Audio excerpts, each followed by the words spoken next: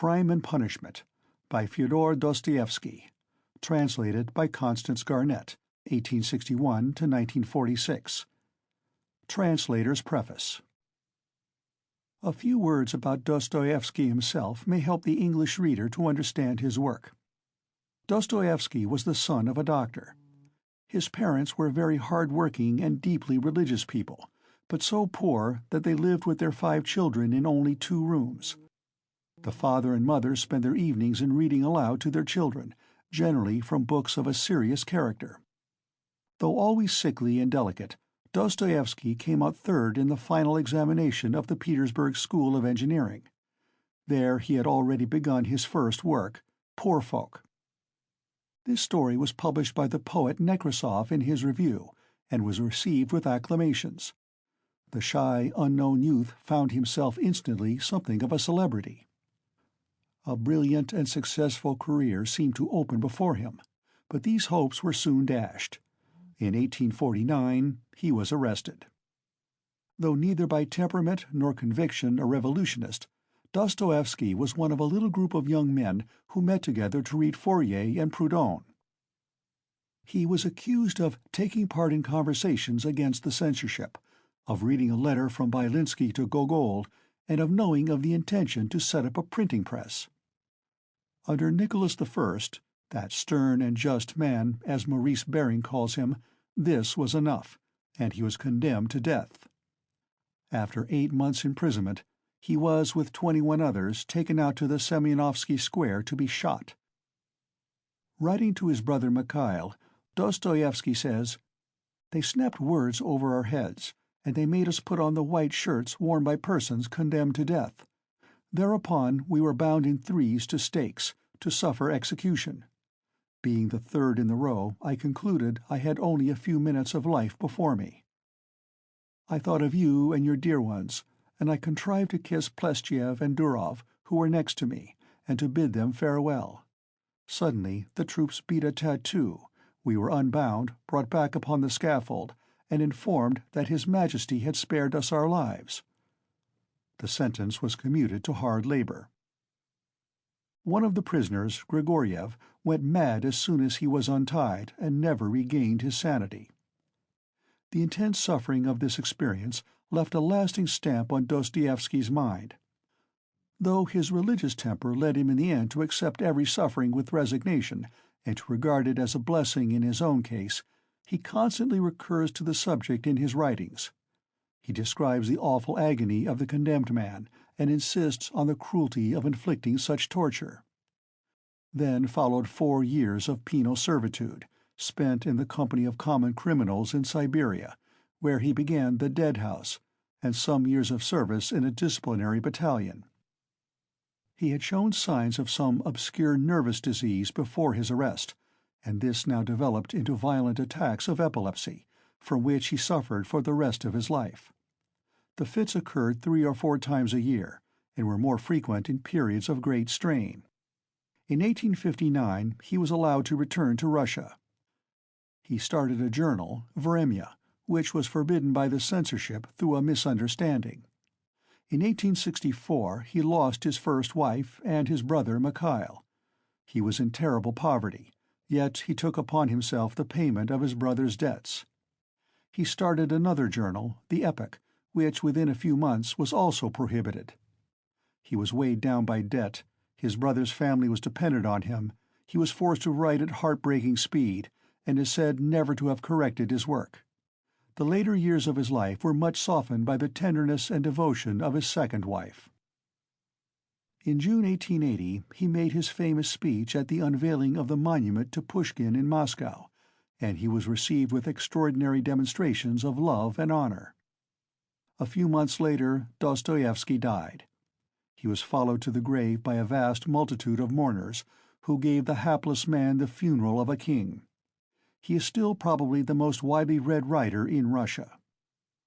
In the words of a Russian critic, who seeks to explain the feeling inspired by Dostoevsky, "He was one of ourselves, a man of our blood and our bone, but one who has suffered, and has seen so much more deeply than we have. His insight impresses us as wisdom. that wisdom of the heart which we seek that we may learn from it how to live. All his other gifts came to him from nature. This he won for himself, and through it he became great. End of translator's preface. Part 1, Chapter 1. On an exceptionally hot evening early in July, a young man came out of the garret in which he lodged in S Place, and walked slowly, as though in hesitation, towards K Bridge. He had successfully avoided meeting his landlady on the staircase. His garret was under the roof of a high, 5-storied house, and was more like a cupboard than a room. The landlady who provided him with garret, dinners, and attendance lived on the floor below, and every time he went out he was obliged to pass her kitchen, the door of which invariably stood open. And each time he passed, the young man had a sick, frightened feeling, which made him scowl and feel ashamed. He was hopelessly in debt to his landlady, and was afraid of meeting her.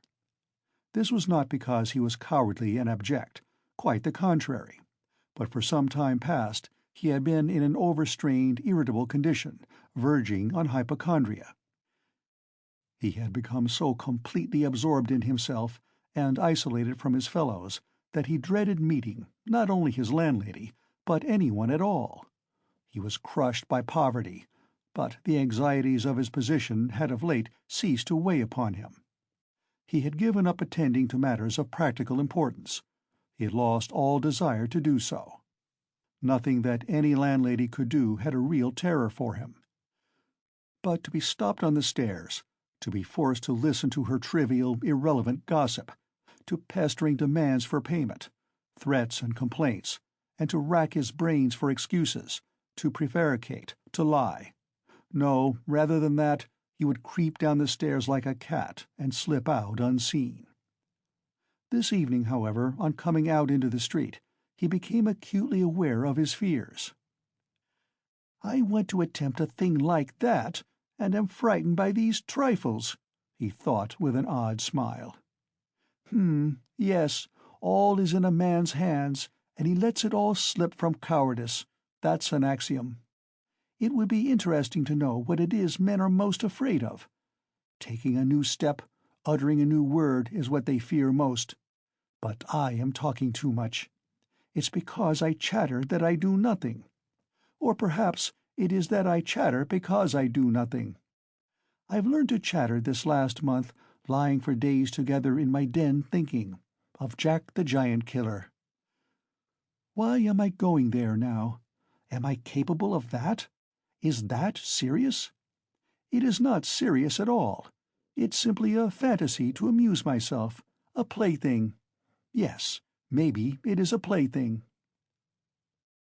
The heat in the street was terrible, and the airlessness, the bustle and the plaster, scaffolding, bricks and dust all about him, and that special Petersburg stench, so familiar to all who are unable to get out of town in summer, all worked painfully upon the young man's already overwrought nerves.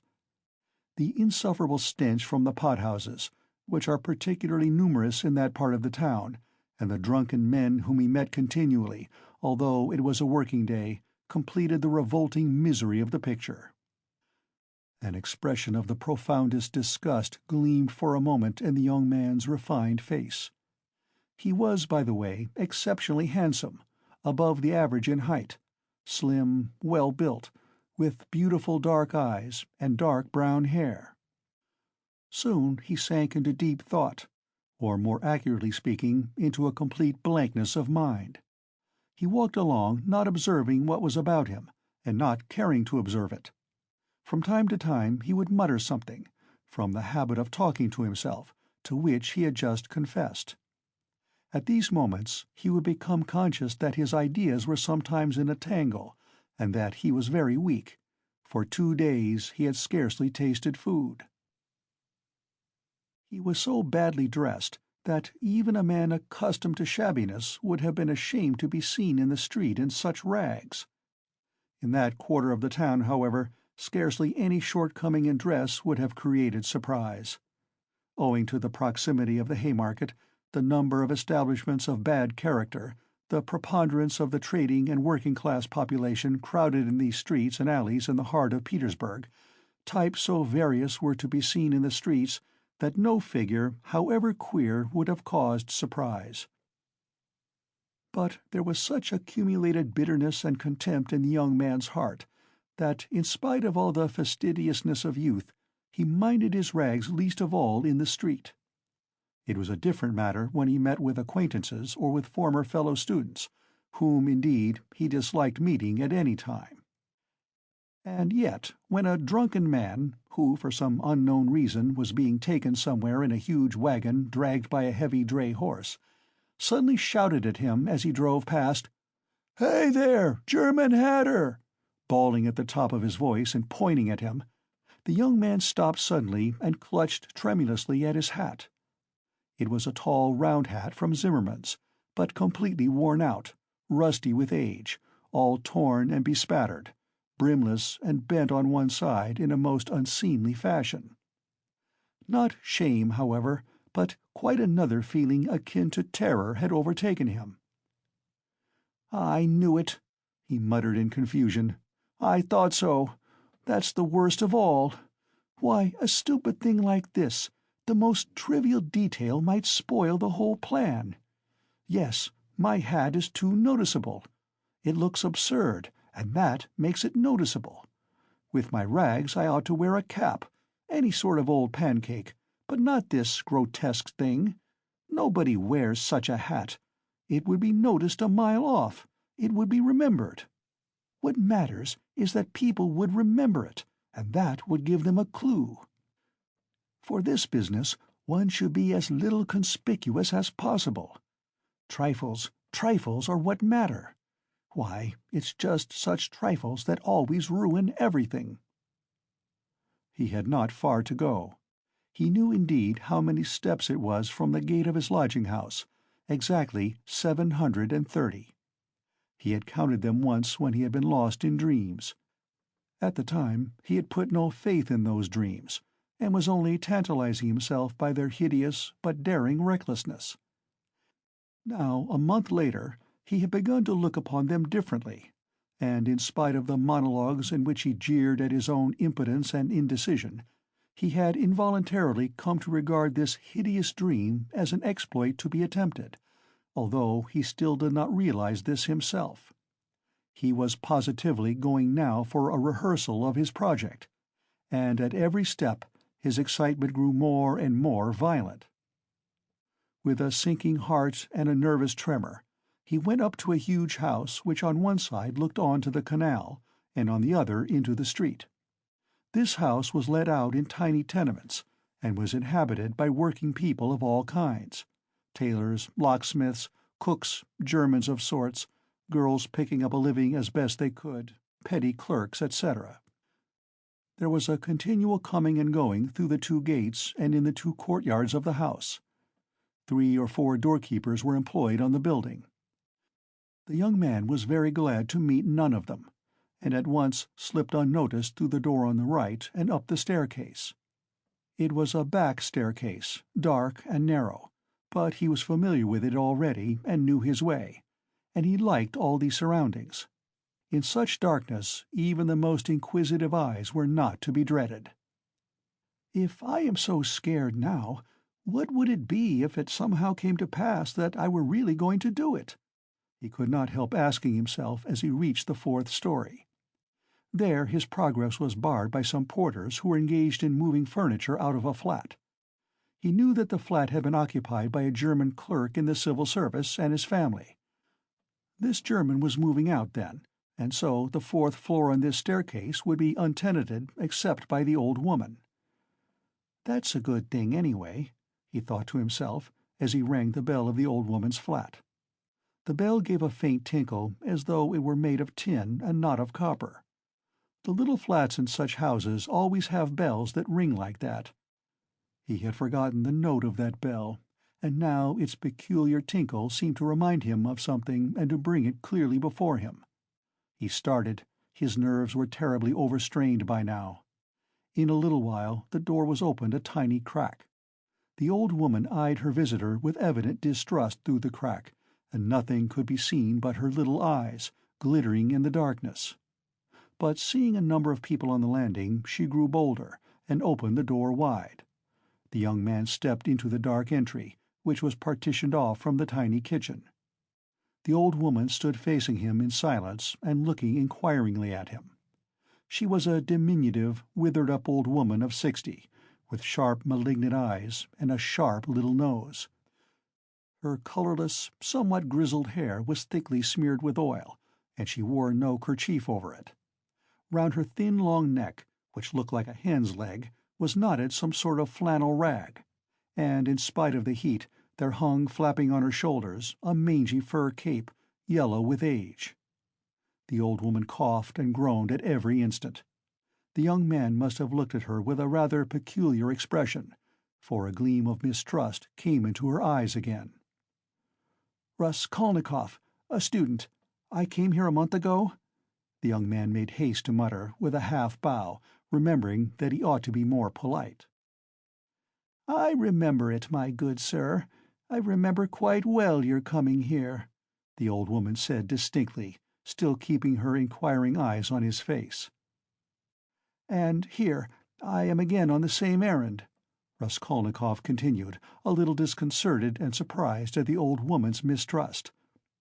"Perhaps she is always like that, though, only I did not notice it the other time," he thought with an uneasy feeling. The old woman paused, as though hesitating, then stepped on one side, and pointing to the door of the room, she said, letting her visitor pass in front of her, "Step in, my good sir." The little room into which the young man walked, with yellow paper on the walls, geraniums and muslin curtains in the windows, was brightly lighted up at that moment by the setting sun. "So the sun will shine like this then, too," flashed as it were by chance through Raskolnikov's mind, and with a rapid glance he scanned everything in the room, trying as far as possible to notice and remember its arrangement. But there was nothing special in the room. The furniture, all very old and of yellow wood, consisted of a sofa with a huge bent wooden back, an oval table in front of the sofa, a dressing-table with a looking-glass fixed on it between the windows, chairs along the walls, and 2 or 3 halfpenny prints in yellow frames, representing German damsels with birds in their hands. That was all. In the corner a light was burning before a small icon. Everything was very clean. The floor and the furniture were brightly polished. Everything shone. "Lizaveta's work," thought the young man. There was not a speck of dust to be seen in the whole flat. "It's in the houses of spiteful old widows that one finds such cleanliness," Raskolnikov thought again, and he stole a curious glance at the cotton curtain over the door leading into another tiny room, in which stood the old woman's bed and chest of drawers, and into which he had never looked before. These 2 rooms made up the whole flat. "What do you want?" the old woman said severely, coming into the room and, as before, standing in front of him so as to look him straight in the face. "I've brought something to pawn here," and he drew out of his pocket an old-fashioned flat silver watch, on the back of which was engraved a globe. The chain was of steel. "But the time is up for your last pledge. The month was up the day before yesterday." "I will bring you the interest for another month. Wait a little." "But that's for me to do as I please, my good sir, to wait or to sell your pledge at once." "How much will you give me for the watch, Alyona Ivanovna?" "You come with such trifles, my good sir. It's scarcely worth anything. I gave you 2 roubles last time for your ring, and one could buy it quite new at a jeweller's for 1.5 roubles. "Give me 4 roubles for it. I shall redeem it. It was my father's. I shall be getting some money soon." 1.5 roubles, and interest in advance, if you like." 1.5 roubles? cried the young man. "Please yourself." And the old woman handed him back the watch. The young man took it, and was so angry that he was on the point of going away, but checked himself at once, remembering that there was nowhere else he could go, and that he had had another object also in coming. "Hand it over," he said roughly. The old woman fumbled in her pocket for her keys, and disappeared behind the curtain into the other room. The young man, left standing alone in the middle of the room, listened inquisitively, thinking. He could hear her unlocking the chest of drawers. "It must be the top drawer," he reflected. "So she carries the keys in a pocket on the right, all in one bunch on a steel ring. And there's one key there, 3 times as big as all the others, with deep notches. That can't be the key of the chest of drawers. Then there must be some other chest or strong box. That's worth knowing. Strong boxes always have keys like that. But how degrading it all is." The old woman came back. "Here, sir, as we say, 10 kopecks the rouble a month, so I must take 15 kopecks from a rouble and a half for the month in advance. But for the 2 roubles I lent you before, you owe me now 20 kopecks on the same reckoning in advance. That makes 35 kopecks altogether. So I must give you a rouble and 15 kopecks for the watch. Here it is." "What? Only a rouble and 15 kopecks now?" "Just so." The young man did not dispute it, and took the money. He looked at the old woman, and was in no hurry to get away, as though there was still something he wanted to say or to do, but he did not himself quite know what. "I may be bringing you something else in a day or two, Alyona Ivanovna, a valuable thing, silver, a cigarette box, as soon as I get it back from a friend." He broke off in confusion. "Well, we will talk about it then, sir." "Good-bye. Are you always at home alone? Your sister is not here with you?" He asked her as casually as possible as he went out into the passage. "What business is she of yours, my good sir?" "Oh, nothing particular. I simply asked. You are too quick. Good day, Alyona Ivanovna." Raskolnikov went out in complete confusion. This confusion became more and more intense. As he went down the stairs, he even stopped short 2 or 3 times, as though suddenly struck by some thought. When he was in the street, he cried out, "Oh, God, how loathsome it all is! And can I possibly? No, it's nonsense, it's rubbish," he added resolutely. "And how could such an atrocious thing come into my head? What filthy things my heart is capable of! Yes, filthy above all, disgusting, loathsome, loathsome. And for a whole month I've been—" But no words, no exclamations could express his agitation. The feeling of intense repulsion, which had begun to oppress and torture his heart while he was on his way to the old woman, had by now reached such a pitch and had taken such a definite form that he did not know what to do with himself to escape from its wretchedness. He walked along the pavement like a drunken man, regardless of the passers-by, and jostling against them, and only came to his senses when he was in the next street. Looking round, he noticed that he was standing close to a tavern which was entered by steps leading from the pavement to the basement. At that instant 2 drunken men came out at the door, and abusing and supporting one another, they mounted the steps. Without stopping to think, Raskolnikov went down the steps at once. Till that moment he had never been into a tavern, but now he felt giddy and was tormented by a burning thirst. He longed for a drink of cold beer, and attributed his sudden weakness to the want of food. He sat down at a sticky little table in a dark and dirty corner, ordered some beer, and eagerly drank off the first glassful. At once he felt easier, and his thoughts became clear. "All that's nonsense," he said hopefully, "and there's nothing in it at all to worry about. It's simply physical derangement. Just a glass of beer, a piece of dry bread, and in one moment the brain is stronger, the mind is clearer, and the will is firm. Phew, how utterly petty it all is!" But in spite of this scornful reflection, he was by now looking cheerful, as though he were suddenly set free from a terrible burden. And he gazed round in a friendly way at the people in the room. But even at that moment he had a dim foreboding that this happier frame of mind was also not normal. There were few people at the time in the tavern. Besides the two drunken men he had met on the steps, a group consisting of about 5 men and a girl with a concertina had gone out at the same time. Their departure left the room quiet and rather empty. The persons still in the tavern were a man who appeared to be an artisan, drunk, but not extremely so, sitting before a pot of beer, and his companion, a huge stout man with a grey beard, in a short full-skirted coat. He was very drunk, and had dropped asleep on the bench.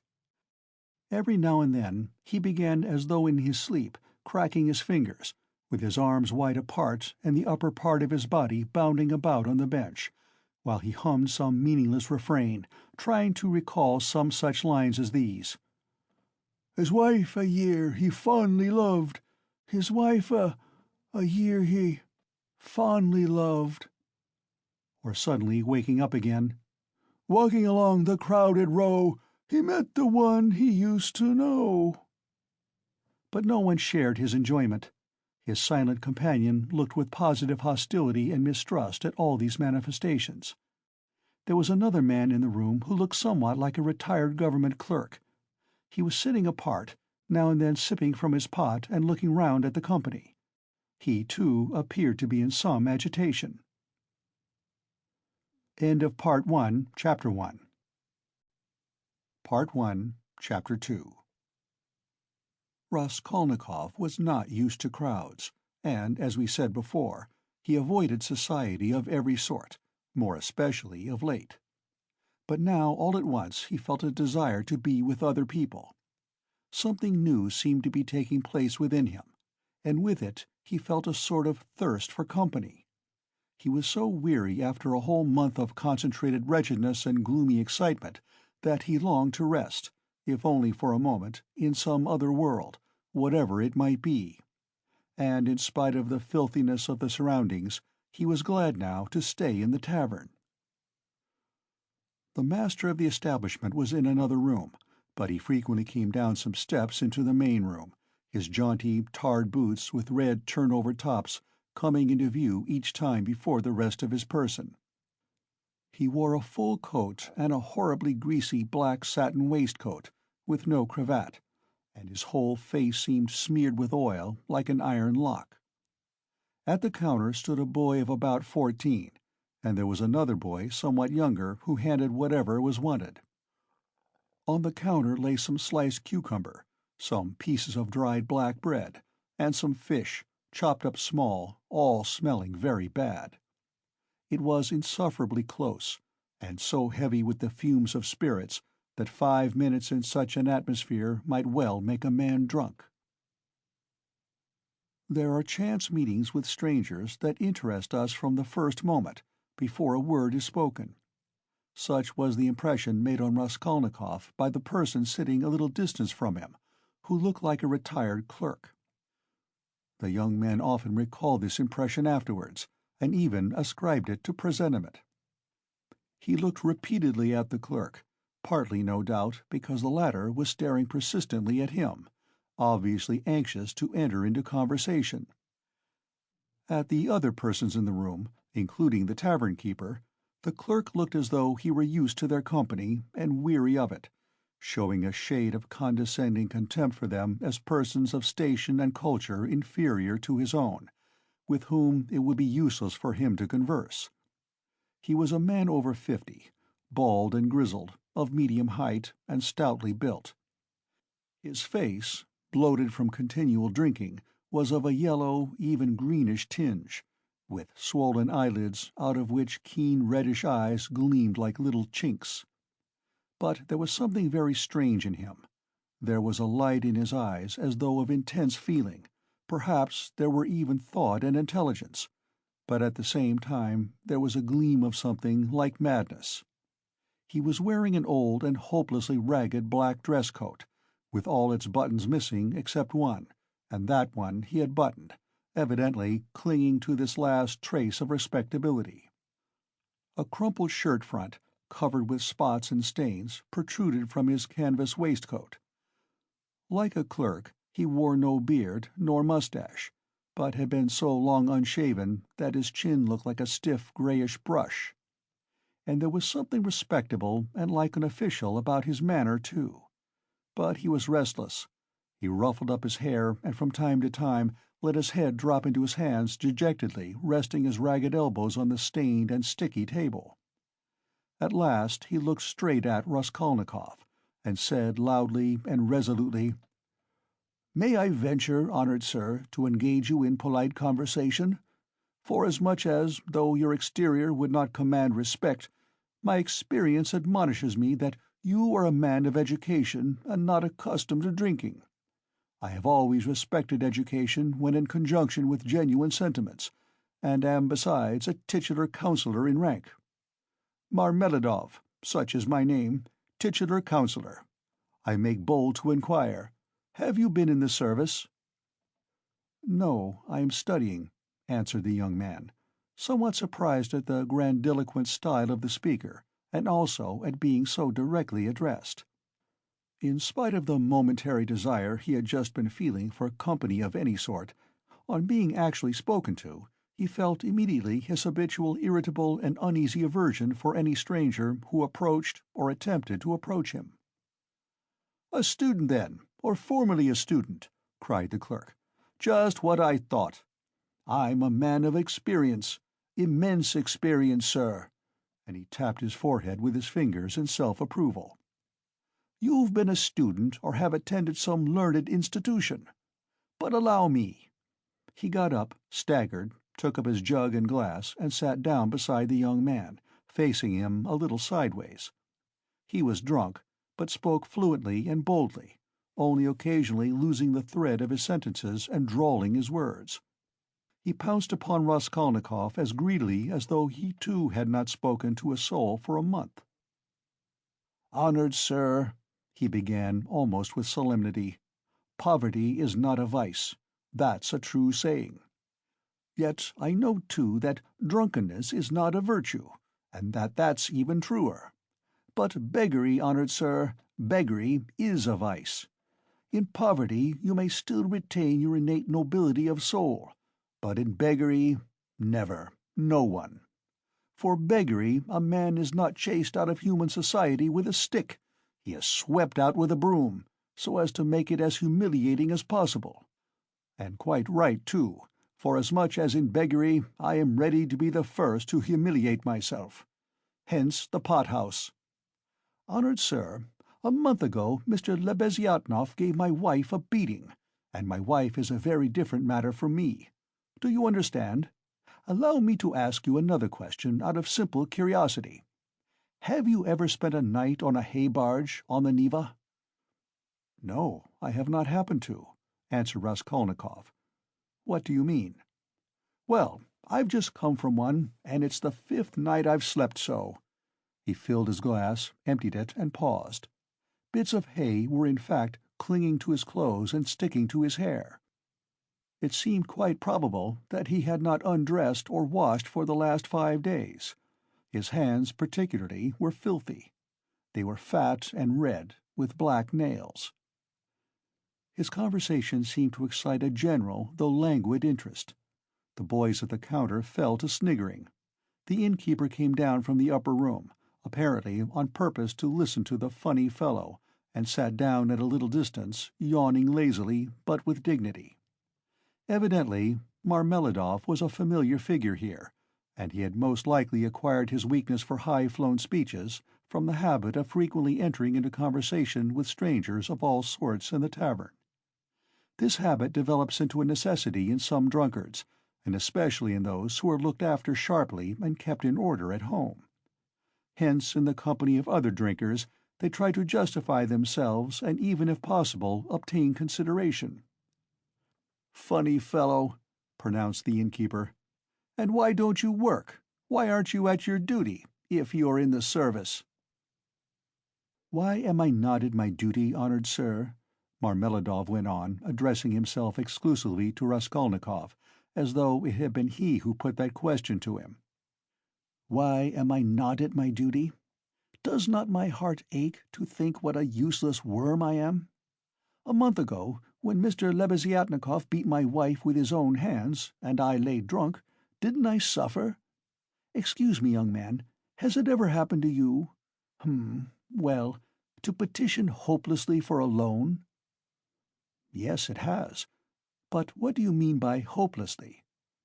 "Hopelessly in the fullest sense, when you know beforehand that you will get nothing by it.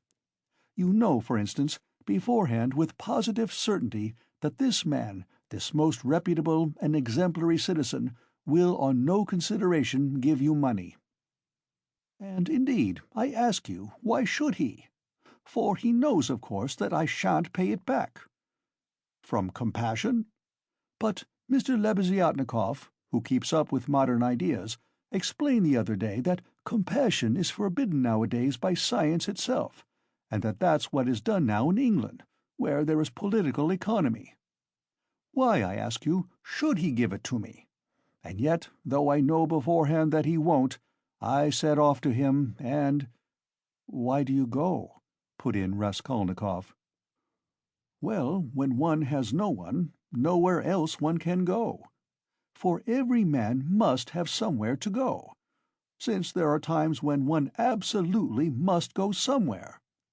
When my own daughter first went out with a yellow ticket, then I had to go. For my daughter has a yellow passport," he added in parentheses, looking with a certain uneasiness at the young man. "No matter, sir, no matter," he went on hurriedly and with apparent composure when both the boys at the counter guffawed, and even the innkeeper smiled.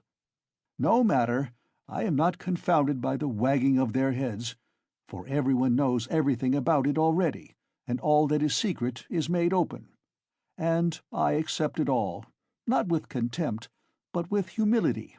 So be it, so be it. Behold the man.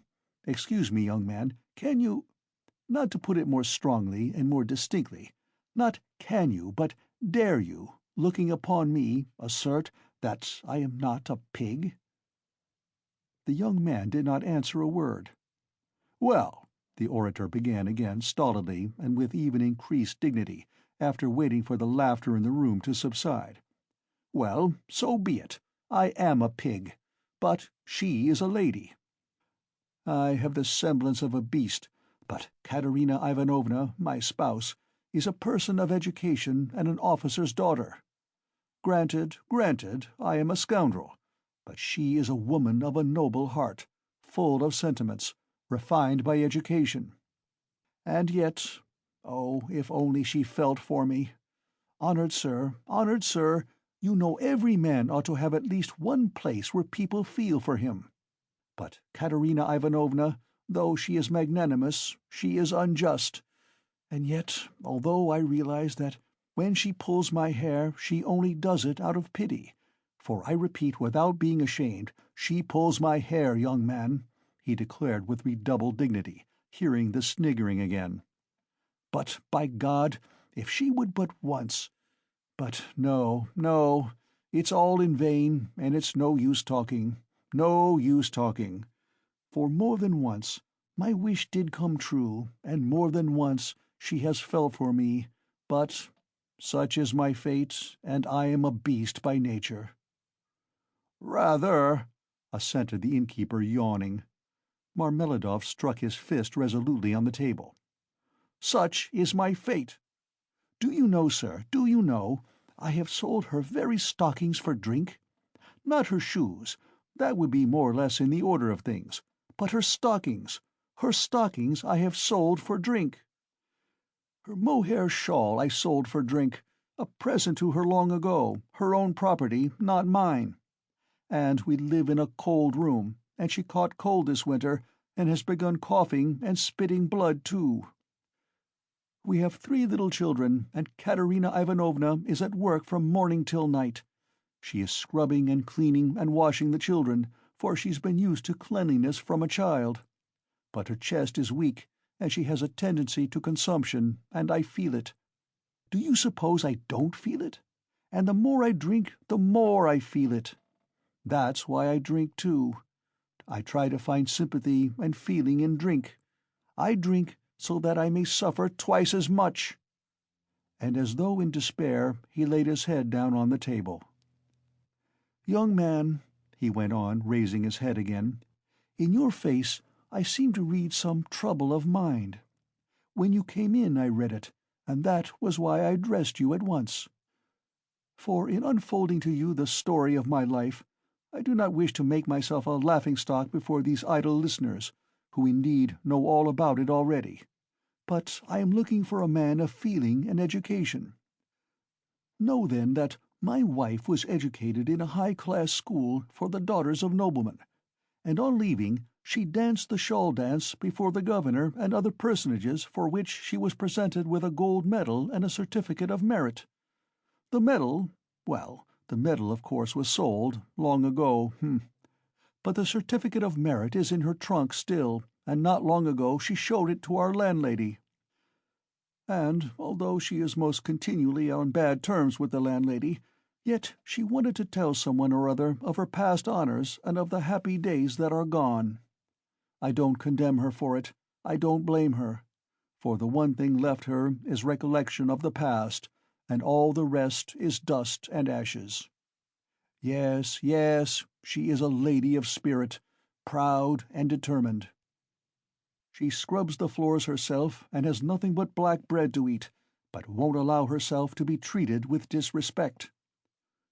That's why she would not overlook Mr. Lebeziatnikov's rudeness to her, and so when he gave her a beating for it, she took to her bed more from the hurt to her feelings than from the blows.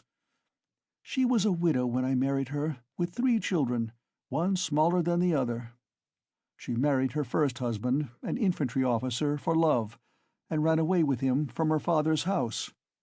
She was exceedingly fond of her husband, but he gave way to cards, got into trouble, and with that he died.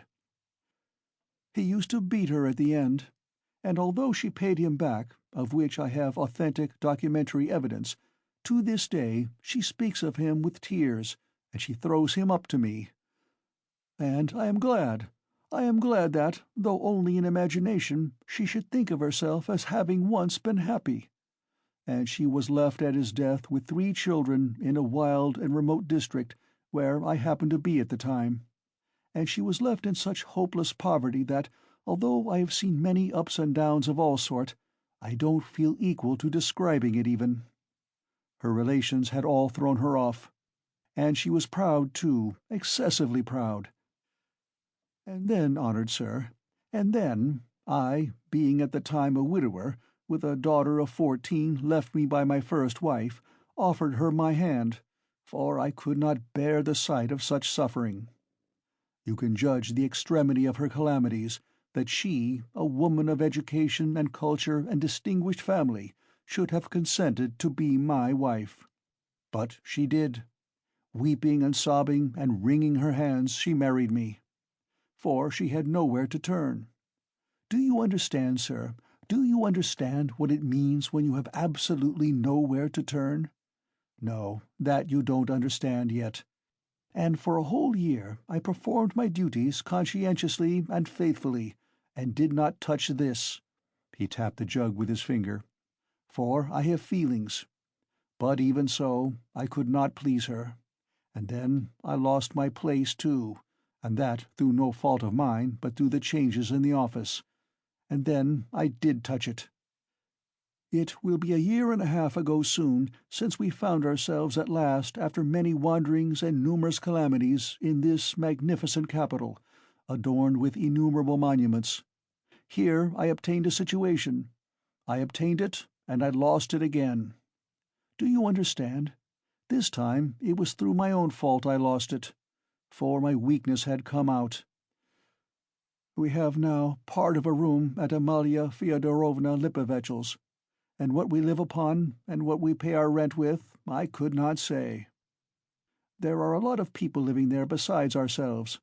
Dirt and disorder, a perfect bedlam. Yes. And meanwhile, my daughter by my first wife has grown up. And what my daughter has had to put up with from her stepmother whilst she was growing up, I won't speak of.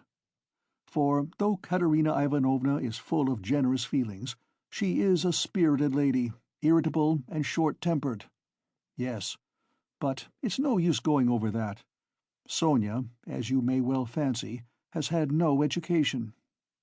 I did make an effort 4 years ago to give her a course of geography and universal history, but as I was not very well up in those subjects myself, and we had no suitable books, and what books we had— Anyway, we have not even those now, so all our instruction came to an end. We stopped at Cyrus of Persia. Since she has attained years of maturity, she has read other books of romantic tendency, and of late she had read with great interest a book she got through Mr. Lebeziatnikov, Low's Physiology, do you know it? And even recounted extracts from it to us. And that's the whole of her education. And now may I venture to address you, honored sir, on my own account with a private question? Do you suppose that a respectable poor girl can earn much by honest work? Not 15 farthings a day can she earn, if she is respectable and has no special talent, and that without putting her work down for an instant. And what's more, Ivan Ivanitch Klopstock, the civil councillor, have you heard of him, has not to this day paid her for the half-dozen linen shirts she made him, and drove her roughly away, stamping and reviling her, on the pretext that the shirt-collars were not made like the pattern, and were put in askew. And there are the little ones hungry. And Katerina Ivanovna walking up and down and wringing her hands, her cheeks flushed red, as they always are in that disease. "Here you live with us," says she, "you eat and drink and are kept warm, and you do nothing to help." And much she gets to eat and drink when there is not a crust for the little ones for 3 days. I was lying at the time. Well, what of it? I was lying drunk, and I heard my Sonia speaking.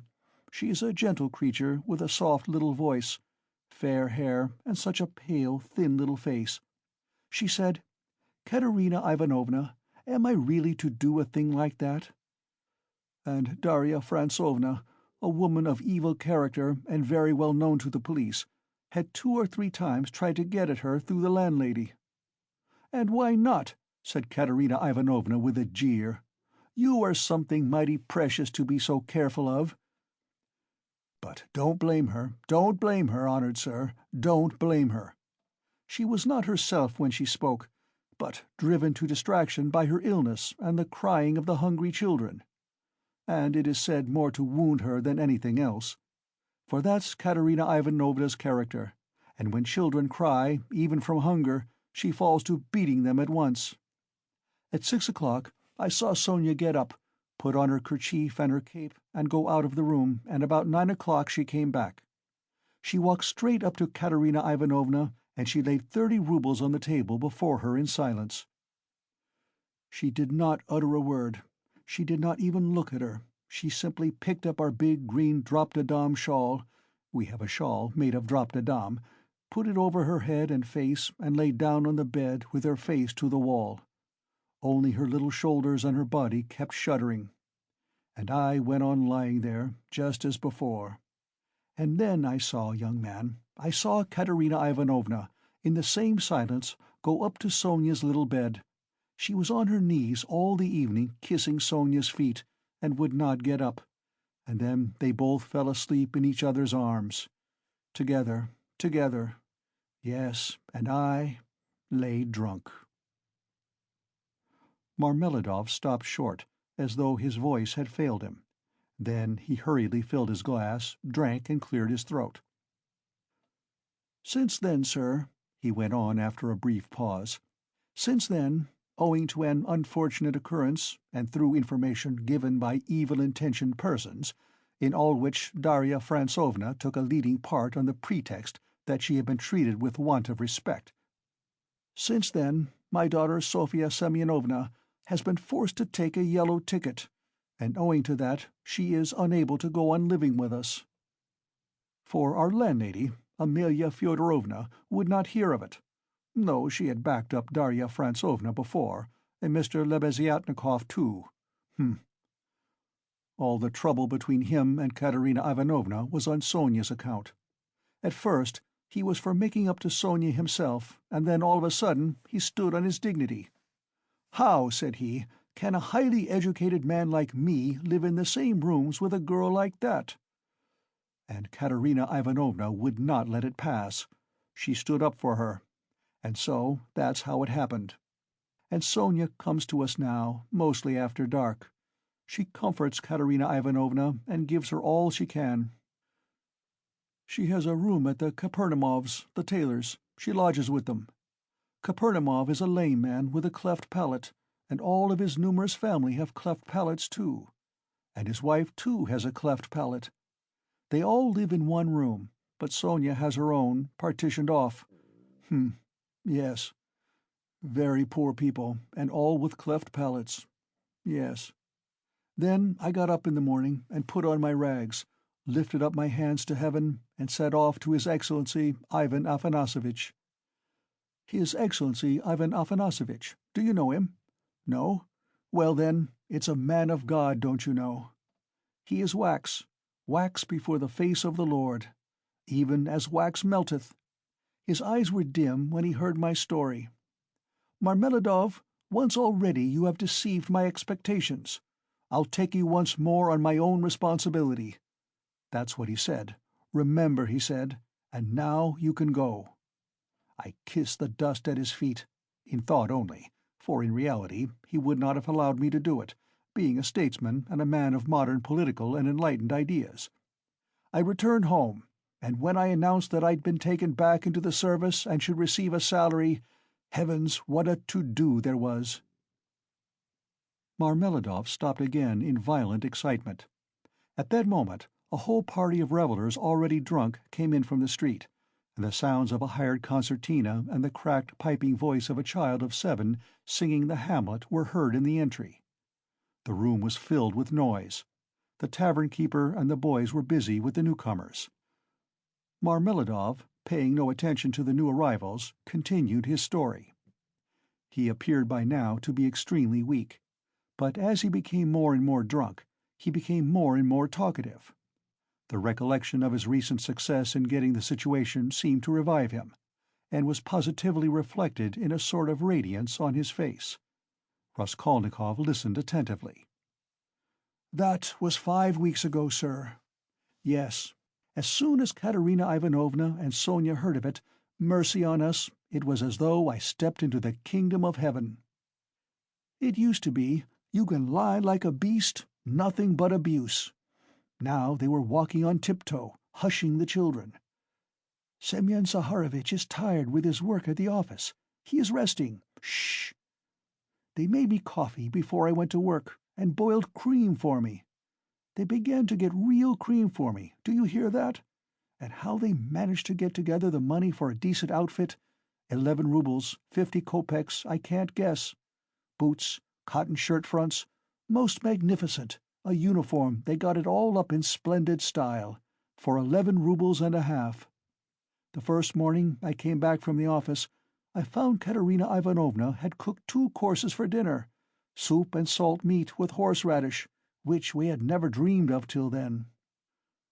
She had not any dresses, none at all, but she got herself up as though she were going on a visit. And not that she'd anything to do it with, she smartened herself up with nothing at all. She'd done her hair nicely, put on a clean collar of some sort, cuffs, and there she was, quite a different person. She was younger and better looking. Sonia, my little darling, had only helped with money for the time, she said. It won't do for me to come and see you too often. After dark, maybe, when no one can see. Do you hear? Do you hear? I laid down for a nap after dinner, and what do you think? Though Katerina Ivanovna had quarrelled to the last degree with our landlady, Amelia Fyodorovna, only a week before, she could not resist then asking her in to coffee. For 2 hours they were sitting, whispering together. "Semyon Zaharovitch is in the service again now, and receiving a salary," says she. "And he went himself to His Excellency, and His Excellency himself came out to him, made all the others wait, and led Semyon Zaharovitch by the hand before everybody into his study. Do you hear? Do you hear? 'To be sure,' says he, 'Semyon Zaharovitch, remembering your past service,' says he, 'and in spite of your propensity to that foolish weakness, since you promise now, and since, moreover, we've got on badly without you. Do you hear? Do you hear? And so, says he, I rely now on your word as a gentleman.' And all that, let me tell you, She has simply made up for herself, and not simply out of wantonness, for the sake of bragging. No, she believes it all herself. She amuses herself with her own fancies. Upon my word she does. And I don't blame her for it. No, I don't blame her. 6 days ago, when I brought her my first earnings in full, 23 roubles 40 kopecks altogether, she called me her puppet. Puppet, said she, my little puppet. And when we were by ourselves, you understand. You would not think me a beauty. You would not think much of me as a husband, would you? Well, she pinched my cheek. My little puppet, said she. Marmeladov broke off, tried to smile, but suddenly his chin began to twitch. He controlled himself, however. The tavern, the degraded appearance of the man, the 5 nights in the hay-barge, and the pot of spirits, and yet this poignant love for his wife and children bewildered his listener. Raskolnikov listened intently, but with a sick sensation. He felt vexed that he had come here. "Honored sir, cried Marmeladov, recovering himself. "Oh, sir, perhaps all this seems a laughing matter to you, as it does to others, and perhaps I am only worrying you with the stupidity of all the trivial details of my home life, but it is not a laughing matter to me. For I can feel it all, and the whole of that heavenly day of my life and the whole of that evening I passed in fleeting dreams of how I would arrange it all, and how I would dress all the children, and how I should give her rest, and how I should rescue my own daughter from dishonor and restore her to the bosom of her family. And a great deal more. Quite excusable, sir. Well then, sir—" Marmeladov suddenly gave a sort of start, raised his head and gazed intently at his listener. "Well, on the very next day, after all those dreams, that is to say, exactly 5 days ago, in the evening, by a cunning trick, like a thief in the night, I stole from Katerina Ivanovna the key of her box, took out what was left of my earnings. How much it was I have forgotten. And now, look at me, all of you.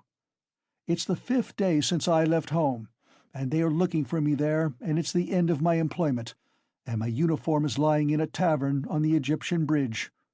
I exchanged it for the garments I have on, and it's the end of everything."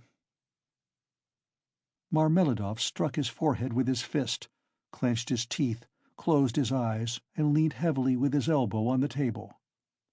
But a minute later his face suddenly changed, and with a certain assumed slyness and affection of bravado he glanced at Raskolnikov, laughed, and said, "This morning I went to see Sonia. I went to ask her for a pick-me-up. "You don't say she gave it to you?" cried one of the newcomers. He shouted the words and went off into a guffaw. "This very quart was bought with her money," Marmeladov declared, addressing himself exclusively to Raskolnikov. 30 kopecks she gave me with her own hands, her last, all she had, as I saw. She said nothing. She only looked at me without a word. Not on earth, but up yonder. They grieve over men, they weep, but they don't blame them. They don't blame them. But it hurts more when they don't blame. 30 kopecks, yes, and maybe she needs them now, eh? What do you think, my dear sir? For now she's got to keep up her appearance. It costs money, that smartness, that special smartness, you know. Do you understand? And there's pomatum, too, you see. She must have things. Petticoats, starched ones, shoes, too, real jaunty ones to show off her foot when she has to step over a puddle. Do you understand, sir? Do you understand what all that smartness means? And here I, her own father, here I took 30 kopecks of that money for a drink. And I am drinking it, and I have already drunk it. Come, who will have pity on a man like me, eh? Are you sorry for me, sir, or not? Tell me, sir, are you sorry or not? Heh. He would have filled his glass, but there was no drink left. The pot was empty. "What are you to be pitied for?" shouted the tavern-keeper, who was again near them. Shouts of laughter and even oaths followed. The laughter and the oaths came from those who were listening, and also from those who had heard nothing, but were simply looking at the figure of the discharged government clerk. "To be pitied! Why am I to be pitied?" Marmeladov suddenly declaimed, standing up with his arm outstretched, as though he had been only waiting for that question. "Why am I to be pitied, you say? Yes, there's nothing to pity me for. I ought to be crucified on a cross, not pitied. Crucify me, O Judge, crucify me, but pity me. And then I will go of myself to be crucified, for it's not merrymaking I seek, but tears and tribulation. Do you suppose, you that sell, that this pint of yours has been sweet to me? It was tribulation I sought at the bottom of it, tears and tribulation, and have found it, and I have tasted it. But he will pity us who has pity on all men, who has understood all men and all things. He is the one, he too is the judge. He will come in that day, and he will ask, 'Where is the daughter who gave herself for her cross, consumptive stepmother, and for the little children of another? Where is the daughter who had pity upon the filthy drunkard, her earthly father, undismayed by his beastliness?' And he will say, 'Come to me. I have already forgiven thee once. I have forgiven thee once. Thy sins, which are many, are forgiven thee, for thou hast loved much.' And he will forgive my Sonia, he will forgive, I know it. I felt it in my heart when I was with her just now. And he will judge and will forgive all, the good and the evil, the wise and the meek. And when he has done with all of them, then he will summon us. 'You too come forth,' he will say. 'Come forth, ye drunkards! Come forth, ye weak ones! Come forth, ye children of shame!' And we shall all come forth, without shame, and shall stand before him. And he will say unto us, 'Ye are swine, made in the image of the beast, and with his mark. But come ye also.' And the wise ones and those of understanding will say, 'O Lord, why dost thou receive these men?' And he will say, 'This is why I receive them, O ye wise, this is why I receive them, O ye of understanding, that not one of them believed himself to be worthy of this.' And he will hold out his hands to us, and we shall fall down before him, and we shall weep, and we shall understand all things. Then we shall understand all, and all will understand, Katerina Ivanovna even, she will understand. Lord, thy kingdom come!" And he sank down on the bench exhausted and helpless, looking at no one, apparently oblivious of his surroundings, and plunged in deep thought. His words had created a certain impression. There was a moment of silence, but soon laughter and oaths were heard again. "That's his notion. Talked himself silly. A fine clerk he is," and so on, and so on. "Let us go, sir," said Marmeladov all at once, raising his head and addressing Raskolnikov. "Come along with me. Kozel's house, looking out into the yard.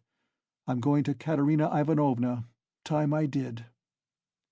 Raskolnikov had for some time been wanting to go, and he had meant to help him. Marmeladov was much unsteadier on his legs than in his speech, and leaned heavily on the young man. They had 200 or 300 paces to go. The drunken man was more and more overcome by dismay and confusion as they drew nearer the house.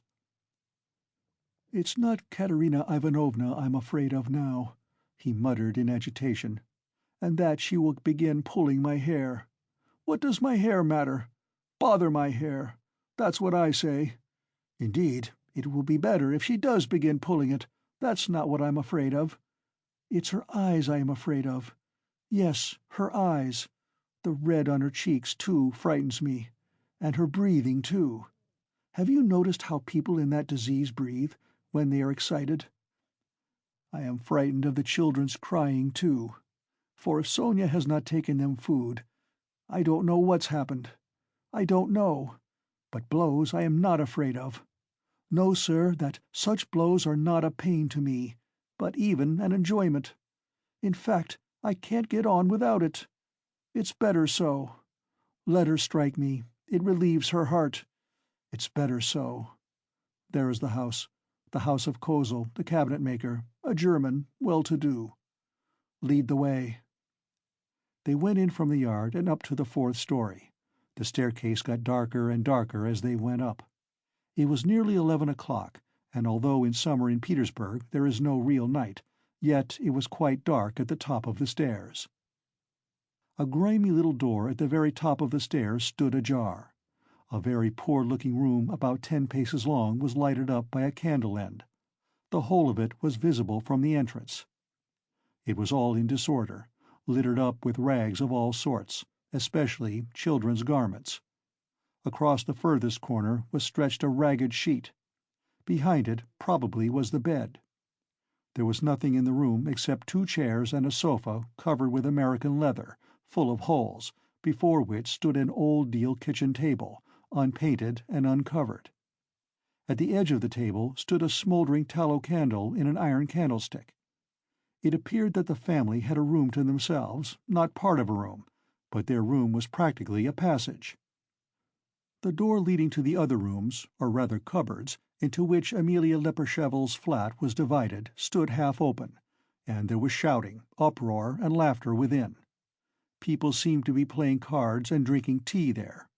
Words of the most unceremonious kind flew out from time to time. Raskolnikov recognized Katerina Ivanovna at once. She was a rather tall, slim, and graceful woman, terribly emaciated, with magnificent dark brown hair and with a hectic flush in her cheeks. She was pacing up and down in her little room, pressing her hands against her chest. Her lips were parched, and her breathing came in nervous, broken gasps. Her eyes glittered as in fever, and looked about with a harsh, immovable stare. And that consumptive and excited face, with the last flickering light of the candle-end playing upon it, made a sickening impression. She seemed to Raskolnikov about 30 years old, and was certainly a strange wife for Marmeladov. She had not heard them and did not notice them coming in. She seemed to be lost in thought, hearing and seeing nothing. The room was close, but she had not opened the window. A stench rose from the staircase, but the door onto the stairs was not closed. From the inner rooms clouds of tobacco smoke floated in. She kept coughing, but did not close the door. The youngest child, a girl of 6, was asleep, sitting curled up on the floor with her head on the sofa. A boy a year older stood crying and shaking in the corner. Probably he had just had a beating. Beside him stood a girl of 9 years old, tall and thin, wearing a thin and ragged chemise, with an ancient cashmere pelisse flung over her bare shoulders, long outgrown and barely reaching her knees. Her arm, as thin as a stick, was round her brother's neck. She was trying to comfort him, whispering something to him, and doing all she could to keep him from whimpering again. At the same time her large dark eyes, which looked larger still from the thinness of her frightened face, were watching her mother with alarm. Marmeladov did not enter the door, but dropped on his knees in the very doorway, pushing Raskolnikov in front of him. The woman, seeing a stranger, stopped indifferently facing him, coming to herself for a moment and apparently wondering what he had come for. But evidently she decided that he was going into the next room, as he had to pass through hers to get there. Taking no further notice of him, she walked towards the outer door to close it, and uttered a sudden scream on seeing her husband on his knees in the doorway. "Ah!" she cried out in a frenzy. "He has come back! The criminal! The monster! And where is the money? What's in your pocket? Show me! And your clothes are all different! Where are your clothes? Where is the money? Speak!" She fell to searching him. Marmeladov submissively and obediently held up both arms to facilitate the search. Not a farthing was there. "Where is the money?" she cried. "Mercy on us! Can he have drunk it all? There were 12 silver roubles left in the chest." And in a fury she seized him by the hair and dragged him into the room. Marmeladov seconded her efforts by meekly crawling along on his knees. "And this is a consolation to me. This does not hurt me, but is a positive consolation, honored sir," he called out, shaken to and fro by his hair, and even once striking the ground with his forehead. The child asleep on the floor woke up and began to cry. The boy in the corner, losing all control, began trembling and screaming and rushing to his sister in violent terror, almost in a fit. The eldest girl was shaking like a leaf. "He's drunk it! He's drunk it all!" the poor woman screamed in despair. "And his clothes are gone! And they're hungry! Hungry!" And wringing her hands, she pointed to the children. "Oh, accursed life! And you, are you not ashamed?" She pounced all at once upon Raskolnikov. "From the tavern! Have you been drinking with him? Have you been drinking with him, too? Go away!" The young man was hastening away without uttering a word. The inner door was thrown wide open, and inquisitive faces were peering in at it. Coarse laughing faces with pipes and cigarettes and heads wearing caps thrust themselves in at the doorway.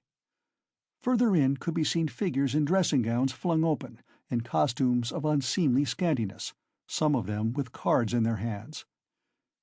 They were particularly diverted when Marmeladov, dragged about by his hair, shouted that it was a consolation to him.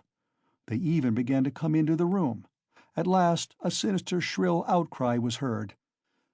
This came from Amelia Lepelshevl herself, pushing her way amongst them and trying to restore order after her own fashion, and for the 100th time to frighten the poor woman by ordering her with coarse abuse to clear out of the room next day. As he went out, Raskolnikov had time to put his hand into his pocket, to snatch up the coppers he had received in exchange for his rouble in the tavern, and to lay them unnoticed on the window. Afterwards, on the stairs, he changed his mind and would have gone back. "What a stupid thing I've done," he thought to himself. "They have Sonia, and I want it myself." But reflecting that it would be impossible to take it back now, and that in any case he would not have taken it, he dismissed it with a wave of his hand and went back to his lodging. "Sonia wants pomatum too," he said as he walked along the street, and he laughed malignantly. "And such smartness costs money. And maybe Sonia herself will be bankrupt today, for there is always a risk, hunting big game, digging for gold. Then they would all be without a crust tomorrow except for my money. Hurrah for Sonia! What a mine they've dug there! And they're making the best of it. Yes, they are making the most of it. They've wept over it and grown used to it. Man grows used to everything, the scoundrel." He sank into thought. "And what if I am wrong?" he cried suddenly, after a moment's thought. "What if man is not really a scoundrel? Man in general, I mean, the whole race of mankind. Then all the rest is prejudice, simply artificial terrors, and there are no barriers, and it's all as it should be." End of Part 1, Chapter 2. Part 1, Chapter 3. He waked up late next day after a broken sleep. But his sleep had not refreshed him. He waked up bilious, irritable, ill-tempered, and looked with hatred at his room. It was a tiny cupboard of a room about 6 paces in length. It had a poverty-stricken appearance, with its dusty yellow paper peeling off the walls, and it was so low-pitched that a man of more than average height was ill at ease in it and felt every moment that he would knock his head against the ceiling. The furniture was in keeping with the room. There were 3 old chairs, rather rickety, a painted table in the corner on which lay a few manuscripts and books. The dust that lay thick upon them showed that they had been long untouched. A big clumsy sofa occupied almost the whole of one wall and half the floor space of the room. It was once covered with chintz, but was now in rags and served Raskolnikov as a bed. Often he went to sleep on it, as he was, without undressing, without sheets, wrapped in his old student's overcoat, with his head on one little pillow, under which he heaped up all the linen he had, clean and dirty, by way of a bolster. A little table stood in front of the sofa. It would have been difficult to sink to a lower ebb of disorder, but to Raskolnikov, in his present state of mind, this was positively agreeable. He had got completely away from everyone, like a tortoise in its shell, and even the sight of a servant girl who had to wait upon him and look sometimes into his room made him writhe with nervous irritation. He was in the condition that overtakes some monomaniacs entirely concentrated upon one thing. His landlady had for the last fortnight given up sending him in meals, and he had not yet thought of expostulating with her, though he went without his dinner. Nastasia, the cook and only servant, was rather pleased at the lodger's mood, and had entirely given up sweeping and doing his room. Only once a week or so she would stray into his room with a broom. She waked him up that day. "Get up! Why are you asleep?" she called to him. "It's past 9. I have brought you some tea. Will you have a cup? I should think you're fairly starving." Raskolnikov opened his eyes, started, and recognized Nastasia. "From the landlady, eh?" he asked, slowly and with a sickly face, sitting up on the sofa. "From the landlady, indeed." She set before him her own cracked teapot full of weak and stale tea, and laid 2 yellow lumps of sugar by the side of it. "Here, Nastasia, take it, please," he said, fumbling in his pocket, for he had slept in his clothes, and taking out a handful of coppers. "Run and buy me a loaf, and get me a little sausage, the cheapest at the pork butcher's." "The loaf I'll fetch you this very minute, but wouldn't you rather have some cabbage soup instead of sausage? It's capital soup, yesterday's. I saved it for you yesterday, but you came in late. It's fine soup." When the soup had been brought, and he had begun upon it, Nastasia sat down beside him on the sofa and began chatting. She was a country peasant woman, and a very talkative one. "Praskovya Pavlovna means to complain to the police about you," she said. He scowled. "To the police? What does she want?" "You don't pay her money, and you won't turn out of the room. That's what she wants, to be sure." "The devil, that's the last straw," he muttered, grinding his teeth. "No, that would not suit me, just now. She is a fool," he added aloud. "I'll go and talk to her today." "Fool she is, and no mistake, just as I am. But why, if you are so clever, do you lie here like a sack and have nothing to show for it? One time you used to go out, you say, to teach children. But why is it you do nothing now?" "I am doing—" Raskolnikov began sullenly and reluctantly. "What are you doing?" "Work." "What sort of work?" "I am thinking," he answered seriously, after a pause. Nastasia was overcome with a fit of laughter. She was given to laughter, and when anything amused her, she laughed inaudibly, quivering and shaking all over till she felt ill. "And have you made much money by your thinking?" she managed to articulate at last. "One can't go out to give lessons without boots, and I'm sick of it." "Don't quarrel with your bread and butter." "They pay so little for lessons. What's the use of a few coppers?" he answered, reluctantly, as though replying to his own thought. "And you want to get a fortune all at once?" He looked at her strangely. "Yes, I want a fortune," he answered firmly, after a brief pause. "Don't be in such a hurry. You quite frighten me. Shall I get the loaf or not?" "As you please." "Ah, I forgot. A letter came for you yesterday when you were out." "A letter? For me? From whom?" "I can't say. I gave 3 kopecks of my own to the postman for it. Will you pay me back?" "Then bring it to me, for God's sake, bring it!" cried Raskolnikov, greatly excited. "Good God!" A minute later the letter was brought him. That was it, from his mother, from the province of R. He turned pale when he took it. It was a long while since he had received a letter, but another feeling also suddenly stabbed his heart. "Nastasia, leave me alone, for goodness' sake. Here are your 3 kopecks, but for goodness' sake, make haste and go." The letter was quivering in his hand. He did not want to open it in her presence. He wanted to be left alone with his letter. When Nastasia had gone out, he lifted it quickly to his lips and kissed it. Then he gazed intently at the address, the small, sloping handwriting, so dear and familiar, of the mother who had once taught him to read and write. He delayed. He seemed almost afraid of something. At last he opened it. It was a thick, heavy letter, weighing over 2 ounces. 2 large sheets of notepaper were covered with very small handwriting.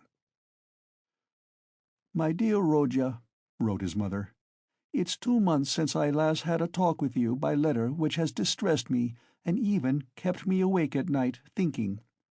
But I am sure you will not blame me for my inevitable silence. You know how I love you. You are all we have to look to, Donia and I. You are our all, our one hope, our one stay. What a grief it was to me when I heard that you had given up the university some months ago, for want of means to keep yourself, and that you had lost your lessons and your other work. How could I help you out of my 120 roubles a year pension? The 15 roubles I sent you 4 months ago I borrowed, as you know, on security of my pension, from Vasily Ivanovitch Varushkin, a merchant of this town. He is a kind-hearted man, and was a friend of your father's too. But having given him the right to receive the pension, I had to wait till the debt was paid off, and that is only just done, so that I've been unable to send you anything all this time. But now, thank God, I believe I shall be able to send you something more, and in fact we may congratulate ourselves on our good fortune now, of which I hasten to inform you. In the first place, would you have guessed, dear Rodya, that your sister has been living with me for the last 6 weeks, and we shall not be separated in the future? Thank God, her sufferings are over, but I will tell you everything in order, so that you may know just how everything has happened and all that we have hitherto concealed from you. When you wrote to me 2 months ago that you had heard that Donia had a great deal to put up with in the Svidrigaïlov's house, when you wrote that and asked me to tell you all about it, what could I write in answer to you? If I had written the whole truth to you, I dare say you would have thrown up everything and have come to us, even if you had to walk all the way, for I know your character and your feelings, and you would not let your sister be insulted. I was in despair myself, but what could I do? And besides, I did not know the whole truth myself then. What made it all so difficult was that Donia received 100 roubles in advance when she took the place as governess in their family, on condition of part of her salary being deducted every month. And so it was impossible to throw up the situation without repaying the debt. This sum, now I can explain it all to you, my precious Rodya, she took chiefly in order to send you 60 roubles, which you needed so terribly then, and which you received from us last year. We deceived you then, writing that this money came from Donia's savings, but that was not so, and now I tell you all about it, because, thank God, things have suddenly changed for the better, and that you may know how Donia loves you and what a heart she has. At first, indeed, Mr. Svidrigaïlov treated her very rudely, and used to make disrespectful and jeering remarks at table. But I don't want to go into all these painful details, so as not to worry you for nothing when it is now all over. In short, in spite of the kind and generous behavior of Marfa Petrovna, Mr. Svidrigaïlov's wife, and all the rest of the household, Donia had a very hard time, especially when Mr. Svidrigaïlov, relapsing into his old regimental habits, was under the influence of Bacchus. And how do you think it was all explained later on?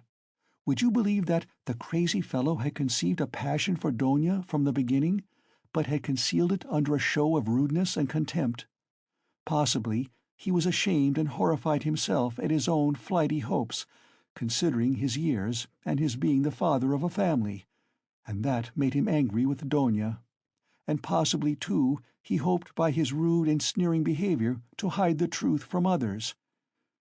But at last he lost all control and had the face to make Donia an open and shameful proposal, promising her all sorts of inducements, and offering besides to throw up everything and take her to another estate of his, or even abroad. You can imagine all she went through. To leave her situation at once was impossible, not only on account of the money debt, but also to spare the feelings of Marfa Petrovna, whose suspicions would have been aroused. And then Donia would have been the cause of a rupture in the family. And it would have meant a terrible scandal for Donia, too. That would have been inevitable. There were various other reasons owing to which Donia could not hope to escape from that awful house for another 6 weeks. You know Donia, of course. You know how clever she is, and what a strong will she has. Donia can endure a great deal, and even in the most difficult cases she has the fortitude to maintain her firmness. She did not even write to me about everything for fear of upsetting me, although we were constantly in communication. It all ended very unexpectedly. Marfa Petrovna accidentally overheard her husband imploring Donia in the garden, and, putting quite a wrong interpretation on the position, threw the blame upon her, believing her to be the cause of it all. An awful scene took place between them on the spot in the garden. Marfa Petrovna went so far as to strike Donia, refused to hear anything, and was shouting at her for a whole hour, and then gave orders that Donia should be packed off at once to me in a plain peasant's cart, into which they flung all her things, her linen and her clothes, all pell-mell, without folding it up and packing it. And a heavy shower of rain came on too, and Donia, insulted and put to shame, had to drive with a peasant in an open cart all the 17 versts into town. Only think now, what answer could I have sent to the letter I received from you 2 months ago, and what could I have written? I was in despair. I dare not write to you the truth, because you would have been very unhappy, mortified, and indignant, and yet what could you do? You could only, perhaps, ruin yourself, and besides, Donia would not allow it. And fill up my letter with trifles when my heart was so full of sorrow, I could not. For a whole month the town was full of gossip about this scandal, and it came to such a pass that Donia and I dare not even go to church on account of the contemptuous looks, whispers, and even remarks made aloud about us. All our acquaintances avoided us. Nobody even bowed to us in the street. And I learnt that some shopmen and clerks were intending to insult us in a shameful way, smearing the gates of our house with pitch, so that the landlord began to tell us we must leave. All this was set going by Marfa Petrovna, who managed to slander Donia and throw dirt at her in every family. She knows everyone in the neighborhood, and that month she was continually coming into the town, and as she is rather talkative and fond of gossiping about her family affairs, and particularly of complaining to all and each of her husband, which is not at all right, so in a short time she had spread her story not only in the town, but over the whole surrounding district. It made me ill, but Donia bore it better than I did, and if only you could have seen how she endured it all, and tried to comfort me and cheer me up. She is an angel, but by God's mercy our sufferings were cut short. Mr. Svidrigaïlov returned to his senses and repented, and, probably feeling sorry for Donia, he laid before Marfa Petrovna a complete and unmistakable proof of Donia's innocence, in the form of a letter Donia had been forced to write and give to him, before Marfa Petrovna came upon them in the garden. This letter, which remained in Mr. Svidrigaïlov's hands after her departure, she had written to refuse personal explanations and secret interviews, for which he was entreating her. In that letter she reproached him with great heat and indignation for the baseness of his behavior in regard to Marfa Petrovna, reminding him that he was the father and head of a family, and telling him how infamous it was of him to torment and make unhappy a defenseless girl, unhappy enough already. Indeed, dear Rodya, the letter was so nobly and touchingly written that I sobbed when I read it, and to this day I cannot read it without tears. Moreover, the evidence of the servants, too, cleared Donia's reputation. They had seen and known a great deal more than Mr. Svidrigaïlov had himself supposed, as indeed is always the case with servants. Marfa Petrovna was completely taken aback, and again crushed, as she said herself to us, but she was completely convinced of Donia's innocence. The very next day, being Sunday, she went straight to the cathedral, knelt down and prayed with tears to Our Lady to give her strength to bear this new trial and to do her duty. Then she came straight from the cathedral to us, told us the whole story, wept bitterly, and fully penitent, she embraced Donia and besought her to forgive her. The same morning, without any delay, she went round to all the houses in the town and everywhere, shedding tears, she asserted in the most flattering terms Donia's innocence and the nobility of her feelings and her behavior. What was more, she showed and read to everyone the letter in Donia's own handwriting to Mr. Svidrigaïlov, and even allowed them to take copies of it, which, I must say, I think was superfluous. In this way she was busy for several days in driving about the whole town, because some people had taken offense through precedence having been given to others.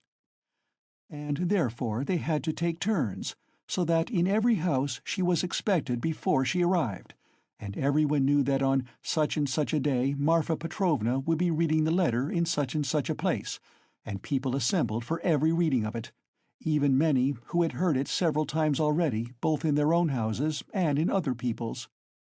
In my opinion, a very great deal of all this was unnecessary. But that's Marfa Petrovna's character.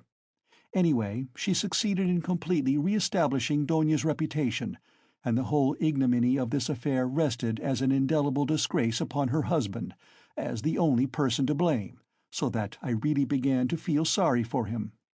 It was really treating the crazy fellow too harshly. Donia was at once asked to give lessons in several families, but she refused. All of a sudden, everyone began to treat her with marked respect, and all this did much to bring about the event by which, one may say, our whole fortunes are now transformed. You must know, dear Rodya, that Donia has a suitor, and that she has already consented to marry him. I hasten to tell you all about the matter, and though it has been arranged without asking your consent, I think you will not be aggrieved with me or with your sister on that account, for you will see that we could not wait and put off our decision till we heard from you.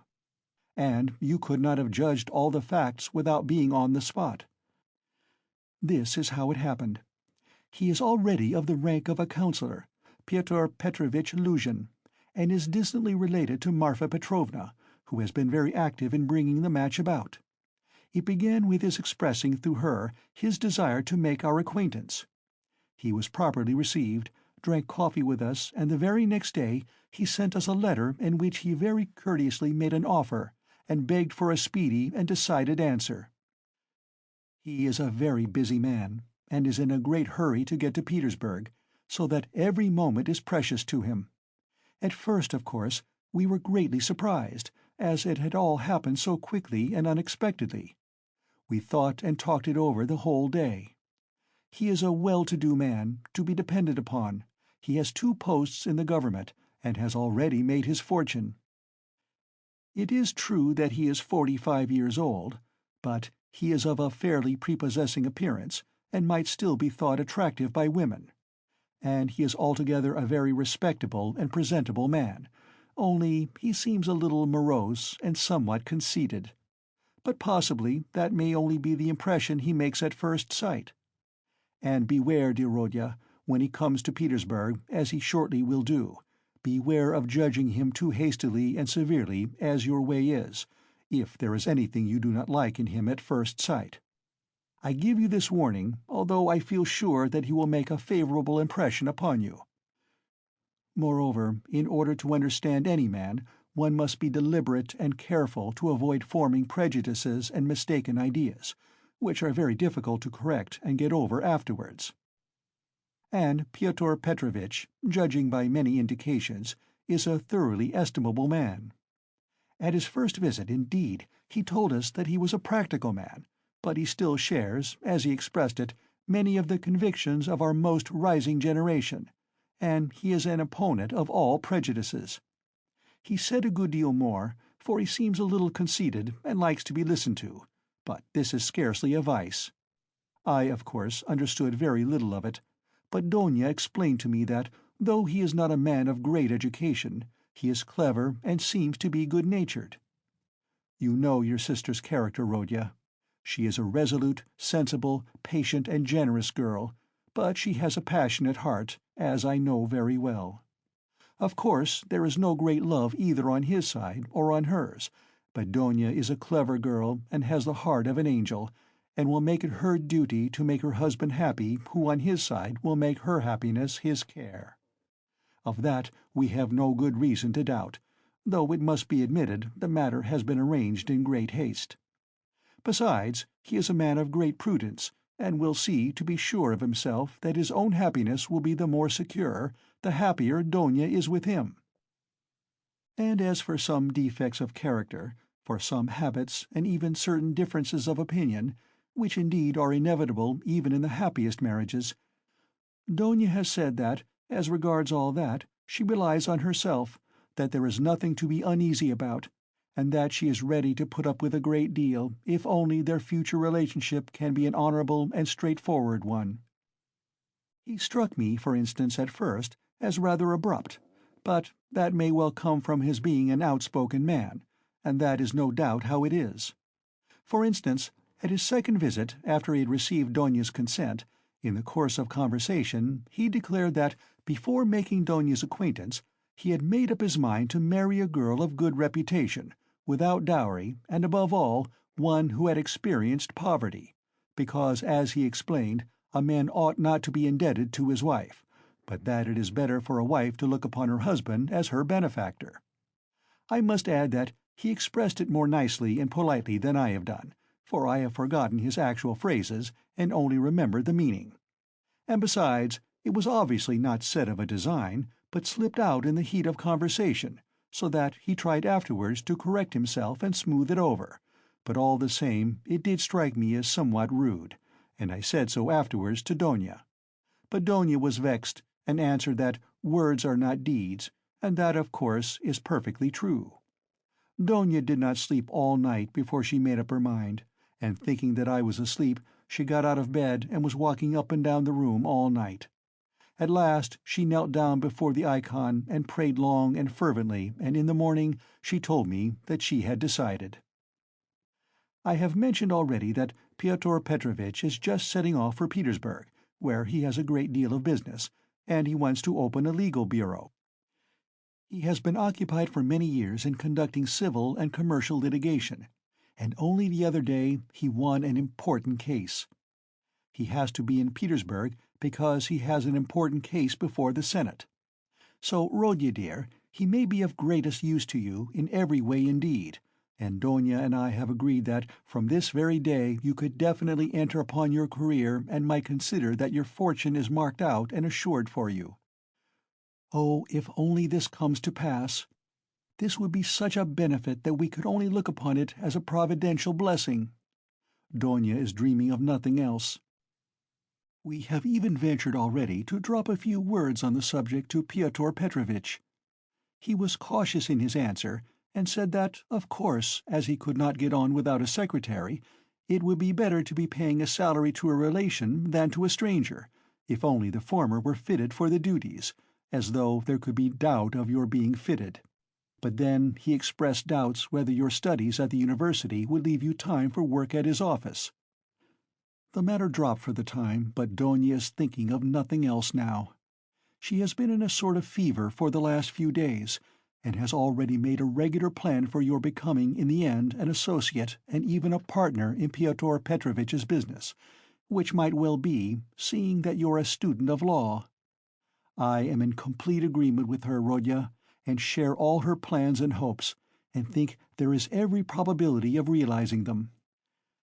And in spite of Pyotr Petrovitch's evasiveness, very natural at present, since he does not know you, Dona is firmly persuaded that she will gain everything by her good influence over her future husband. This she is reckoning upon.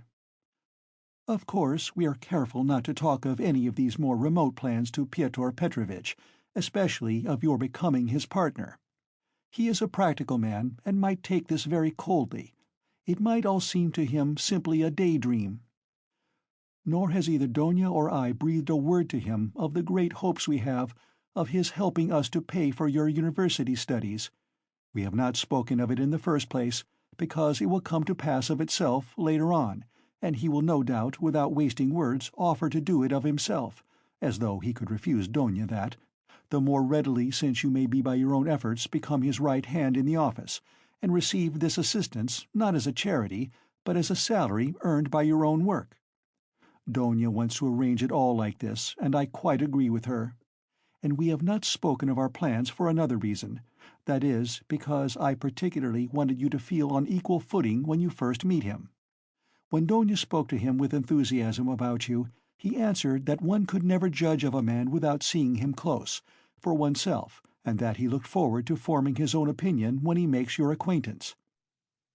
Do you know, my precious Rodya, I think that perhaps for some reasons, nothing to do with Pyotr Petrovitch though, simply for my own personal, perhaps old womanish fancies, I should do better to go on living by myself, apart, than with them after the wedding.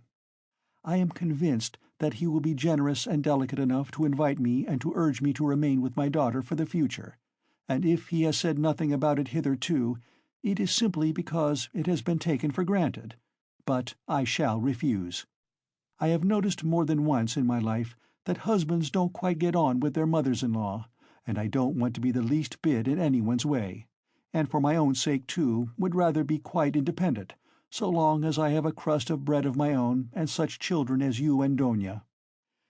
If possible, I would settle somewhere near you, for the most joyful piece of news, dear Rodya, I have kept for the end of my letter. Know then, my dear boy, that we may perhaps be all together in a very short time, and may embrace one another again after a separation of almost 3 years. It is settled for certain that Donia and I are to set off for Petersburg, exactly when I don't know, but very, very soon, possibly in a week. It all depends on Pyotr Petrovitch, who will let us know when he has had time to look round him in Petersburg.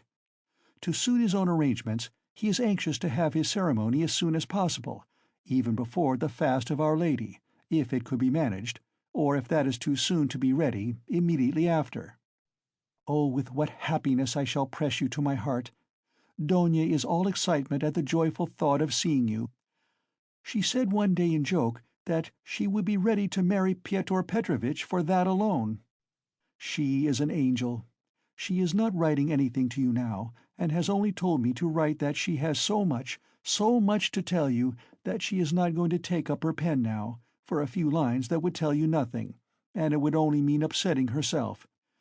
She bids me send you her love and innumerable kisses. But although we shall be meeting so soon, perhaps I shall send you as much money as I can in a day or two. Now that everyone has heard that Donia is to marry Pyotr Petrovitch, my credit has suddenly improved, and I know that Afanasy Ivanovitch will trust me now even to 75 roubles on the security of my pension, so that perhaps I shall be able to send you 25 or even 30 roubles. I would send you more, but I am uneasy about our travelling expenses, for though Pyotr Petrovitch has been so kind as to undertake part of the expenses of the journey, that is to say, he has taken upon himself the conveyance of our bags and big trunk, which will be conveyed through some acquaintances of his, we must reckon upon some expense on our arrival in Petersburg, where we can't be left without a halfpenny, at least for the first few days. But we have calculated it all, Donia and I, to the last penny, and we see that the journey will not cost very much. It is only 90 versts from us to the railway, and we have come to an agreement with a driver we know, so as to be in readiness. And from there Donia and I can travel quite comfortably 3rd class. So that I may very likely be able to send to you not 25, but 30 roubles. But enough. I have covered 2 sheets already, and there is no space left for more. Our whole history, but so many events have happened. And now, my precious Rodya, I embrace you and send you a mother's blessing till we meet. Love Donia, your sister, Rodya. Love her as she loves you, and understand that she loves you beyond everything, more than herself. She is an angel, and you, Rodya, you are everything to us, our one hope, our one consolation. If only you are happy, we shall be happy. Do you still say your prayers, Rodya, and believe in the mercy of our Creator and our Redeemer? I am afraid in my heart that you may have been visited by the new spirit of infidelity that is abroad today. If it is so, I pray for you. Remember, dear boy, how in your childhood, when your father was living, you used to lisp your prayers at my knee, and how happy we all were in those days. Goodbye till we meet then. I embrace you warmly, warmly, with many kisses. Yours till death, Pulcheria Raskolnikov. Almost from the first, when he read the letter, Raskolnikov's face was wet with tears, but when he finished it, his face was pale and distorted, and a bitter, wrathful, and malignant smile was on his lips. He had laid his head down on his threadbare dirty pillow and pondered a long time. His heart was beating violently, and his brain was in a turmoil. At last he felt cramped and stifled in the little yellow room that was like a cupboard or a box. His eyes and his mind craved for space. He took up his hat and went out, this time without dread of meeting anyone. He had forgotten his dread. He turned in the direction of the Vassilyevsky Ostrov, walking along Vassilyevsky Prospect, as though hastening on some business. But he walked, as his habit was, without noticing his way, muttering and even speaking aloud to himself, to the astonishment of the passers-by. Many of them took him to be drunk. End of Part 1, Chapter 3. Part 1, Chapter 4. His mother's letter had been a torture to him, but as regards the chief fact in it, he had felt not one moment's hesitation, even whilst he was reading the letter. The essential question was settled, and irrevocably settled, in his mind. Never such a marriage while I am alive, and Mr. Luzhin be damned. The thing is perfectly clear, he muttered to himself, with a malignant smile anticipating the triumph of his decision. No, Mother, no, Donia, you won't deceive me. And then they apologize for not asking my advice, and for taking the decision without me. I dare say. They imagine it is arranged now and can't be broken off. But we will see whether it can or not. A magnificent excuse. Pyotr Petrovitch is such a busy man that even his wedding has to be in post-haste, almost by express. No, Donia, I see it all, and I know what you want to say to me, and I know too what you were thinking about when you walked up and down all night, and what your prayers were like before the Holy Mother of Kazan who stands in Mother's bedroom. Bitter is the ascent to Golgotha. So it is finally settled. You have determined to marry a sensible businessman, Avdotya Romanovna, one who has a fortune, has already made his fortune. That is so much more solid and impressive. A man who holds 2 government posts, and who shares the ideas of our more rising generation, as Mother writes, and who seems to be kind, as Donia herself observes. That seems beats everything. And that very Donia for that very seems is marrying him. Splendid, splendid! But I should like to know why Mother has written to me about our most rising generation. Simply as a descriptive touch, or with the idea of prepossessing me in favor of Mr. Luzhin. Oh, the cunning of them! I should like to know one more thing. How far they were open with one another that day and night and all this time since. Was it put into words, or did both understand that they had the same thing at heart and in their minds, so that there was no need to speak of it aloud, and better not to speak of it?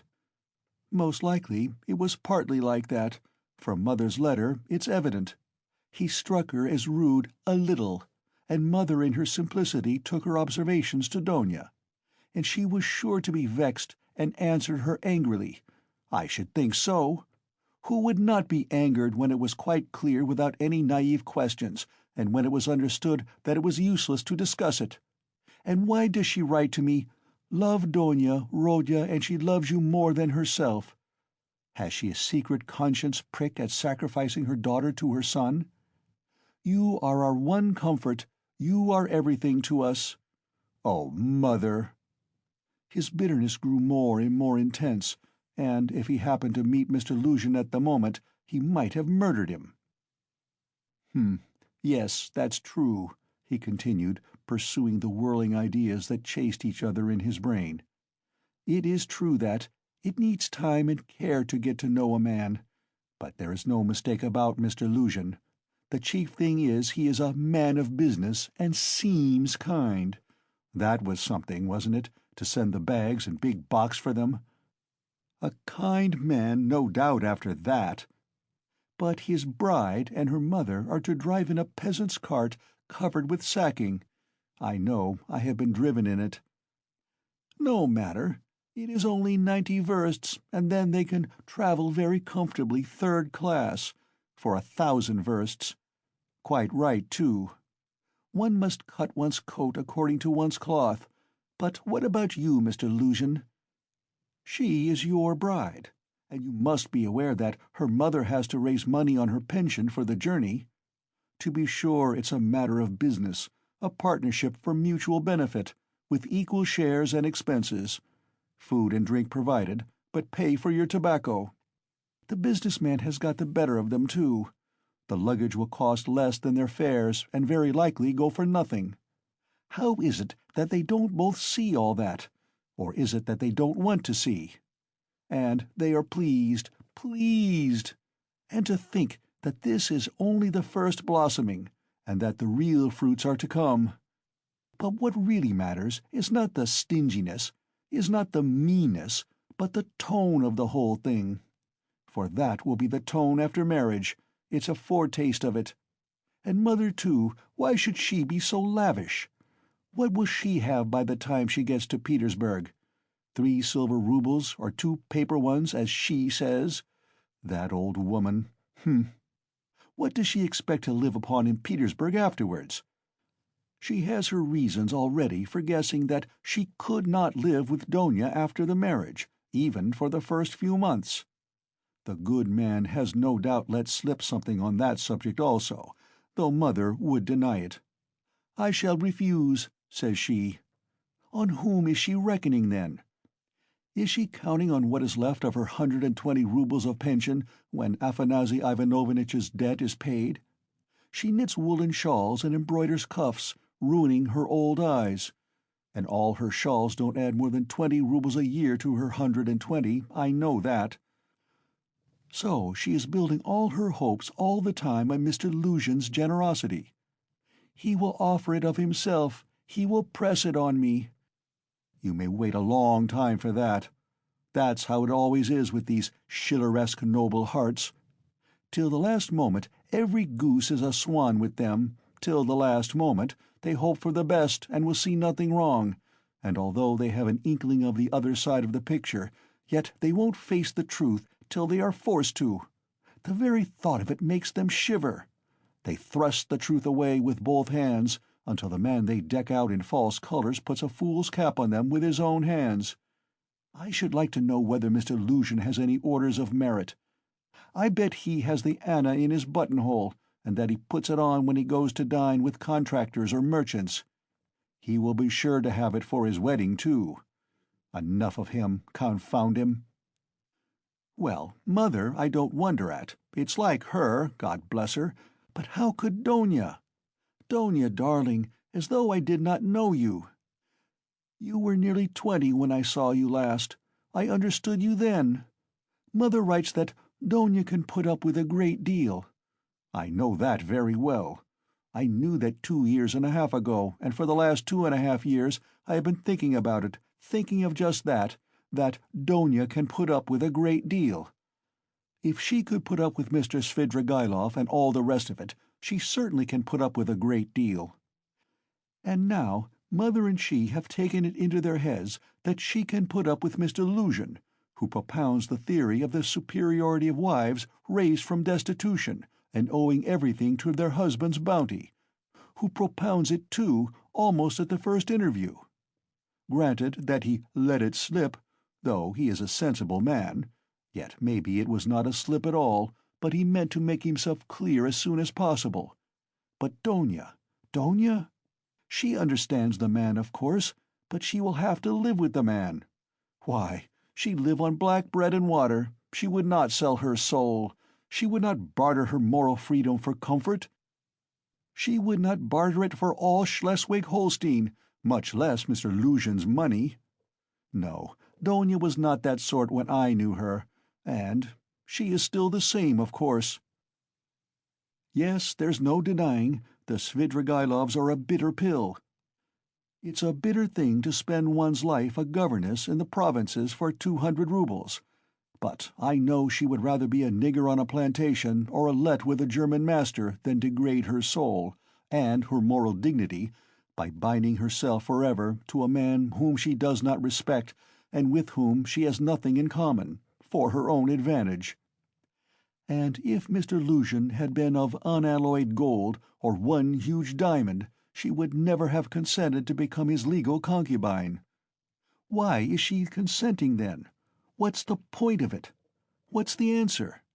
It's clear enough. For herself, for her comfort, to save her life she would not sell herself, but for someone else she is doing it. For one she loves, for one she adores, she will sell herself. That's what it all amounts to. For her brother, for her mother she will sell herself. She will sell everything. In such cases we overcome our moral feeling if necessary. Freedom, peace, conscience even, all are brought into the market. Let my life go, if only my dear ones may be happy. More than that, we become casuists. We learn to be Jesuitical, and for a time, maybe, we can soothe ourselves. We can persuade ourselves that it is one's duty for a good object. That's just like us. It's as clear as daylight. It's clear that Rodion Romanovich Raskolnikov is the central figure in the business, and no one else. Oh, yes, she can ensure his happiness, keep him in the university, make him a partner in the office, make his whole future secure. Perhaps he may even be a rich man later on, prosperous, respected, and may even end his life a famous man. But my mother? It's all Rodya, precious Rodya, her firstborn. For such a son, who would not sacrifice such a daughter? Oh, loving, over-partial hearts! Why, for his sake, we would not shrink even from Sonia's fate. Sonia Marmeladov, the eternal victim so long as the world lasts. Have you taken the measure of your sacrifice, both of you? Is it right? Can you bear it? Is it any use? Is there sense in it? And let me tell you, Donia, Sonia's life is no worse than life with Mr. Luzhin. There can be no question of love, Mother writes. And what if there can be no respect either? If, on the contrary, there is aversion, contempt, repulsion, what then? So you will have to keep up your appearance, too. Is not that so? Do you understand what that smartness means? Do you understand that the Luzhin smartness is just the same thing as Sonia's, and maybe worse, viler, baser, because in your case, Donia, it's a bargain for luxuries, after all, but with Sonia it's simply a question of starvation. It has to be paid for. It has to be paid for, Donia, this smartness. And what if it's more than you can bear afterwards, if you regret it? The bitterness, the misery, the curses, the tears hidden from all the world, for you are not a Marfa Petrovna. And how will your mother feel then? Even now she is uneasy, she is worried, but then, when she sees it all clearly— And I? Yes, indeed, what have you taken me for? I won't have your sacrifice, Donia, I won't have it, Mother. It shall not be, so long as I am alive. It shall not, it shall not. I won't accept it. He suddenly paused in his reflection and stood still. It shall not be? But what are you going to do to prevent it? You'll forbid it? And what right have you? What can you promise them on your side to give you such a right? Your whole life, your whole future, you will devote to them when you have finished your studies and obtained a post? Yes, we've heard all that before, and that's all words. But now, something must be done now, do you understand that? And what are you going to do now? You are living upon them. They borrow on their 100 rubles pension. They borrow from the Svidrigailovs. How are you going to save them from the Svidrigailovs, from Afanasy Ivanovitch Varushin, oh future millionaire Zeus, who would arrange their lives for them? In another 10 years? In another 10 years, Mother will be blind with knitting shawls, maybe with weeping too. She will be worn to a shadow with fasting. And my sister? Imagine for a moment what may have become of your sister in 10 years. What may happen to her during those 10 years? Can you fancy? So he tortured himself, fretting himself with such questions, and finding a kind of enjoyment in it. And yet all these questions were not new ones suddenly confronting him. They were old, familiar aches. It was long since they had first begun to grip and rend his heart. Long, long ago his present anguish had its first beginnings. It had waxed and gathered strength. It had matured and concentrated, until it had taken the form of a fearful, frenzied, and fantastic question, which tortured his heart and mind, clamoring insistently for an answer. Now his mother's letter had burst on him like a thunderclap. It was clear that he must not now suffer passively, worrying himself over unsolved questions, but that he must do something, do it at once, and do it quickly. Anyway, he must decide on something, or else. Or throw up life altogether, he cried suddenly in a frenzy. Accept one's lot humbly as it is, once for all, and stifle everything in oneself, giving up all claim to activity, life, and love. Do you understand, sir? Do you understand what it means when you have absolutely nowhere to turn? Marmeladov's question came suddenly into his mind. For every man must have somewhere to turn. He gave a sudden start. Another thought, that he had had yesterday, slipped back into his mind. But he did not start at the thought recurring to him, for he knew, he had felt beforehand, that it must come back. He was expecting it. Besides, it was not only yesterday's thought. The difference was that a month ago, yesterday even, the thought was a mere dream. But now it appeared not a dream at all. It had taken a new, menacing, and quite unfamiliar shape, and he suddenly became aware of this himself.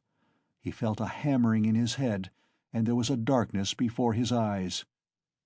He looked round hurriedly. He was searching for something. He wanted to sit down, and he was looking for a seat. He was walking along the Quai Boulevard. There was a seat about 100 paces in front of him. He walked towards it as fast as he could, but on the way he met with a little adventure which absorbed all his attention. Looking for the seat, he had noticed a woman walking some 20 paces in front of him, but at first he took no more notice of her than of other objects that crossed his path. It had happened to him many times going home not to notice the road by which he was going, and he was accustomed to walk like that. But there was at first sight something so strange about the woman in front of him that gradually his attention was riveted upon her, at first reluctantly and, as it were, resentfully, and then more and more intently. He felt a sudden desire to find out what it was that was so strange about the woman. In the first place, she appeared to be a girl quite young, and she was walking in the great heat bareheaded and with no parasol or gloves, waving her arms about in an absurd way. She had on a dress of some light silky material, but put on strangely awry, not properly hooked up, and torn open at the top of the skirt, close to the waist. A great piece was rent and hanging loose. A little kerchief was flung about her bare throat, but lay slanting on one side. The girl was walking unsteadily, too, stumbling and staggering from side to side. She drew Raskolnikov's whole attention at last. He overtook the girl at the seat, but on reaching it she dropped down on it in the corner. She let her head sink on the back of the seat and closed her eyes, apparently in extreme exhaustion. Looking at her closely, he saw at once that she was completely drunk. It was a strange and shocking sight. He could hardly believe that he was not mistaken. He saw before him the face of a quite young, fair-haired girl, 16, perhaps not more than 15 years old. Pretty little face, but flushed and heavy-looking, and, as it were, swollen. The girl seemed hardly to know what she was doing. She crossed one leg over the other, lifting it indecorously, and showed every sign of being unconscious that she was in the street. Raskolnikov did not sit down, but he felt unwilling to leave her, and stood facing her in perplexity. This boulevard was never much frequented, and now at 2 o'clock, in the stifling heat, it was quite deserted. And yet on the further side of the boulevard, about 15 paces away, a gentleman was standing on the edge of the pavement. He, too, would apparently have liked to approach the girl with some object of his own. He, too, had probably seen her in the distance and had followed her, but found Raskolnikov in his way. He looked angrily at him, though he tried to escape his notice. He stood impatiently biding his time, till the unwelcome man in rags should have moved away. His intentions were unmistakable. The gentleman was a plump, thickly set man, about 30, fashionably dressed, with a high color, red lips, and mustaches. Raskolnikov felt furious. He had a sudden longing to insult this fat dandy in some way. He left the girl for a moment and walked towards the gentleman. "Hey, you, Svidrigailov! What do you want here?" he shouted, clenching his fists and laughing, spluttering with rage. "What do you mean?" the gentleman asked sternly, scowling in haughty astonishment. "Get away, that's what I mean." "How dare you, you low fellow!" He raised his cane. Raskolnikov rushed at him with his fists, without reflecting that the stout gentleman was a match for two men like himself. But at that instant someone seized him from behind, and a police constable stood between them. "That's enough, gentlemen. No fighting, please, in a public place. What do you want? Who are you?" he asked Raskolnikov sternly, noticing his rags. Raskolnikov looked at him intently. He had a straightforward, sensible, soldierly face, with grey mustaches and whiskers. "You are just the man I want," Raskolnikov cried, catching at his arm. "I am a student, Raskolnikov.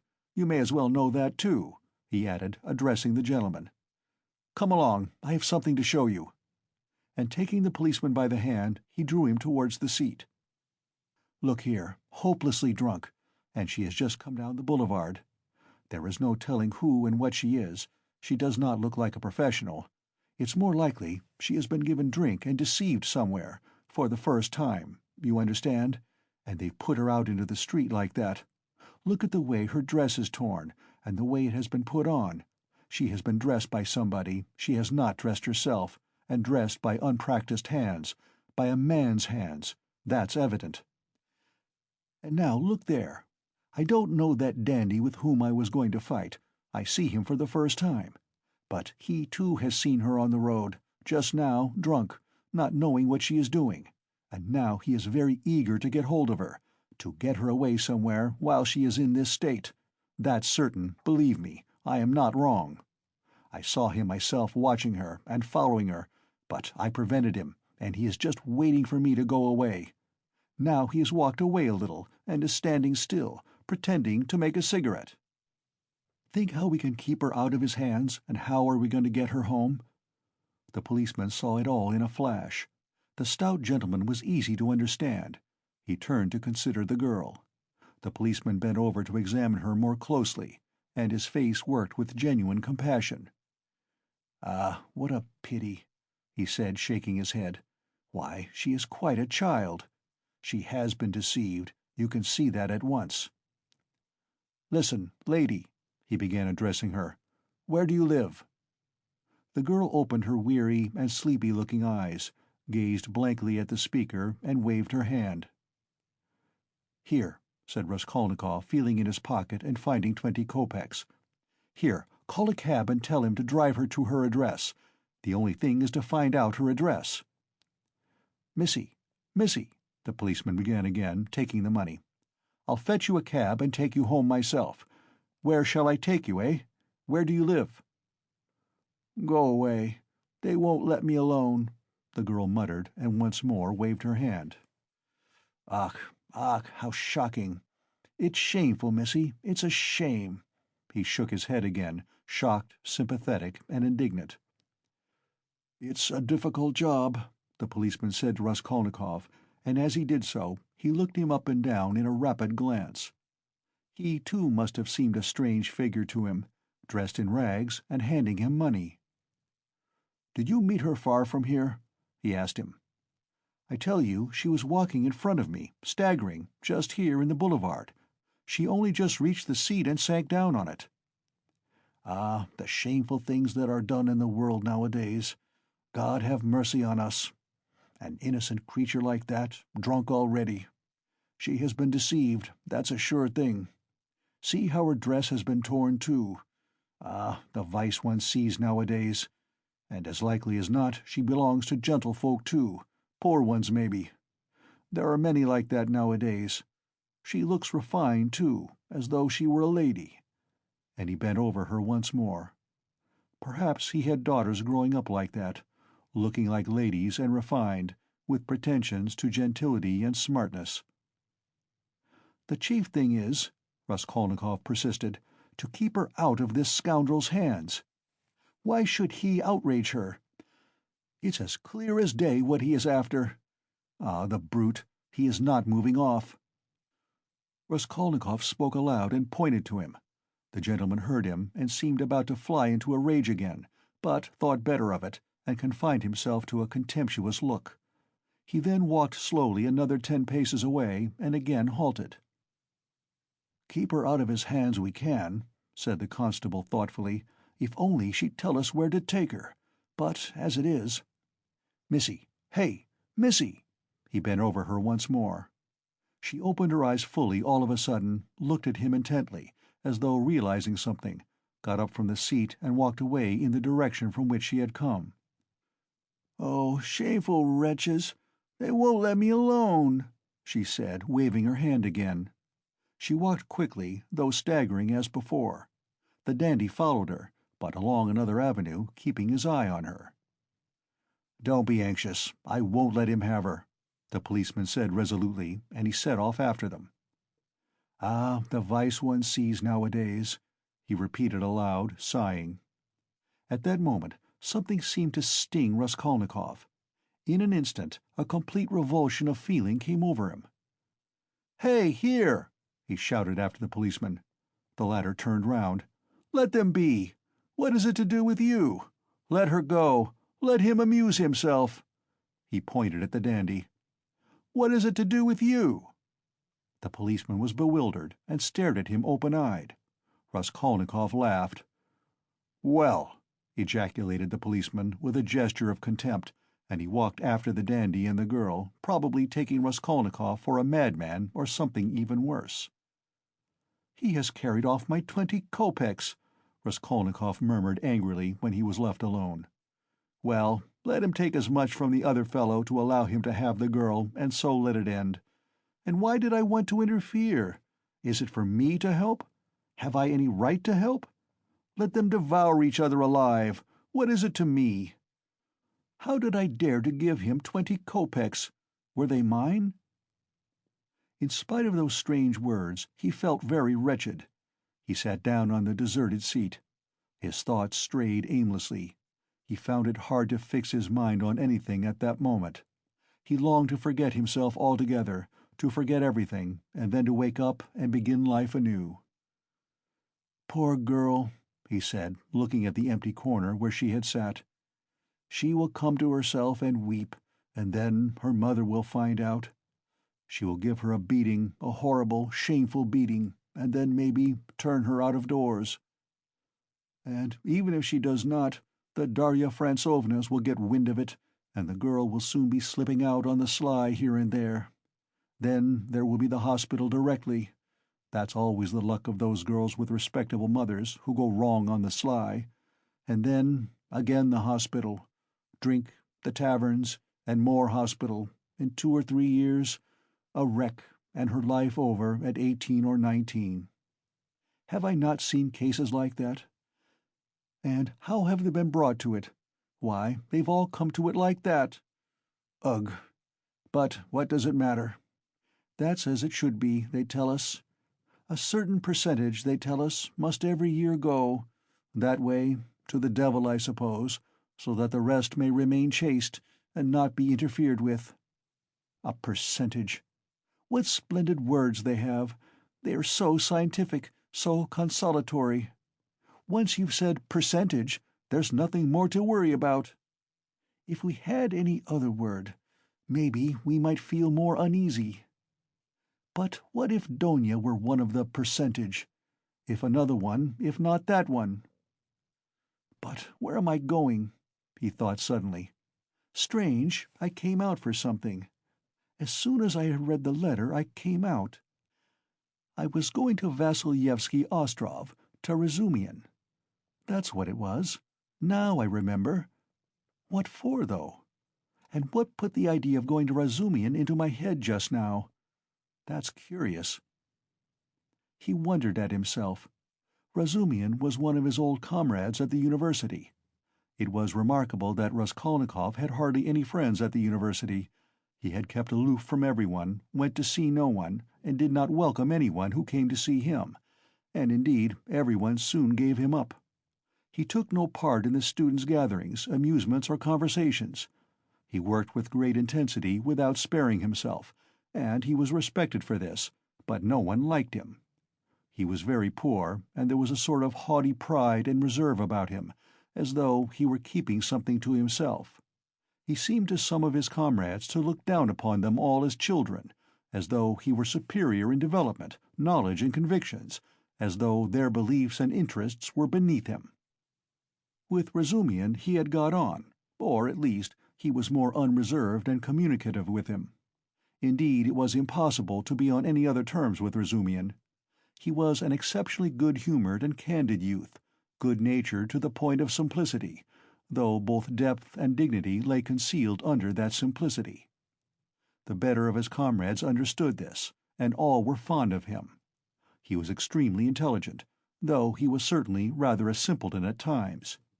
He was of striking appearance, tall, thin, black-haired, and always badly shaved. He was sometimes uproarious, and was reputed to be of great physical strength.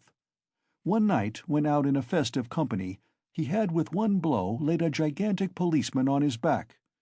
There was no limit to his drinking powers, but he could abstain from drink altogether. He sometimes went too far in his pranks, but he could do without pranks altogether. Another thing striking about Razumian, no failure distressed him, and it seemed as though no unfavorable circumstances could crush him. He could lodge anywhere, and bear the extremes of cold and hunger. He was very poor, and kept himself entirely on what he could earn by work of one sort or another. He knew of no end of resources by which to earn money. He spent one whole winter without lighting his stove, and used to declare that he liked it better, because one slept more soundly in the cold. For the present he too had been obliged to give up the university, but it was only for a time, and he was working with all his might to save enough to return to his studies again. Raskolnikov had not been able to see him for the last 4 months, and Razumian did not even know his address. About 2 months before, they had met in the street, but Raskolnikov had turned away and even crossed to the other side that he might not be observed. And though Razumian noticed him, he passed him by, as he did not want to annoy him. End of Part 1, Chapter 4. Part 1, Chapter 5. Of course, I've been meaning lately to go to Razumian's to ask for work, to ask him to get me lessons or something, Raskolnikov thought. But what help can he be to me now? Suppose he gets me lessons. Suppose he shares his last farthing with me, if he has any farthings, so that I could get some boots and make myself tidy enough to give lessons. Well, and what then? What shall I do with the few coppers I earn? That's not what I want now. It's really absurd for me to go to Razumian. The question why he was now going to Razumian agitated him even more than he was himself aware. He kept uneasily seeking for some sinister significance in this apparently ordinary action. Could I have expected to set it all straight, and to find a way out by means of Razumian alone? He asked himself in perplexity. He pondered and rubbed his forehead, and, strange to say, after long musing, suddenly, as if it were spontaneously and by chance, a fantastic thought came into his head. To Razumian's, he said all at once, calmly, as though he had reached a final determination. I shall go to Razumian's, of course, but not now. I shall go to him on the next day after it, when it will be over and everything will begin afresh. And suddenly he realized what he was thinking. After it, he shouted, jumping up from the seat. But is it really going to happen? Is it possible it really will happen? He left the seat and went off almost at a run. He meant to turn back, homewards, but the thought of going home suddenly filled him with intense loathing. In that hole, in that awful little cupboard of his, all this had for a month past been growing up in him, and he walked on at random. His nervous shudder had passed into a fever that made him feel shivering. In spite of the heat he felt cold. With a kind of effort he began almost unconsciously, from some inner craving, to stare at all the objects before him, as though looking for something to distract his attention. But he did not succeed, and kept dropping every moment into brooding. When with a start he lifted his head again and looked round, he forgot at once what he had just been thinking about, and even where he was going. In this way he walked right across Vassilyevsky Ostrov, came out onto the Lesser Neva, crossed the bridge, and turned towards the islands. The greenness and freshness were at first restful to his weary eyes after the dust of the town and the huge houses that hemmed him in and weighed upon him. Here there were no taverns, no stifling closeness, no stench. But soon these new pleasant sensations passed into morbid irritability. Sometimes he stood still before a brightly painted summer villa standing among green foliage. He gazed through the fence. He saw in the distance smartly dressed women on the verandas and balconies, and children running in the gardens. The flowers especially caught his attention. He gazed at them longer than at anything. He was met too by luxurious carriages and by men and women on horseback. He watched them with curious eyes, and forgot about them before they had vanished from his sight. Once he stood still and counted his money. He found he had 30 kopecks. 20 to the policeman, 3 to Nastasia for the letter. So I must have given 47 or 50 to the Marmeladovs yesterday, he thought, reckoning it up for some unknown reason, but he soon forgot with what object he had taken the money out of his pocket. He recalled it on passing an eating-house or tavern, and felt that he was hungry. Going into the tavern, he drank a glass of vodka and ate a pie of some sort. He finished eating it as he walked away. It was a long while since he had taken vodka, and it had an effect upon him at once, though he only drank a wine-glassful. His legs felt suddenly heavy, and a great drowsiness came upon him. He turned homewards, but reaching Petrovsky Ostrov, he stopped, completely exhausted, turned off the road into the bushes, sank down upon the grass, and instantly fell asleep. In a morbid condition of the brain, dreams often have a singular actuality, vividness, and extraordinary semblance of reality. At times monstrous images are created, but the setting and the whole picture are so truthlike and filled with details so delicate, so unexpectedly but so artistically consistent, that the dreamer, were he an artist like Pushkin or Turgenev even, could never have invented them in the waking state. Such sick dreams always remain long in the memory and make a powerful impression on the overwrought and deranged nervous system. Raskolnikov had a fearful dream. He dreamt he was back in his childhood in the little town of his birth. He was a child about 7 years old, walking into the country with his father on the evening of a holiday. It was a grey and heavy day. The country was exactly as he remembered it. Indeed, he recalled it far more vividly in his dream than he had done in memory. The little town stood on a level flat as bare as the hand, not even a willow near it. Only in the far distance a copse lay, a dark blur on the very edge of the horizon. A few paces beyond the last market garden stood a tavern, a big tavern, which had always aroused in him a feeling of aversion, even of fear, when he walked by it with his father. There was always a crowd there, always shouting, laughter and abuse, hideous hoarse singing, and often fighting. Drunken and horrible-looking figures were hanging about the tavern. He used to cling close to his father, trembling all over when he met them. Near the tavern the road became a dusty track, the dust of which was always black. It was a winding road, and about 100 paces further on it turned to the right to the graveyard. In the middle of the graveyard stood a stone church with a green cupola, where he used to go to Mass 2 or 3 times a year with his father and mother, when a service was held in memory of his grandmother, who had long been dead and whom he had never seen.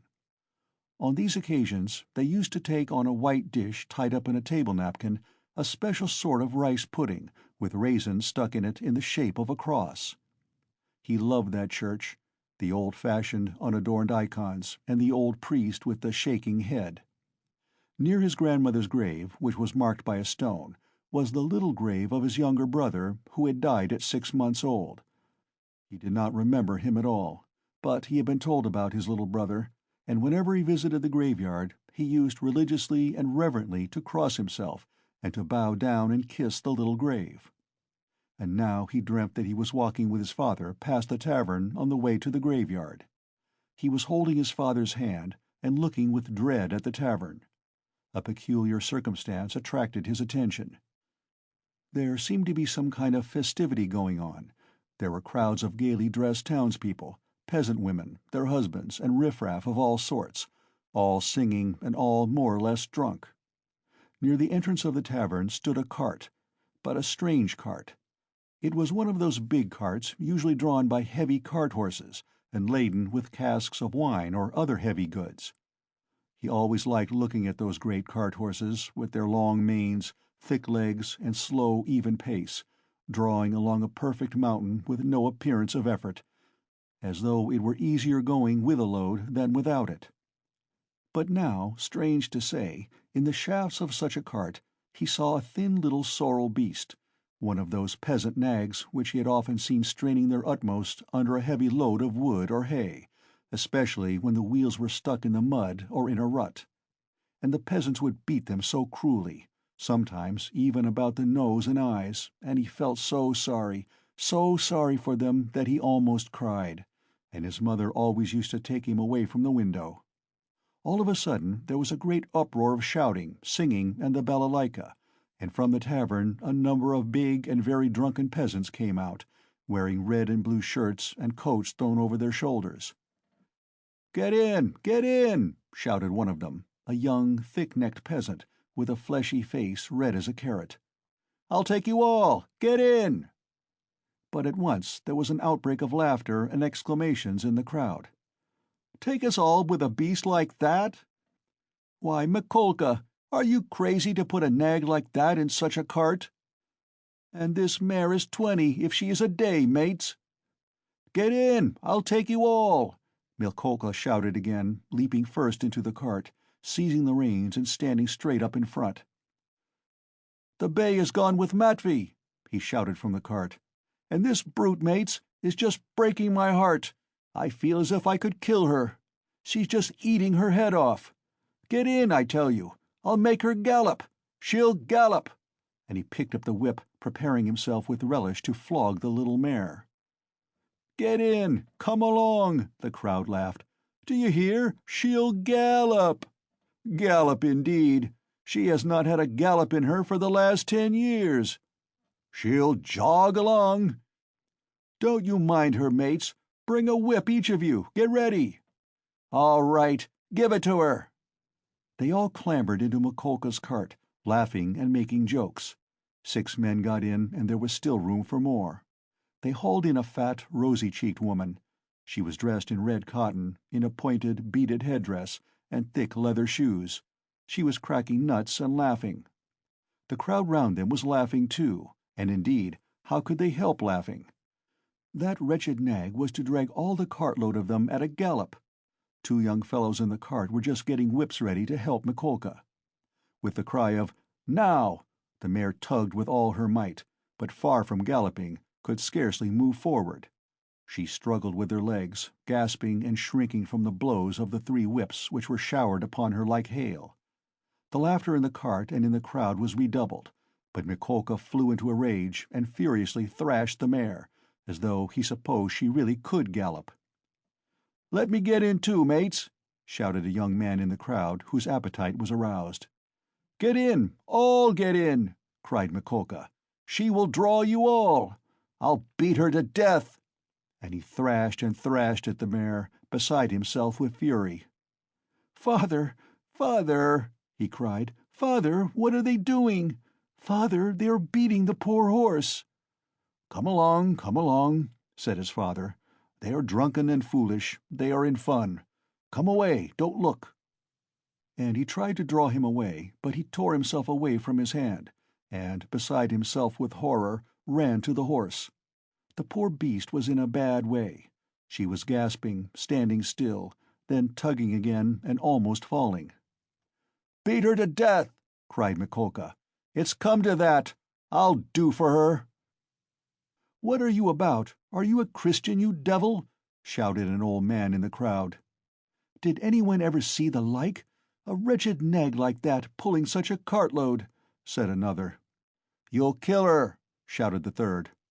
"Don't meddle. It's my property. I'll do what I choose. Get in, more of you. Get in, all of you. I will have her go at a gallop." All at once laughter broke into a roar and covered everything. The mare, roused by the shower of blows, began feebly kicking. Even the old man could not help smiling. To think of a wretched little beast like that trying to kick!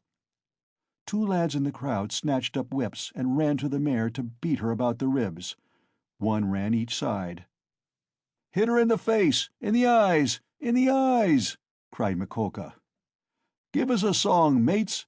shouted someone in the cart, and everyone in the cart joined in a riotous song, jingling a tambourine and whistling. The woman went on cracking nuts and laughing.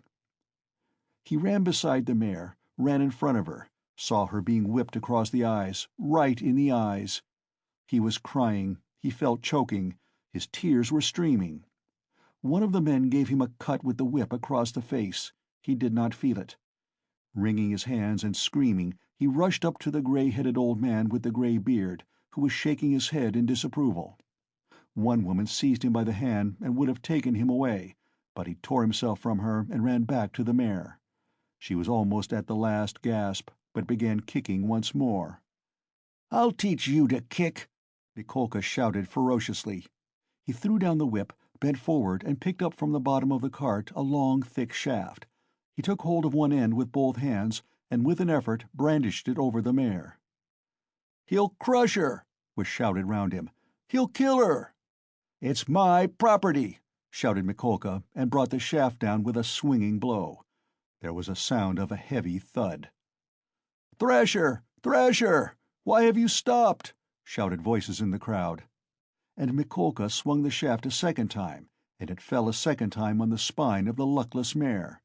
She sank back on her haunches, but lurched forward and tugged forward with all her force, tugged first on one side and then on the other, trying to move the cart. But the 6 whips were attacking her in all directions, and the shaft was raised again and fell upon her a third time, then a fourth, with heavy measured blows. Mikolka was in a fury that he could not kill her at one blow. "She's a tough one," was shouted in the crowd. "She'll fall in a minute, mates. There will soon be an end of her," said an admiring spectator in the crowd. "Fetch an axe to her! Finish her off!" shouted a third. "I'll show you! Stand off!" Mikolka screamed frantically. He threw down the shaft, stooped down in the cart, and picked up an iron crowbar. "Look out!" he shouted, and with all his might he dealt a stunning blow at the poor mare. The blow fell. The mare staggered, sank back, tried to pull, but the bar fell again with a swinging blow on her back, and she fell on the ground like a log. "Finish her off!" shouted Mikolka, and he leapt beside himself, out of the cart. Several young men, also flushed with drink, seized anything they could come across, whips, sticks, poles, and ran to the dying mare. Mikolka stood on one side and began dealing random blows with the crowbar. The mare stretched out her head, drew a long breath, and died. "You butchered her!" someone shouted in the crowd. "Why wouldn't she gallop, then?" "My property!" shouted Mikolka, with bloodshot eyes, brandishing the bar in his hands. He stood as though regretting that he had nothing more to beat. "No mistake about it, you are not a Christian," many voices were shouting in the crowd. But the poor boy, beside himself, made his way screaming through the crowd to the sorrel nag, put his arms around her bleeding dead head and kissed it, kissed the eyes and kissed the lips. Then he jumped up and flew in a frenzy with his little fists out at Mikolka. At that instant his father, who had been running after him, snatched him up and carried him out of the crowd. "Come along, come, let us go home," he said to him. "Father, why did they kill the poor horse?" he sobbed, but his voice broke and the words came in shrieks from his panting chest. "They are drunk. They are brutal. It's not our business," said his father. He put his arms round his father, but he felt choked. He tried to draw a breath, to cry out, and woke up. He waked up, gasping for breath, his hair soaked with perspiration, and stood up in terror. "Thank God, that was only a dream," he said, sitting down under a tree and drawing deep breaths. "But what is it? Is it some fever coming on?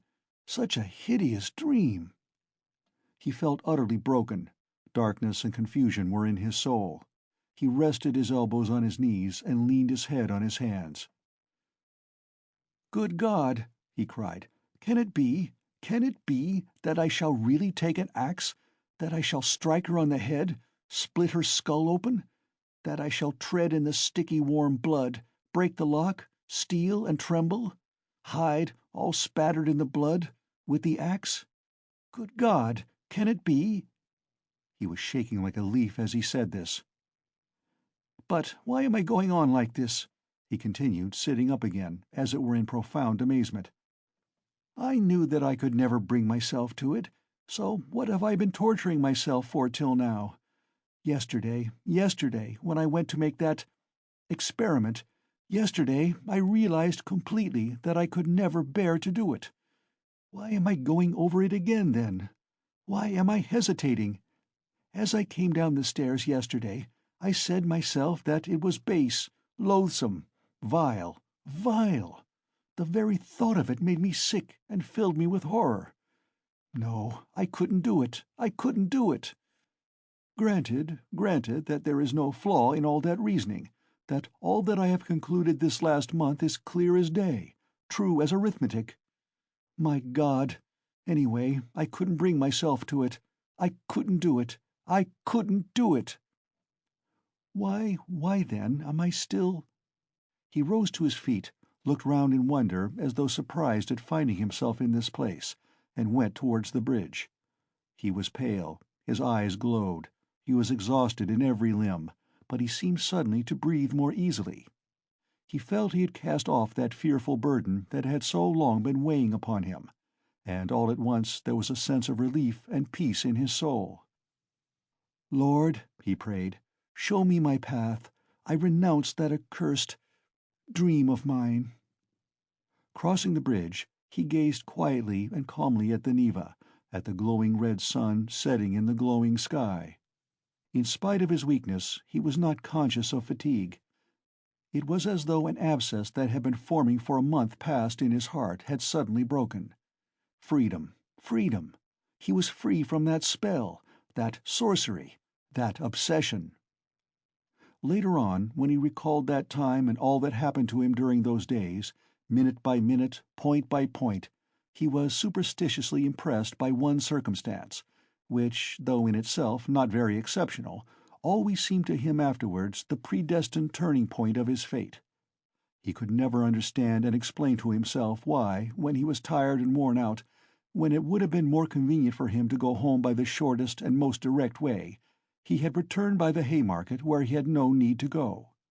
It was obviously and quite unnecessarily out of his way, though not much so. It is true that it happened to him dozens of times to return home without noticing what streets he passed through. But why, he was always asking himself, why had such an important, such a decisive, and at the same time such an absolutely chance meeting happened in the Haymarket, where he had, moreover, no reason to go, at the very hour, the very minute of his life, when he was just in the very mood and in the very circumstances in which that meeting was able to exert the gravest and most decisive influence on his whole destiny, as though it had been lying in wait for him on purpose. It was about 9 o'clock when he crossed the Haymarket. At the tables and the barrows, at the booths and the shops, all the market people were closing their establishments or clearing away and packing up their wares, and, like their customers, were going home. Rag-pickers and costermongers of all kinds were crowding round the taverns in the dirty and stinking courtyards of the Haymarket. Raskolnikov particularly liked this place and the neighbouring alleys, when he wandered aimlessly in the streets. Here his rags did not attract contemptuous attention, and one could walk about in any attire without scandalizing people. At the corner of an alley, a huckster and his wife had two tables set out with tapes, thread, cotton handkerchiefs, etc. They too had got up to go home, but were lingering in conversation with a friend, who had just come up to them. This friend was Lizavetna Ivanovna, or, as everyone called her, Lizavetna, the younger sister of the old pawnbroker, Alyona Ivanovna, whom Raskolnikov had visited the previous day to pawn his watch and make his experiment. He already knew all about Lizavetna, and she knew him a little too. She was a single woman of about 35, tall, clumsy, timid, submissive, and almost idiotic. She was a complete slave, and went in fear and trembling of her sister, who made her work day and night, and even beat her. She was standing with a bundle before the huckster and his wife, listening earnestly and doubtfully. They were talking of something with special warmth. The moment Raskolnikov caught sight of her, he was overcome by a strange sensation, as it were, of intense astonishment, though there was nothing astonishing about this meeting. "You could make up your mind for yourself, Lizavetna Ivanovna," the huckster was saying aloud. "Come round tomorrow about 7. They will be here too." "Tomorrow?" said Lizavetna slowly and thoughtfully, as though unable to make up her mind. "Upon my word, what a fright you are of Alyona Ivanovna," gabbled the huckster's wife, a lively little woman. "I look at you, you are like some little babe, and she is not your own sister either. Nothing but a stepsister, and what a hand she keeps over you." "But this time don't say a word to Alyona Ivanovna," her husband interrupted. "That's my advice, but come round to us without asking. It will be worth your while. Later on, your sister herself may have a notion." "Am I to come?" "About 7 o'clock tomorrow, and they will be here. You will be able to decide for yourself." "And we'll have a cup of tea," added his wife. "All right, I'll come," said Lizavetna, still pondering, and she began slowly moving away. Raskolnikov had just passed and heard no more. He passed softly, unnoticed, trying not to miss a word. His first amazement was followed by a thrill of horror, like a shiver running down his spine.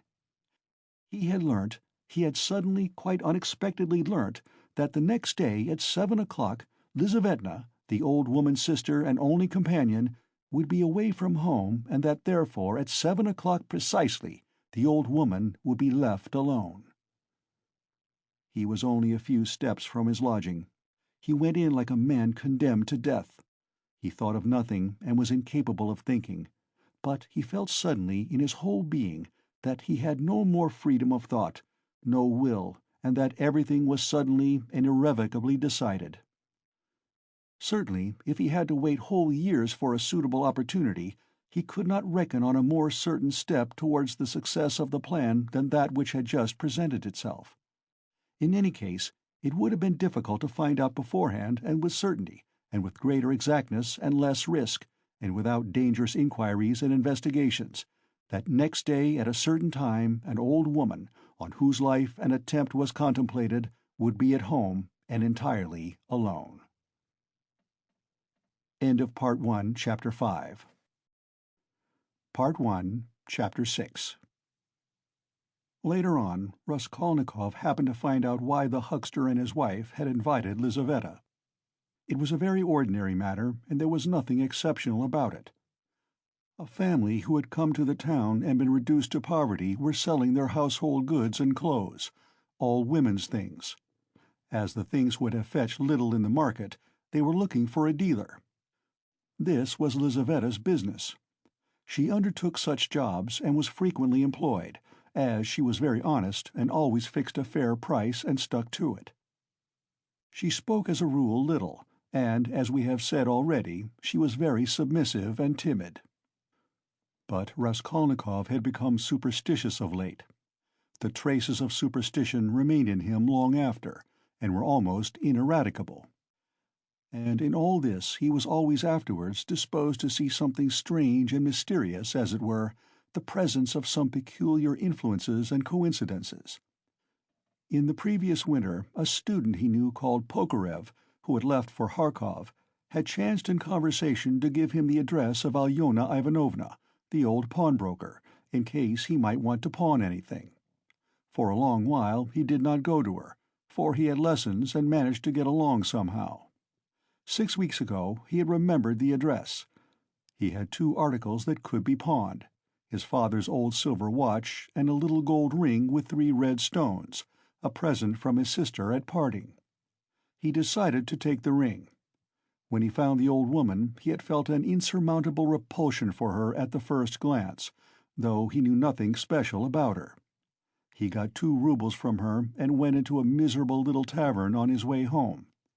He asked for tea, sat down, and sank into deep thought. A strange idea was pecking at his brain like a chicken in the egg, and very, very much absorbed him.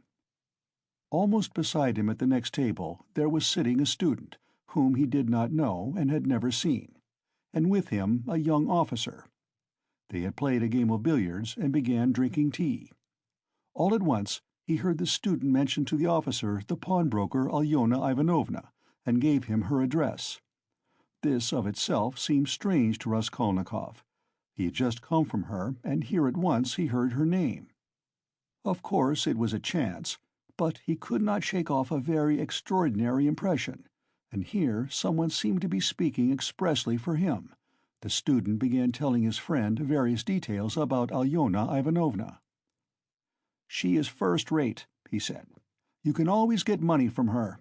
She is as rich as a Jew. She can give you 5,000 rubles at a time, and she is not above taking a pledge for a ruble. Lots of our fellows have had dealings with her, but she is an awful old harpy." And he began describing how spiteful and uncertain she was, how if you were only a day late with your interest the pledge was lost, how she gave a quarter of the value of an article and took 5 and even 7% a month on it, and so on. The student chattered on, saying that she had a sister Lizaveta, whom the wretched little creature was continually beating, and kept in complete bondage like a small child, though Lizaveta was at least 6 feet high. "There's a phenomenon for you," cried the student, and he laughed. They began talking about Lizaveta. The student spoke about her with a peculiar relish, and was continually laughing, and the officer listened with great interest, and asked him to send Lizaveta to do some mending for him. Raskolnikov did not miss a word, and learned everything about her. Lizaveta was younger than the old woman, and was her half-sister, being the child of a different mother. She was 35. She worked day and night for her sister, and besides doing the cooking and the washing, she did the sewing and worked as a charwoman and gave her sister all she earned. She did not dare to accept an order or job of any kind without her sister's permission. The old woman had already made her will, and Lizaveta knew of it, and by this will she would not get a farthing, nothing but the movables, chairs and so on. All the money was left to a monastery in the province of N, that prayers might be said for her in perpetuity. Lizaveta was of lower rank than her sister, unmarried and awfully uncouth in appearance, remarkably tall, with long feet that looked as if they were bent outwards. She always wore battered goatskin shoes, and was clean in her person. What the student expressed most surprise and amusement about was the fact that Lizaveta was continually with child. "But you say she is hideous?" observed the officer. "Yes, she is so dark-skinned, and looks like a soldier dressed up, but you know she is not at all hideous. She has such a good-natured face and eyes, strikingly so, and the proof of it is that lots of people are attracted by her. She is such a soft, gentle creature, ready to put up with anything, always willing to do anything, and her smile is really very sweet." "You seem to find her attractive yourself," laughed the officer. "From her queerness? No, I'll tell you what. I could kill that damned old woman and make off with her money, I assure you, without the faintest conscience prick," the student added with warmth. The officer laughed again, while Raskolnikov shuddered. How strange it was. "Listen, I want to ask you a serious question," the student said hotly. "I was joking, of course, but look here. On one side we have a stupid, senseless, worthless, spiteful, ailing, horrid old woman. Not simply useless, but doing actual mischief, who has not an idea what she is living for herself, and who will die in a day or two in any case. You understand? You understand?" "Yes, yes, I understand," answered the officer, watching his excited companion attentively. "Well, listen then. On the other side, fresh young lives thrown away for want of help, and by thousands, on every side. 100,000 good deeds could be done and helped on that old woman's money, which will be buried in a monastery. Hundreds, thousands perhaps, might be set on the right path, dozens of families saved from destitution, from ruin, from vice, from the lock hospitals, and all with her money. Kill her, take her money, and with the help of it, devote oneself to the service of humanity and the good of all. What do you think? Would not one tiny crime be wiped out by thousands of good deeds? For one life, thousands would be saved from corruption and decay. One death and 100 lives in exchange. It's simple arithmetic. Besides, what value has the life of that sickly, stupid, ill-natured old woman in the balance of existence? No more than the life of a louse, of a blackbeetle. Less, in fact, because the old woman is doing harm. She is wearing out the lives of others. The other day she bit Lizavetta's finger out of spite. It almost had to be amputated." "Of course she does not deserve to live," remarked the officer. "But there it is. It's nature." "Oh, well, brother, but we have to correct and direct nature, and but for that we should drown in an ocean of prejudice. But for that there would never have been a single great man. Talk of duty, conscience. I don't want to say anything against duty and conscience, but the point is, what do we mean by them? Stay, I have another question to ask you. Listen. No, you stay. I'll ask you a question. Listen. Well? You are talking and speechifying away, but tell me, would you kill the old woman yourself?" "Of course not. I was only arguing the justice of it. It's nothing to do with me." "But I think, if you would not do it yourself, there's no justice about it. Let us have another game." Raskolnikov was violently agitated. Of course, it was all ordinary youthful talk and thought, such as he had often heard before in different forms and on different themes. But why had he happened to hear such a discussion and such ideas at the very moment when his own brain was just conceiving the very same ideas? And why, just at the moment when he had brought away the embryo of his idea from the old woman, had he dropped at once upon a conversation about her? This coincidence always seemed strange to him. This trivial talk in a tavern had an immense influence on him in his later action, as though there had really been in it something preordained, some guiding hint. On returning from the Haymarket, he flung himself on the sofa and sat for a whole hour without stirring. Meanwhile it got dark. He had no candle, and, indeed, it did not occur to him to light up. He could never recollect whether he had been thinking about anything at that time. At last he was conscious of his former fever and shivering, and he realized with relief that he could lie down on the sofa. Soon heavy leaden sleep came over him, as it were crushing him. He slept an extraordinarily long time, and without dreaming. Nastasia, coming into his room at 10 o'clock the next morning, had difficulty in rousing him. She brought him in tea and bread. The tea was again the second brew, and again in her own teapot. "My goodness, how he sleeps!" she cried indignantly. "And he is always asleep." He got up with an effort.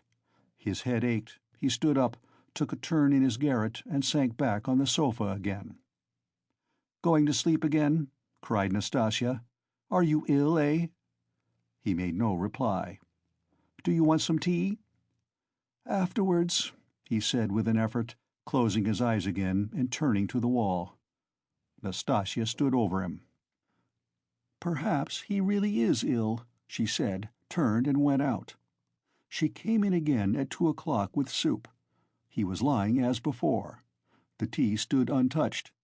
Nastasia felt positively offended and began wrathfully rousing him. "Why are you lying like a log?" she shouted, looking at him with repulsion. He got up and sat down again, but said nothing and stared at the floor. "Are you ill or not?" asked Nastasya, and again received no answer. "You'd better go out and get a breath of air," she said after a pause. "Will you eat it or not?" "Afterwards," he said weakly. "You can go." And he motioned her out. She remained a little longer, looked at him with compassion, and went out. A few minutes afterwards he raised his eyes and looked for a long while at the tea and the soup. Then he took up the bread, took up a spoon, and began to eat. He ate a little, 3 or 4 spoonfuls, without appetite, as it were, mechanically. His head ached less. After his meal he stretched himself on the sofa again, but now he could not sleep. He lay without stirring, with his face in the pillow. He was haunted by daydreams, and such strange daydreams. In one that kept recurring, he fancied that he was in Africa, in Egypt, in some sort of oasis. The caravan was resting, the camels were peacefully lying down. The palms stood all around in a complete circle. All the party were at dinner. But he was drinking water from a spring which flowed gurgling close by. And it was so cool, it was wonderful, wonderful blue, cold water running among the party-colored stones and over the clean sand which glistened here and there like gold. Suddenly he heard a clock strike. He started, roused himself, raised his head, looked out of the window, and seeing how late it was, suddenly jumped up wide awake as though someone had pulled him off the sofa. He crept on tiptoe to the door, stealthily opened it, and began listening on the staircase. His heart beat terribly, but all was quiet on the stairs, as if everyone was asleep. It seemed to him strange and monstrous that he could have slept in such forgetfulness from the previous day and had done nothing, had prepared nothing yet. And meanwhile perhaps it had struck 6, and his drowsiness and stupefaction were followed by an extraordinary, feverish, as it were, distracted haste. But the preparations to be made were few.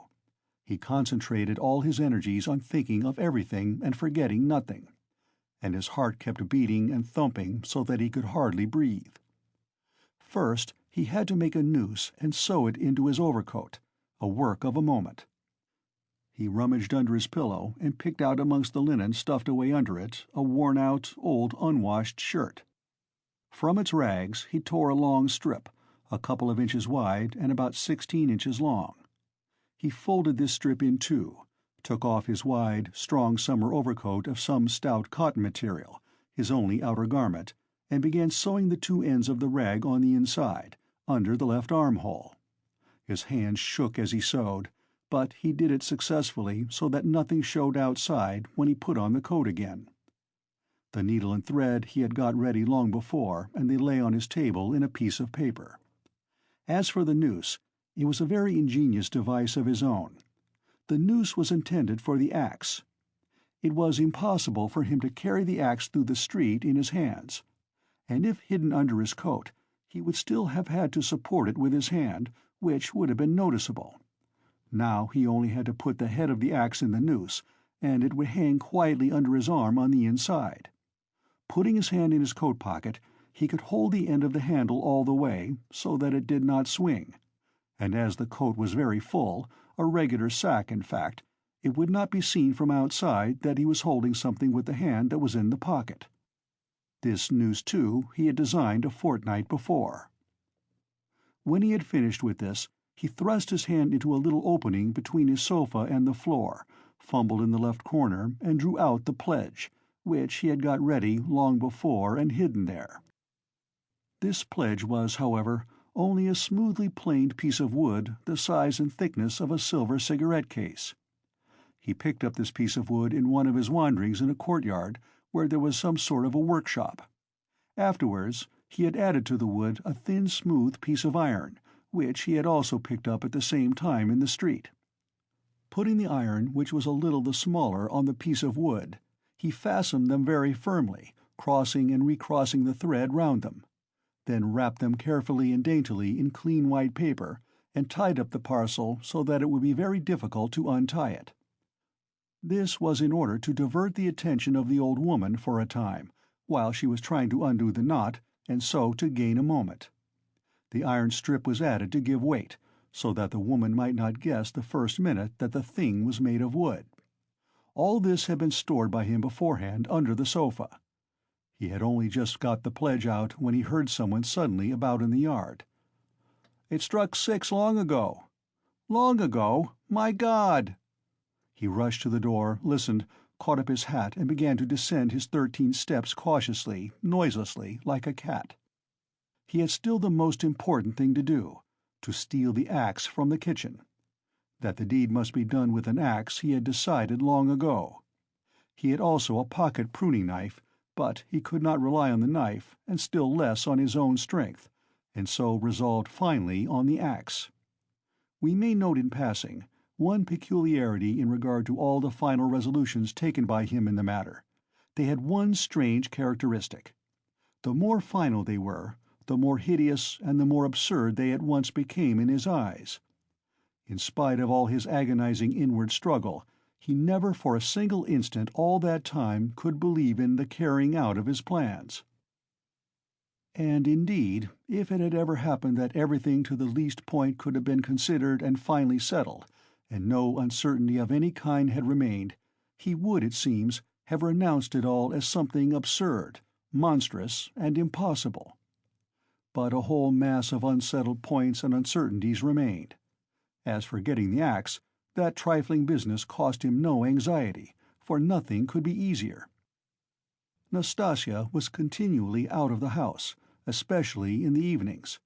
She would run into the neighbors or to a shop, and always left the door ajar. It was the one thing the landlady was always scolding her about. And so, when the time came, he would only have to go quietly into the kitchen and to take the axe, and an hour later, when everything was over, go in and put it back again.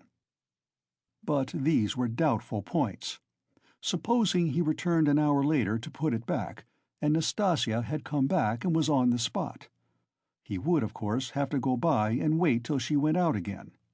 But supposing she were in the meantime to miss the axe, look for it, make an outcry, that would mean suspicion, or at least grounds for suspicion. But those were all trifles which he had not even begun to consider, and indeed he had no time. He was thinking of the chief point, and put off trifling details until he could believe in it all. But that seemed utterly unattainable. So it seemed to himself, at least. He could not imagine, for instance, that he would sometime leave off thinking, get up and simply go there. Even his late experiment, that is, his visit with the object of a final survey of the place, was simply an attempt at an experiment, far from being the real thing, as though one should say, "Come, let us go and try it. Why dream about it?" And at once he had broken down and had run away cursing, in a frenzy with himself. Meanwhile it would seem, as regards the moral question, that his analysis was complete. His casuistry had become keen as a razor, and he could not find rational objections in himself. But in the last resort he simply ceased to believe in himself, and doggedly, slavishly sought arguments in all directions, fumbling for them, as though someone were forcing and drawing him to it. At first, long before indeed, he had been much occupied with one question: why almost all crimes are so badly concealed and so easily detected, and why almost all criminals leave such obvious traces. He had come gradually to many different and curious conclusions, and in his opinion the chief reason lay not so much in the material impossibility of concealing the crime, as in the criminal himself. Almost every criminal is subject to a failure of will and reasoning power by a childish and phenomenal heedlessness, at the very instant when prudence and caution are most essential. It was his conviction that this eclipse of reason and failure of willpower attacked a man like a disease, developed gradually and reached its highest point just before the perpetration of the crime, continued with equal violence at the moment of the crime, and for longer or shorter time after, according to the individual case, and then passed off like any other disease. The question whether the disease gives rise to the crime, or whether the crime from its own peculiar nature is always accompanied by something of the nature of disease, he did not yet feel able to decide. When he reached these conclusions, he decided that in his own case there could not be such a morbid reaction, that his reason and will would remain unimpaired at the time of carrying out his design, for the simple reason that his design was not a crime. We will omit all the process by means of which he arrived at this last conclusion. We have run too far ahead already. We may add only that the practical, purely material difficulties of the affair occupied a secondary position in his mind. One has but to keep all one's willpower and reason to deal with them, and they will all be overcome at the time when once one has familiarized oneself with the minutest details of the business. But this preparation had never been begun. His final decisions were what he came to trust least, and when the hour struck, it all came to pass quite differently, as it were accidentally and unexpectedly. One trifling circumstance upset his calculations, before he had even left the staircase. When he reached the landlady's kitchen, the door of which was open as usual, he glanced cautiously in to see whether, in Nastasia's absence, the landlady herself was there, or if not, whether the door to her own room was closed, so that she might not peep out when he went in for the axe. But what was his amazement when he suddenly saw that Nastasia was not only at home in the kitchen, but was occupied there, taking linen out of a basket and hanging it on a line. Seeing him, she left off hanging the clothes, turned to him and stared at him all the time he was passing. He turned away his eyes and walked past as though he noticed nothing. But it was the end of everything. He had not the axe. He was overwhelmed. "What made me think," he reflected, as he went under the gateway, "what made me think that she would be sure not to be at home at that moment? Why did I assume this so certainly?" He was crushed and even humiliated. He could have laughed at himself in his anger. A dull animal rage boiled within him. He stood hesitating in the gateway. To go into the street, to go a walk for appearance sake, was revolting. To go back to his room, even more revolting. "And what a chance I have lost forever," he muttered, standing aimlessly in the gateway, just opposite the porter's little dark room, which was also open. Suddenly he started. From the porter's room, 2 paces away from him, something shining under the bench to the right caught his eye. He looked about him. Nobody. He approached the room on tiptoe, went down 2 steps into it, and in a faint voice called the porter. "Yes, not at home. Somewhere near, though, in the yard, for the door is wide open." He dashed to the axe. It was an axe, and pulled it out from under the bench, where it lay between 2 chunks of wood. At once, before going out, he made it fast in the noose. He thrust both hands into his pockets and went out of the room. No one had noticed him. "When reason fails, the devil helps," he thought with a strange grin. This chance raised his spirits extraordinarily. He walked along quietly and sedately, without hurry, to avoid awakening suspicion. He scarcely looked at the passers-by, tried to escape looking at their faces at all, and to be as little noticeable as possible. Suddenly he thought of his hat. "Good heavens! I had the money the day before yesterday and did not get a cap to wear instead." A curse rose from the bottom of his soul. Glancing out of the corner of his eye into a shop, he saw by a clock on the wall that it was 10 minutes past 7. He had to make haste and at the same time go some way round, so as to approach the house from the other side. When he had happened to imagine all this beforehand, he had sometimes thought that he would be very much afraid. But he was not very much afraid now, was not afraid at all, indeed. His mind was even occupied by irrelevant matters, but by nothing for long. As he passed the Yusupov garden, he was deeply absorbed in considering the building of great fountains, and of their refreshing effect on the atmosphere in all the squares. By degrees he passed to the conviction that if the summer garden were extended to the Field of Mars, and perhaps joined to the garden of the Mihailovsky Palace, it would be a splendid thing and a great benefit to the town. Then he was interested by the question why in all great towns men are not simply driven by necessity, but in some peculiar way inclined to live in those parts of the town where there are no gardens nor fountains, where there is most dirt and smell and all sorts of nastiness. Then his own walks through the Haymarket came back to his mind, and for a moment he waked up to reality. "What nonsense," he thought. "Better think of nothing at all." So probably men led to execution clutch mentally at every object that meets them on the way, flashed through his mind, but simply flashed, like lightning. He made haste to dismiss this thought, and by now he was near. Here was the house. Here was the gate. Suddenly a clock somewhere struck once. "What? Can it be 7:30? Impossible! It must be fast." Luckily for him, everything went well again at the gates. At that very moment, as though expressly for his benefit, a huge wagon of hay had just driven in at the gate, completely screening him as he passed under the gateway, and the wagon had scarcely had time to drive through into the yard before he had slipped in a flash to the right. On the other side of the wagon he could hear shouting and quarreling, but no one noticed him and no one met him. Many windows looking into that huge quadrangular yard were open at that moment, but he did not raise his head. He had not the strength to. The staircase leading to the old woman's room was close by, just on the right of the gateway. He was already on the stairs. Drawing a breath, pressing his hand against his throbbing heart, and once more feeling for the axe and setting it straight, he began softly and cautiously ascending the stairs, listening every minute. But the stairs too were quite deserted. All the doors were shut. He met no one. One flat indeed on the first floor was wide open, and painters were at work in it, but they did not glance at him. He stood still, thought a minute, and went on. "Of course, it would be better if they had not been here, but it's 2 stories above them." And there was the 4th story. Here was the door. Here was the flat opposite, the empty one.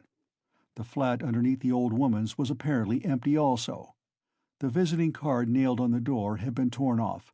They had gone away. He was out of breath. For one instant the thought floated through his mind, "Shall I go back?" But he made no answer and began listening at the old woman's door, a dead silence. Then he listened again on the staircase, listened long and intently, then looked about him for the last time, pulled himself together, drew himself up, and once more tried the axe in the noose. "Am I very pale?" he wondered. "Am I not evidently agitated? She is mistrustful. Had I better wait a little longer, till my heart leaves off thumping?" But his heart did not leave off. On the contrary, as though to spite him, it throbbed more and more violently. He could stand it no longer. He slowly put out his hand to the bell and rang. Half a minute later he rang again, more loudly. No answer. To go on ringing was useless and out of place. The old woman was, of course, at home, but she was suspicious and alone. He had some knowledge of her habits, and once more he put his ear to the door. Either his senses were peculiarly keen, which it is difficult to suppose, or the sound was really very distinct. Anyway, he suddenly heard something like the cautious touch of a hand on the lock and the rustle of a skirt at the very door. Someone was standing stealthily close to the lock, and just as he was doing on the outside, was secretly listening within, and seemed to have her ear to the door. He moved a little on purpose, and muttered something aloud that he might not have the appearance of hiding, then rang a 3rd time, but quietly, soberly, and without impatience. Recalling it afterwards, that moment stood out in his mind vividly, distinctly forever. He could not make out how he had had such cunning, for his mind was, as it were, clouded at moments, and he was almost unconscious of his body. An instant later he heard the latch unfastened. End of Part 1, Chapter 6. Part 1, Chapter 7. The door was, as before, opened a tiny crack, and again 2 sharp and suspicious eyes stared at him out of the darkness. Then Raskolnikov lost his head and nearly made a great mistake. Fearing the old woman would be frightened by their being alone, and not hoping that the sight of him would disarm her suspicions, he took hold of the door and drew it towards him to prevent the old woman from attempting to shut it again. Seeing this, she did not pull the door back, but she did not let go the handle, so that he almost dragged her out with it onto the stairs. Seeing that she was standing in the doorway, not allowing him to pass, he advanced straight upon her. She stepped back in alarm, tried to say something, but seemed unable to speak and stared with open eyes at him. "Good evening, Alyona Ivanovna," he began, trying to speak easily, but his voice would not obey him. It broke and shook. "I have brought something, but we'd better come in, to the light." And leaving her, he passed straight into the room uninvited. The old woman ran after him. Her tongue was unloosed. "Good heavens! What is it? Who is it? What do you want?" "Why, Alyona Ivanovna, you know me, Raskolnikov. Here, I brought you the pledge I promised the other day." And he held out the pledge.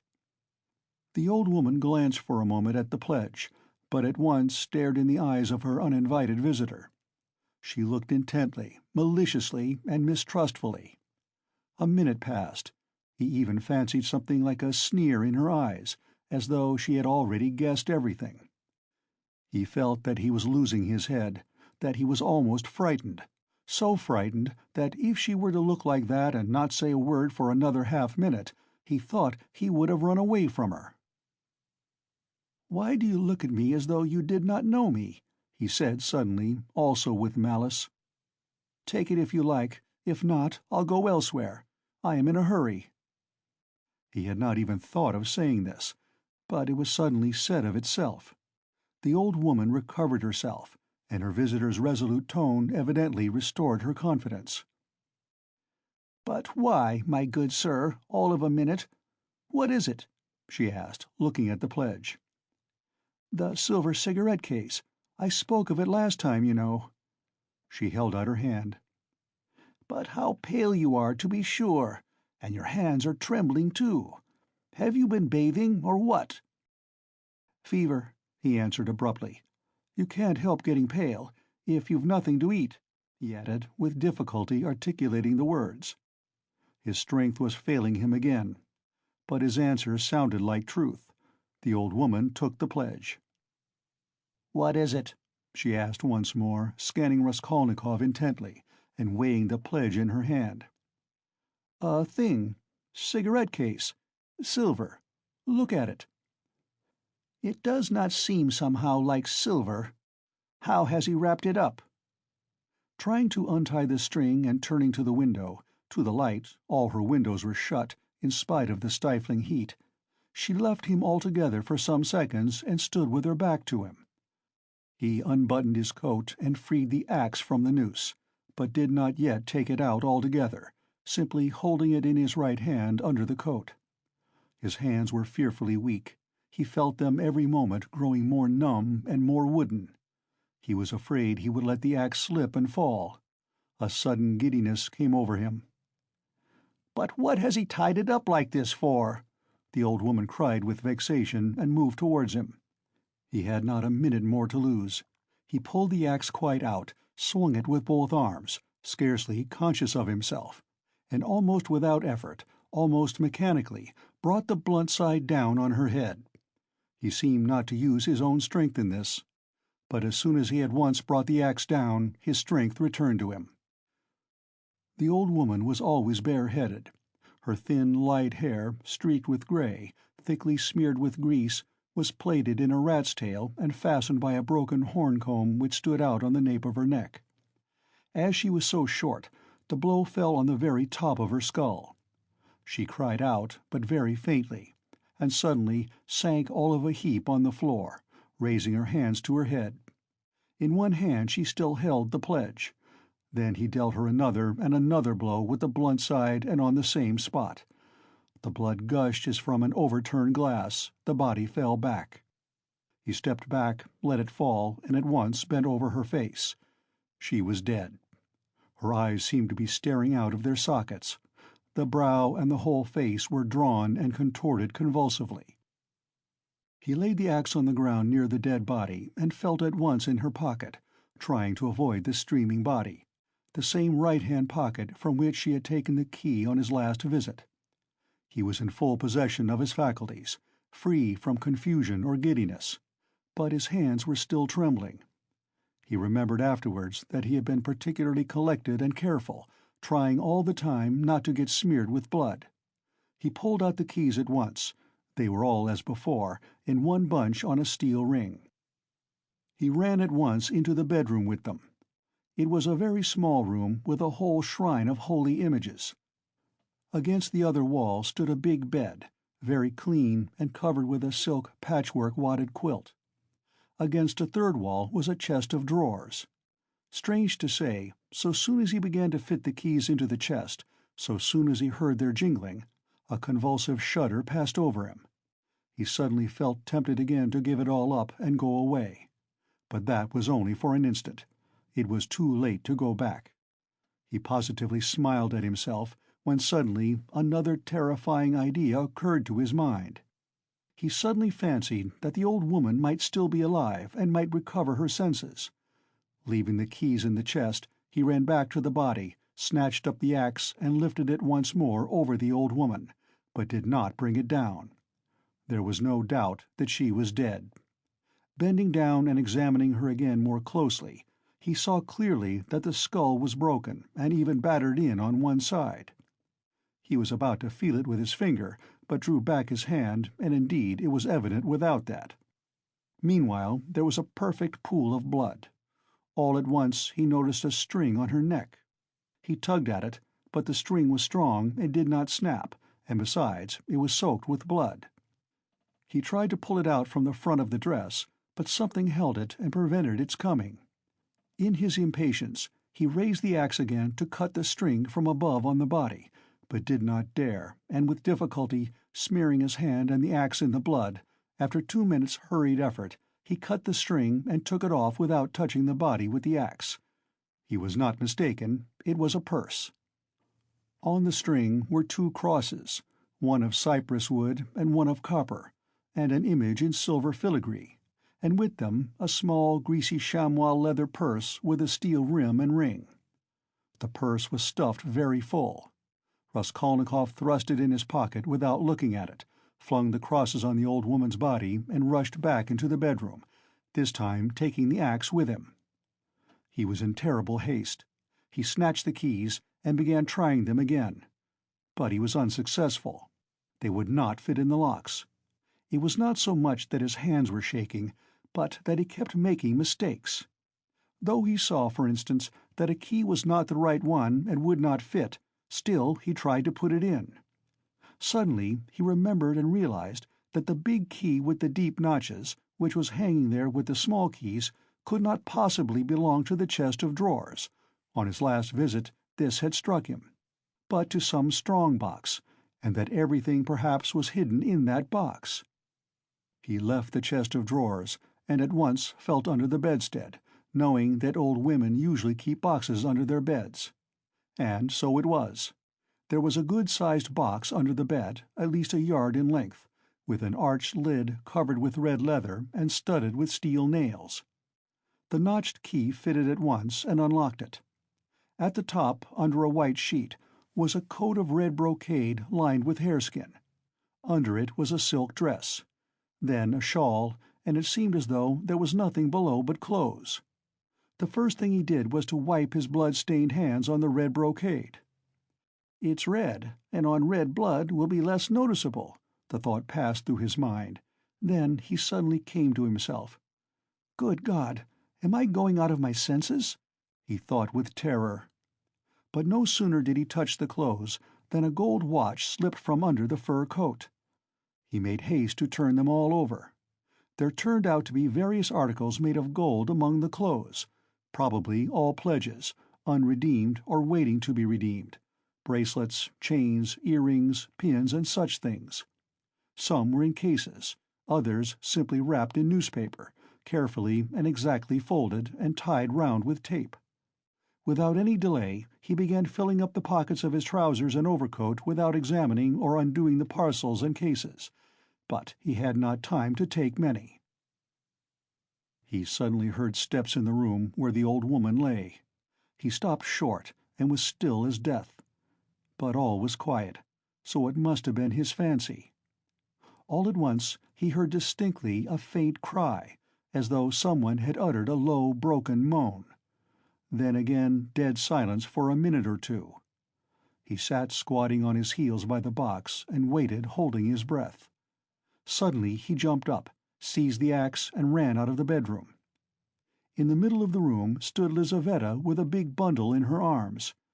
She was gazing in stupefaction at her murdered sister, white as a sheet and seeming not to have the strength to cry out. Seeing him run out of the bedroom, she began faintly quivering all over like a leaf. A shudder ran down her face. She lifted her hand, opened her mouth, but still did not scream.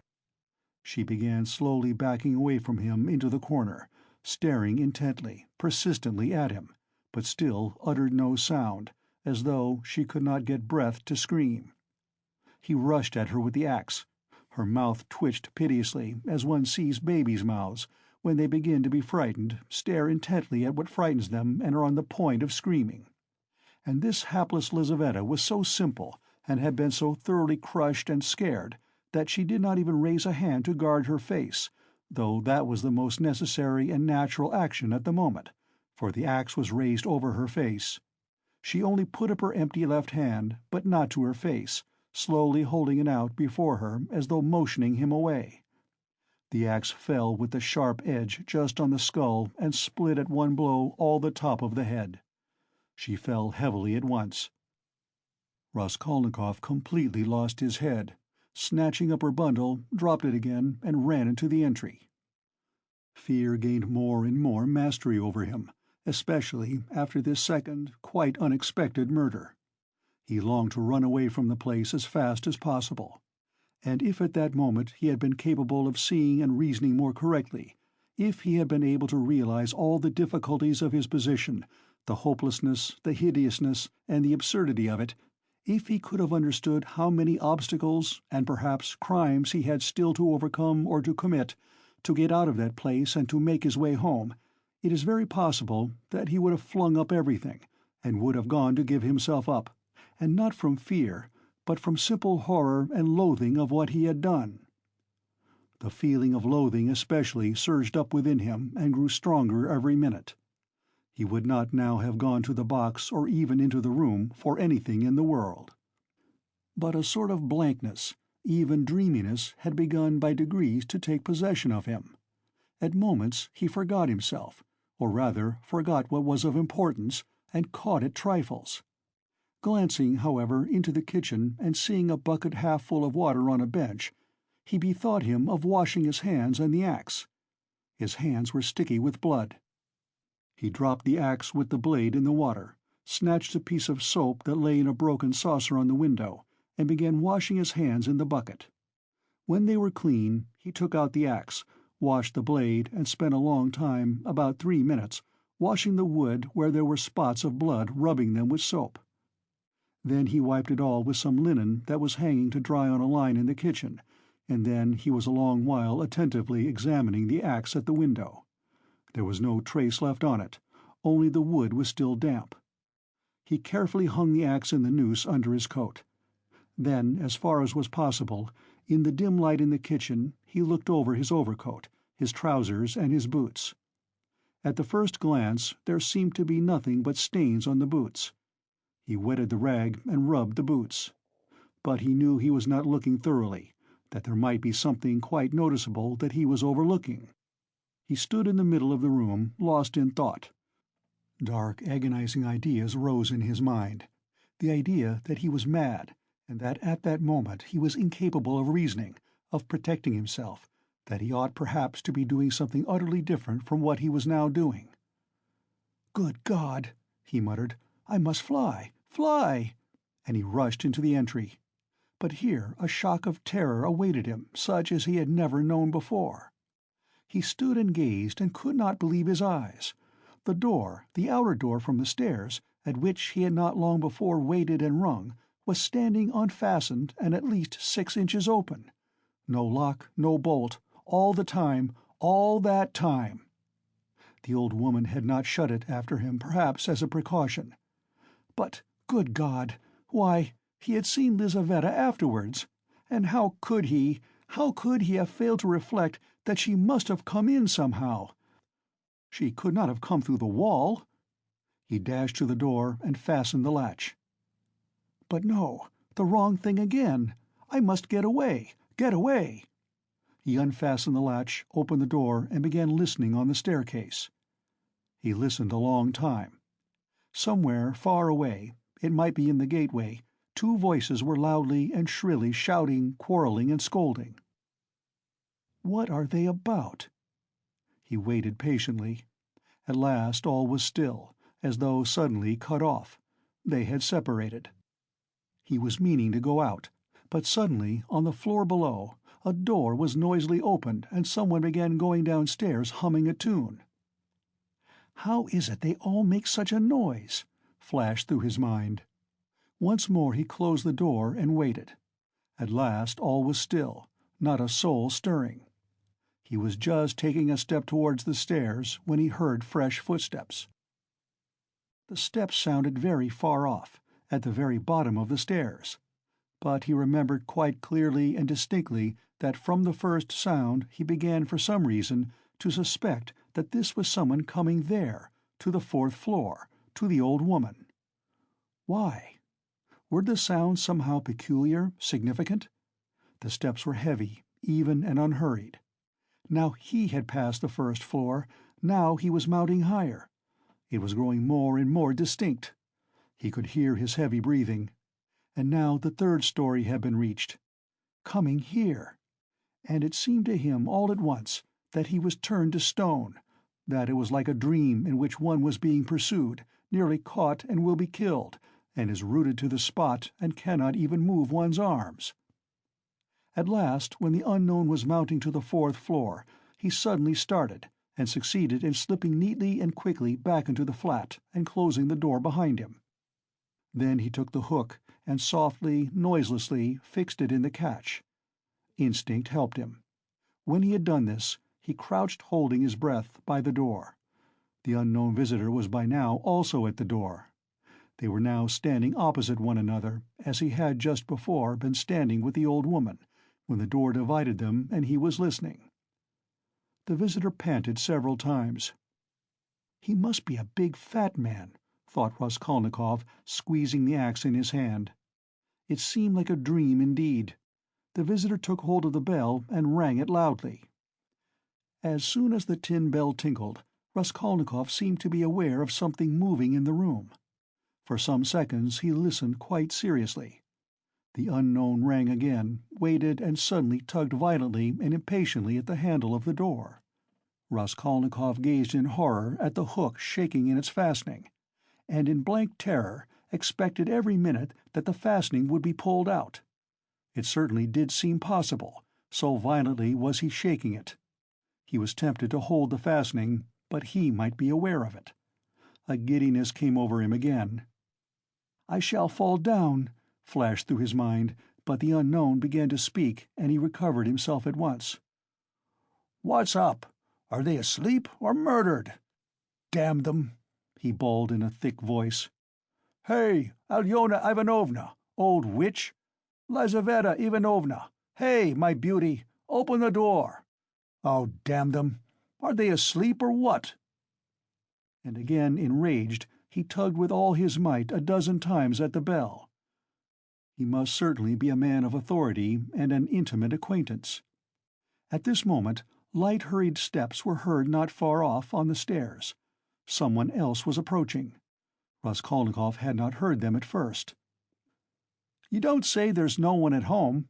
the newcomer cried in a cheerful, ringing voice, addressing the first visitor, who still went on pulling the bell. "Good evening, Coke." From his voice he must be quite young, thought Raskolnikov. "Who the devil can tell? I've almost broken the lock," answered Coke.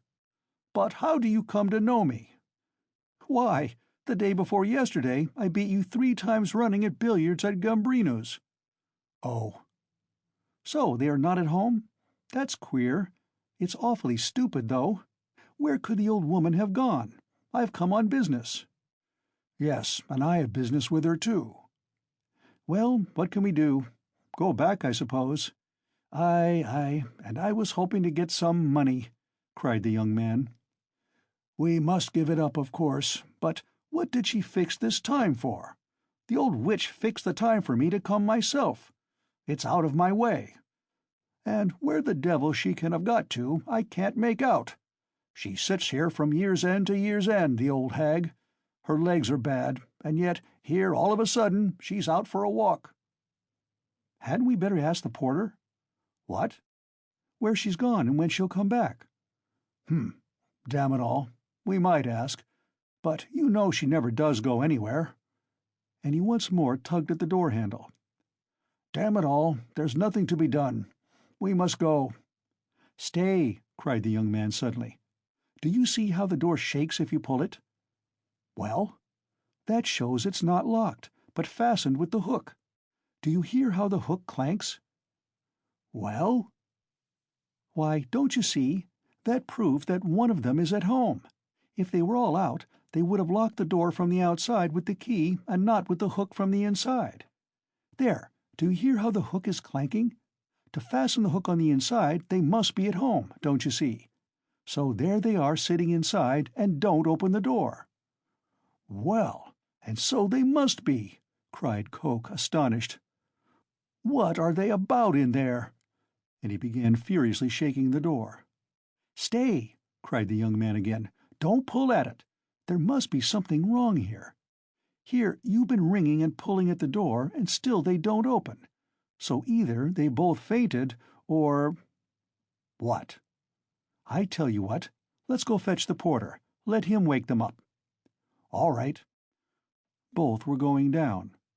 "Stay. You stop here while I run down for the porter." "What for?"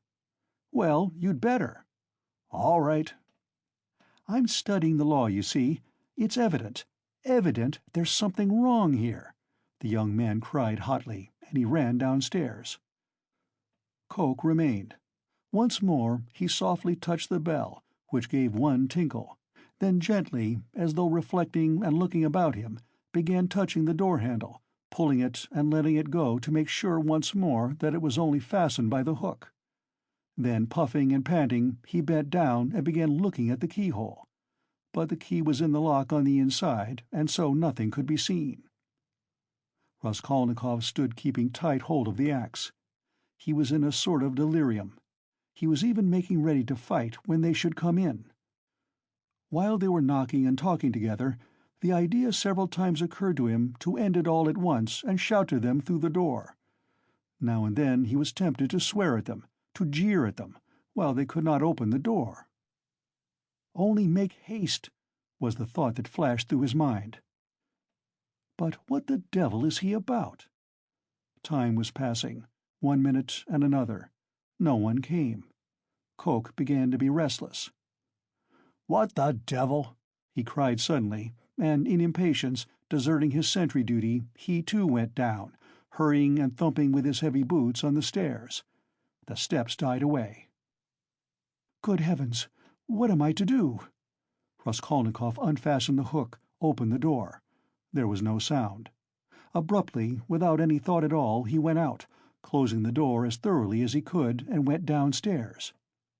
He had gone down 3 flights when he suddenly heard a loud voice below.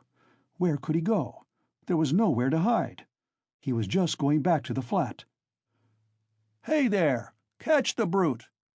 Somebody dashed out of a flat below, shouting, and rather fell than ran down the stairs, bawling at the top of his voice. "Mitka! Mitka! Mitka! Mitka! Mitka! Blast him!" The shout ended in a shriek. The last sounds came from the yard. All was still. But at the same instant several men talking loud and fast began noisily mounting the stairs. There were 3 or 4 of them. He distinguished the ringing voice of the young man. "Hey!" Filled with despair, he went straight to meet them, feeling, come what must. If they stopped him, all was lost. If they let him pass, all was lost too. They would remember him. They were approaching.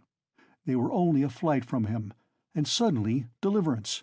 A few steps from him on the right there was an empty flat with the door wide open, the flat on the second floor, where the painters had been at work, and which, as though for his benefit, they had just left. It was they, no doubt, who had just run down, shouting. The floor had only just been painted. In the middle of the room stood a pail and a broken pot with paint and brushes. In one instant he had whizzed in at the open door and hidden behind the wall, and only in the nick of time. They had already reached the landing. Then they turned and went on up to the fourth floor, talking loudly. He waited, went out on tiptoe, and ran down the stairs. No one was on the stairs, nor in the gateway. He passed quickly through the gateway and turned to the left in the street. He knew perfectly well that at that moment they were at the flat, that they were greatly astonished at finding it unlocked, as the door had just been fastened, that by now they were looking at the bodies, that before another minute had passed they would guess and completely realize that the murderer had just been there, and had succeeded in hiding somewhere, slipping by them and escaping. They would guess, most likely, that he had been in the empty flat while they were going downstairs.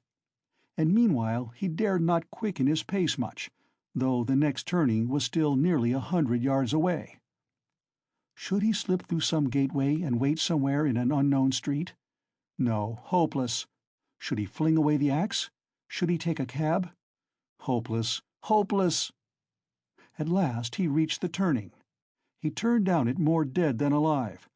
Here he was halfway to safety, and he understood it. It was less risky because there was a great crowd of people, and he was lost in it like a grain of sand. But all he had suffered had so weakened him that he could scarcely move.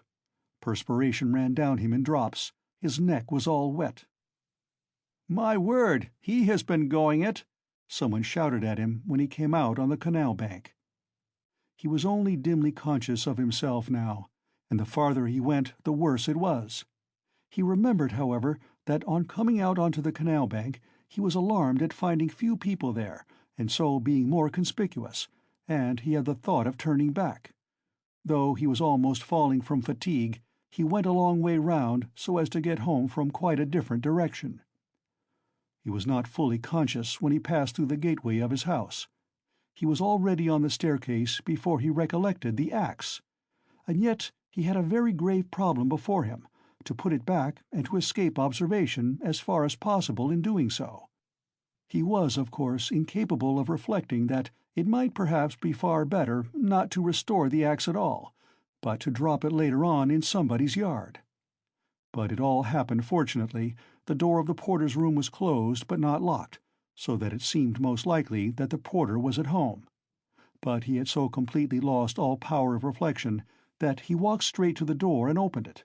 If the porter had asked him, "What do you want?" he would perhaps have simply handed him the axe. But again the porter was not at home, and he succeeded in putting the axe back under the bench and even covering it with the chunk of wood as before. He met no one, not a soul afterwards, on the way to his room. The landlady's door was shut. When he was in his room, he flung himself on the sofa just as he was. He did not sleep, but sank into blank forgetfulness. If anyone had come into his room then, he would have jumped up at once and screamed. Scraps and shreds of thoughts were simply swarming in his brain, but he could not catch at one, he could not rest on one, in spite of all his efforts. End of Part 1, Chapter 7. Part 2, Chapter 1. So he lay a very long while. Now and then he seemed to wake up, and at such moments he noticed that it was far into the night, but it did not occur to him to get up. At last he noticed that it was beginning to get light. He was lying on his back, still dazed from his recent oblivion. Fearful, despairing cries rose shrilly from the street, sounds which he heard every night, indeed, under his window after 2 o'clock. They woke him up now. "Ah, the drunken men are coming out of the taverns," he thought. "It's past 2 o'clock." And at once he leaped up, as though someone had pulled him from the sofa. "What? Past 2 o'clock?" He sat down on the sofa, and instantly recollected everything. All at once, in one flash, he recollected everything. For the first moment he thought he was going mad. A dreadful chill came over him, but the chill was from the fever that had begun long before in his sleep. Now he was suddenly taken with violent shivering, so that his teeth chattered and all his limbs were shaking. He opened the door and began listening. Everything in the house was asleep. With amazement he gazed at himself and everything in the room around him, wondering how he could have come in the night before without fastening the door, and have flung himself on the sofa without undressing, without even taking his hat off. It had fallen off and was lying on the floor near his pillow. If anyone had come in, what would he have thought? That I'm drunk, but... He rushed to the window. There was light enough, and he began hurriedly looking himself all over from head to foot, all his clothes. Were there no traces? But there was no doing it like that. Shivering with the cold, he began taking off everything and looking over again. He turned everything over to the last threads and rags, and, mistrusting himself, went through his search 3 times. But there seemed to be nothing, no trace, except in one place, where some thick drops of congealed blood were clinging to the frayed edge of his trousers. He picked up a big clasp knife and cut off the frayed threads. There seemed to be nothing more. Suddenly he remembered that the purse and the things he had taken out of the old woman's box were still in his pockets. He had not thought till then of taking them out and hiding them. He had not even thought of them while he was examining his clothes. What next? Instantly he rushed to take them out and fling them on the table. When he had pulled out everything, and turned the pocket inside out to be sure there was nothing left, he carried the whole heap to the corner. The paper had come off the bottom of the wall and hung there in tatters. He began stuffing all the things into the hole under the paper. "They're in, all out of sight, and the purse too," he thought gleefully, getting up and gazing blankly at the hole which bulged out more than ever. Suddenly he shuddered all over with horror. "My God," he whispered in despair, "what's the matter with me? Is that hidden? Is that the way to hide things?" He had not reckoned on having trinkets to hide. He had only thought of money, and so had not prepared a hiding-place. "But now what am I glad of?" he thought. "Is that hiding things? My reason's deserting me, simply." He sat down on the sofa in exhaustion, and was at once shaken by another unbearable fit of shivering. Mechanically he drew from a chair beside him his old student's winter coat, which was still warm though almost in rags, covered himself up with it, and once more sank into drowsiness and delirium. He lost consciousness. Not more than 5 minutes had passed when he jumped up a second time, and at once pounced in a frenzy on his clothes again. How could I go to sleep again with nothing done? Yes, I have not taken the loop off the armhole. I forgot a thing like that. Such a piece of evidence. He pulled off the noose, hurriedly cut it to pieces, and threw the bits among his linen under the pillow. Pieces of torn linen couldn't rouse suspicion, whatever happened. I think not, anyway," he repeated, standing in the middle of the room, and with painful concentration he fell to gazing about him again, at the floor and everywhere, trying to make sure he had not forgotten anything. The conviction that all his faculties, even memory and the simplest power of reflection, were failing him began to be an insufferable torture. "Surely it isn't beginning already. Surely it isn't my punishment coming upon me. It is." The frayed rags he had cut off his trousers were actually lying on the floor in the middle of the room, where anyone coming in would see them. "What is the matter with me?" he cried again, like one distraught. Then a strange idea entered his head. That perhaps all his clothes were covered with blood, that perhaps there were a great many stains, but that he did not see them, did not notice them because his perceptions were failing, were going to pieces. His reason was clouded. Suddenly he remembered that there had been blood on the purse too. Ah, Then there must be blood in the pocket, too, for I put the wet purse in my pocket." In a flash he had turned the pocket inside out, and, yes, there were traces, stains on the lining of the pocket. "So my reason has not quite deserted me, so I still have some sense and memory, since I guessed it of myself," he thought triumphantly, with a deep sigh of relief. "It's simply the weakness of fever, a moment's delirium." And he tore the whole lining out of the left pocket of his trousers. At that instant the sunlight fell on his left boot. On the sock which poked out from the boot he fancied there were traces. He flung off his boots. Traces indeed! The tip of the sock was soaked with blood. He must have unwarily stepped into that pool. But what am I to do with this now? Where am I to put the sock and rags and pocket? He gathered them all up in his hands and stood in the middle of the room. In the stove? But they would ransack the stove first of all. Burn them? But what can I burn them with? There are no matches even. No, better go out and throw it all away somewhere. Yes, better throw it away, he repeated, sitting down on the sofa again. And at once, this minute, without lingering. But his head sank on the pillow instead. Again the unbearable icy shivering came over him. Again he drew his coat over him. And for a long while, for some hours, he was haunted by the impulse to go off somewhere at once, this moment, and fling it all away, so that it may be out of sight and done with, at once, at once. Several times he tried to rise from the sofa, but could not. He was thoroughly waked up at last by a violent knocking at his door. "Open, do! Are you dead or alive? He keeps sleeping here," shouted Nastasya, banging with her fist on the door. "For whole days together he's snoring here like a dog. A dog he is, too. Open, I tell you! It's past 10. "Maybe he's not at home," said a man's voice. "Ha! That's the porter's voice. What does he want?" He jumped up and sat on the sofa. The beating of his heart was a positive pain. "Then who can have latched the door?" retorted Nastasya. "He's taken to bolting himself in. As if he were worth stealing. Open, you stupid! Wake up!" What do they want? Why the porter? All's discovered.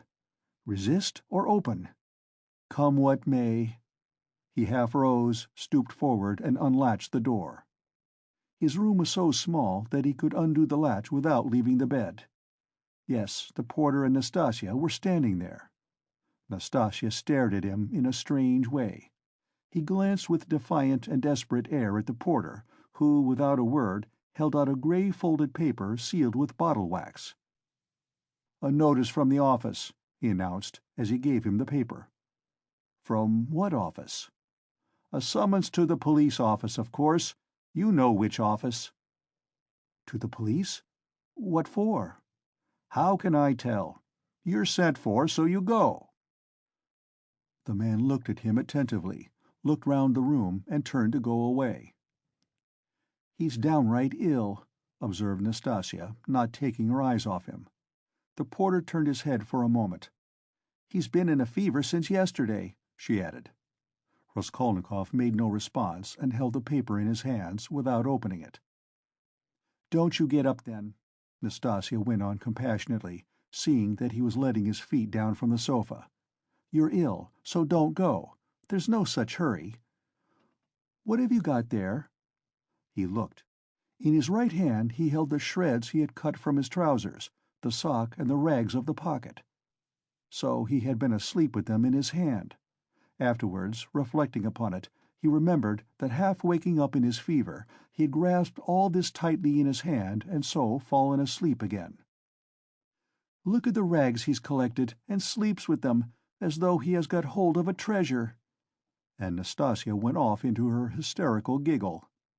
Instantly he thrust them all under his greatcoat, and fixed his eyes intently upon her. Far as he was from being capable of rational reflection at that moment, he felt that no one would behave like that with a person who was going to be arrested. But the police? "You'd better have some tea. Yes? I'll bring it. There's some left." "No, I'm going. I'll go at once," he muttered, getting to his feet. "Why, you'll never get downstairs." "Yes, I'll go." "As you please." She followed the porter out. At once he rushed to the light to examine the sock and rags. There are stains, but not very noticeable, all covered with dirt, and rubbed and already discolored. No one who had no suspicion could distinguish anything. Nastasia from a distance could not have noticed, thank God. Then with a tremor he broke the seal of the notice and began reading. He was a long while reading, before he understood. It was an ordinary summons from the district police station to appear that day at 9:30 at the office of the district superintendent. "But when has such a thing happened? I never have anything to do with the police. And why just today?"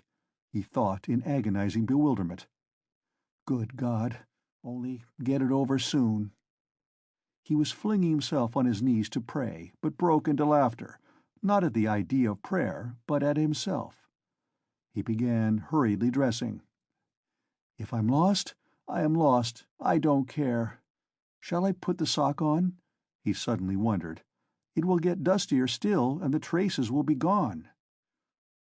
But no sooner had he put it on than he pulled it off again in loathing and horror. He pulled it off, but reflecting that he had no other socks, he picked it up and put it on again, and again he laughed. "That's all conventional, that's all relative, merely a way of looking at it," he thought in a flash, but only on the top surface of his mind, while he was shuddering all over. "There, I've got it on. I finished by getting it on." But his laughter was quickly followed by despair. "No, it's too much for me," he thought. His legs shook. "From fear," he muttered. His head swam and ached with fever. "It's a trick. They want to decoy me there and confound me over everything," he mused as he went out onto the stairs. "The worst of it is I'm almost light-headed. I may blurt out something stupid." On the stairs he remembered that he was leaving all the things just as they were in the hole in the wall. "And very likely it's on purpose to search when I'm out," he thought, and stopped short. But he was possessed by such despair, such cynicism of misery, if one might so call it, that with a wave of his hand he went on. "Only to get it over." In the street the heat was insufferable again. Not a drop of rain had fallen all those days. Again dust, bricks and mortar. Again the stench from the shops and pot-houses. Again the drunken men, the Finnish peddlers and half-broken-down cabs. The sun shone straight in his eyes, so that it hurt him to look out of them, and he felt his head going round, as a man in fever is apt to feel when he comes out into the street on a bright sunny day. When he reached the turning into the street, in an agony of trepidation he looked down it, at the house, and at once averted his eyes. "If they question me, perhaps I'll simply tell," he thought as he drew near the police station. The police station was about a quarter of a mile off. It had lately been moved to new rooms on the 4th floor of a new house. He had been once for a moment in the old office, but long ago. Turning in at the gateway, he saw on the right a flight of stairs which a peasant was mounting with a book in his hand. "A house porter, no doubt. So then the office is here." And he began ascending the stairs on the chance. He did not want to ask questions of anyone. "I'll go in, fall on my knees, and confess everything," he thought as he reached the 4th floor. The staircase was steep, narrow, and all sloppy with dirty water. The kitchens of the flats opened onto the stairs and stood open almost the whole day. So there was a fearful smell and heat. The staircase was crowded with porters going up and down with their books under their arms, policemen and persons of all sorts and both sexes. The door of the office, too, stood wide open. Peasants stood waiting within. There, too, the heat was stifling, and there was a sickening smell of fresh paint and stale oil from the newly decorated rooms. After a little while he decided to move forward into the next room. All the rooms were small and low-pitched. A fearful impatience drew him on and on. No one paid attention to him. In the second room some clerks sat writing, dressed hardly better than he was, and rather a queer-looking set. He went up to one of them. "What is it?" He showed the notice he had received. "You are a student?" the man asked, glancing at the notice. "Yes, formerly a student." The clerk looked at him, but without the slightest interest. He was a particularly unkempt person, with the look of a fixed idea in his eye. There would be no getting anything out of him, because he has no interest in anything, thought Raskolnikov. "Go in there to the head clerk," said the clerk, pointing towards the furthest room. He went into that room, the fourth in order. It was a small room and packed full of people, rather better dressed than in the outer rooms. Among them were two ladies. One, poorly dressed in mourning, sat at the table opposite the chief clerk, writing something at his dictation. The other, a very stout, buxom woman with a purplish-red, blotchy face, excessively smartly dressed with a brooch on her bosom as big as a saucer, was standing on one side, apparently waiting for something. Raskolnikov thrust his notice upon the head clerk. The latter glanced at it, said, "Wait a minute," and went on attending to the lady in mourning. He breathed more freely. It can't be that. By degrees he began to regain confidence. He kept urging himself to have courage and be calm. "Some foolishness, some trifling carelessness, and I may betray myself. It's a pity there's no air here," he added. "It's stifling. It makes one's head dizzier than ever, and one's mind too." He was conscious of a terrible inner turmoil. He was afraid of losing his self-control. He tried to catch at something and fix his mind on it, something quite irrelevant, but he could not succeed in this at all. Yet the head clerk greatly interested him. He kept hoping to see through him and guess something from his face. He was a very young man, about 22, with a dark, mobile face that looked older than his years. He was fashionably dressed and foppish, with his hair parted in the middle, well combed and pomaded, and wore a number of rings on his well-scrubbed fingers, and a gold chain on his waistcoat. He said a couple of words in French to a foreigner who was in the room, and said them fairly correctly. "Louise Ivanovna, you can sit down," he said casually to the gaily dressed, purple-faced lady, who was still standing as though not venturing to sit down, though there was a chair beside her. "Ich danke," said the latter, and softly, with a rustle of silk, she sank into the chair.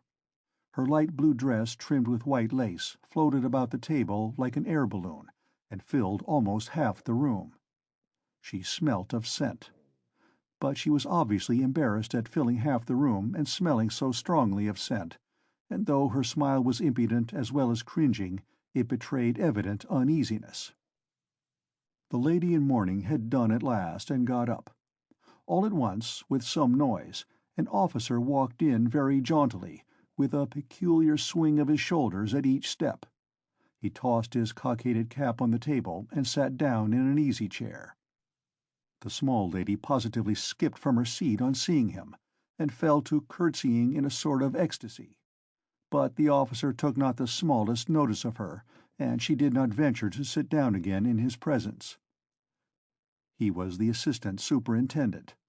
He had a reddish mustache that stood out horizontally on each side of his face, and extremely small features, expressive of nothing much except a certain insolence. He looked askance and rather indignantly at Raskolnikov. He was so very badly dressed, and in spite of his humiliating position, his bearing was by no means in keeping with his clothes. Raskolnikov had unwarily fixed a very long and direct look on him, so that he felt positively affronted. "What do you want?" he shouted, apparently astonished that such a ragged fellow was not annihilated by the majesty of his glance. "I was summoned by a notice," Raskolnikov faltered. "For the recovery of money due from the student," the head clerk interfered hurriedly, tearing himself from his papers. "Here," and he flung Raskolnikov a document and pointed out the place. "Read that." "Money? What money?" thought Raskolnikov. But, then, it's certainly not that. And he trembled with joy. He felt sudden, intense, indescribable relief. A load was lifted from his back. "And pray, what time were you directed to appear, sir?" shouted the assistant superintendent, seeming for some unknown reason more and more aggrieved. "You are told to come at 9, and now it's 12." "The notice was only brought me a quarter of an hour ago," Raskolnikov answered loudly over his shoulder. To his own surprise, he too grew suddenly angry and found a certain pleasure in it. "And it's enough that I have to come here ill with a fever." "Kindly refrain from shouting." "I'm not shouting. I'm speaking very quietly. It's you who are shouting at me. I'm a student, and I allow no one to shout at me." The assistant superintendent was so furious that for the first minute he could only splutter inarticulately. He leaped up from his seat. "Be silent! You are in a government office. Don't be impudent, sir." "You're in a government office, too," cried Raskolnikov. "And you're smoking a cigarette as well as shouting, so you are showing disrespect to all of us." He felt an indescribable satisfaction at having said this. The head clerk looked at him with a smile. The angry assistant superintendent was obviously disconcerted. "That's not your business," he shouted at last, with unnatural loudness. "Kindly make the declaration demanded of you. Show him, Alexander Grigorovitch. There is a complaint against you. You don't pay your debts. You're a fine bird." But Raskolnikov was not listening now.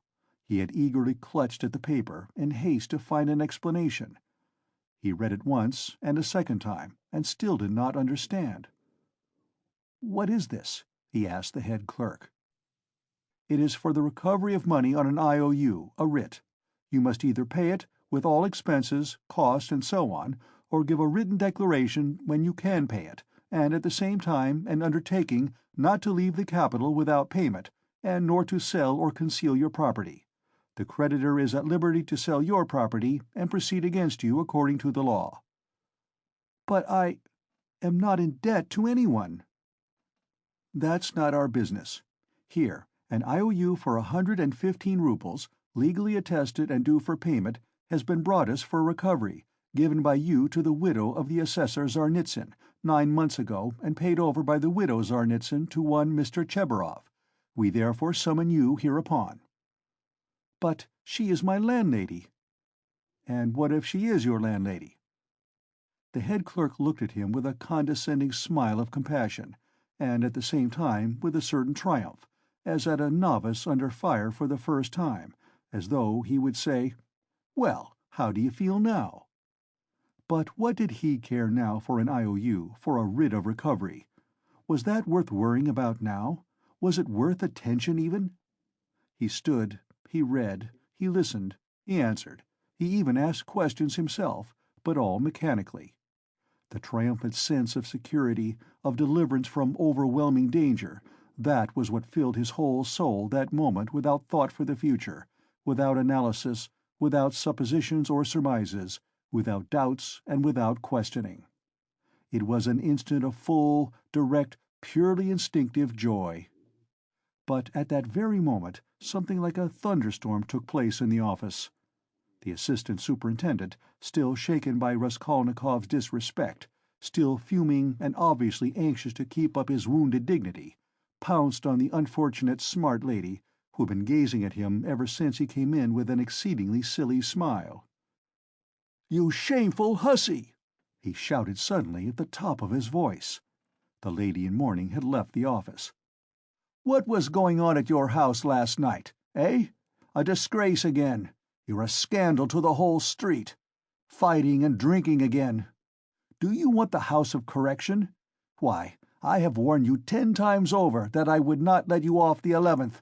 And here you are again. Again you— The paper fell out of Raskolnikov's hands, and he looked wildly at the smart lady who was so unceremoniously treated. But he soon saw what it meant, and at once began to find positive amusement in the scandal. He listened with pleasure, so that he longed to laugh and laugh. All his nerves were on edge. "Ilya Petrovitch," the head clerk was beginning anxiously, but stopped short, for he knew from experience that the enraged assistant could not be stopped except by force. As for the smart lady, at first she positively trembled before the storm.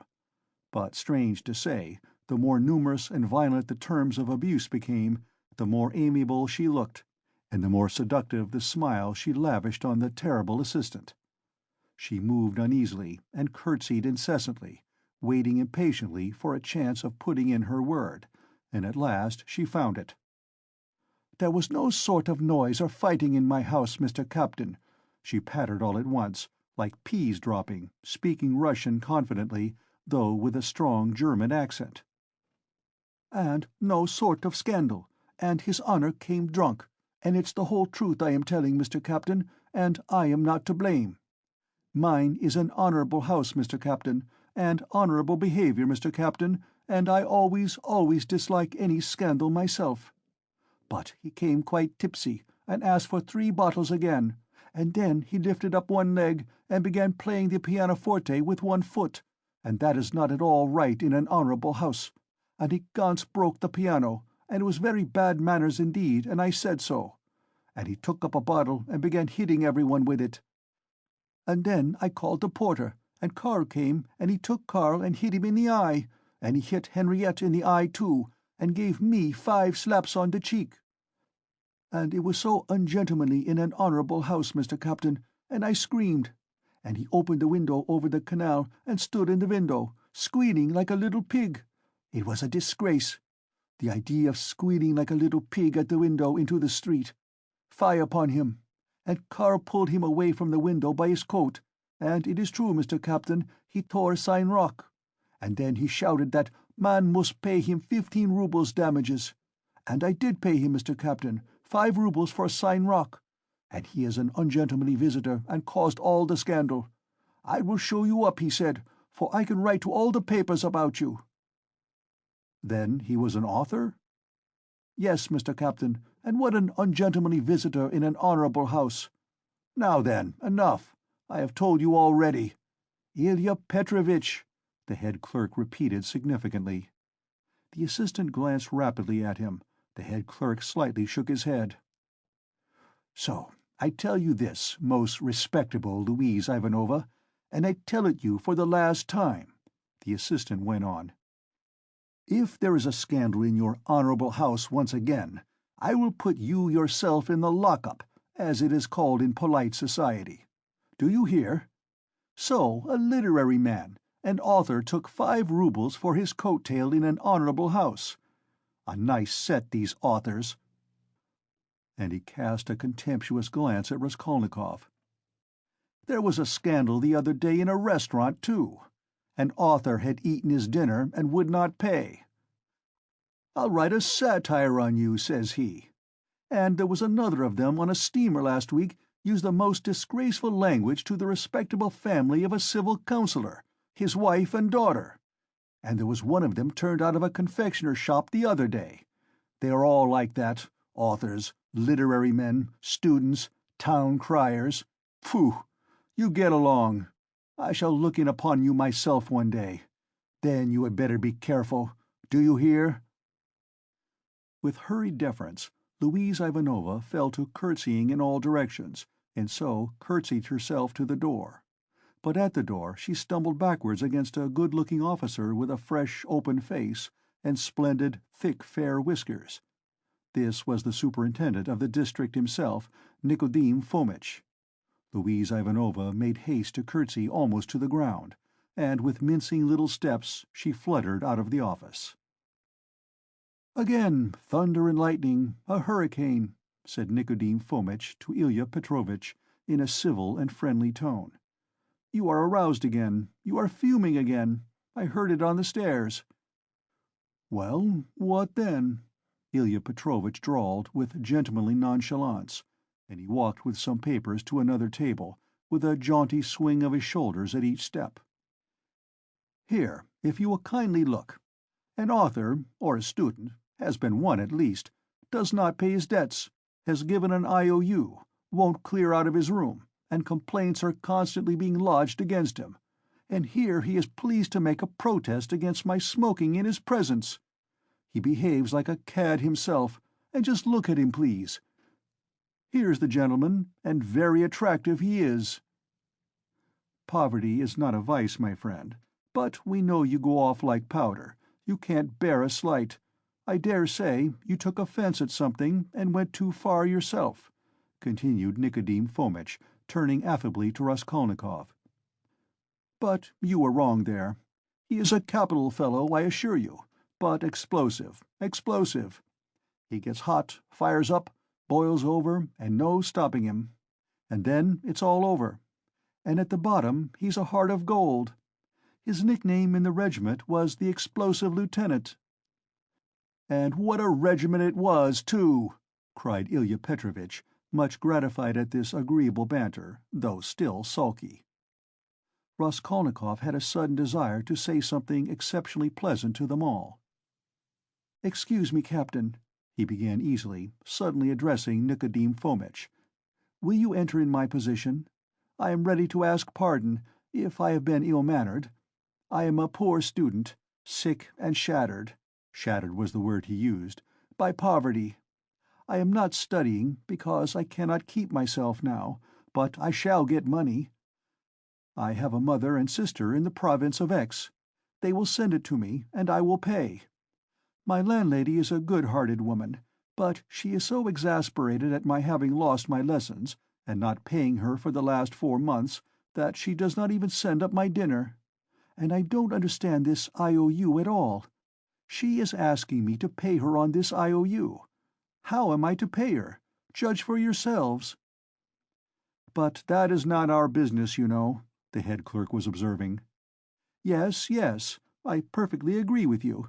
But allow me to explain."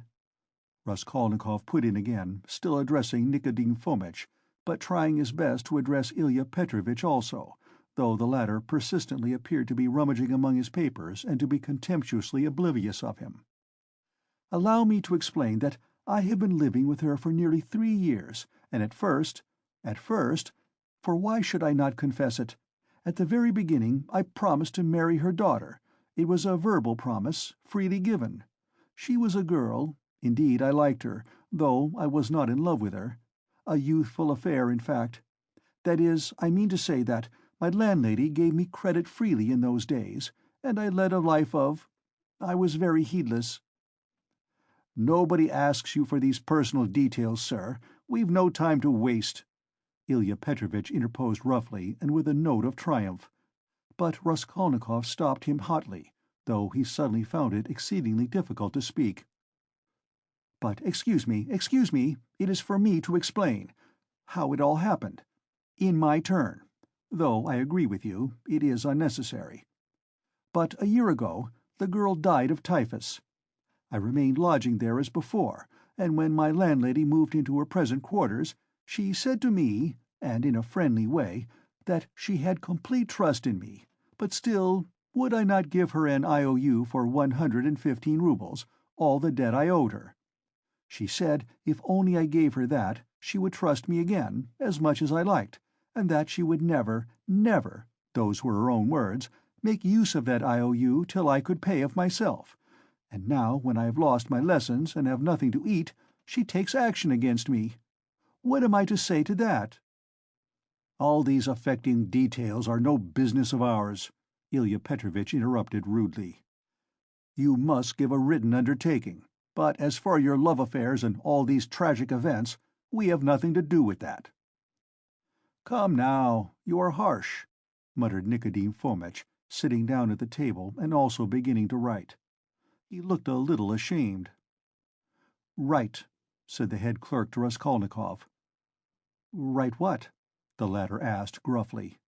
"I will dictate to you." Raskolnikov fancied that the head clerk treated him more casually and contemptuously after his speech, but strange to say, he suddenly felt completely indifferent to anyone's opinion, and this revulsion took place in a flash, in one instant. If he had cared to think a little, he would have been amazed indeed that he could have talked to them like that a minute before, forcing his feelings upon them. And where had those feelings come from? Now, if the whole room had been filled, not with police officers, but with those nearest and dearest to him, he would not have found one human word for them, so empty was his heart. A gloomy sensation of agonizing, everlasting solitude and remoteness took conscious form in his soul. It was not the meanness of his sentimental effusions before Ilya Petrovitch, nor the meanness of the latter's triumph over him that had caused this sudden revulsion in his heart. Oh, what had he to do now with his own baseness, with all these petty vanities, officers, German women, debts, police offices? If he had been sentenced to be burnt at that moment, he would not have stirred, would hardly have heard the sentence to the end. Something was happening to him entirely new, sudden and unknown. It was not that he understood, but he felt clearly, with all the intensity of sensation, that he could never more appeal to these people in the police office with sentimental effusions like his recent outburst, or with anything whatever, and that if they had been his own brothers and sisters, and not police officers, it would have been utterly out of the question to appeal to them in any circumstance of life. He had never experienced such a strange and awful sensation. And what was most agonizing, it was more a sensation than a conception or idea, a direct sensation, the most agonizing of all the sensations he had known in his life. The head clerk began dictating to him the usual form of declaration, that he could not pay, that he undertook to do so at a future date, that he would not leave the town, nor sell his property, and so on. "But you can't write. You can hardly hold the pen," observed the head clerk, looking with a curiosity at Raskolnikov. "Are you ill?" "Yes, I am giddy. Go on." "That's all. Sign it." The head clerk took the paper and turned to attend to others. Raskolnikov gave back the pen, but instead of getting up and going away, he put his elbows on the table and pressed his head in his hands. He felt as if a nail were being driven into his skull. A strange idea suddenly occurred to him, to get up at once, to go to Nikodim Fomitch and tell him everything that had happened yesterday, and then to go with him to his lodgings and to show him the things in the hole in the corner. The impulse was so strong that he got up from his seat to carry it out. "Hadn't I better think a minute?" flashed through his mind. "No, better cast off the burden without thinking." But all at once he stood still, rooted to the spot. Nikodim Fomitch was talking eagerly with Ilya Petrovitch, and the words reached him. "It's impossible. They'll both be released. To begin with, the whole story contradicts itself. Why should they have called the porter, if it had been their doing? To inform against themselves? Or as a blind? No, that would be too cunning. Besides, Pestryakov, the student, was seen at the gate by both the porters and a woman as he went in. He was walking with 3 friends, who left him only at the gate, and he asked the porters to direct him in the presence of the friends. Now, would he have asked his way if he had been going with such an object? As for Coke, he spent half an hour at the silversmith's below, before he went up to the old woman and left him at exactly 7:45. Now just consider. But, excuse me, how do you explain this contradiction? They state themselves that they knocked and the door was locked. Yet, 3 minutes later, when they went up with the porter, it turned out the door was unfastened. That's just it. The murderer must have been there and bolted himself in, and they'd have caught him for certainty if Coke had not been an ass and gone to look for the porter too. He must have seized the interval to get downstairs and slip by them somehow. Cope keeps crossing himself and saying, 'If I had been there, he would have jumped out and killed me with his axe.' He is going to have a Thanksgiving service. Ha ha! And no one saw the murderer? They might well not see him. The house is a regular Noah's Ark," said the head clerk, who was listening. "It's clear, quite clear," Nikodim Fomitch repeated warmly. "No, it's anything but clear," Ilya Petrovitch maintained. Raskolnikov picked up his hat and walked towards the door, but he did not reach it. When he recovered consciousness, he found himself sitting in a chair, supported by someone on the right side, while someone else was standing on the left, holding a yellowish glass filled with yellow water, and Nicodemus Fomitch standing before him, looking intently at him. He got up from the chair. "What's this? Are you ill?" Nicodemus Fomitch asked, rather sharply. "He could hardly hold his pen when he was signing," said the head clerk, settling back in his place and taking up his work again. "Have you been ill long?" cried Ilya Petrovitch from his place, where he, too, was looking through papers. He had, of course, come to look at the sick man when he fainted, but retired at once when he recovered. "Since yesterday," muttered Raskolnikov in reply. "Did you go out yesterday?"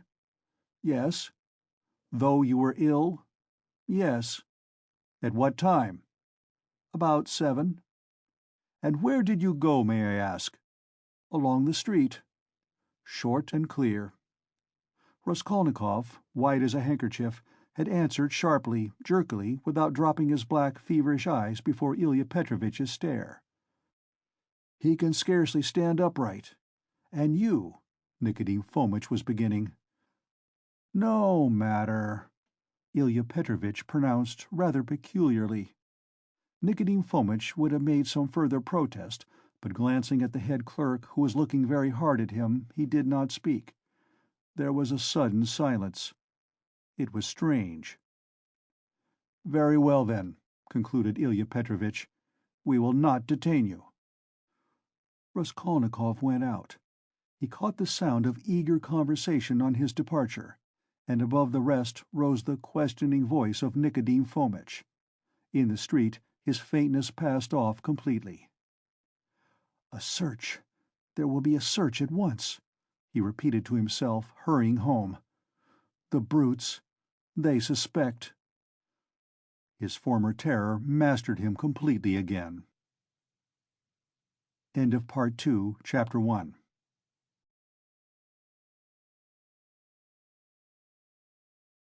Part 2, Chapter 2.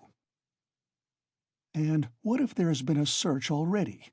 What if I find them in my room? But here was his room. Nothing and no one in it. No one had peeped in. Even Nastasia had not touched it. But heavens, how could he have left all those things in the hole? He rushed to the corner, slipped his hand under the paper, pulled the things out and lined his pockets with them. There were 8 articles in all. 2 little boxes with earrings or something of the sort. He hardly looked to see. Then 4 small leather cases. There was a chain, too, merely wrapped in newspaper, and something else in newspaper that looked like a decoration. He put them all in the different pockets of his overcoat, and the remaining pocket of his trousers, trying to conceal them as much as possible. He took the purse, too. Then he went out of his room, leaving the door open. He walked quickly and resolutely, and though he felt shattered, he had his senses about him. He was afraid of pursuit. He was afraid that in another half-hour, another quarter of an hour perhaps, instructions would be issued for his pursuit, and so at all costs he must hide all traces before then. He must clear everything up while he still had some strength, some reasoning power left him. Where was he to go? That had long been settled.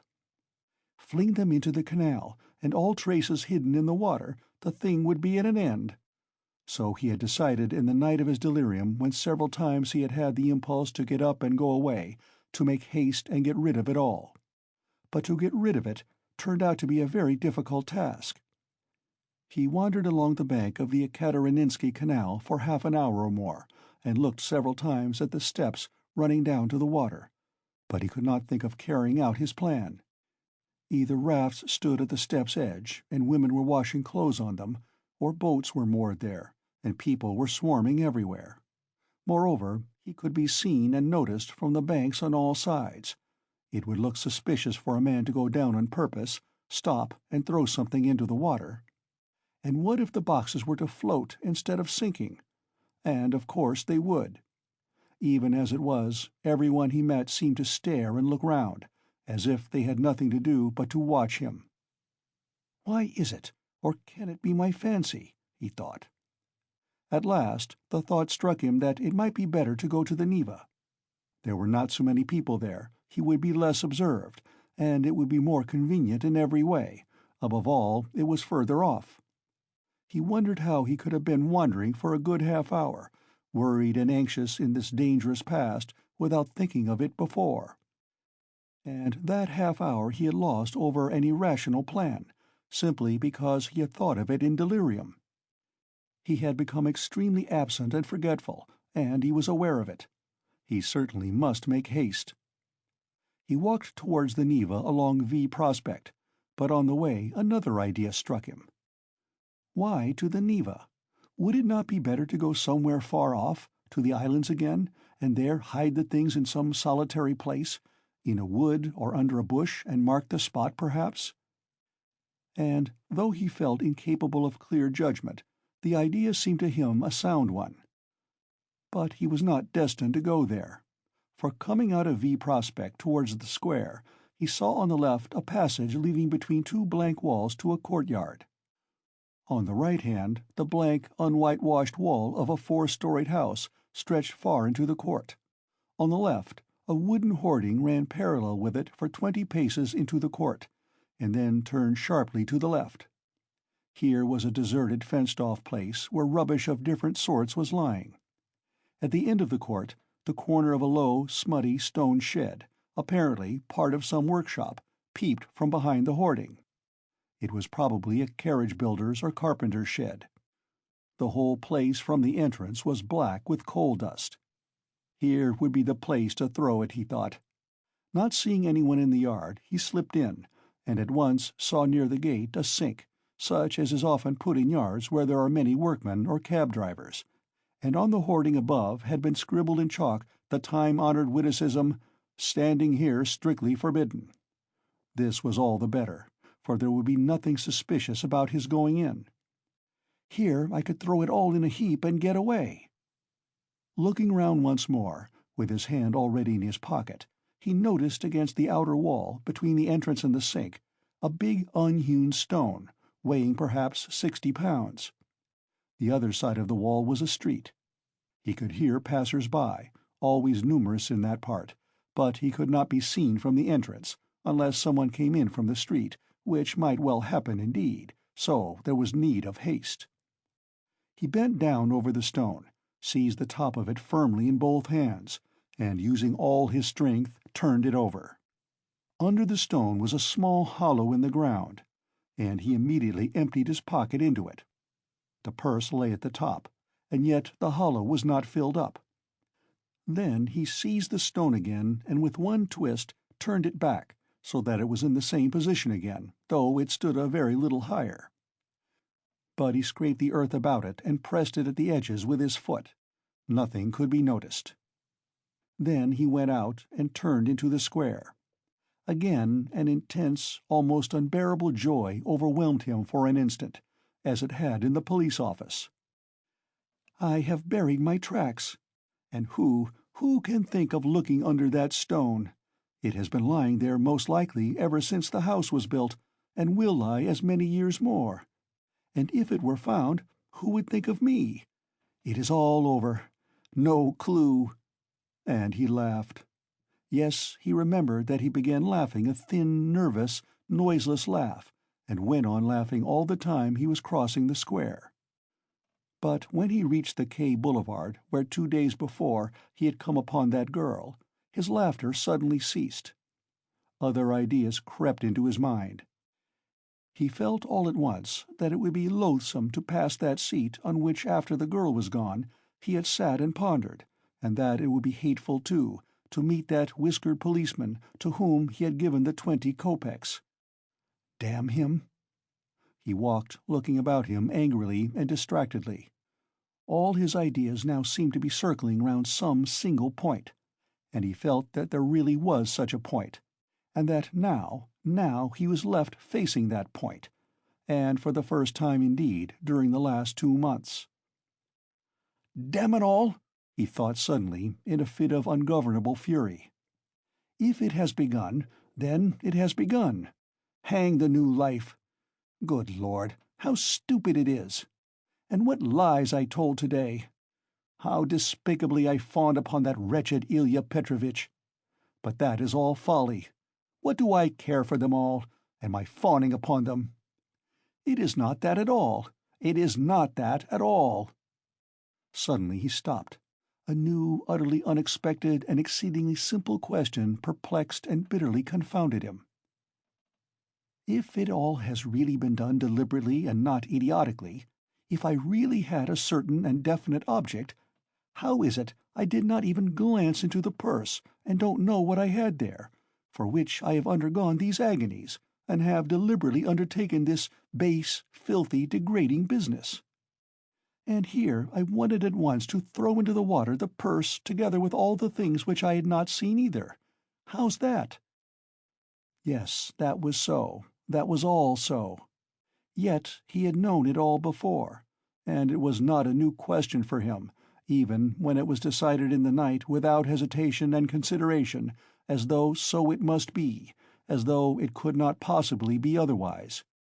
Yes, he had known it all and understood it all. It surely had been all settled even yesterday at the moment when he was bending over the box and pulling the jewel cases out of it. Yes, so it was. "It is because I am very ill," he decided grimly at last. "I have been worrying and fretting myself, and I don't know what I am doing.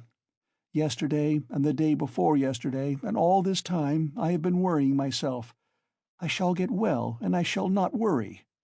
But what if I don't get well at all? Good God, how sick I am of it all!" He walked on without resting. He had a terrible longing for some distraction, but he did not know what to do, what to attempt.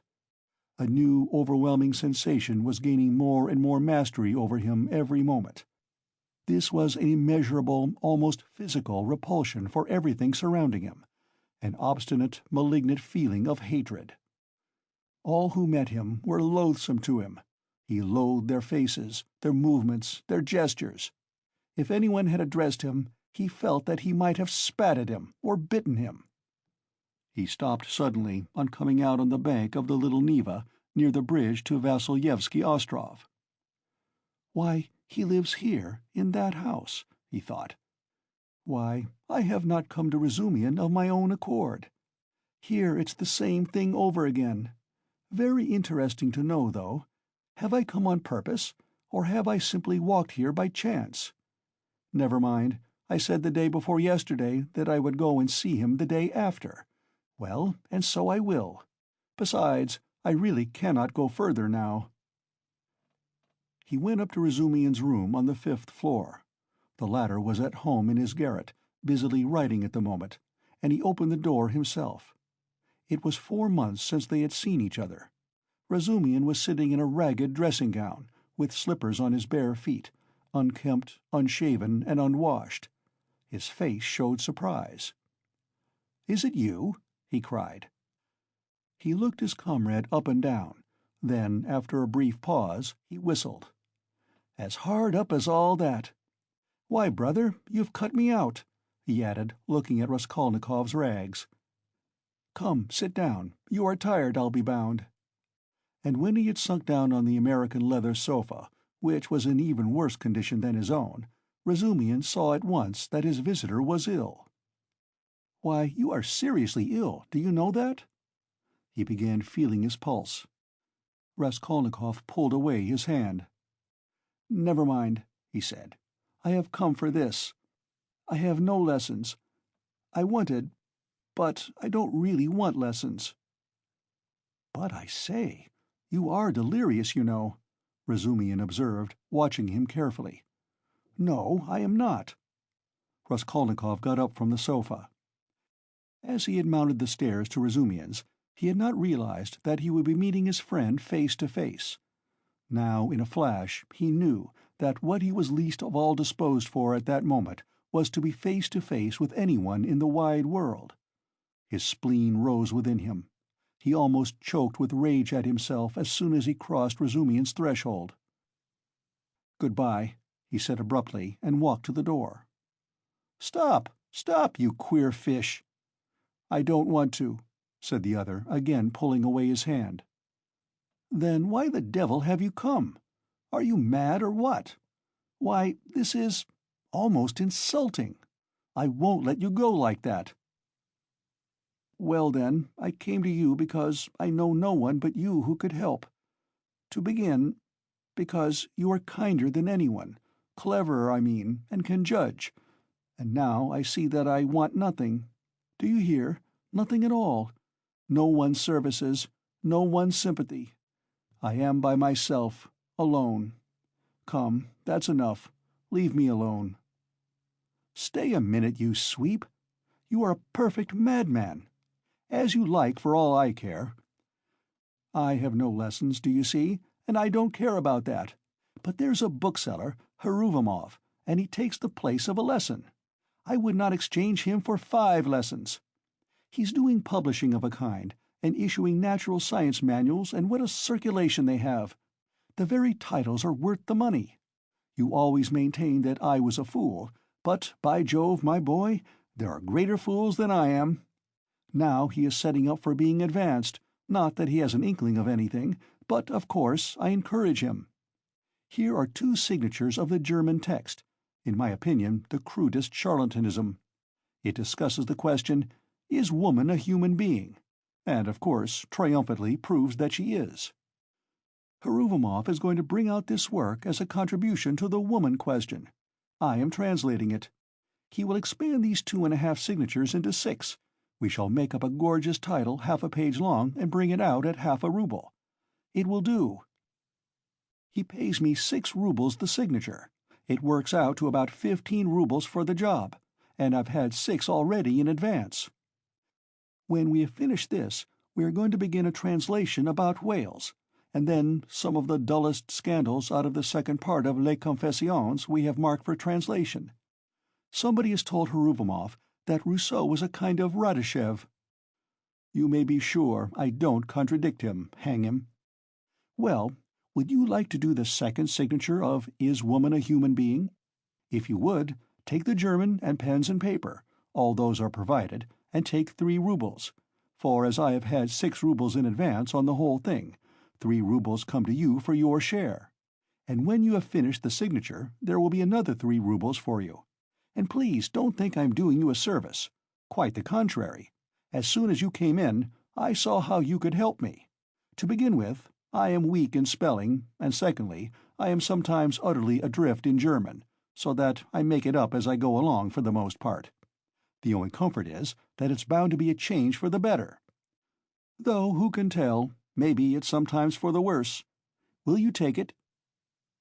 Raskolnikov took the German sheets in silence, took the 3 rubles, and without a word went out. Razumihin gazed after him in astonishment. But when Raskolnikov was in the next street, he turned back, mounted the stairs to Razumihin's again, and laying on the table the German article and the 3 rubles, went out again, still without uttering a word. "Are you raving, or what?" Razumihin shouted, roused to fury at last. "What farce is this? You'll drive me crazy, too.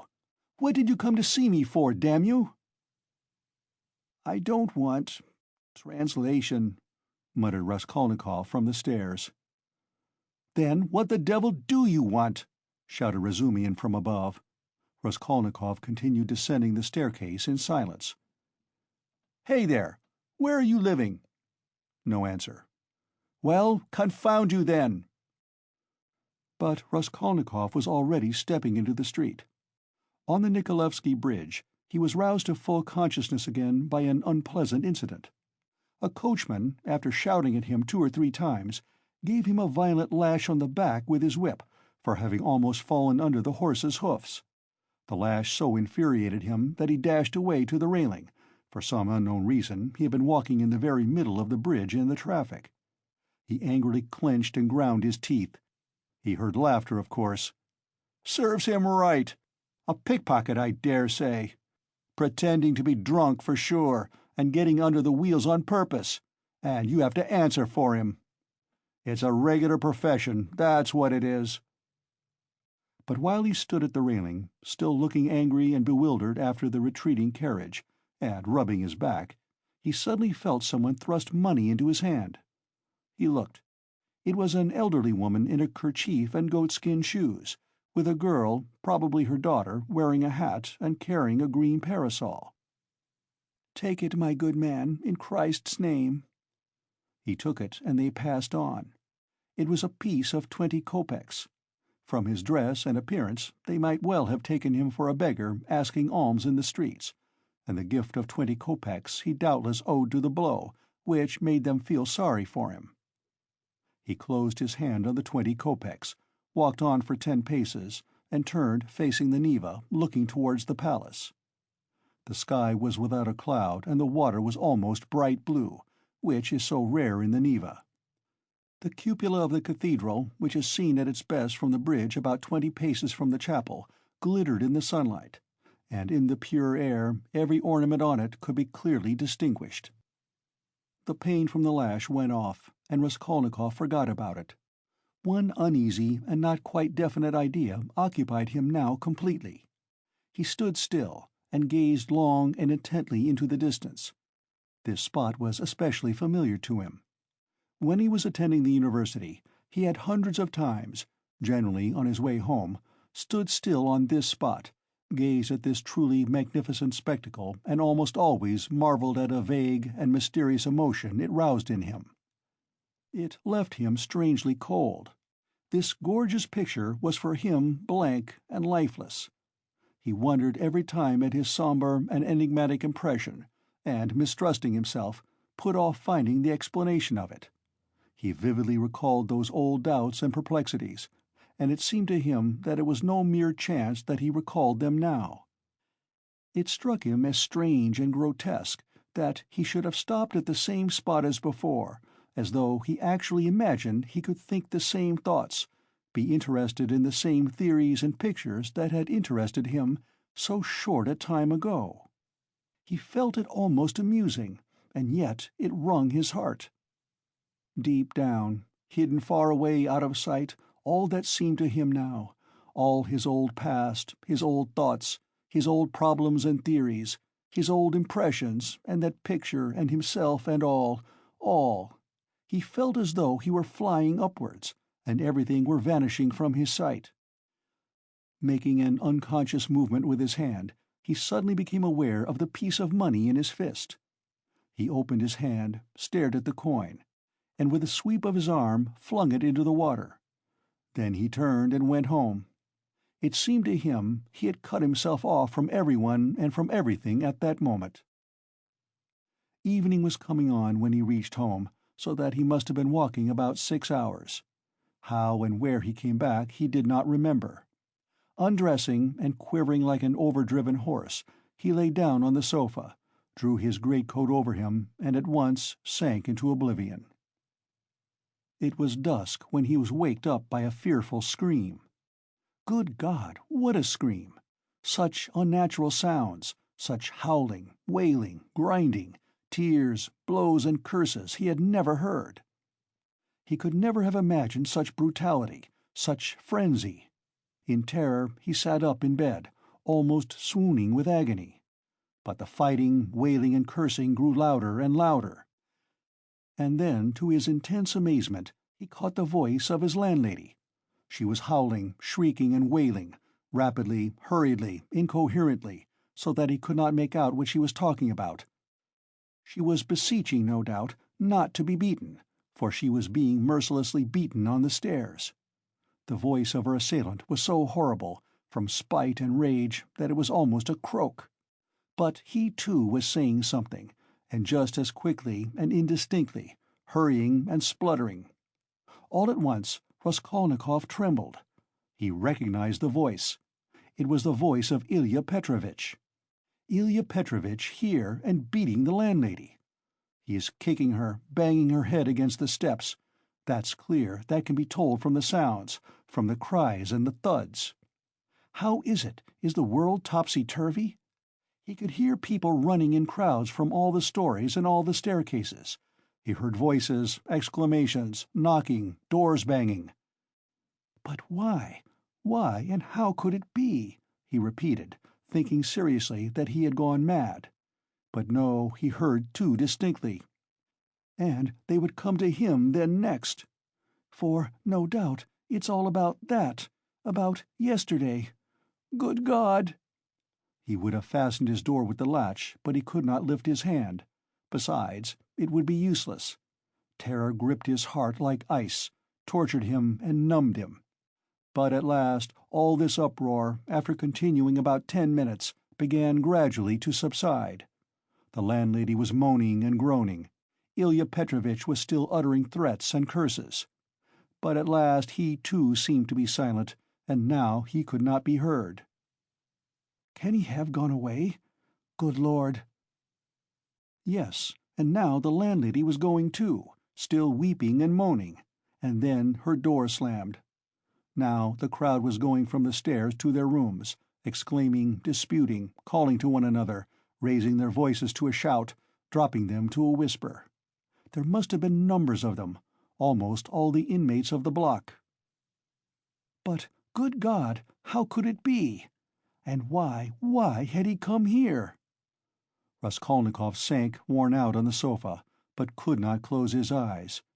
He lay for half an hour in such anguish, such an intolerable sensation of infinite terror as he had never experienced before. Suddenly a bright light flashed into his room. Nastasya came in with a candle and a plate of soup.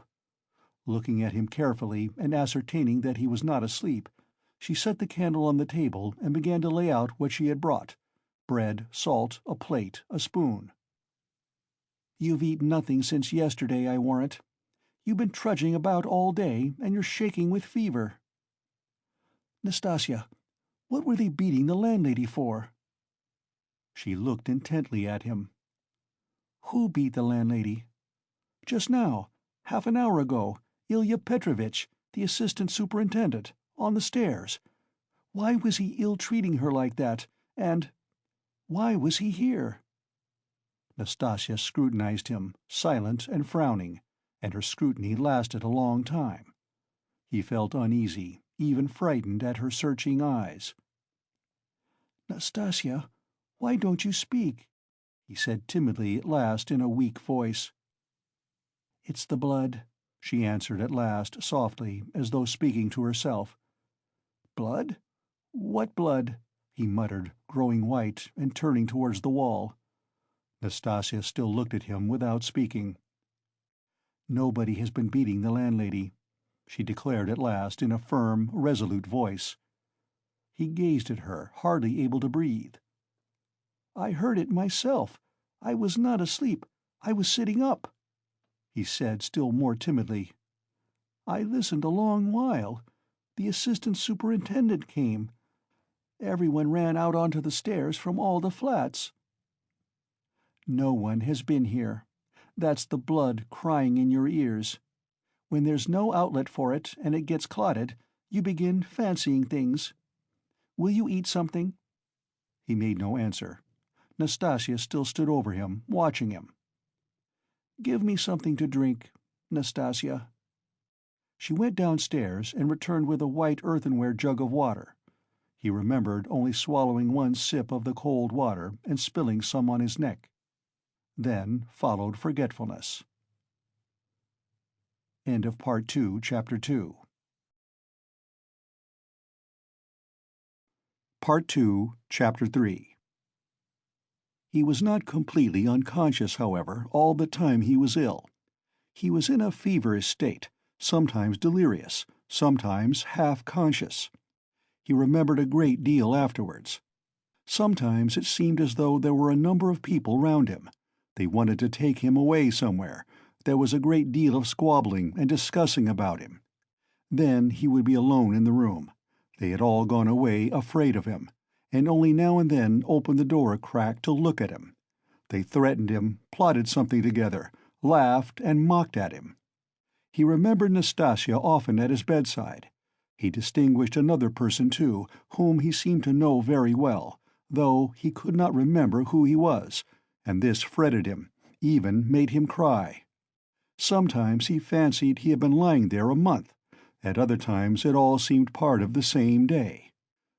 But of that, he had no recollection, and yet every minute he felt that he had forgotten something he ought to remember. He worried and tormented himself trying to remember, moaned, flew into a rage, or sank into awful, intolerable terror. Then he struggled to get up, would have run away, but someone always prevented him by force, and he sank back into impotence and forgetfulness. At last he returned to complete consciousness. It happened at 10 o'clock in the morning. On fine days the sun shone into the room at that hour, throwing a streak of light on the right wall and the corner near the door. Nastasia was standing beside him with another person, a complete stranger, who was looking at him very inquisitively. He was a young man with a beard, wearing a full, short-waisted coat, and looked like a messenger. The landlady was peeping in at the half-open door. Raskolnikov sat up. "Who is this, Nastasia?" he asked, pointing to the young man. "I say, he's himself again," she said. "He is himself," echoed the man. Concluding that he had returned to his senses, the landlady closed the door and disappeared. She was always shy and dreaded conversations or discussions. She was a woman of 40, not at all bad-looking, fat and buxom, with black eyes and eyebrows, good-natured from fatness and laziness, and absurdly bashful. "Who are you?" he went on, addressing the man. But at that moment the door was flung open, and, stooping a little, as he was so tall, Razumihin came in. "What a cabin it is!" he cried. "I am always knocking my head. You call this a lodging? So, you're conscious, brother. I just heard the news from Pashenka." "He has just come to," said Nastasia. "Just come to," echoed the man again, with a smile. "And who are you?" Razumihin asked, suddenly addressing him. "My name is Vrazumihin, at your service. Not Razumihin, as I am always called, but Vrazumihin, a student and a gentleman. And he is my friend. And who are you?" "I am the messenger from our office, from the merchant Shepelev, and I've come on business." "Please sit down." Razumihin seated himself on the other side of the table. "It's a good thing you've come too, brother," he went on to Raskolnikov. "For the last 4 days you have scarcely eaten or drunk anything. We had to give you tea in spoonfuls. I brought Zosimov to see you twice. You remember Zosimov? He examined you carefully and said at once it was nothing serious. Something seemed to have gone to your head. Some nervous nonsense, the result of bad feeling. He says you have not had enough beer and radish, but it's nothing much. It will pass, and you will be all right. Zosimov is a first-rate fellow. He is making quite a name. Come, I won't keep you," he said, addressing the man again. "Will you explain what you want? You must know, Rodya, that this is the second time they have sent from the office. But it was another man last time, and I talked to him. Who was it came before?" "That was the day before yesterday, I venture to say, if you please, sir. That was Alexei Semyonovitch. He is in our office too." "He was more intelligent than you, don't you think so?" "Yes, indeed, sir. He is of more weight than I am." "Quite so. Go on." "At your mamma's request, through Afanasy Ivanovitch Varushin, of whom I presume you have heard more than once, a remittance is sent to you from our office," the man began, addressing Raskolnikov. "If you are in an intelligible condition, I've 35 roubles to remit to you, as Semyon Semyonovitch has received from Afanasy Ivanovitch at your mamma's request instructions to that effect, as on previous occasions. Do you know him, sir?" "Yes, I remember. Varushin," Raskolnikov said dreamily. "You hear, he knows Varushin," cried Razumihin. "He is in an intelligible condition. And I see you are an intelligent man, too. Well, it's always pleasant to hear words of wisdom." "That's the gentleman Varushin, Afanasy Ivanovitch. And at the request of your mamma, who has sent you a remittance once before in the same manner through him, he did not refuse this time also, and sent instructions to Semyon Semyonovitch some days since to hand you 35 roubles in the hope of better to come." "That hoping for better to come is the best thing you've said, though your mamma is not bad either. Come then, what do you say? Is he fully conscious, eh?" "That's all right, if only he can sign this little paper." "He can scrawl his name. Have you got the book?" "Yes, here's the book." "Give it to me. Here, Rodya, sit up, I'll hold you. Take the pen and scribble Raskolnikov for him. For just now, brother, money is sweeter to us than treacle." "I don't want it," said Raskolnikov, pushing away the pen. "Not want it?" "I won't sign it." "How the devil can you do without signing it?" "I don't want the money." "Don't want the money? Come, brother, that's nonsense. I bear witness. Don't trouble, please. It's only that he is on his travels again. But that's pretty common with him at all times, though. You are a man of judgment, and we will take him in hand. That is, more simply, take his hand, and he will sign it. Here." "But I can come another time." "No, no. Why should we trouble you? You are a man of judgment." "Now, Rodya, don't keep your visitor. You see he is waiting," and he made ready to hold Raskolnikov's hand in earnest. "Stop, I'll do it alone," said the latter, taking the pen and signing his name. The messenger took out the money and went away. "Bravo! And now, brother, are you hungry?" "Yes," answered Raskolnikov. "Is there any soup?" "Some of yesterday's," answered Nastasia, who was still standing there. "With potatoes and rice in it?" "Yes." "I know it by heart. Bring soup and give us some tea." "Very well." Raskolnikov looked at all this with profound astonishment and a dull, unreasoning terror. He made up his mind to keep quiet and see what would happen. "I believe I am not wandering. I believe it's reality," he thought. In a couple of minutes Nastasia returned with the soup, and announced that the tea would be ready directly.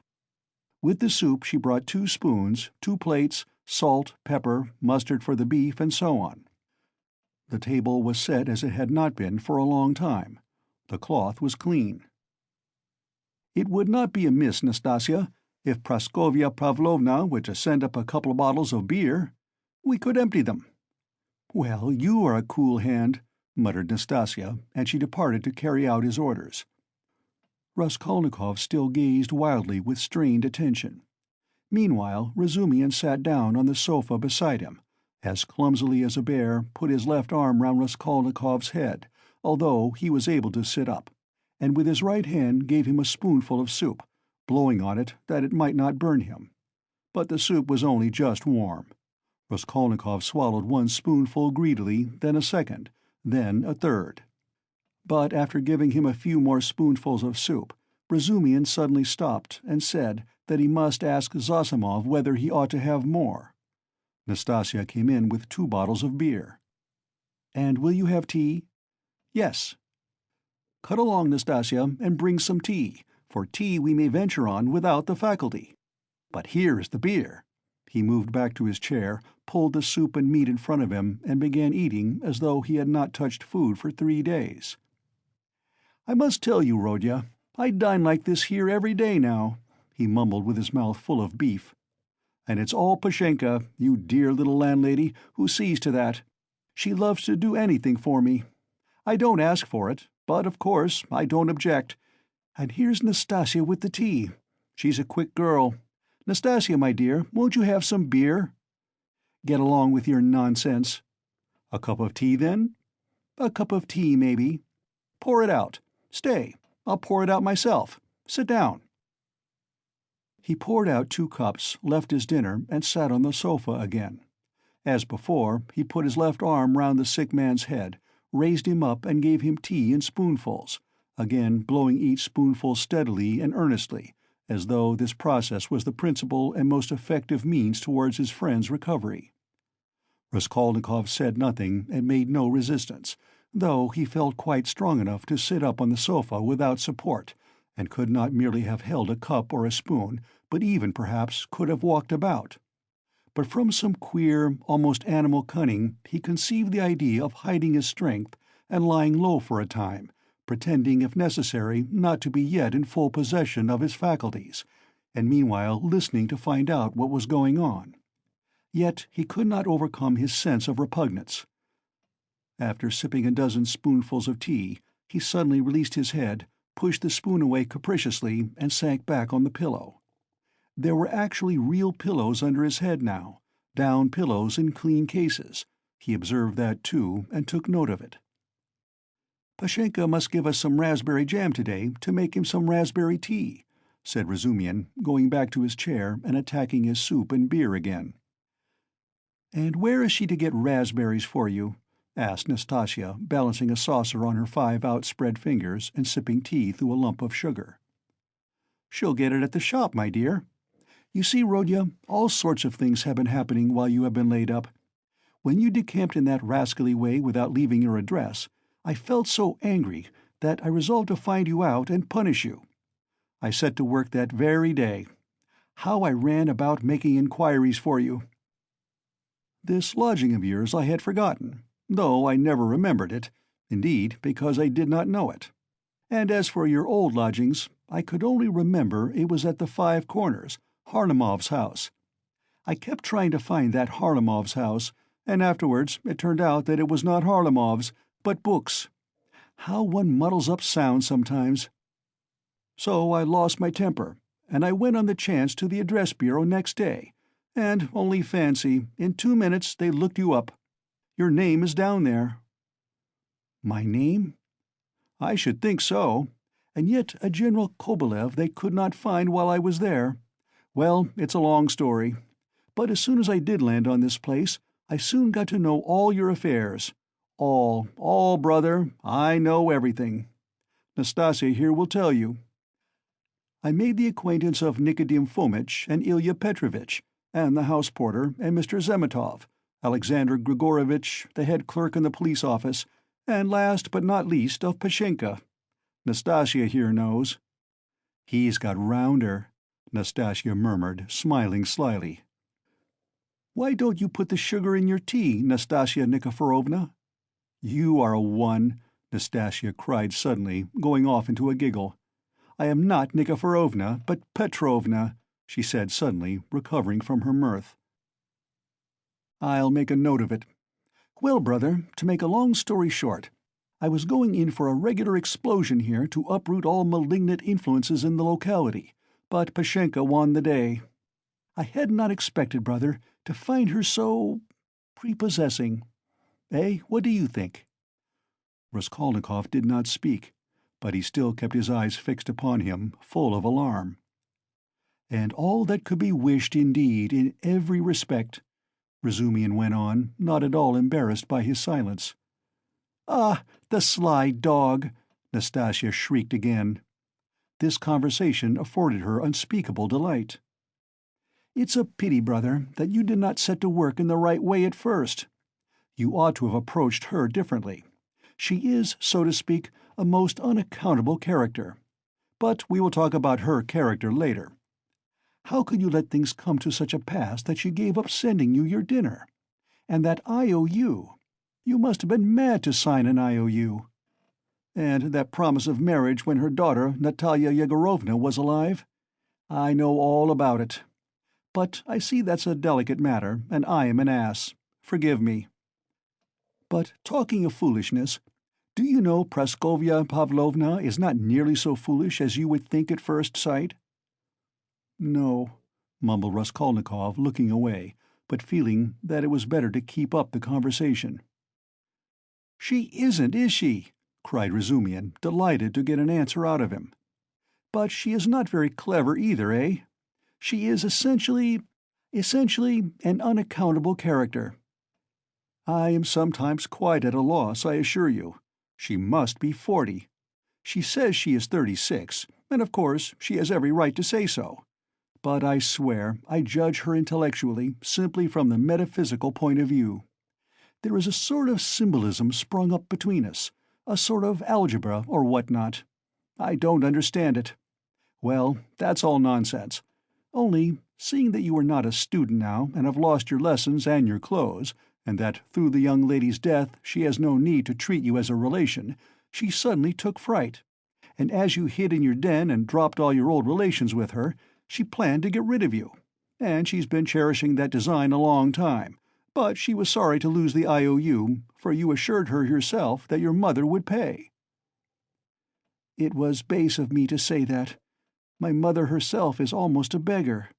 And I told a lie to keep my lodging, and be fed," Raskolnikov said, loudly and distinctly. Yes, you did very sensibly. But the worst of it is that, at that point, Mr. Chebarov turns up, a businessman. Pashenka would never have thought of doing anything on her own account. She is too retiring. But the businessman is by no means retiring, and first thing he puts the question, is there any hope of realizing the IOU? Answer, there is, because he has a mother who would save her Rodya with her 125 rubles pension if she has to starve herself, and a sister, too, who would go into bondage for his sake. That's what he was building upon. Why do you start? I know all the ins and outs of your affairs now, my dear boy. It's not for nothing that you were so open with Pashenka when you were her prospective son-in-law, and I say all this as a friend. But I tell you what it is. An honest and sensitive man is open, and a businessman listens and goes on eating you up. Well, then she gave the IOU by way of payment to this Chebarov, and without hesitation he made a formal demand for payment. When I heard of all this, I wanted to blow him up too, to clear my conscience, but by that time harmony reigned between me and Pashenka, and I insisted on stopping the whole affair, engaging that you would pay. I went security for you, brother. Do you understand?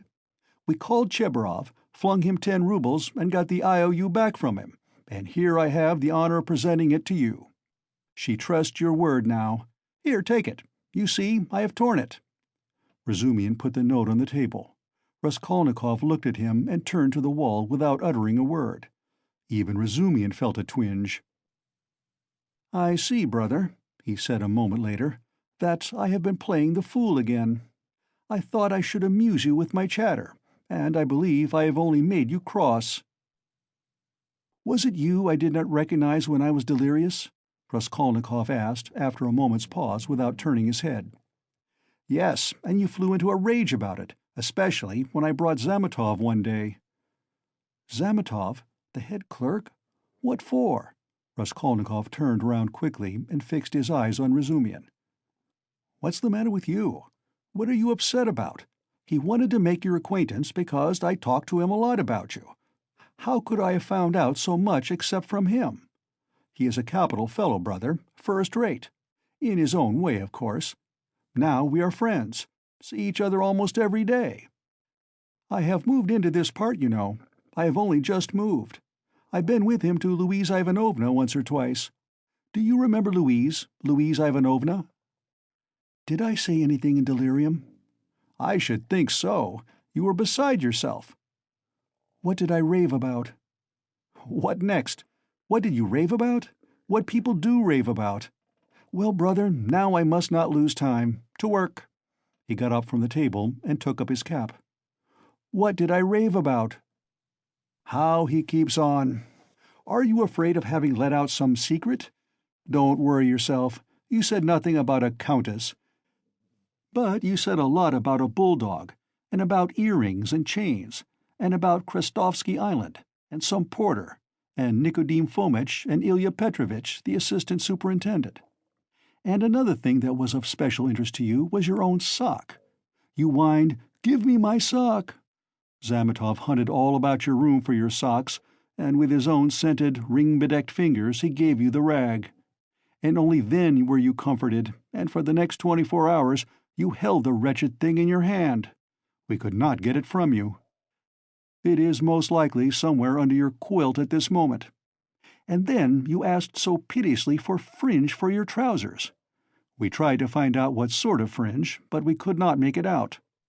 Now to business. Here are 35 rubles. I take 10 of them, and shall give you an account of them in an hour or two. I will let Zosimov know at the same time, though he ought to have been here long ago, for it is nearly 12. And you, Nastasia, look in pretty often while I am away, to see whether he wants a drink or anything else, and I will tell Pashenka what is wanted myself. Goodbye." "He calls her Pashenka. Ah, he's a deep one," said Nastasia as he went out. Then she opened the door and stood listening, but could not resist running downstairs after him. She was very eager to hear what he would say to the landlady. She was evidently quite fascinated by Razumian. No sooner had she left the room than the sick man flung off the bedclothes and leapt out of the bed like a madman. With burning, twitching impatience, He had waited for them to be gone so that he might set to work.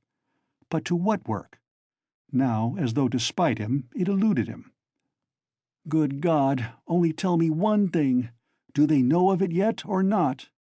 What if they know it and are only pretending, mocking me while I am laid up, and then they will come in and tell me that it's been discovered long ago, and that they have only— What am I to do now? That's what I've forgotten, as though on purpose. Forgotten it all at once, I remembered a minute ago." He stood in the middle of the room and gazed in miserable bewilderment about him. He walked to the door, opened it, listened. But that was not what he wanted. Suddenly, as though recalling something, he rushed to the corner where there was a hole under the paper, began examining it, put his hand into the hole, fumbled, but that was not it. He went to the stove, opened it, and began rummaging in the ashes. The frayed edges of his trousers and the rags cut off his pocket were lying there just as he had thrown them. No one had looked then. Then he remembered the sock about which Razumihin had just been telling him. Yes, there it lay on the sofa under the quilt, but it was so covered with dust and grime that Zametov could not have seen anything on it. Bah, Zametov! The police office! And why am I sent for to the police office? Where's the notice? Bah! I am mixing it up. That was then. I looked at my sock then, too, but now I have been ill. But what did Zametov come for? Why did Razumihin bring him? He muttered, helplessly sitting on the sofa again. What does it mean?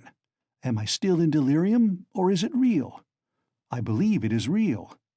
Ah, I remember. I must escape. Make haste to escape. Yes, I must escape. Yes. But where? And where are my clothes? I've no boots. They've taken them away. They've hidden them. I understand. Ah, here is my coat. They passed that over. And here is money on the table, thank God. And here's the IOU. I'll take the money and go and take another lodging. They won't find me. Yes, but the address bureau. They'll find me. Razumihin will find me.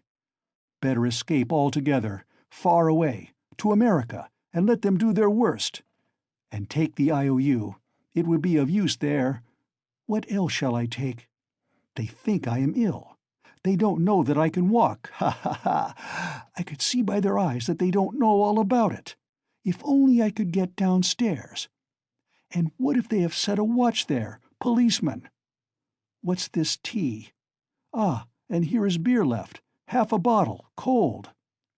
He snatched up the bottle, which still contained a glassful of beer, and gulped it down with a relish, as though quenching a flame in his breast. But in another minute the beer had gone to his head, and a faint and even pleasant shiver ran down his spine. He lay down and pulled a quilt over him. His sick and incoherent thoughts grew more and more disconnected, and soon a light, pleasant drowsiness came upon him. With a sense of comfort, he nestled his head into the pillow, wrapped more closely about him the soft, wadded quilt which had replaced the old ragged greatcoat, sighed softly, and sank into a deep, sound, refreshing sleep. He woke up, hearing someone come in.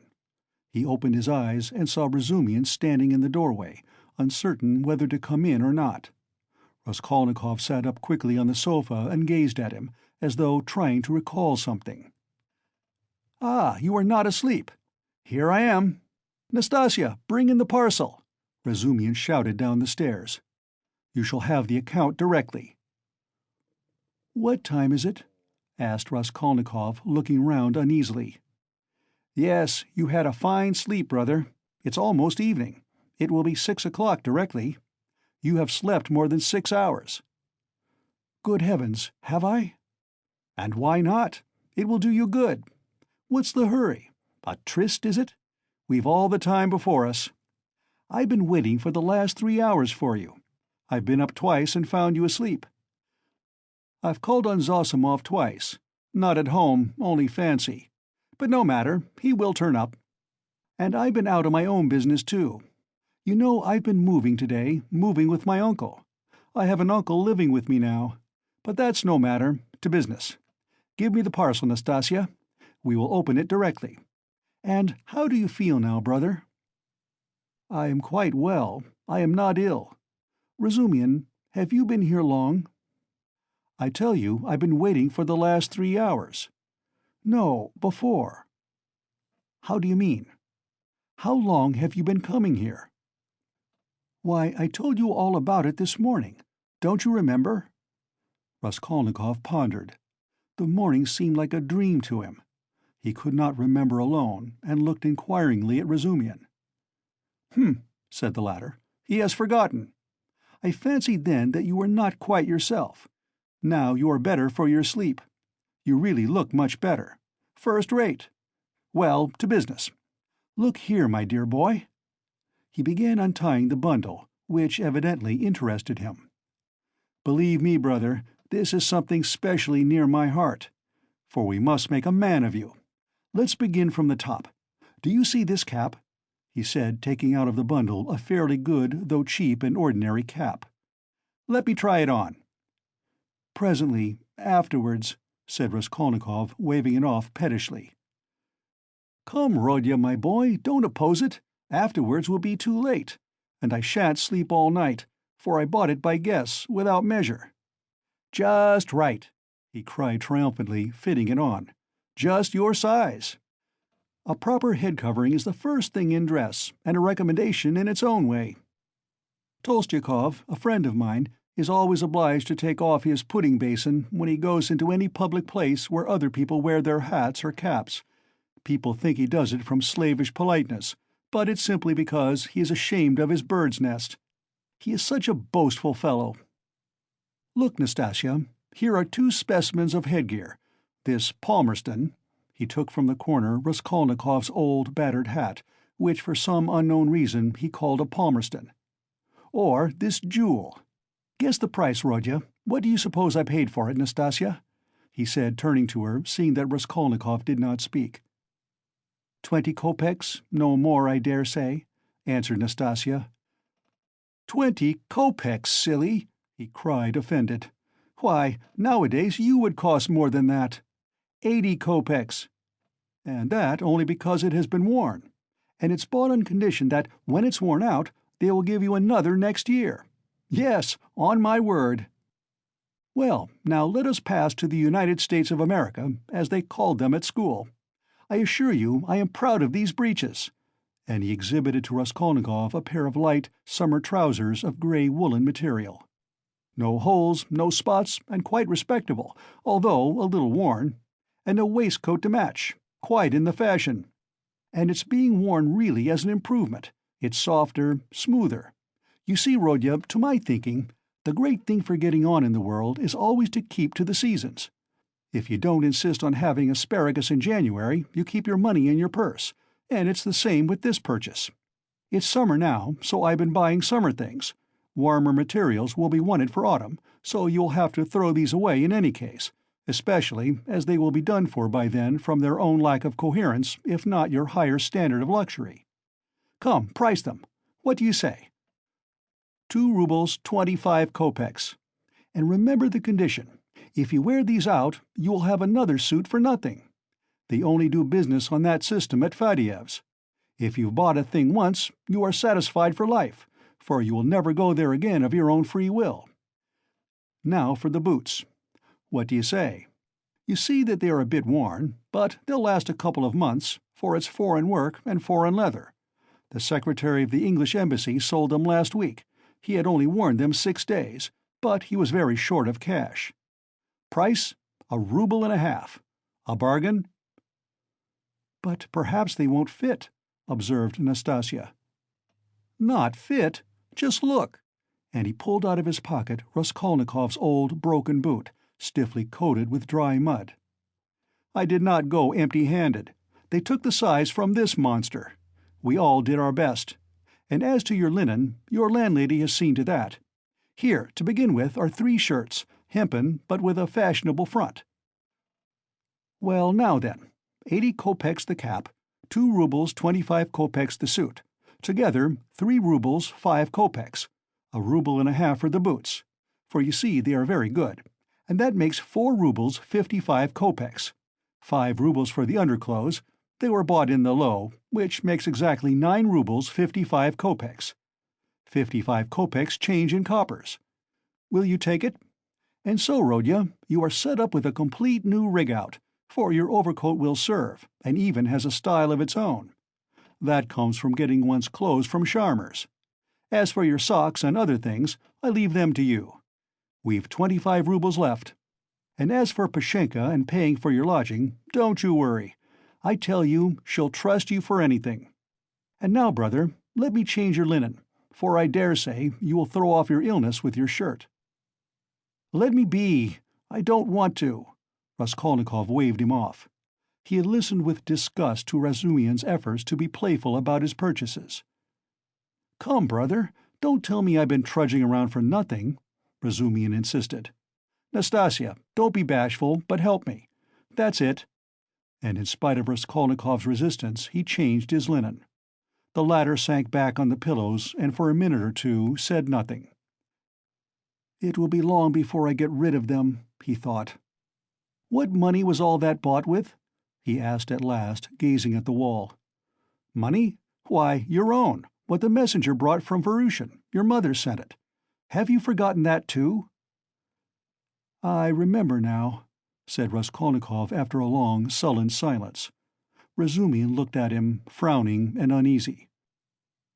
The door opened, and a tall, stout man, whose appearance seemed familiar to Raskolnikov, came in. End of Part 2, Chapter 3. Part 2, Chapter 4. Zosimov was a tall, fat man, with a puffy, colorless, clean-shaven face and straight, flaxen hair. He wore spectacles, and a big gold ring on his fat finger. He was 27. He had on a light gray fashionable loose coat, light summer trousers, and everything about him loose, fashionable, and spick and span. His linen was irreproachable. His watch chain was massive. In manner he was slow and, as it were, nonchalant, and at the same time studiously free and easy.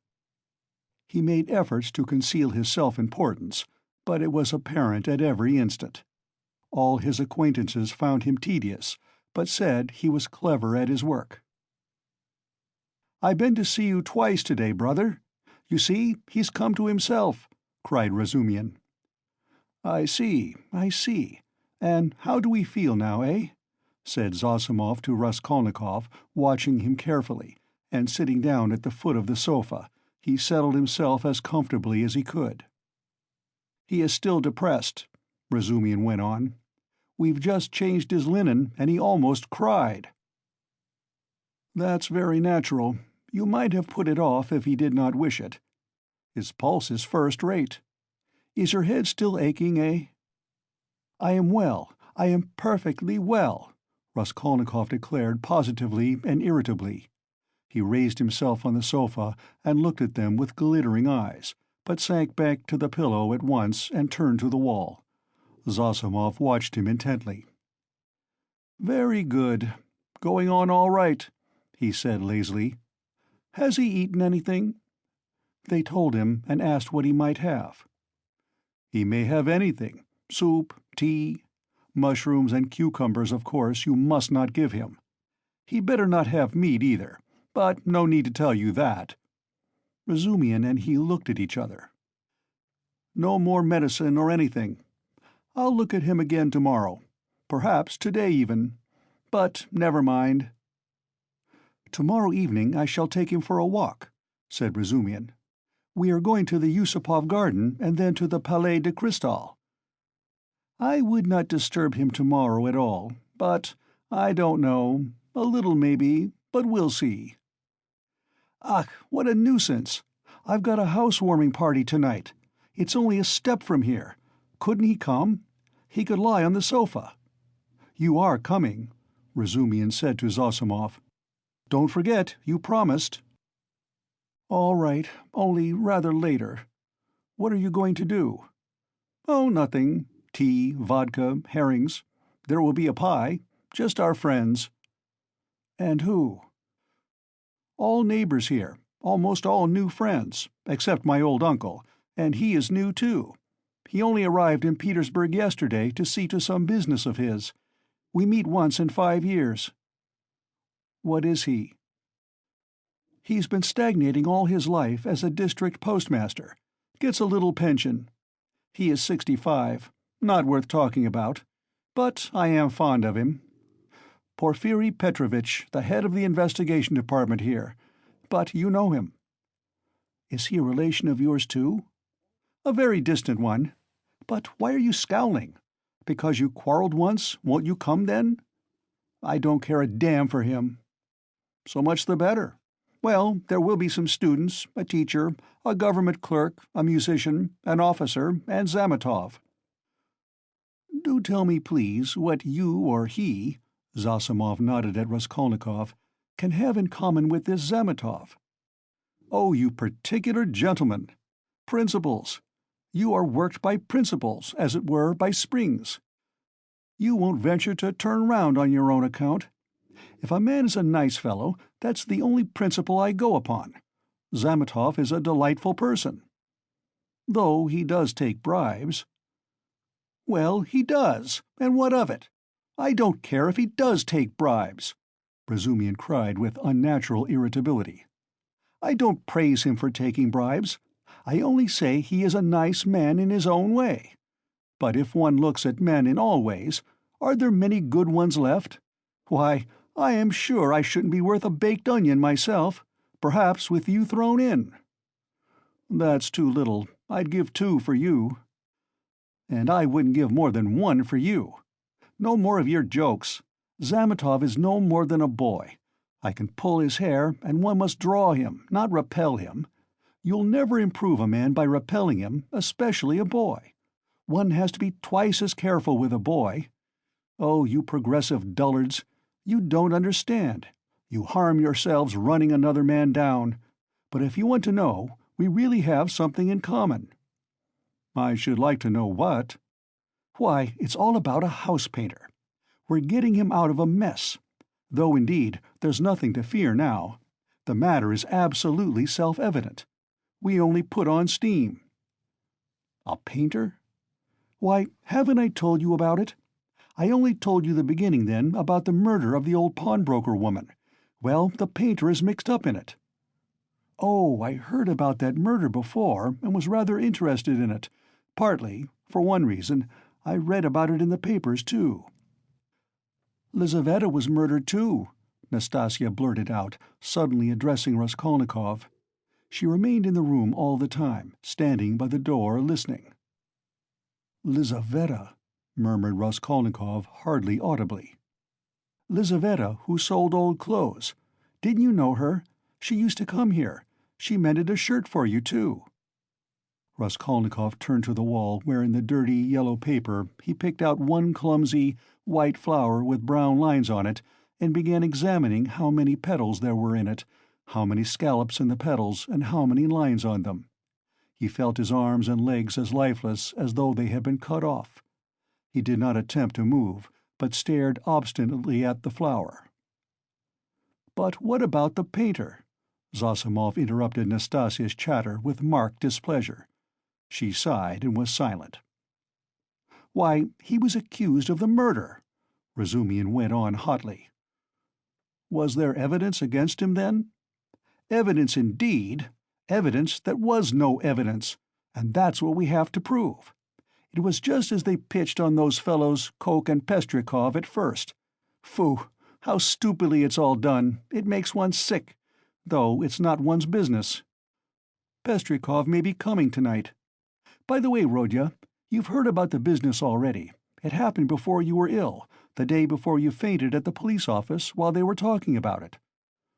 Zosimov looked curiously at Raskolnikov. He did not stir. "But I say, Razumian, I wonder at you. What a busybody you are," Zosimov observed. "Maybe I am, but we will get him off anyway," shouted Razumian, bringing his fist down on the table. "What's the most offensive is not their lying. One can always forgive lying. Lying is a delightful thing, for it leads to the truth. What is offensive is that they lie and worship their own lying. I respect Porfiri, but what threw them out at first? The door was locked, and when they came back with the porter, it was open. So it followed that Koch and Pestrikov were the murderers. That was their logic. But don't excite yourself. They simply detained them. They could not help that. And by the way, I've met with that man Koch. He used to buy unredeemed pledges from the old woman, eh? Yes, he is a swindler. He buys up bad debts, too. He makes a profession of it. But enough of him. Do you know what makes me angry? It's their sickening, rotten, petrified routine. And this case might be the means of introducing a new method. One can show from the psychological data alone how to get on the track of the real man. We have the facts, they say. But facts are not everything. At least half the business lies in how you interpret them. Can you interpret them, then? Anyway, one can't hold one's tongue when one has a feeling, a tangible feeling, that one might be a help, if only— do you know the details of the case? I am waiting to hear about the painter. Oh, yes. Well, here's the story. Early on the third day after the murder, when they were still dandling Koch and Pestrikov, though they accounted for every step they took and it was plain as a pikestaff, an unexpected fact turned up. A peasant called Dushkin, who keeps a dram shop facing the house, brought to the police office a jeweler's case containing some gold earrings, and told him a long rigmarole. The day before yesterday, just after 8 o'clock, mark the day and the hour, a journeyman house painter, Nikolai, who had been in to see me already that day, brought me this box of gold earrings and stones, and asked me to give him 2 rubles for them. When I asked him where he got them, he said that he picked them up in the street. I did not ask him anything more. I am telling you Dushkin's story. I gave him a note, a ruble that is, for I thought if he did not pawn it with me, he would with another. It would all come to the same thing. He'd spent it on drink, so the thing had better be with me. The further you hide it, the quicker you will find it, and if anything turns up, if I hear any rumors, I'll take it to the police. Of course, that's all taradiddle. He lies like a horse, for I know this Dushkin. He is a pawnbroker and a receiver of stolen goods, and he did not cheat Nikolai out of a 30-ruble trinket in order to give it to the police. He was simply afraid. But no matter. To return to Dushkin's story.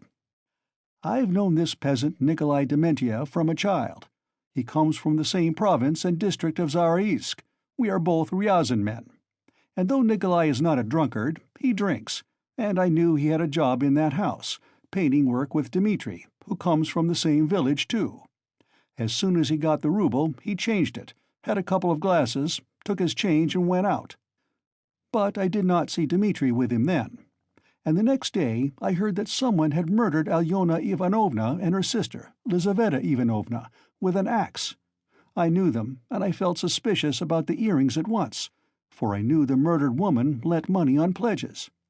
I went to the house and began to make careful inquiries without saying a word to anyone. First of all I asked, "Is Nikolai here?"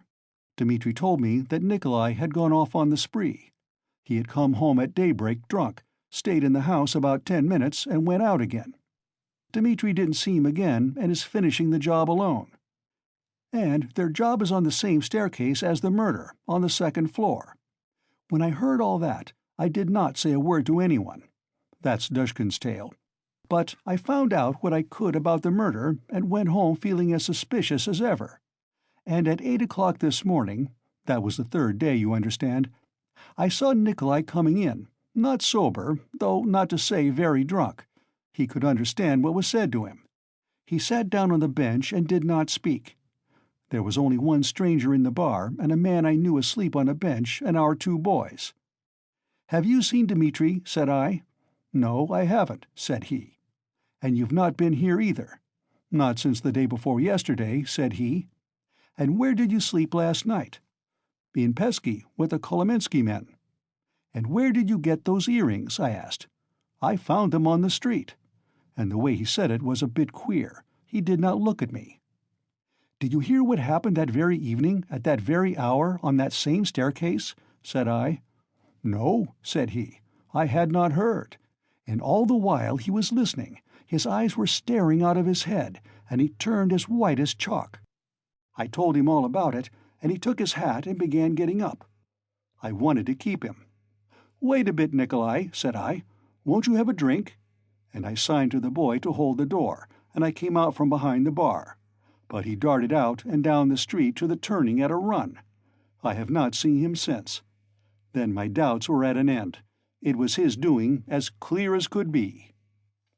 "I should think so," said Zosimov. "Wait, hear the end. Of course they sought high and low for Nikolai. They detained Dushkin and searched his house. Dmitri, too, was arrested. The Kolomensky men also were turned inside out. And the day before yesterday they arrested Nikolai in a tavern at the end of town. He had gone there, taken the silver cross off his neck, and asked for a dram for it. They gave it to him.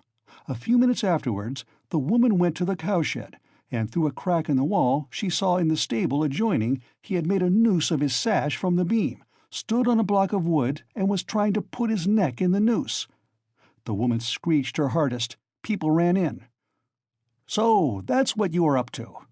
'Take me,' he says, 'to such and such a police officer. I'll confess everything.' Well, they took him to that police station, that is here, with a suitable escort. So they asked him this and that, how old he is, 22, and so on. At the question, 'When you were working with Dmitri, did you see anyone on the staircase at such and such a time?' Answer, 'To be sure, folks may have gone up and down, but I did not notice them.' 'And didn't you hear anything, any noise, and so on?' 'We heard nothing special.' 'And did you hear, Nikolai, that on the same day widow so-and-so and her sister were murdered and robbed?' 'I never knew a thing about it. The first I heard of it was from Afanasy Pavlovitch the day before yesterday.' 'And where did you find the earrings?' 'I found them on the pavement.' 'Why didn't you go to work with Dmitri the other day?' 'Because I was drinking.' 'And where were you drinking?' 'Oh, in such and such a place.' 'Why did you run away from Dushkin's?' 'Because I was awfully frightened.' 'What were you frightened of?' 'That I should be accused.' 'How could you be frightened if you felt free from guilt?' Now, Zosimov, you may not believe me, that question was put literally in those words. I know it for a fact. It was repeated to me exactly. What do you say to that?" "Well, anyway, there's the evidence." "I'm not talking of the evidence now. I am talking about that question, of their own idea of themselves. Well, so they squeezed and squeezed him, and he confessed. I did not find it in the street, but in the flat where I was painting with Dmitri. And how was that? Why, Dmitri and I were painting there all day, and we were just getting ready to go, and Dmitri took a brush and painted my face, and he ran off and I after him. I ran after him, shouting my hardest, and at the bottom of the stairs I ran right against the porter and some gentlemen, and how many gentlemen there were I don't remember. And the porter swore at me, and the other porter swore too, and the porter's wife came out and swore at us too. And a gentleman came into the entry with a lady, and he swore at us too, for Dmitri and I lay right across their way. I got hold of Dmitri's hair and knocked him down and began beating him. And Dmitri, too, caught me by the hair and began beating me. But we did it all not for temper, but in a friendly way, for sport. And then Dmitri escaped and ran into the street, and I ran after him. But I did not catch him, and went back to the flat alone. I had to clear up my things. I began putting them together, expecting Dmitri to come, and there in the passage, in the corner by the door, I stepped on the box. I saw it lying there wrapped up in paper. I took off the paper, saw some little hooks, undid them, and in the box were the earrings." "Behind the door? Lying behind the door? Behind the door?" Raskolnikov cried suddenly, staring with a blank look of terror at Razumihin, and he slowly sat up on the sofa, leaning on his hand. "Yes, why? What's the matter? What's wrong?" Razumihin, too, got up from his seat. "Nothing," Raskolnikov answered faintly, turning to the wall. All were silent for a while. "He must have waked from a dream," Razumihin said at last, looking inquiringly at Zosimov. The latter slightly shook his head. "Well, go on," said Zosimov. "What next?" "What next? As soon as he saw the earrings, forgetting Dmitri and everything, he took up his cap and ran to Dushkin, and, as we know, got a rouble from him. He told a lie saying he found them in the street and went off drinking.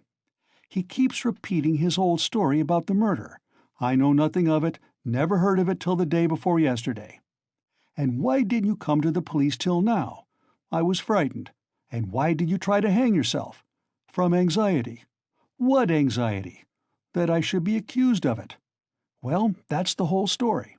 And now what do you suppose they deduce from that? Why, there's no supposing.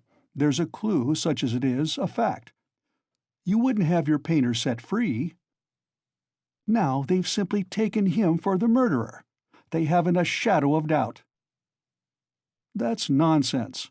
You are excited. But what about the earrings? You must admit that, if on the very same day and hour earrings from the old woman's box have come into Nikolai's hands, they must have come there somehow. That's a good deal in such a case. How did they get there? How did they get there? Cried Razumian. How can you, a doctor, whose duty it is to study man and who has more opportunity than anyone else for studying human nature, how can you fail to see the character of the man in the whole story? Don't you see at once that the answer he has given in the examination are the holy truth? They came into his hand precisely as he has told us. He stepped on the box and picked it up. The holy truth. But didn't he own himself that he told a lie at first? Listen to me. Listen attentively. The porter, and Koch, and Pestryakov, and the other porter, and the wife of the first porter, and the woman who was sitting in the porter's lodge, and the man Krukov, who had just got out of a cab at that minute and went in at the entry with a lady on his arm, that is 8 or 10 witnesses agree that Nikolai had Dmitri on the ground, was lying on him beating him, while Dmitri hung on to his hair, beating him too. They lay right across the way, blocking the thoroughfare. They were sworn at on all sides, while they, like children, the very words of the witnesses, were falling over one another, squealing, fighting, and laughing with the funniest faces, and chasing one another like children, they ran into the street. Now take careful note. The bodies upstairs were warm, you understand, warm when they found them.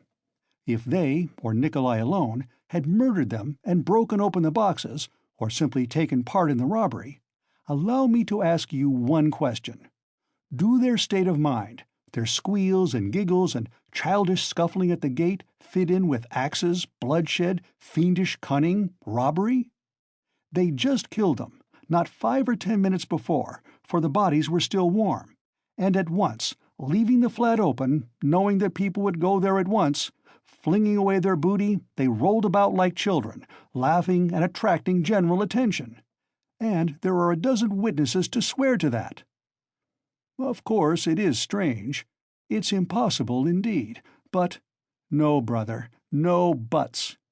And if the earrings being found in Nikolai's hands at the very day and hour of the murder constitutes an important piece of circumstantial evidence against him, although the explanation given by him accounts for it, and therefore it does not tell seriously against him, one must take into consideration the facts which prove him innocent, especially as they are facts that cannot be denied. And do you suppose, from the character of our legal system, that they will accept, or that they are in the position to accept, this fact, resting simply on a psychological impossibility, as irrefutable and conclusively breaking down the circumstantial evidence for the prosecution? No, they won't accept it. They certainly won't, because they found the jewel case and the man tried to hang himself, which he could not have done if he hadn't felt guilty.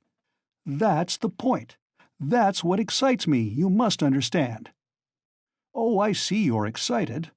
Wait a bit. I forgot to ask you. What proof is there that the box came from the old woman? That's been proved, said Razumian with apparent reluctance, frowning. Koch recognized the jewel case and gave the name of the owner, who proved conclusively that it was his. That's bad. Now, another point. Did anyone see Nikolai at the time that Koch and Pestryakov were going upstairs at first, and is there no evidence about that? Nobody did see him, Razumian answered with vexation. That's the worst of it. Even Koch and Pestryakov did not notice them on their way upstairs, though, indeed, their evidence could not have been worth much. They said they saw the flat was open and that there must be work going on in it, but they took no special notice and could not remember whether there actually were men at work in it. So the only evidence for the defense is that they were beating one another and laughing. That constitutes a strong presumption, but how do you explain the facts yourself? How do I explain them? What is there to explain? It's clear. At any rate, the direction in which explanation is to be sought is clear, and the jewel case points to it. The real murderer dropped those earrings. The murderer was upstairs, locked in, when Coke and Pestrikov knocked at the door. Coke, like an ass, did not stay at the door, so the murderer popped out and ran down too, for he had no other way of escape. He hid from Coke, Pestrikov, and the porter in the flat when Nikolai and Dmitri had just run out of it. He stopped there while the porter and the others were going upstairs, waited till they were out of hearing, and then went calmly downstairs at the very minute when Dmitri and Nikolai ran out into the street and there was no one in the entry.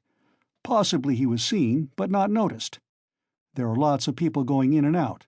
He must have dropped the earrings out of his pocket when he stood behind the door, and did not notice he dropped them, because he had other things to think of.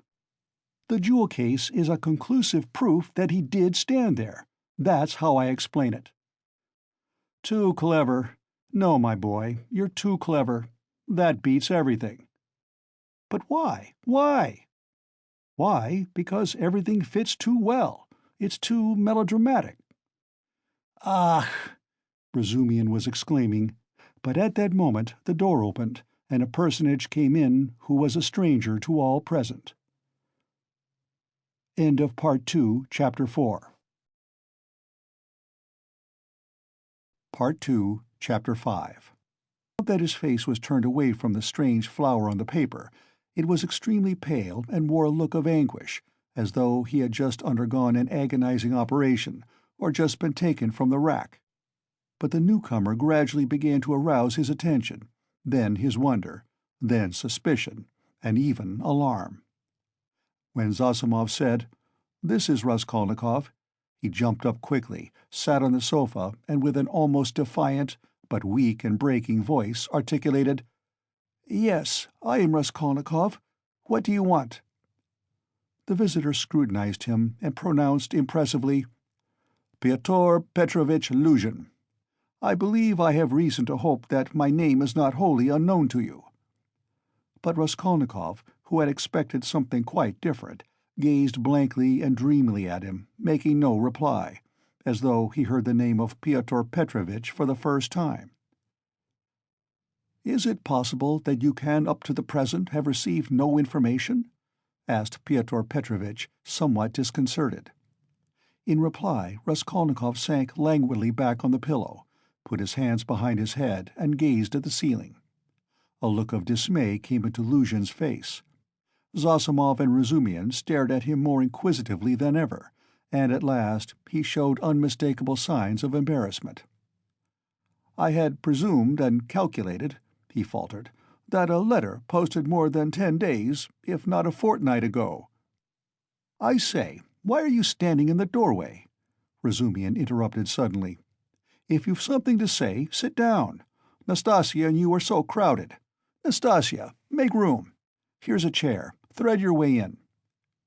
He moved his chair back from the table, made a little space between the table and his knees, and waited in a rather cramped position for the visitor to thread his way in. The minute was so chosen that it was impossible to refuse, and the visitor squeezed his way through, hurrying and stumbling. Reaching the chair, he sat down, looking suspiciously at Razumian. "No need to be nervous," the latter blurted out. "Rodya has been ill for the last 5 days and delirious for 3, but now he is recovering and has got an appetite. This is his doctor, who has just had a look at him.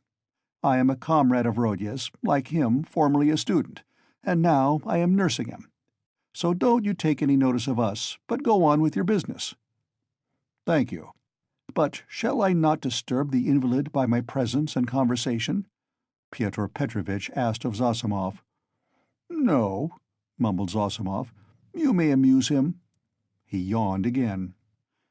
"He has been conscious a long time, since the morning," went on Razumian, whose familiarity seemed so much like unaffected good nature that Pyotr Petrovitch began to be more cheerful, partly, perhaps, because the shabby and impudent person had introduced himself as a student. "Your mamma," began Luzhin. "Hm." Razumihin cleared his throat loudly. Luzhin looked at him inquiringly. "That's all right. Go on." Luzhin shrugged his shoulders. "Your mamma had commenced a letter to you while I was sojourning in her neighborhood. On my arrival here, I purposely allowed a few days to elapse before coming to see you, in order that I might be fully assured that you were in full possession of the tidings. But now, to my astonishment—" I know," Raskolnikov cried suddenly with impatient vexation. "So you are the fiancé. I know, and that's enough." There was no doubt about Pyotr Petrovitch's being offended this time, but he said nothing. He made a violent effort to understand what it all meant. There was a moment's silence. Meanwhile, Raskolnikov, who had turned a little towards him when he answered, began suddenly staring at him again with marked curiosity, as though he had not had a good look at him yet, or as though something new had struck him. He rose from his pillow on purpose to stare at him. There certainly was something peculiar in Pyotr Petrovitch's whole appearance, something which seemed to justify the title of fiancé so unceremoniously applied to him. In the first place, it was evident, far too much so indeed, that Pyotr Petrovitch had made eager use of his few days in the capital to get himself up and rig himself out in expectation of his betrothed, a perfectly innocent and permissible proceeding indeed. Even his own, perhaps too complacent, consciousness of the agreeable improvement in his appearance might have been forgiven in such circumstances, seeing that Pyotr Petrovitch had taken up the rôle of fiancé. All his clothes were fresh from the tailor's, and were all right, except for being too new and too distinctly appropriate. Even the stylish new round hat had the same significance. Pyotr Petrovitch treated it too respectfully and held it too carefully in his hands. The exquisite pair of lavender gloves, real Louvain, told the same tale, if only from the fact of his not wearing them, but carrying them in his hand for show. Light and youthful colors predominated in Pyotr Petrovitch's attire. He wore a charming summer jacket of a fawn shade, light thin trousers, a waistcoat of the same, new and fine linen, a cravat of the lightest cambric with pink stripes on it, and the best of it was, this all suited Pyotr Petrovitch. His very fresh and even handsome face looked younger than his 45 years at all times. His dark mutton-chop whiskers made an agreeable setting on both sides, growing thickly upon his shining, clean-shaven chin. Even his hair, touched here and there with grey, though it had been combed and curled at a hairdresser's, did not give him a stupid appearance, as curled hair usually does, by inevitably suggesting a German on his wedding day. If there really was something unpleasing and repulsive in his rather good-looking and imposing countenance, it was due to quite other causes.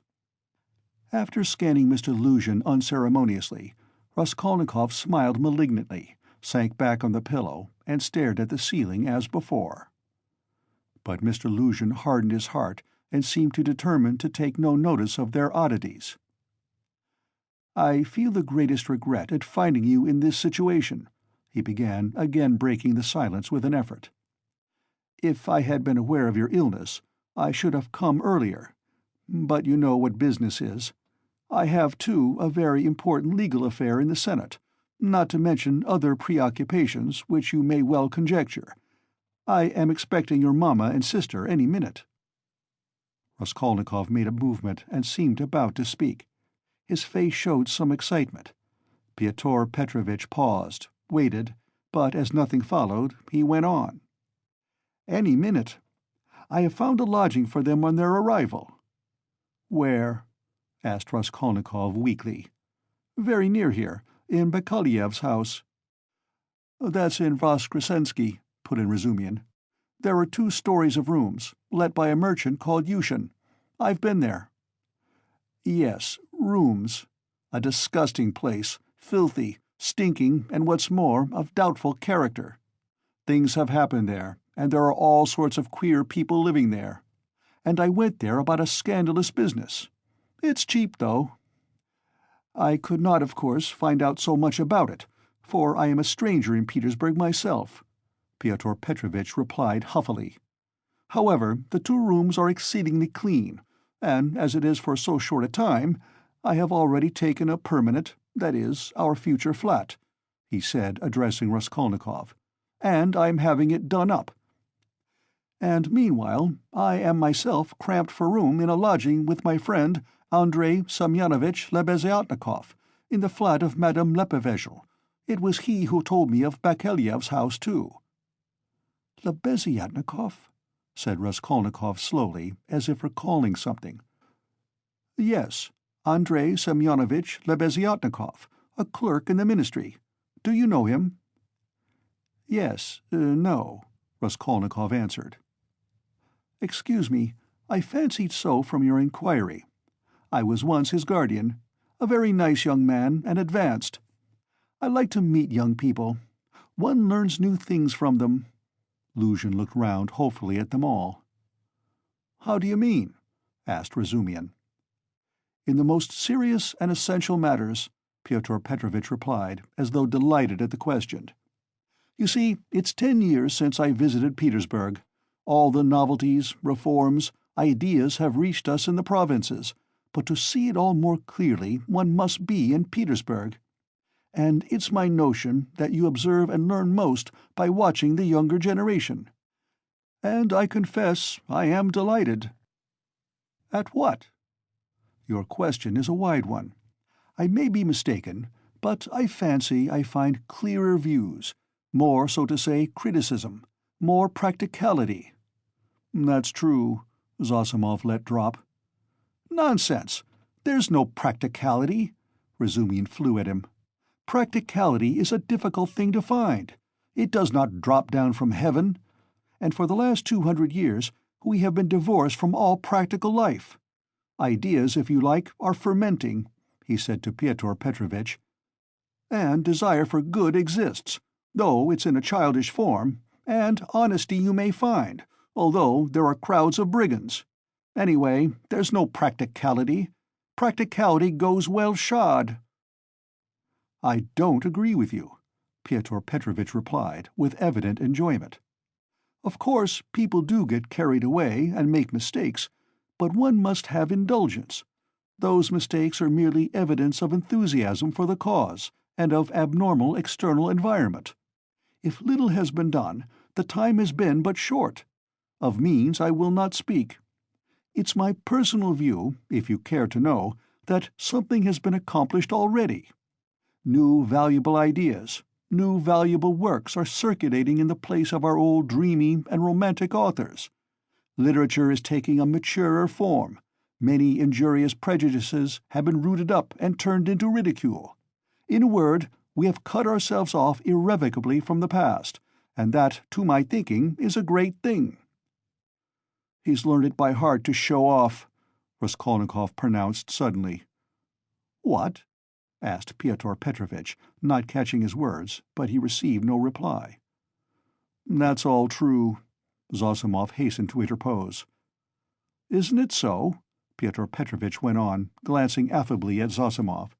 "You must admit," he went on, addressing Razumihin with a shade of triumph and superciliousness, he almost added, "young man," "that there is an advance, or as they say now, progress, in the name of science and economic truth." "A commonplace." "No, not a commonplace. Hitherto, for instance, if I were told, 'Love thy neighbour,' what came of it?" Pyotr Petrovitch went on, perhaps with excessive haste. "It came to my tearing my coat in half to share with my neighbour, and we both were left half naked. As a Russian proverb has it, 'Catch several hares and you won't catch one.' Science now tells us, 'Love yourself before all men,' for everything in the world rests on self-interest. You love yourself and manage your own affairs properly, and your coat remains whole. Economic truth adds that the better private affairs are organized in society, the more whole coats, so to say, the firmer are its foundations, and the better is the common welfare organized too. Therefore, in acquiring wealth solely and exclusively for myself, I am acquiring, so to speak, for all, and helping to bring to pass my neighbor's getting a little more than a torn coat, and that not from private, personal liberality, but as a consequence of the general advance. The idea is simple, but unhappily it has been a long time reaching us, being hindered by idealism and sentimentality, and yet it would seem to want very little wit to perceive it. "Excuse me, I've very little wit myself," Razumian cut in sharply, "and so let us drop it. I began this discussion with an object, but I've grown so sick during the last 3 years of this chattering to amuse oneself, of this incessant flow of commonplaces, always the same, that, by Jove, I blush even when other people talk like that. You are in a hurry, no doubt, to exhibit your requirements, and I don't blame you. That's quite pardonable. I only wanted to find out what sort of a man you are, for so many unscrupulous people have got hold of the progressive cause of late and have so distorted in their own interests everything they touched that the whole cause has been dragged in the mire. That's enough." "Excuse me, sir," said Luzhin, affronted and speaking with excessive dignity. "Do you mean to suggest, so unceremoniously, that I, too— Oh, my dear sir, how could I— Come, that's enough," Razumian concluded, and he turned abruptly to Zossimov to continue their previous conversation. Pyotr Petrovitch had the good sense to accept the disavowal. He made up his mind to take leave in another minute or two. "I trust our acquaintance," he said, addressing Raskolnikov, "may, upon your recovery, and in view of the circumstances of which you are aware, become closer. Above all, I hope for your return to health." Raskolnikov did not even turn his head. Pyotr Petrovitch began getting up from his chair. "One of her customers must have killed her," Zossimov declared positively. "Not a doubt of it," replied Razumian. "Porfiry doesn't give his opinion, but is examining all who have left pledges with her there." "Examining them?" Raskolnikov asked aloud. "Yes. What then?" "Nothing." "How does he get hold of them?" asked Zossimov. "Coke has given the names of some of them. Other names are on the wrappers of the pledges, and some have come forward of themselves." "It must have been a cunning and practiced ruffian. The boldness of it, the coolness—" "That's just what it wasn't," interposed Razumian. "That's what throws you all off the scent. But I maintain that he is not cunning, not practiced, and probably this was his first crime. The supposition that it was a calculated crime and a cunning criminal doesn't work. Suppose him to have been inexperienced, and it's clear that it was only a chance that saved him, and chance may do anything. Why, he did not foresee obstacles, perhaps. And how did he set to work? He took jewels worth 10 or 20 rubles, stuffing his pockets with them, ransacked the old woman's trunks, her rags, and they found 1,500 rubles, besides notes, in a box in the top drawer of the chest. He did not know how to rob, he could only murder. It was his first crime, I assure you, his first crime. He lost his head, and he got off more by luck than good counsel." "You are talking of the murder of the old pawnbroker, I believe," Pyotr Petrovitch put in, addressing Zossimov. He was standing, hat and gloves in hand, but before departing he felt disposed to throw off a few more intellectual phrases. He was evidently anxious to make a favorable impression, and his vanity overcame his prudence. "Yes, you've heard of it?" "Oh, yes, being in the neighborhood." "Do you know the details?" "I can't say that, but another circumstance interests me in the case. The whole question, so to say. Not to speak of the fact that crime has been greatly on the increase among the lower classes during the last 5 years, not to speak of the cases of robbery and arson everywhere, what strikes me as the strangest thing is that in the higher classes, too, crime is increasing proportionately. In one place one hears of a student's robbing the mail on the high road. In another place people of good social position forge false banknotes. In Moscow of late a whole gang has been captured who used to forge lottery tickets, and one of the ringleaders was a lecturer in universal history. Then our secretary abroad was murdered from some obscure motive of gain. And if this old woman, the pawnbroker, has been murdered by someone of a higher class in society, for peasants don't pawn gold trinkets, how are we to explain this demoralization of the civilized part of our society?"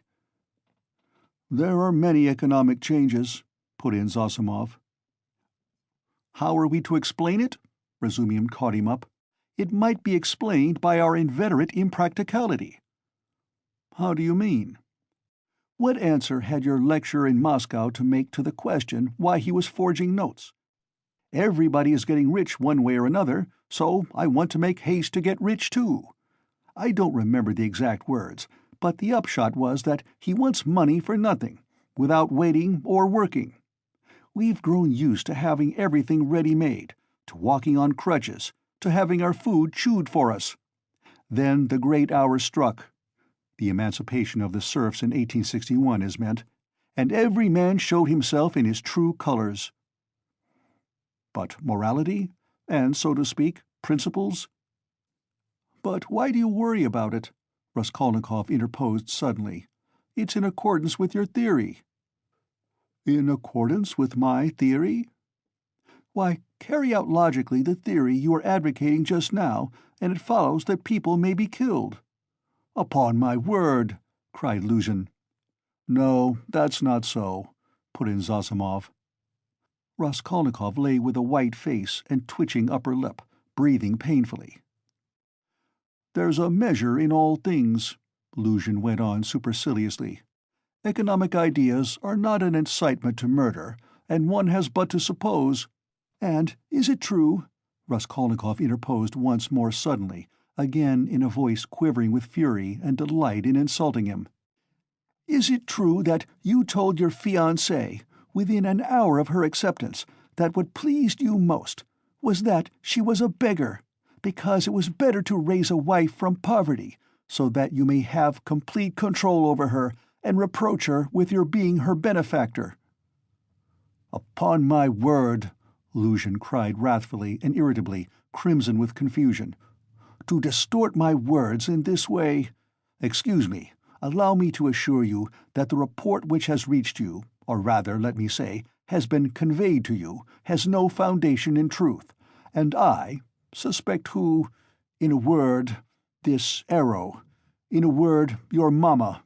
She seemed to me, in other things, with all her excellent qualities, of a somewhat high-flown and romantic way of thinking, but I was 1,000 miles from supposing that she would misunderstand and misrepresent things in so fanciful a way, and indeed— I tell you what," cried Raskolnikov, raising himself on his pillow and fixing his piercing, glittering eyes upon him, "I tell you what—" "What?" Luzhin stood still, waiting with a defiant and offended face. Silence lasted for some seconds. "Why, if ever again you dare to mention a single word about my mother, I shall send you flying downstairs." "What's the matter with you?" cried Razumian. "So, that's how it is?" Luzhin turned pale and bit his lip. "Let me tell you, sir," he began deliberately, doing his utmost to restrain himself, but breathing hard. "At the first moment I saw you, you were ill-disposed to me, but I remained here on purpose to find out more. I could forgive a great deal in a sick man and a connection, but you— never after this." "I am not ill!" cried Raskolnikov. "So much the worse. Go to hell!" But Luzhin was already leaving without finishing his speech, squeezing between the table and the chair. Razumian got up this time to let him pass. Without glancing at anyone, and not even nodding to Zosimov, who had for some time been making signs to him to let the sick man alone, he went out, lifting his hat to the level of his shoulders to avoid crushing it as he stooped to go out of the door. And even the curve of his spine was expressive of the horrible insult he had received. "How could you? How could you?" Razumian said, shaking his head in perplexity. "Let me alone! Let me alone, all of you!" Raskolnikov cried in a frenzy. "Will you ever leave off tormenting me? I am not afraid of you. I am not afraid of anyone now. Get away from me. I want to be alone, alone, alone." "Come along," said Zossimov, nodding to Razumihin. "But we can't leave him like this." "Come along," Zossimov repeated insistently, and he went out. Razumihin thought a minute and ran to overtake him. "It might be worse not to obey him," said Zossimov on the stairs. "He mustn't be irritated." "What's the matter with him?" "If only he could get some favorable shock, that's what would do it. At first he was better. You know he has got something on his mind, some fixed idea weighing on him. I am very much afraid so. He must have." "Perhaps it's that gentleman, Pyotr Petrovitch. From his conversation I gather he is going to marry his sister, and that he had received a letter about it just before his illness." "Yes, confound the man. He may have upset the case altogether. But have you noticed, he takes no interest in anything. He does not respond to anything except one point on which he seems excited. That's the murder?" "Yes, yes," Razumihin agreed. "I noticed that too. He is interested, frightened. It gave him a shock on the day he was ill in the police office. He fainted. Tell me more about that this evening, and I'll tell you something afterwards. He interests me very much. In half an hour I'll go and see him again. There'll be no inflammation, though." "Thanks. And I'll wait with Pashenka meantime, and we'll keep watching him through Nastasia." Raskolnikov, left alone, looked with impatience and misery at Nastasia, but she still lingered. "Won't you have some tea now?" she asked. "Later. I am sleepy. Leave me." He turned abruptly to the wall. Nastasia went out. End of Part 2, Chapter 5. Part 2, Chapter 6. But as soon as she went out, he got up, latched the door, undid the parcel which Razumihin had brought in that evening and had tied up again, and began dressing. Strange to say, he seemed immediately to have become perfectly calm, not a trace of his recent delirium nor of the panic fear that had haunted him of late. It was the first moment of a strange, sudden calm. His movements were precise and definite. A firm purpose was evident in them. Today, he muttered to himself. He understood that he was still weak, but his intense spiritual concentration gave him strength and self-confidence. He hoped, moreover, that he would not fall down in the street. When he had dressed in entirely new clothes, he looked at the money lying on the table, and after a moment's thought put it in his pocket. It was 25 rubles. He took also all the copper change from the 10 rubles spent by Razumihin on the clothes. Then he softly unlatched the door, went out, slipped downstairs, and glanced in at the open kitchen door. Nastasia was standing with her back to him, blowing up the landlady's samovar. She heard nothing. Who would have dreamed of his going out, indeed? A minute later he was in the street. It was nearly 8 o'clock. The sun was setting. It was as stifling as before, but he eagerly drank in the stinking, dusty town air. His head felt rather dizzy. A sort of savage energy gleamed suddenly in his feverish eyes and his wasted, pale and yellow face. He did not know and did not think where he was going. He had one thought only: that all this must be ended today, once and for all, immediately. That he would not return home without it, because he would not go on living like that. How, with what, to make an end? He had not an idea about it. He did not even want to think of it. He drove away thought. Thought tortured him. All he knew, all he felt, was that everything must be changed one way or another, he repeated with desperate and immovable self-confidence and determination. From old habit, he took his usual walk in the direction of the Haymarket. A dark-haired young man with a barrel organ was standing in the road in front of a little general shop and was grinding out a very sentimental song. He was accompanying a girl of 15, who stood on the pavement in front of him. She was dressed up in a crinoline, a mantle and a straw hat with a flame-colored feather in it, all very old and shabby. In a strong and rather agreeable voice, cracked and coarsened by street singing, she sang in hope of getting a copper from the shop. Raskolnikov joined 2 or 3 listeners, took out a 5-kopeck piece and put it in the girl's hand. She broke off abruptly on a sentimental high note, shouted sharply to the organ grinder, "Come on," and both moved on to the next shop. "Do you like street music?" said Raskolnikov, addressing a middle-aged man standing idly by him. The man looked at him, startled and wondering. "I love to hear singing to a street organ," said Raskolnikov, and his manner seemed strangely out of keeping with the subject. "I like it on cold, dark, damp autumn evenings. They must be damp, when all the passers-by have pale green, sickly faces, or better still, when the wet snow is falling straight down, when there's no wind, you know what I mean? And the street lamps shine through it." "I don't know. Excuse me," muttered the stranger, frightened by the question and Raskolnikov's strange manner, and he crossed over to the other side of the street. Raskolnikov walked straight on and came out at the corner of the Haymarket, where the huckster and his wife had talked with Lizaveta. But they were not there now. Recognizing the place, he stopped, looked round, and addressed a young fellow in a red shirt, who stood gaping before a corn-chandler's shop. "Isn't there a man who keeps a booth with his wife at this corner?" "All sorts of people keep booths here," answered the young man, glancing superciliously at Raskolnikov. "What's his name?" "What he was christened." "Aren't you a Zaraisky man, too? Which province?" The young man looked at Raskolnikov again. "It's not a province, Your Excellency, but a district.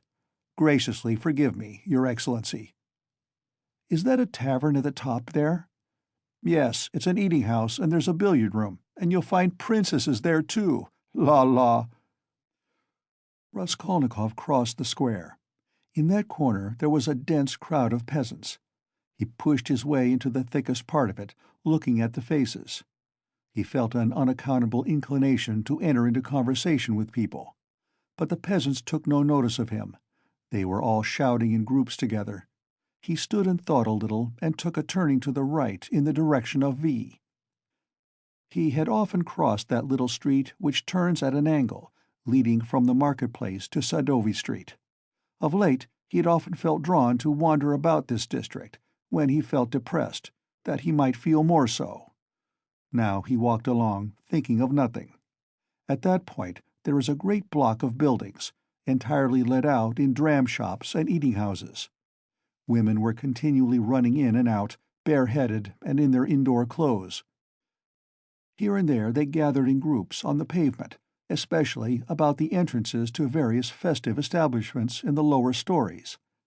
From one of these a loud din, sounds of singing, the tinkling of a guitar, and shouts of merriment floated into the street. A crowd of women were thronging round the door. Some were sitting on the steps, others on the pavement, others were standing talking. A drunken soldier, smoking a cigarette, was walking near them in the road, swearing. He seemed to be trying to find his way somewhere, but had forgotten where. One beggar was quarreling with another, and a man dead drunk was lying right across the road. Raskolnikov joined the throng of women, who were talking in husky voices. They were bareheaded and wore cotton dresses and goatskin shoes. There were women of 40, and some not more than 17. Almost all had blackened eyes. He felt strangely attracted by the singing and all the noise and uproar in the saloon below. Someone could be heard within dancing frantically, marking time with his heels to the sounds of the guitar and of a thin falsetto voice singing a jaunty air. He listened intently, gloomily and dreamily, bending down at the entrance and peeping inquisitively in from the pavement. "Oh, my handsome soldier, don't beat me for nothing," trilled the thin voice of the singer. Raskolnikov felt a great desire to make out what he was singing, as though everything depended on that. "Shall I go in?" he thought. "They are laughing. From drink. Shall I get drunk?" "Won't you come in?" one of the women asked him. Her voice was still musical and less thick than the others, She was young and not repulsive, the only one of the group. "Why, she's pretty," he said, drawing himself up and looking at her. She smiled, much pleased at the compliment. "You're very nice-looking yourself," she said. "Isn't he thin, though?" observed another woman, in a deep bass. "Have you just come out of a hospital?" "They're all generals' daughters, it seems, but they have all snub noses," interposed a tipsy peasant with a sly smile on his face, wearing a loose coat. "See how jolly they are. Go along with you. I'll go, sweetie." And he darted down into the saloon below. Raskolnikov moved on. "I say, sir," the girl shouted after him. "What is it?" She hesitated. "I'll always be pleased to spend an hour with you, kind gentleman, but now I feel shy. Give me 6 kopecks for a drink, there's a nice young man." Raskolnikov gave her what came first, 15 kopecks. "Ah, what a good-natured gentleman." "What's your name?" "Ask for Duklida." "Well, that's too much," one of the women observed, shaking her head at Duklida. "I don't know how you can ask like that. I believe I should drop with shame." Raskolnikov looked curiously at the speaker. She was a pock-marked wench of 30, covered with bruises, with her upper lip swollen. She made her criticism quietly and earnestly.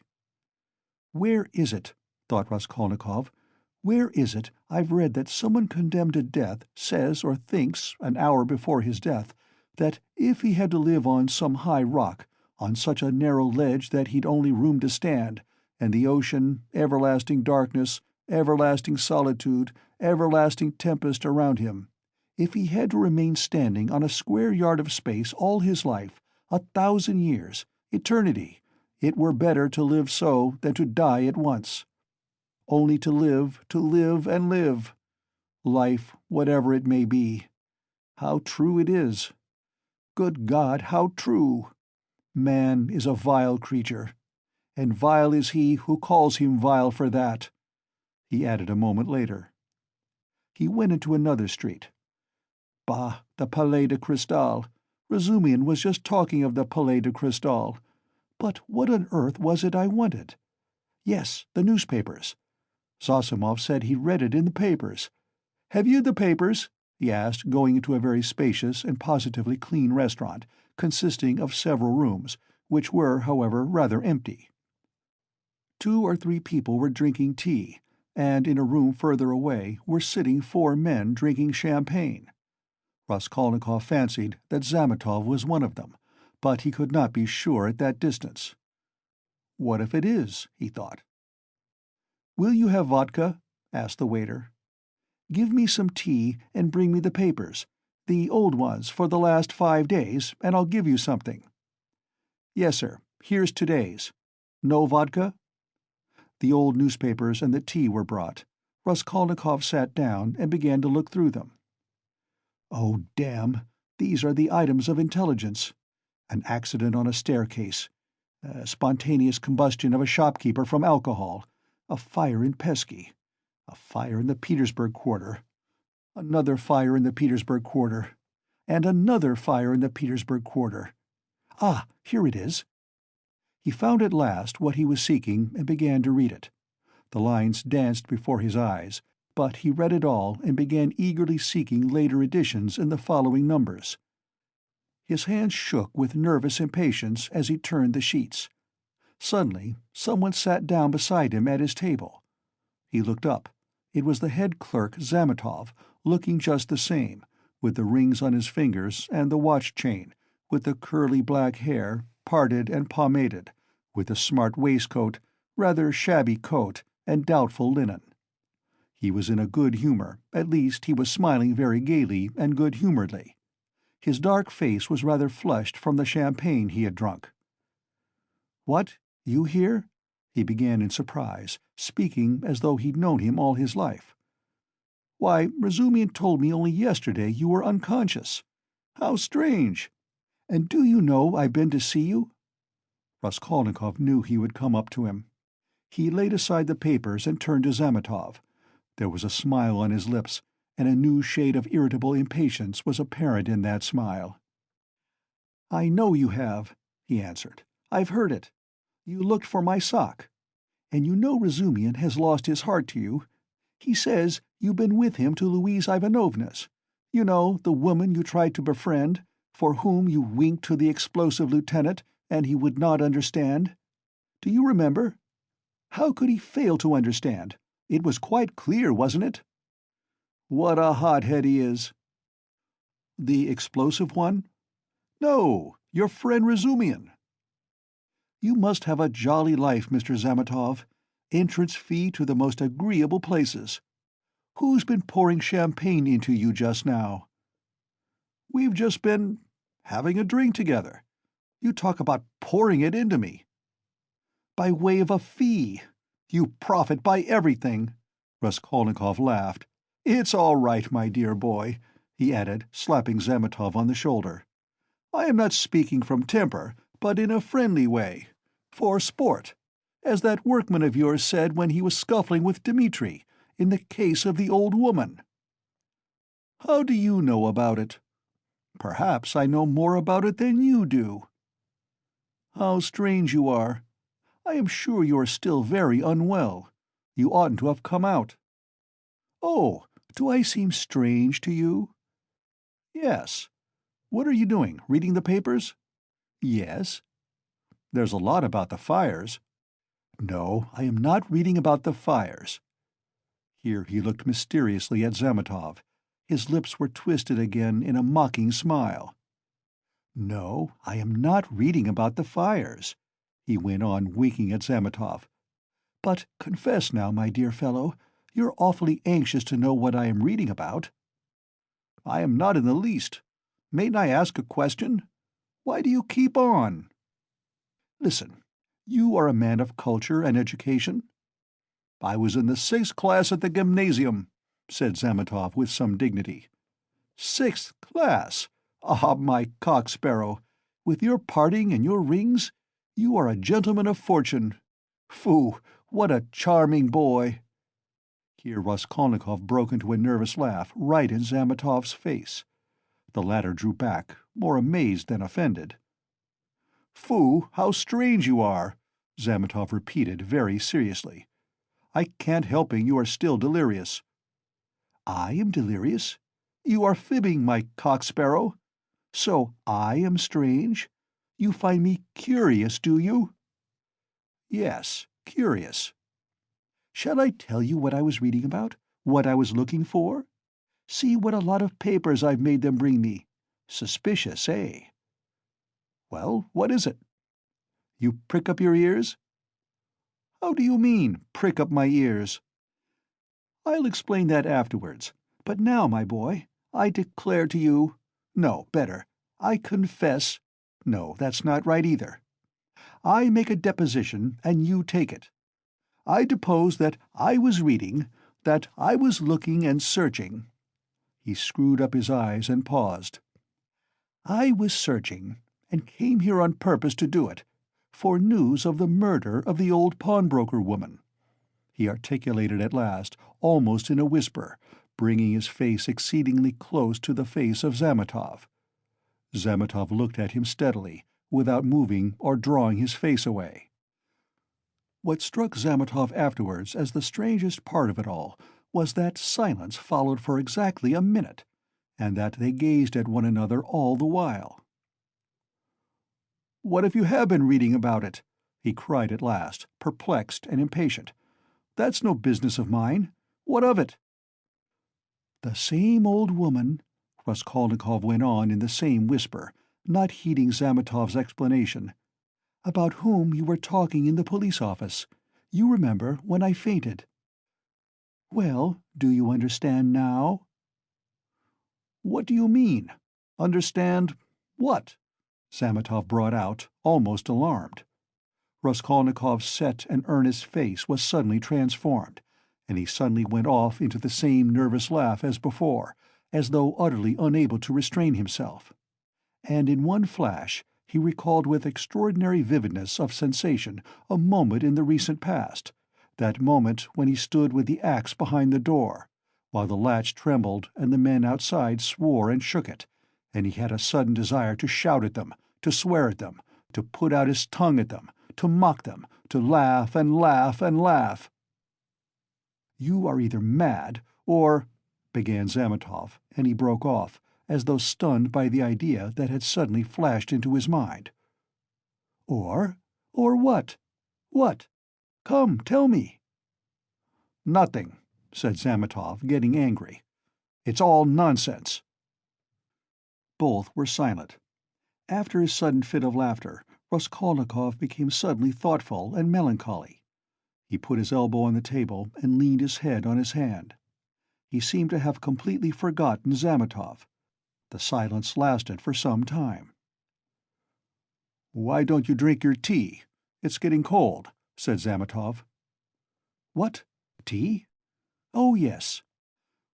Raskolnikov sipped the glass, put a morsel of bread in his mouth, and suddenly, looking at Zametov, seemed to remember everything and pulled himself together. At the same moment, his face resumed its original mocking expression. He went on drinking tea. "There have been a great many of these crimes lately," said Zametov. "Only the other day I read in the Moscow News that a whole gang of false coiners had been caught in Moscow. It was a regular society. They used to forge tickets." "Oh, but it was a long time ago. I read about it a month ago," Raskolnikov answered calmly. "So you consider them criminals?" he added, smiling. "Of course they are criminals." "They? They are children, simpletons, not criminals. Why, 100 people meeting for such an object, what an idea! 3 would be too many, and then they want to have more faith in one another than in themselves. One has only to blab in his cups and it all collapses. Simpletons! They engaged untrustworthy people to change the notes. What a thing to trust to a casual stranger! Well, let us suppose that these simpletons succeed and each makes $1 million, and what follows for the rest of their lives? Each is dependent on the others for the rest of his life. Better hang oneself at once. And they did not know how to change the notes either. The man who changed the notes took 5,000 rubles, and his hands trembled. He counted the first 4,000, but did not count the 5,000. He was in such a hurry to get the money into his pocket and ran away. Of course he roused suspicion. And the whole thing came to a crash through one fool. Is it possible?" "That his hands trembled?" observed Zametov. "Yes, that's quite possible. That, I feel quite sure, is possible. Sometimes one can't stand things." "Can't stand that?" "Why, could you stand it then? No, I couldn't. For the sake of 100 rubles to face such a terrible experience? To go with false notes into a bank where it's their business to spot that sort of thing? No, I should not have the face to do it. Would you?" Raskolnikov had an intense desire again to put his tongue out. Shivers kept running down his spine. "I should do it quite differently," Raskolnikov began. "This is how I would change the notes. I'd count the first 1,000 3 or 4 times backwards and forwards, looking at every note, and then I'd set to the second 1,000. I'd count that halfway through, and then hold some 50-ruble note to the light, then turn it, then hold it to the light again, to see whether it was a good one. 'I am afraid,' I would say, 'a relation of mine lost 25 rubles the other day through a false note,' and then I'd tell them the whole story. And after I began counting the third, 'No, excuse me,' I would say, 'I fancy I made a mistake in the 7th hundred in that second 1,000, I'm not sure.' And so I would give up the third 1,000 and go back to the second, and so on to the end. And when I had finished, I'd pick out one from the 5th and one from the second 1,000, and take them again to the light and ask again, 'Change them, please,' and put the clerk into such a stew that he would not know how to get rid of me. When I'd finished and gone out, I'd come back. 'No, excuse me,' and ask for some explanation. That's how I'd do it." "Phoo! What terrible things you say," said Zametov, laughing. "But all that is only talk. I dare say when it came to deeds you'd make a slip. I believe that even a practised, desperate man cannot always reckon on himself, much less you and I. To take an example near home, that old woman murdered in our district. The murderer seems to have been a desperate fellow. He risked everything in open daylight, was saved by a miracle. But his hands shook too. He did not succeed in robbing the place. He couldn't stand it. That was clear from the—" Raskolnikov seemed offended. "Clear? Why don't you catch him, then?" he cried, maliciously jibing at Zametov. "Well, they will catch him." "Who? You? Do you suppose you could catch him? You've a tough job.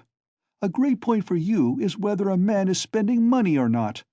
If he had no money and suddenly begins spending, he must be the man, so that any child can mislead you." "The fact is, they always do that, though," answered Zametov.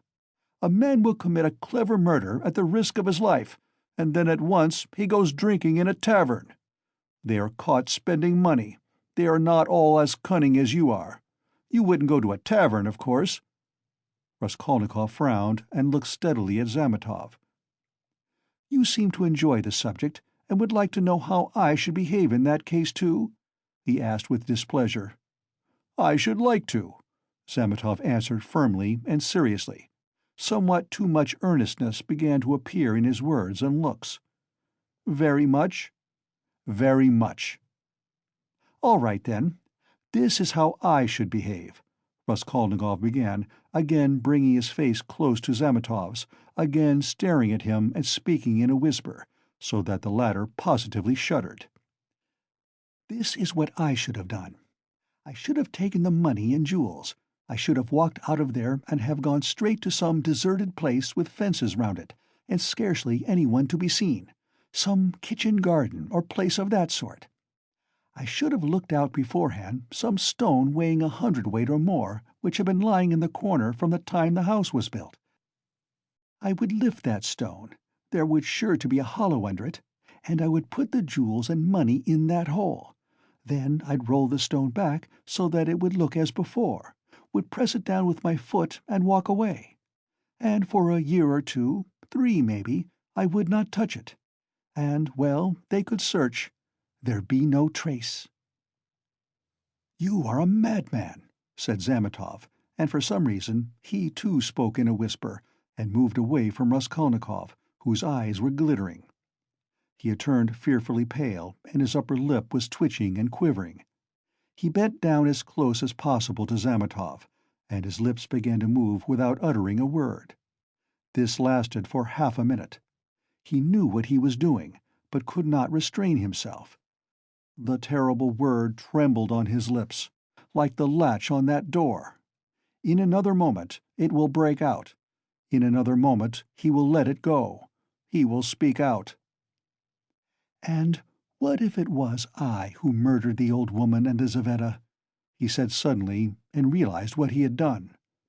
Zametov looked wildly at him and turned white as the tablecloth. His face wore a contorted smile. "But is it possible?" he brought out faintly. Raskolnikov looked wrathfully at him. "Own up that you believed it. Yes, you did?" "Not a bit of it. I believe it less than ever now," Zametov cried hastily. "I've caught my cock-sparrow. So you did believe it before, if now you believe it less than ever." "Not at all," cried Zametov, obviously embarrassed. "Have you been frightening me so as to lead up to this?" "You don't believe it, then? What were you talking about behind my back when I went out of the police office? And why did the explosive lieutenant question me after I fainted?" "Hey there!" he shouted to the waiter, getting up and taking his cap. "How much?" 30 kopecks, the latter replied, running up. "And there is 20 kopecks for vodka. See what a lot of money!" He held out his shaking hand to Zametov with notes in it. "Red notes and blue, 25 rubles. Where did I get them? And where did my new clothes come from? You know I had not a kopeck. You've cross-examined my landlady, I'll be bound. Well, that's enough, as it goes, till we meet again." He went out trembling all over from a sort of wild hysterical sensation, in which there was an element of insufferable rapture. Yet he was gloomy and terribly tired. His face was twisted as after a fit. His fatigue increased rapidly. Any shock, any irritating sensation stimulated and revived his energies at once, but his strength failed as quickly when the stimulus was removed. Zametov, left alone, sat for a long time in the same place, plunged in thought. Raskolnikov had unwittingly worked a revolution in his brain on a certain point, and had made up his mind for him conclusively. Ilya Petrovitch is a blockhead, he decided. Raskolnikov had hardly opened the door of the restaurant when he stumbled against Razumian on the steps. They did not see each other till they almost knocked against each other. For a moment they stood looking each other up and down. Razumian was greatly astounded. Then anger, real anger, gleamed fiercely in his eyes. "So here you are!" he shouted at the top of his voice. "You ran away from your bed! And here I've been looking for you under the sofa. We went up to the garret. I almost beat Nastasia on your account. And here he is after all. Rodya, what is the meaning of it? Tell me the whole truth. Confess. Do you hear?" "It means that I'm sick to death of you all and I want to be alone," Raskolnikov answered calmly. "Alone? When you are not able to walk? When your face is as white as a sheet, and you are gasping for breath? Idiot! What have you been doing in the Palais de Cristal? Own up at once." "Let me go," said Raskolnikov, and tried to pass him. This was too much for Razumian. He gripped him firmly by the shoulder. "Let you go? You dare tell me to let you go? Do you know what I'll do with you directly? I'll pick you up, tie you in a bundle, carry you home under my arm, and lock you up." "Listen, Razumian," Raskolnikov began quietly, apparently calm. "Can't you see that I don't want your benevolence? A strange desire you have to shower benefits on a man who curses them, who feels them a burden, in fact. Why did you seek me out at the beginning of my illness? Maybe I was very glad to die. Didn't I tell you plainly enough today that you were torturing me, that I was sick of you? You seem to want to torture people. I assure you that all that is seriously hindering my recovery, because it's continually irritating me. You saw Zosimov went away just now to avoid irritating me. You leave me alone too, for goodness sake. What right have you, indeed, to keep me by force? Don't you see that I am in possession of all my faculties now? How can I persuade you not to persecute me with your kindness? I may be ungrateful, I may be mean. Only let me be. For God's sake, let me be. Let me be, let me be." He began calmly, gloating beforehand over the venomous phrases he was about to utter, but finished, panting for breath, in a frenzy, as he had been with Luzhin. Razumian stood a moment, thought, and let his hand drop. "Well, go to hell, then," he said gently and thoughtfully. "Stay!" he roared, as Raskolnikov was about to move. "Listen to me. Let me tell you that you are all a set of babbling, posing idiots. If you've any little trouble, you brood over it like a hen over an egg. And you're plagiarists even at that. There isn't a sign of independent life in you. You are made of spermaceti ointment, and you've lymph in your veins instead of blood. I don't believe in any one of you. In any circumstances, the first thing for all of you is to be unlike a human being. Stop!" he cried with redoubled fury, noticing that Raskolnikov was again making a movement. "Hear me out. You know I'm having a housewarming this evening. I dare say they've arrived by now, but I left my uncle there. I just ran in to receive the guests. And if you weren't a fool, a common fool, a perfect fool, if you were an original instead of a translation— You see, Rodya, I recognize you're a clever fellow, but you're a fool. And if you weren't a fool, you'd come round to me this evening instead of wearing out your boots in the street. Since you have gone out, there's no help for it. I'd give you a snug easy-chair, my landlady has one, a cup of tea, company, or you could lie on the sofa, Any way you would be with us. Zosimov will be there too. Will you come?" "No." "Rubbish!" Razumian shouted, out of patience. "How do you know? You can't answer for yourself. You don't know anything about it." "Thousands of times I've fought tooth and nail with people and run back to them afterwards. One feels ashamed and goes back to a man. So remember, Pochinkov's house on the 3rd story." "Why, Mr. Razumian, I do believe you'd let anybody beat you from sheer benevolence." "Beat? Whom? Me? I'd twist off his nose at the mere idea.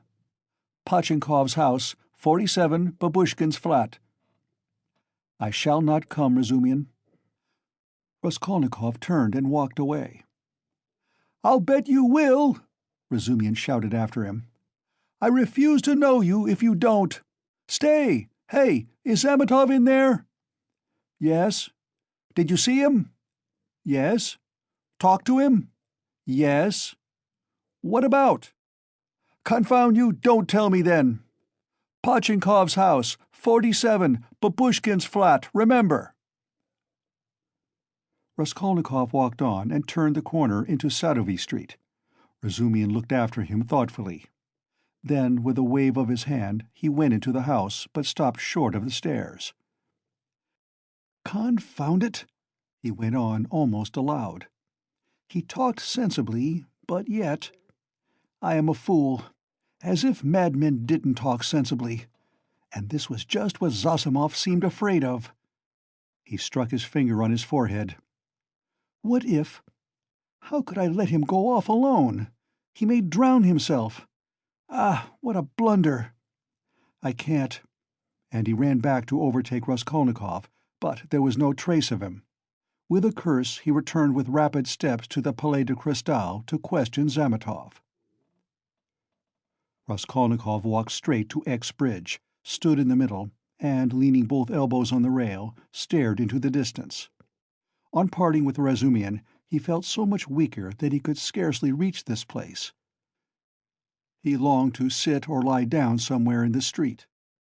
Bending over the water, he gazed mechanically at the last pink flush of the sunset, at the row of houses growing dark in the gathering twilight, at one distant attic window on the left bank, flashing as though on fire in the last rays of the setting sun, at the darkening water of the canal, and the water seemed to catch his attention. At last red circles flashed before his eyes. The houses seemed moving. The passers-by, the canal banks, the carriages all danced before his eyes. Suddenly he started, saved again perhaps from swooning by an uncanny and hideous sight. He became aware of someone standing on the right side of him. He looked and saw a tall woman with a kerchief on her head, with a long, yellow, wasted face and red, sunken eyes. She was looking straight at him, but obviously she saw nothing and recognized no one. Suddenly she leaned her right hand on the parapet, lifted her right leg over the railing, then her left, and threw herself into the canal. The filthy water parted and swallowed up its victim for a moment. Then, an instant later, the drowning woman floated to the surface, moving slowly with the current, her head and legs in the water, her skirt inflated like a balloon over her back. "A woman drowning! A woman drowning!" shouted dozens of voices. People ran up. Both banks were thronged with spectators. On the bridge, people crowded about Raskolnikov, pressing up behind him. "Mercy on it! It's our Afrosinya!" a woman cried tearfully close by.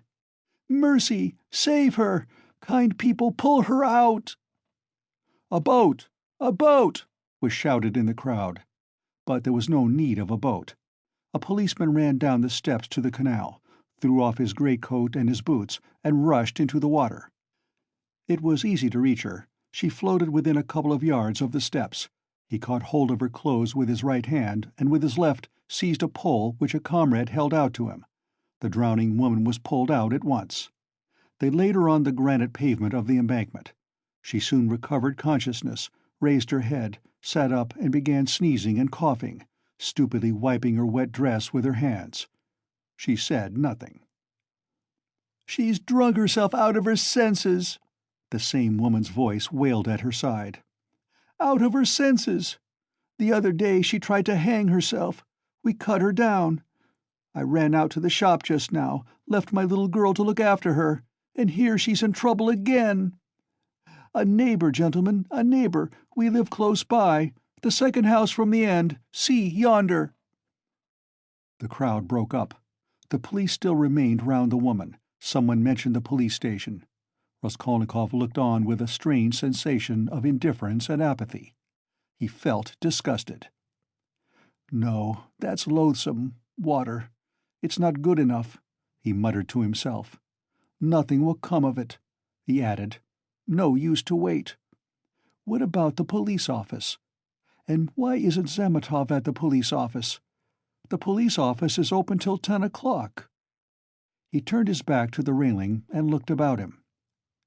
"Very well, then," he said resolutely.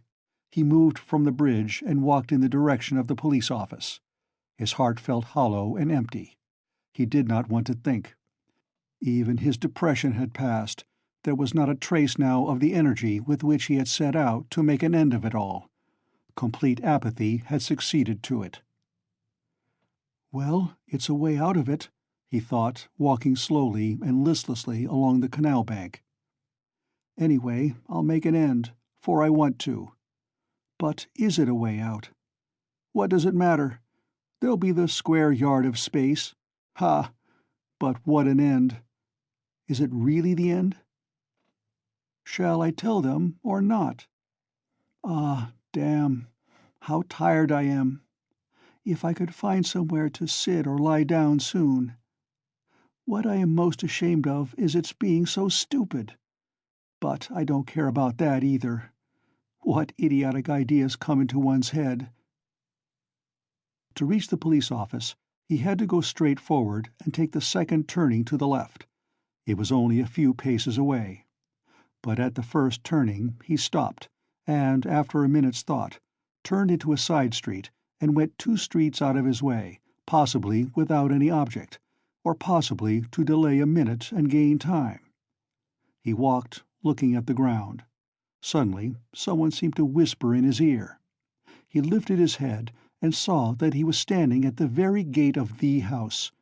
He had not passed it. He had not been near it since that evening. An overwhelming, unaccountable prompting drew him on. He went into the house, passed through the gateway, then into the first entrance on the right, and began mounting the familiar staircase to the 4th story. The narrow, steep staircase was very dark. He stopped at each landing and looked round him with curiosity. On the first landing, the framework of the window had been taken out. That wasn't so, then, he thought. Here was the flat on the 2nd story where Nikolai and Dmitri had been working. It's shut up, and the door newly painted. So it's to let. Then the 3rd story and the 4th. Here. He was perplexed to find the door of the flat wide open. There were men there. He could hear voices. He had not expected that. After brief hesitation, he mounted the last stairs and went into the flat. It, too, was being done up. There were workmen in it. This seemed to amaze him. He somehow fancied that he would find everything as he had left it, even perhaps the corpses in the same places on the floor. And now, bare walls, no furniture. It seemed strange. He walked to the window and sat down on the window-sill. There were 2 workmen, both young fellows, but one much younger than the other. They were papering the walls with a new white paper covered with lilac flowers, instead of the old, dirty yellow one. Raskolnikov, for some reason, felt horribly annoyed by this. He looked at the new paper with dislike, as though he felt sorry to have it all so changed. The workmen had obviously stayed beyond their time, and now they were hurriedly rolling up their paper and getting ready to go home. They took no notice of Raskolnikov's coming in. They were talking. Raskolnikov folded his arms and listened. "She comes to me in the morning," said the elder to the younger. "Very early, all dressed up. 'Why are you preening and prinking?' says I. 'I am ready to do anything to please you, Tit Vassilitch.' That's a way of going on. And she dressed up like a regular fashion book." "And what is a fashion book?" the younger one asked. He obviously regarded the other as an authority. "A fashion book is a lot of pictures, colored, and they come to the tailors here every Saturday, by post from abroad, to show folks how to dress, the male sex as well as the female. They're pictures. The gentlemen are generally wearing fur coats, and for the ladies' fluffles, they're beyond anything you can fancy." "There's nothing you can't find in Petersburg," the younger cried enthusiastically. "Except father and mother, there's everything." "Except them, there's everything to be found, my boy," the elder declared sententiously. Raskolnikov got up and walked into the other room, where the strong-box, the bed, and the chest of drawers had been. The room seemed to him very tiny without furniture in it. The paper was the same. The paper in the corner showed where the case of icons had stood. He looked at it and went to the window. The elder workman looked at him askance. "What do you want?" he asked suddenly.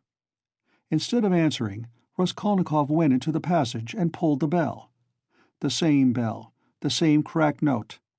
He rang it a second and a third time. He listened and remembered. The hideous and agonizingly fearful sensation he had felt then began to come back more and more vividly. He shuddered at every ring, and it gave him more and more satisfaction. "Well, what do you want? Who are you?" the workman shouted, going out to him. Raskolnikov went inside again. "I want to take a flat," he said. "I am looking round." "It's not the time to look at rooms at night, and you ought to come up with the porter." "The floors have been washed. Will they be painted?" Raskolnikov went on. "Is there no blood?" "What blood?" "Why, the old woman and her sister were murdered here. There was a perfect pool there." "But who are you?" the workman cried, uneasy. "Who am I?" "Yes." "You want to know? Come to the police station. I'll tell you." The workman looked at him in amazement. "It's time for us to go. We are late. Come along, Alyoshka. We must lock up," said the elder workman. "Very well, come along," said Raskolnikov indifferently, and, going out first, he went slowly downstairs. "Hey, porter!" he cried in the gateway. At the entrance several people were standing, staring at the passers-by. The two porters, a peasant woman, a man in a long coat, and a few others. Raskolnikov went straight up to them. "What do you want?" asked one of the porters. "Have you been to the police office?" "I've just been there. What do you want?" "Is it open?" "Of course." "Is the assistant there?" "He was there for a time. What do you want?" Raskolnikov made no reply, but stood beside them, lost in thought. "He's been to look at the flat," said the elder workman, coming forward. "Which flat?" "Where we are at work. 'Why have you washed away the blood?' says he. 'There has been a murder here,' says he, 'and I've come to take it.' And he began ringing at the bell, all but broke it. 'Come to the police station,' says he. 'I'll tell you everything there.' He wouldn't leave us." The porter looked at Raskolnikov, frowning and perplexed. "Who are you?" he shouted as impressively as he could. "I am Rodion Romanovitch Raskolnikov, formerly a student. I live in Shiel's house, not far from here, flat number 14. Ask the porter, he knows me." Raskolnikov said all this in a lazy, dreamy voice, not turning round but looking intently into the darkening street. "Why have you been to the flat?" "To look at it." "What is there to look at?" "Take him straight to the police station," the man in the long coat jerked in abruptly. Raskolnikov looked intently at him over his shoulder, and said in the same slow, lazy tones, "Come along." "Yes, take him," the man went on more confidently. "Why was he going into that? What's in his mind, eh?" "He's not drunk, but God knows what's the matter with him," muttered the workman. "But what do you want?" the porter shouted again, beginning to get angry in earnest. "Why are you hanging about?" "You funked the police station, then?" said Raskolnikov jeeringly. "How funk it? Why are you hanging about?" "He's a rogue," shouted the peasant woman. "Why waste time talking to him?" cried the other porter, a huge peasant in a full open coat and with keys on his belt. "Get along! He is a rogue, and no mistake! Get along!" And seizing Raskolnikov by the shoulder, he flung him into the street. He lurched forward, but recovered his footing, looked at the spectators in silence, and walked away. "Strange man," observed the workman. "There are strange folks about nowadays," said the woman.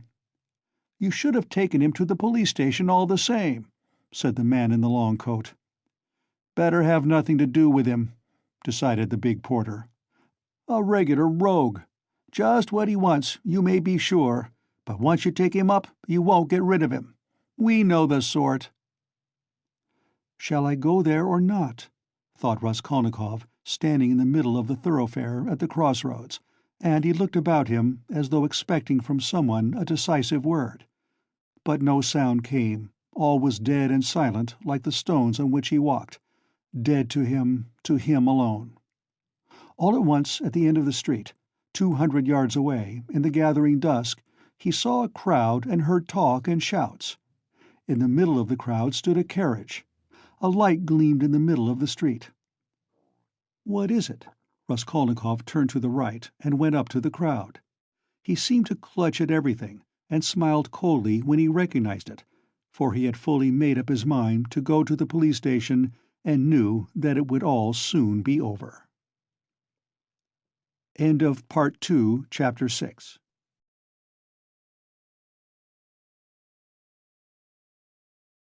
Part 2, Chapter 7. An elegant carriage stood in the middle of the road, with a pair of spirited grey horses. There was no one in it, and the coachman had got off his box and stood by. The horses were being held by the bridle. A mass of people had gathered round, the police standing in front. One of them held a lighted lantern, which he was turning on something lying close to the wheels. Everyone was talking, shouting, exclaiming. The coachman seemed at a loss and kept repeating, "What a misfortune! Good Lord, what a misfortune!" Raskolnikov pushed his way in as far as he could, and succeeded at last in seeing the object of the commotion and interest. On the ground a man who had been run over lay apparently unconscious, and covered with blood. He was very badly dressed, but not like a workman. Blood was flowing from his head and face. His face was crushed, mutilated, and disfigured. He was evidently badly injured. "Merciful heaven!" wailed the coachman. "What more could I do? If I had been driving fast or had not shouted to him, but I was going quietly, not in a hurry. Everyone could see I was going along just like everybody else. A drunken man can't walk straight, we all know. I saw him crossing the street, staggering and almost falling. I shouted again, and a second and a third time. Then I held the horses in, but he fell straight under their feet. Either he did it on purpose, or he was very tipsy. The horses are young and ready to take fright. They started. He screamed. That made them worse. That's how it happened." "That's just how it was," a voice in the crowd confirmed. "He shouted, that's true. He shouted 3 times," another voice declared. "3 times it was, we all heard it," shouted a third. But the coachman was not very much distressed and frightened. It was evident that the carriage belonged to a rich and important person who was awaiting it somewhere. The police, of course, were in no little anxiety to avoid upsetting his arrangements. All they had to do was to take the injured man to the police station and the hospital. No one knew his name. Meanwhile, Raskolnikov had squeezed in and stooped closer over him. The lantern suddenly lighted up the unfortunate man's face. He recognized him.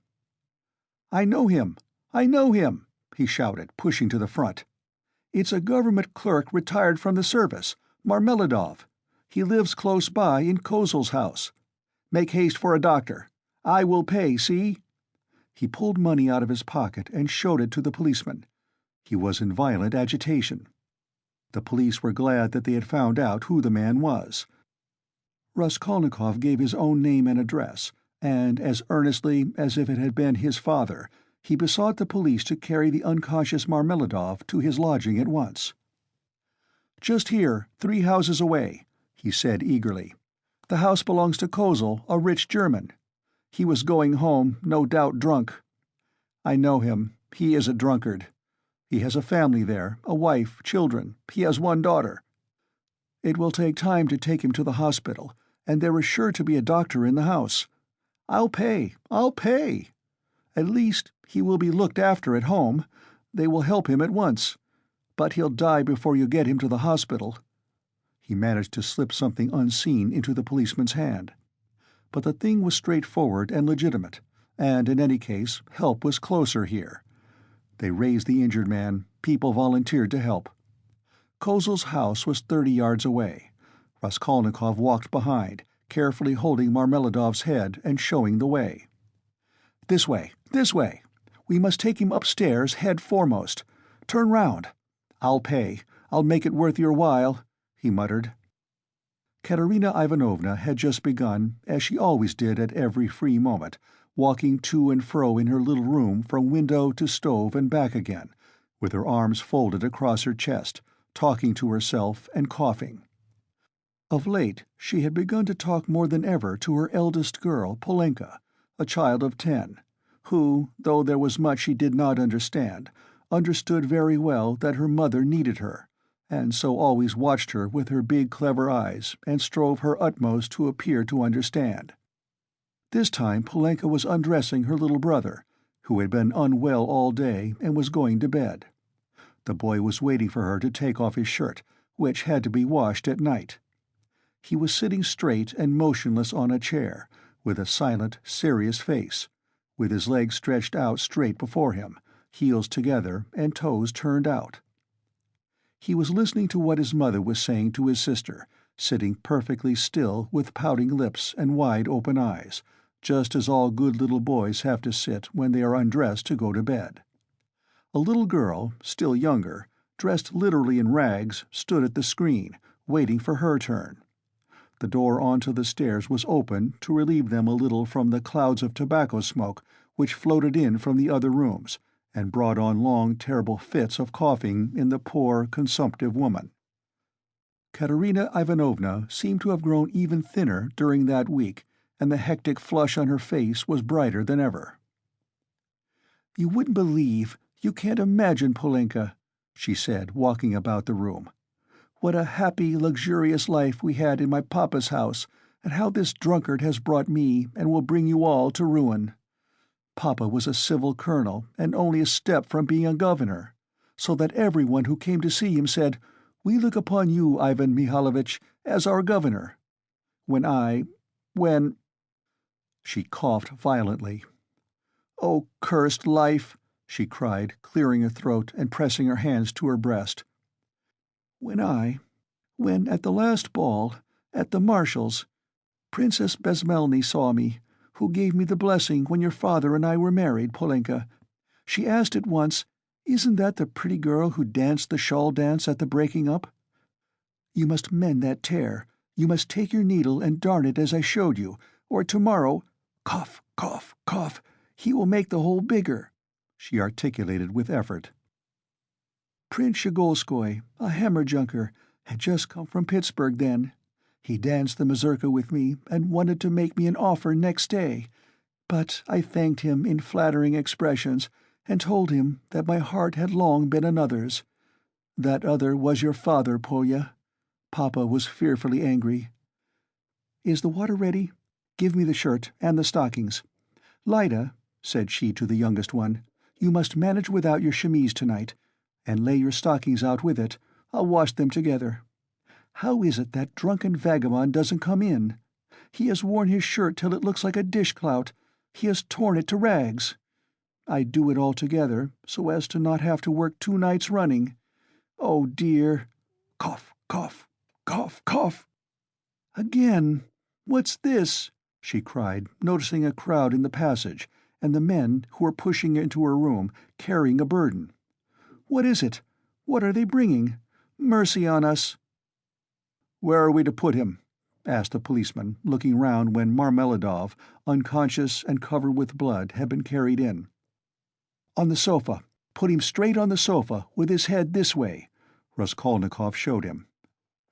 "Run over in the road. Drunk," someone shouted in the passage. Katerina Ivanovna stood, turning white and gasping for breath. The children were terrified. Little Lida screamed, rushed to Polenka and clutched at her, trembling all over. Having laid Marmeladov down, Raskolnikov flew to Katerina Ivanovna. "For God's sake, be calm. Don't be frightened," he said, speaking quickly. "He was crossing the road and was run over by a carriage. Don't be frightened. He will come too. I told them to bring here. I've been here already, you remember? He will come too. I'll pay." "He's done it this time," Katerina Ivanovna cried despairingly, and she rushed to her husband. Raskolnikov noticed at once that she was not one of those women who swoon easily. She instantly placed under the luckless man's head a pillow, which no one had thought of, and began undressing and examining him. She kept her head, forgetting herself, biting her trembling lips and stifling the screams which were ready to break from her. Raskolnikov, meanwhile, induced someone to run for a doctor. There was a doctor, it appeared, next door but one. "I've sent for a doctor," he kept assuring Katerina Ivanovna. "Don't be uneasy. I'll pay. Haven't you water? And give me a napkin or a towel, anything, as quick as you can. He is injured, but not killed, believe me. We shall see what the doctor says." Katerina Ivanovna ran to the window. There, on a broken chair in the corner, a large earthenware basin full of water had been stood, in readiness for washing her children's and husband's linen that night. This washing was done by Katerina Ivanovna at night at least twice a week, if not oftener. For the family had come to such a pass that they were practically without change of linen, and Katerina Ivanovna could not endure uncleanliness, and rather than see dirt in the house, she preferred to wear herself out at night, working beyond her strength when the rest were asleep, so as to get the wet linen hung on a line and dry by the morning. She took up the basin of water at Raskolnikov's request, but almost fell down with her burden. But the latter had already succeeded in finding a towel, wetted it, and began washing the blood off Marmeladov's face. Katerina Ivanovna stood by, breathing painfully and pressing her hands to her breast. She was in need of attention herself. Raskolnikov began to realize that he might have made a mistake in having the injured man brought here. The policeman, too, stood in hesitation. "Polenka!" cried Katerina Ivanovna. "Run to Sonia. Make haste. If you don't find her at home, leave word that her father has been run over and that she is to come here at once, when she comes in. Run, Polenka. There, put on the shawl." "Run your fastest!" cried the little boy on the chair suddenly, after which he relapsed into the same dumb rigidity, with round eyes, his heels thrust forward and his toes spread out. Meanwhile, the room had become so full of people that you couldn't have dropped a pin. The policemen left, all except one, who remained for a time, trying to drive out the people who came in from the stairs. Almost all Madame Lippeveshel's lodgers had streamed in from the inner rooms of the flat. At first they were squeezed together in the doorway, but afterwards they overflowed into the room. Katerina Ivanovna flew into a fury. "You might let him die in peace, at least," she shouted at the crowd. "Is it a spectacle for you to gape at? With cigarettes? Cough, cough, cough. You might as well keep your hats on, and there is one in his hat. Get away. You should respect the dead, at least." Her cough choked her, but her reproaches were not without result. They evidently stood in some awe of Katerina Ivanovna. The lodgers, one after another, squeezed back into the doorway with that strange inner feeling of satisfaction which may be observed in the presence of a sudden accident, even in those nearest and dearest to the victim, from which no living man is exempt, even in spite of the sincerest sympathy and compassion. Voices outside were heard, however, speaking of the hospital, and saying that they'd no business to make a disturbance here. "No business to die!" cried Katerina Ivanovna, and she was rushing to the door to vent her wrath upon them, but in the doorway came face to face with Madame Lippeveshel, who had only just heard of the accident and ran in to restore order. She was a particularly quarrelsome and irresponsible German. "Ah, my God!" she cried, clasping her hands. "Your husband drunken horses have trampled. To the hospital with him. I am the landlady." "Amelia Ludwigovna, I beg you to recollect what you are saying." Katerina Ivanovna began haughtily. She always took a haughty tone with the landlady, that she might remember her place, and even now could not deny herself this satisfaction. "Amelia Ludwigovna, I have you once before told you, to call me Amelia Ludwigovna you may not dare. I am Amelia Ivanovna." "You are not Amelia Ivanovna, but Amelia Ludwigovna, and as I am not one of your despicable flatterers, like Mr. Lebeziatnikov, who's laughing behind the door at this moment—" A laugh and a cry of "They are at it again!" was in fact audible at the door. "So I shall always call you Amelia Ludwigovna, though I fail to understand why you dislike that name. You can see for yourself what has happened to Semyon Saharovich. He is dying. I beg you to close that door at once and to admit no one. Let him at least die in peace. Or, I warn you, the Governor-General himself shall be informed of your conduct tomorrow. The prince knew me as a girl. He remembers Semyon Zaharovich well, and has often been a benefactor to him. Everyone knows that Semyon Zaharovich has many friends and protectors, whom he abandoned himself from an honorable pride, knowing his unhappy weakness. But now," she pointed to Raskolnikov, "a generous young man has come to our assistance, who has wealth and connections and whom Semyon Saharovich has known from a child. You may rest assured, Amelia Ludwigovna." All this was uttered with extreme rapidity, getting quicker and quicker, but a cough suddenly cut short Katerina Ivanovna's eloquence. At that instant the dying man recovered consciousness and uttered a groan. She ran to him.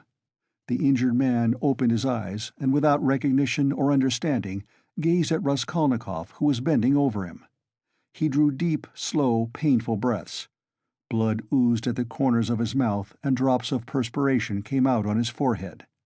Not recognizing Raskolnikov, he began looking round uneasily.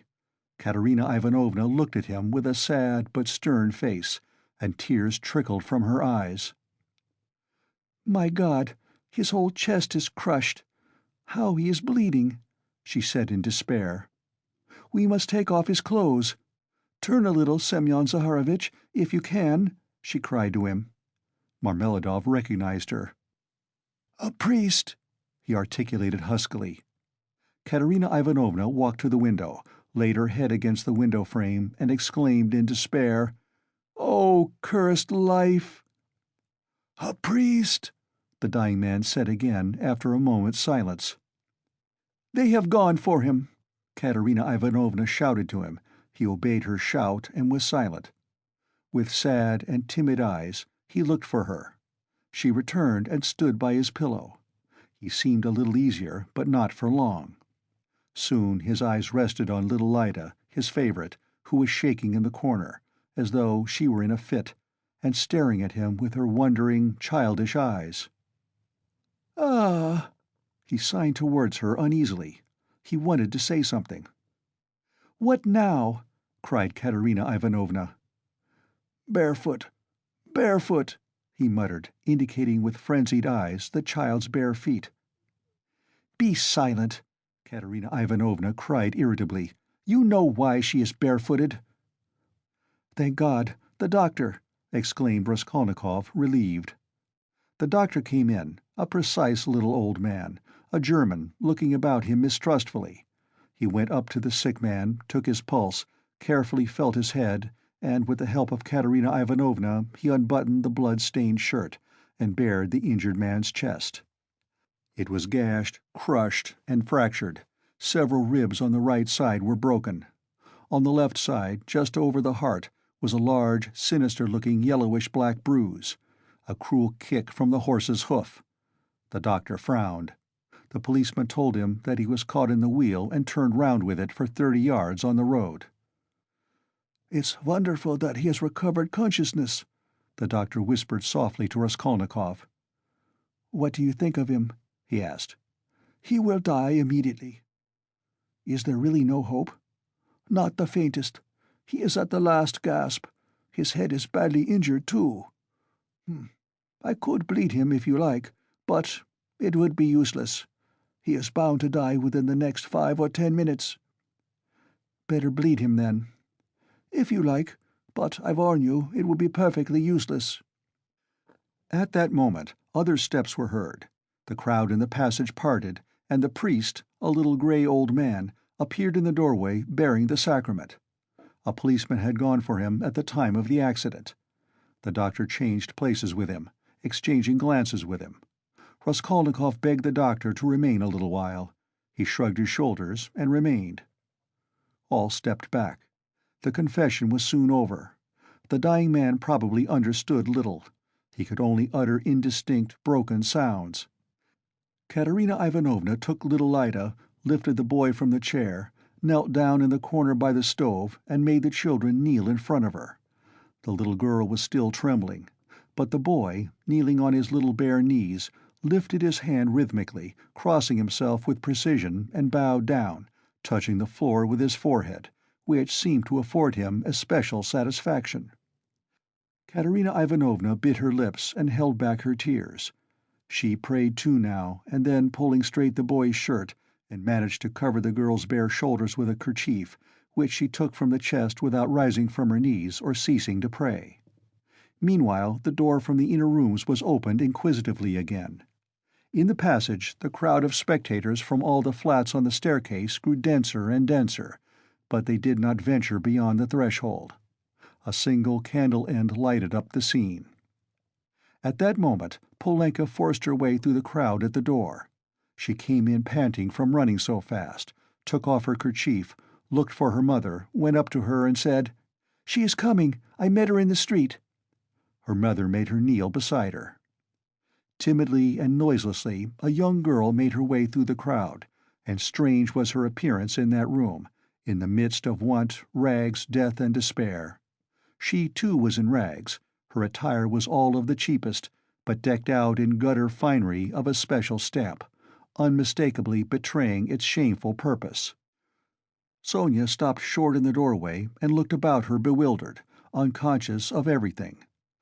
She forgot her fourth-hand, gaudy silk dress, so unseemly here with its ridiculous long train, and her immense crinoline that filled up the whole doorway, and her light-colored shoes, and the parasol she brought with her, though it was no use at night, and the absurd round straw hat with its flaring, flame-colored feather.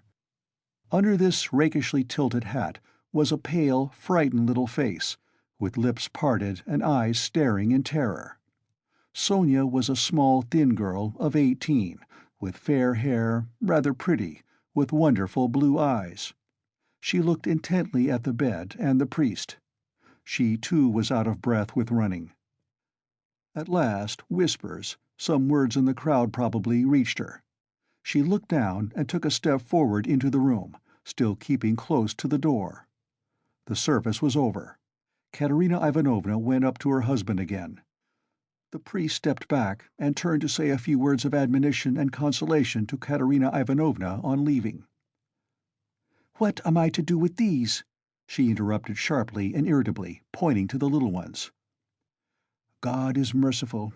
Look to the Most High for succor," the priest began. "Ah, he is merciful, but not to us." "That's a sin, madam," observed the priest, shaking his head. "And isn't that a sin?" cried Katerina Ivanovna, pointing to the dying man. "Perhaps those who have involuntarily caused the accident will agree to compensate you, at least for the loss of his earnings." "You don't understand!" cried Katerina Ivanovna, angrily waving her hand. "And why should they compensate me? Why, he was drunk and threw himself under the horses. What earnings? He brought us nothing but misery. He drank everything away, the drunkard. He robbed us to get drink. He wasted their lives and mine for drink. And thank God he's dying. One less to keep." "You must forgive in the hour of death. That's a sin, madam. Such feelings are a great sin." Katerina Ivanovna was busy with the dying man.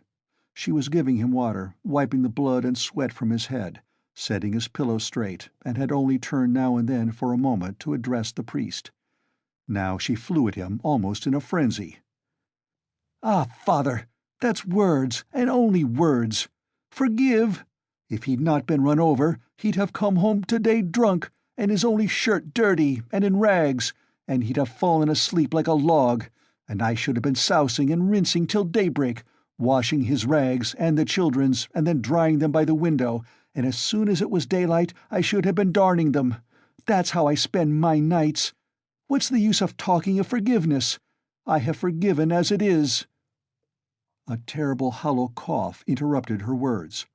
She put her handkerchief to her lips and showed it to the priest, pressing her other hand to her aching chest. The handkerchief was covered with blood. The priest bowed his head and said nothing. Marmeladov was in the last agony. He did not take his eyes off the face of Katerina Ivanovna, who was bending over him again. He kept trying to say something to her. He began moving his tongue with difficulty and articulating indistinctly, but Katerina Ivanovna, understanding that he wanted to ask her forgiveness, called peremptorily to him, "Be silent! No need! I know what you want to say." And the sick man was silent, but at the same instant his wandering eyes strayed to the doorway and he saw Sonia. Till then he had not noticed her. She was standing in the shadow in a corner. "Who's that? Who's that?" he said suddenly in a thick, gasping voice, in agitation, turning his eyes in horror towards the door, where his daughter was standing and trying to sit up. "Lie down! Lie down!" cried Katerina Ivanovna. With unnatural strength he had succeeded in propping himself on his elbow.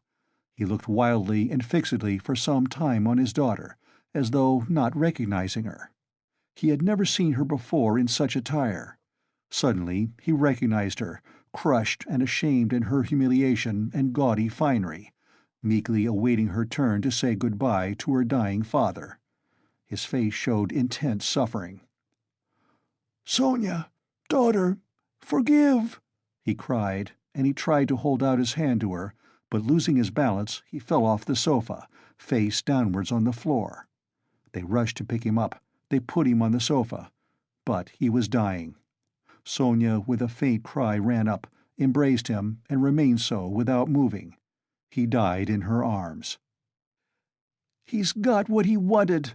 Katerina Ivanovna cried, seeing her husband's dead body. "Well, what's to be done now? How am I to bury him? What can I give them tomorrow to eat?" Raskolnikov went up to Katerina Ivanovna. "Katerina Ivanovna," he began, "last week your husband told me all his life and circumstances. Believe me, he spoke of you with passionate reverence. From that evening, when I learnt how devoted he was to you all, and how he loved and respected you especially, Katerina Ivanovna, in spite of his unfortunate weakness, from that evening we became friends. Allow me now to do something, to repay my debt to my dead friend. Here are 20 roubles, I think, and if that can be of any assistance to you, then in short, I will come again, and I will be sure to come again. I shall perhaps come again tomorrow. Goodbye." And he went quickly out of the room, squeezing his way through the crowd to the stairs. But in the crowd he suddenly jostled against Nikodim Fomitch, who had heard of the accident and had come to give instructions in person. They had not met since the scene at the police station, but Nikodim Fomitch knew him instantly. "Ah, is that you?" he asked him. "He's dead," answered Raskolnikov. "The doctor and the priest have been, and all as it should have been. Don't worry the poor woman too much. She is in consumption as it is. Try and cheer her up, if possible. You are a kind-hearted man, I know," he added with a smile, looking straight in his face. "But you are spattered with blood," observed Nikodim Fomitch, noticing in the lamplight some fresh stains on Raskolnikov's waistcoat. "Yes, I'm covered with blood," Raskolnikov said with a peculiar air. Then he smiled, nodded, and went downstairs. He walked down slowly and deliberately, feverish but not conscious of it, entirely absorbed in a new overwhelming sensation of life and strength that surged up suddenly within him. This sensation might be compared to that of a man condemned to death who has suddenly been pardoned. Halfway down the staircase, he was overtaken by the priest on his way home. Raskolnikov let him pass, exchanging a silent greeting with him. He was just descending the last steps when he heard rapid footsteps behind him. Someone overtook him. It was Polenka. She was running after him, calling, "Wait! Wait!" He turned round. She was at the bottom of the staircase and stopped short a step above him. A dim light came in from the yard. Raskolnikov could distinguish the child's thin but pretty little face, looking at him with a bright, childish smile. She had run after him with a message which she was evidently glad to give. "Tell me, what is your name, and where do you live?" she said hurriedly in a breathless voice. He laid both hands on her shoulders and looked at her with a sort of rapture. It was such a joy to him to look at her, he could not have said why. "Who sent you?" "Sister Sonia sent me," answered the girl, smiling still more brightly. "I knew it was Sister Sonia sent you." "Mamma sent me too. When Sister Sonia was sending me, Mamma came up too and said, 'Run fast, Polenka.'" "Do you love Sister Sonia?" "I love her more than anyone," Polenka answered with a peculiar earnestness, and her smile became graver. "And will you love me?" By way of answer, he saw the little girl's face approaching him, her full lips naively held out to kiss him. Suddenly, her arms as thin as sticks held him tightly, her head rested on his shoulder, and the little girl wept softly, pressing her face against him. "I am sorry for Father," she said a moment later, raising her tear-stained face and brushing away the tears with her hands. "It's nothing but misfortunes now," she added suddenly, with that peculiarly sedate air which children try hard to assume when they try to speak like grown-up people. "Did your father love you?" "He loved Lyda most," she went on very seriously, without a smile, exactly like grown-up people. "He loved her because she is little and because she is ill, too. And he always used to bring her presents. But he taught us to read, and me grammar and scripture, too," she added with dignity. "And Mother never used to say anything, but we knew that she liked it, and Father knew it too. And Mother wants to teach me French, for it's time my education began." "And do you know your prayers?" "Of course we do. We knew them long ago. I say my prayers to myself, as I am a big girl now, but Kolya and Lyda say them aloud with Mother. First they repeat the Ave Maria, and then another prayer. 'Lord, forgive and bless Sister Sonia,' and then another, 'Lord, forgive and bless our second father.' For our elder father is dead, and this is another one, but we do pray for the other as well." "Polenka, my name is Rodion. Pray sometimes for me, too. And thy servant Rodion, nothing more." "I'll pray for you all the rest of my life," the little girl declared hotly, and suddenly smiling again, she rushed at him and hugged him warmly once more. Raskolnikov told her his name and address, and promised to be sure to come next day. The child went away quite enchanted with him. It was past 10 when he came out into the street. In 5 minutes he was standing on the bridge at the spot where the woman had jumped in. "Enough," he pronounced resolutely and triumphantly. "I've done with fancies, imaginary terrors and phantoms. Life is real. Haven't I lived just now?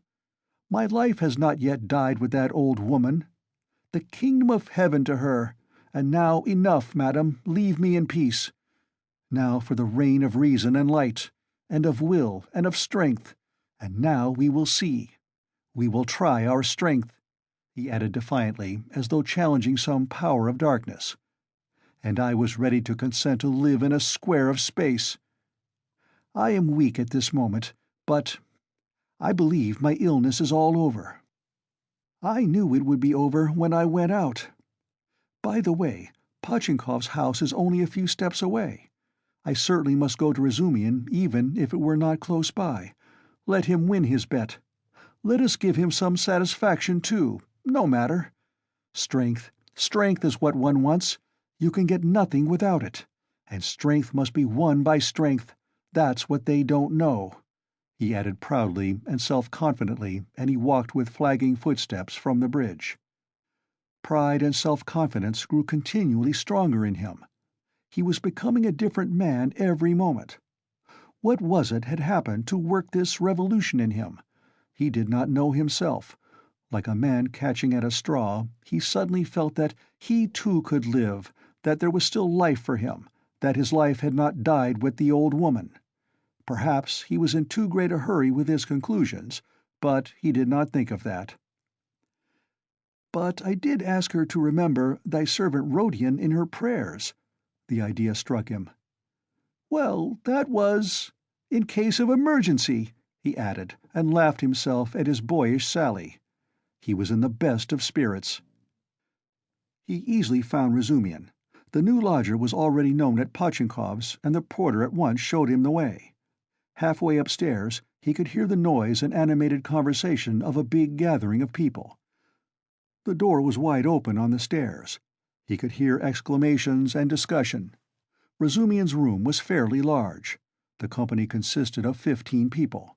Raskolnikov stopped in the entry, where 2 of the landlady's servants were busy behind a screen with 2 samovars, bottles, plates, and dishes of pie and savories, brought up from the landlady's kitchen. Raskolnikov sent in for Razumian. He ran out delighted. At the first glance it was apparent that he had had a great deal to drink, and, though no amount of liquor made Razumian quite drunk, this time he was perceptibly affected by it. "Listen," Raskolnikov hastened to say. "I've only just come to tell you you've won your bet, and that no one really knows what may not happen to him. I can't come in. I am so weak that I shall fall down directly. And so good evening and good-bye. Come and see me tomorrow." "Do you know what? I'll see you home. If you say you're weak yourself, you must." "And your visitors? Who is the curly-headed one who has just peeped out?" "He? Goodness only knows. Some friend of Uncle's, I expect, or perhaps he has come without being invited. I'll leave Uncle with them. He is an invaluable person. Pity I can't introduce you to him now. But confound them all now. They won't notice me, and I need a little fresh air, for you've come just in the nick of time. Another 2 minutes, and I should have come to blows. They are talking such a lot of wild stuff. You simply can't imagine what men will say. Though, why shouldn't you imagine? Don't we talk nonsense ourselves? And let them. That's the way to learn not to. Wait a minute, I'll fetch Zossimov." Zossimov pounced upon Raskolnikov almost greedily. He showed a special interest in him. Soon his face brightened. "You must go to bed at once," he pronounced, examining the patient as far as he could. "And take something for the night. Will you take it?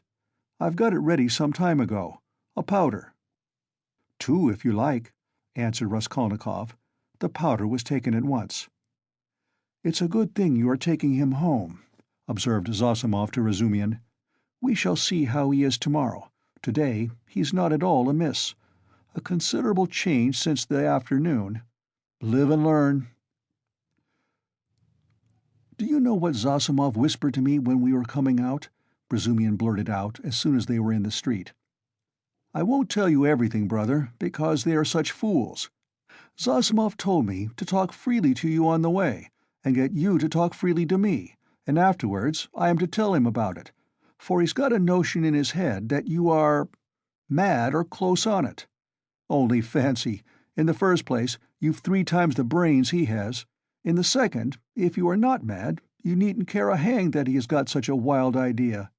And thirdly, that piece of beef whose specialty is surgery has gone mad on mental diseases, and what's brought him to this conclusion about you was your conversation today with Zametov." "Zametov told you all about it?" "Yes, and he did well. Now, I understand what it all means, and so does Zametov. Well, the fact is, Rodya, the point is— I'm a little drunk now, but that's no matter. The point is that this idea, you understand, was just being hatched in their brains, you understand? That is, no one ventured to say it aloud, because the idea is too absurd, and especially since the arrest of that painter, that bubble's burst and gone forever. But why are they such fools? I gave Zametov a bit of thrashing at the time, That's between ourselves, brother. Please don't let out a hint that you know of it. I've noticed he is a ticklish subject. It was at Louise Ivanovna's. But today it's all cleared up. That Ilya Petrovitch is at the bottom of it. He took advantage of your fainting at the police station, but he is ashamed of it himself now. I know that." Raskolnikov listened greedily. Razumian was drunk enough to talk too freely. "I fainted then because it was so close, and the smell of paint," said Raskolnikov. "No need to explain that. And it wasn't the paint only. The fever had been coming on for a month. Zosimov testifies to that. But how crushed that boy is now, you wouldn't believe. 'I am not worth his little finger,' he says. Yours, he means. He has good feelings at times, brother. But the lesson you gave him today in the Palais de Cristal, that was too good for anything. You frightened him at first, you know. He nearly went into convulsions. You almost convinced him again of the truth of all that hideous nonsense, and then you suddenly put out your tongue at him. There now, what do you make of it? It was perfect. He is crushed, annihilated now. It was masterly, by Jove. It's what they deserve. Ah, that I wasn't there. He was hoping to see you awfully. Porfiry, too, wants to make your acquaintance." "Ah, he too. But why did they put me down as mad?" "Oh, not mad. I must have said too much, brother. What struck him, you see, was that only that subject seemed to interest you.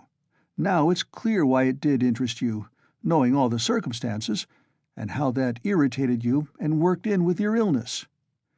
I am a little drunk, brother, only, confound him, he has some idea of his own. I tell you, he's mad on mental diseases. But don't you mind him." For half a minute both were silent. "Listen, Razumian," began Raskolnikov. "I want to tell you plainly. I've just been at a deathbed, a clerk who died. I gave him all my money, and besides, I've just been kissed by someone who, if I had killed anyone, would just the same. In fact, I saw someone else there, with a flame-colored feather. But I am talking nonsense. I am very weak. Support me. We shall be at the stairs directly." "What's the matter? What's the matter with you?" Razumian asked anxiously. "I am a little giddy, but that's not the point. I am so sad, like a woman. Look, what's that? Look, look!" "What is it?" "Don't you see? A light in my room, you see. Through the crack." They were already at the foot of the last flight of stairs, at the level of the landlady's door, and they could, as a fact, see from below that there was a light in Raskolnikov's garret. "Queer. Nastasia, perhaps," observed Razumian. "She is never in my room at this time, and she must be in bed long ago. But I don't care. Goodbye." "What do you mean? I am coming with you. We'll come in together." "I know we are going in together, but I want to shake hands here and say goodbye to you here. So give me your hand. Goodbye." "What's the matter with you, Rodya?" "Nothing. Come along. You shall be witness." They began mounting the stairs, and the idea struck Razumian that perhaps Zosimov might be right after all. "Ah, I've upset him with my chatter," he muttered to himself. When they reached the door, they heard voices in the room. "What is it?" cried Razumian. Raskolnikov was the first to open the door. He flung it wide and stood still in the doorway, dumbfoundered. His mother and sister were sitting on his sofa, and had been waiting an hour and a half for him. Why had he never expected, never thought of them, though the news that they had started, were on their way and would arrive immediately, had been repeated to him only that day? They had spent that hour and a half plying Nastasia with questions. She was standing before them and had told them everything by now. They were beside themselves with alarm when they heard of his running away today, ill and, as they understood from her story, delirious. Good heavens, what had become of him? Both had been weeping, both had been in anguish for that hour and a half. A cry of joy, of ecstasy, greeted Raskolnikov's entrance. Both rushed to him. But he stood like one dead, A sudden, intolerable sensation struck him like a thunderbolt. He did not lift his arms to embrace them. He could not. His mother and sister clasped him in their arms, kissed him, laughed, and cried. He took a step, tottered, and fell to the ground, fainting. Anxiety, cries of horror, moans. Razumian, who was standing in the doorway, flew into the room, seized the sick man in his strong arms, and in a moment had laid him on the sofa. "It's nothing, nothing," he cried to the mother and sister. "It's only a faint, a mere trifle. Only just now the doctor said he was much better, that he is perfectly well. Water. See, he is coming to himself. He is all right again." And, seizing Donia by the arm so that he almost dislocated it, he made her bend down to see that he is all right again. The mother and sister looked on him with emotion and gratitude as their providence. They had heard already from Nastasia all that had been done for their Rodya during his illness by this very competent young man, as Pulcheria Alexandrovna Raskolnikov called him that evening in conversation with Donia. End of Part 2, Chapter 7.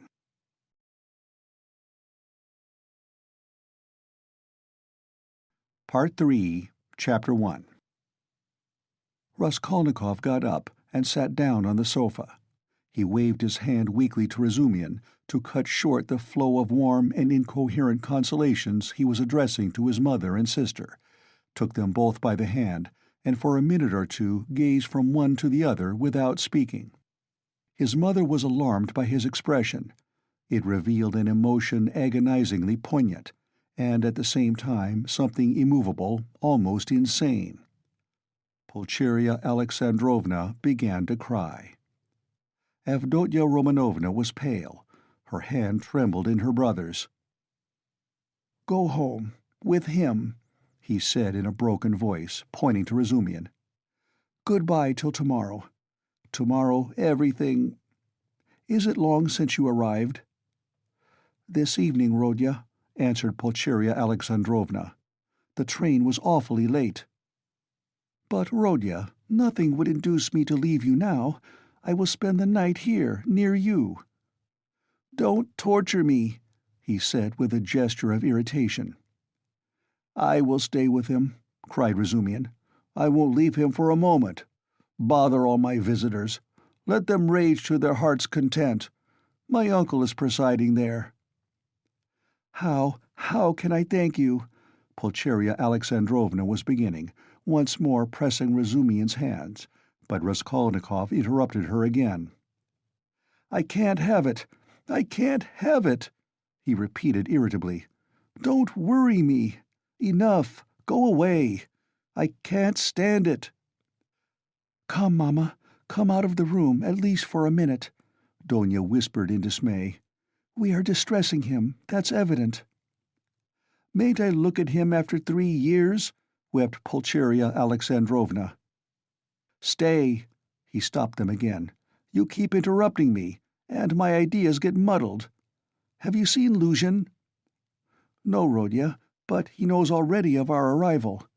We have heard, Rodya, that Pyotr Petrovitch was so kind as to visit you today," Pulcheria Alexandrovna added somewhat timidly. "Yes, he was so kind. Donia, I promised Luzhin I'd throw him downstairs and told him to go to hell." "Rodya, what are you saying? Surely you don't mean to tell us—" Pulcheria Alexandrovna began in alarm, but she stopped, looking at Donia. Avdotya Romanovna was looking attentively at her brother, waiting for what would come next. Both of them had heard of the quarrel from Nastasia, so far as she had succeeded in understanding and reporting it, and were in painful perplexity and suspense. "Donia," Raskolnikov continued with an effort, "I don't want that marriage. So at the first opportunity tomorrow you must refuse Luzhin, so that we may never hear his name again." "Good heavens!" cried Pulcheria Alexandrovna. "Brother, think what you are saying," Avdotya Romanovna began impetuously, but immediately checked herself. "You are not fit to talk now. Perhaps you are tired," she added gently. "You think I am delirious? No, you are marrying Luzhin for my sake. But I won't accept the sacrifice. And so write a letter before tomorrow, to refuse him. Let me read it in the morning, and that will be the end of it." "That I can't do," the girl cried, offended. "What right have you—" "Donya, you are hasty too. Be quiet. Tomorrow. Don't you see?" the mother interposed in dismay. "Better come away." "He is raving," Razumian cried tipsily. "Or how would he dare? Tomorrow all this nonsense will be over. Today he certainly did drive him away. That was so. And Luzhin got angry too. He made speeches here, wanted to show off his learning, and he went out crestfallen." "Then it's true?" cried Pulcheria Alexandrovna. "Good-bye till tomorrow, brother," said Donya compassionately. "Let us go, mother. Good-bye, Rodya." "Do you hear, sister?" he repeated after them, making a last effort. "I am not delirious. This marriage is an infamy. Let me act like a scoundrel, but you mustn't. One is enough. And though I am a scoundrel, I wouldn't own such a sister. It's me or Luzhin. Go now." "But you're out of your mind, despot!" roared Razumian. But Raskolnikov did not, and perhaps could not, answer. He lay down on the sofa and turned to the wall, utterly exhausted. Avdotya Romanovna looked with interest at Razumian. Her black eyes flashed. Razumian positively started at her glance.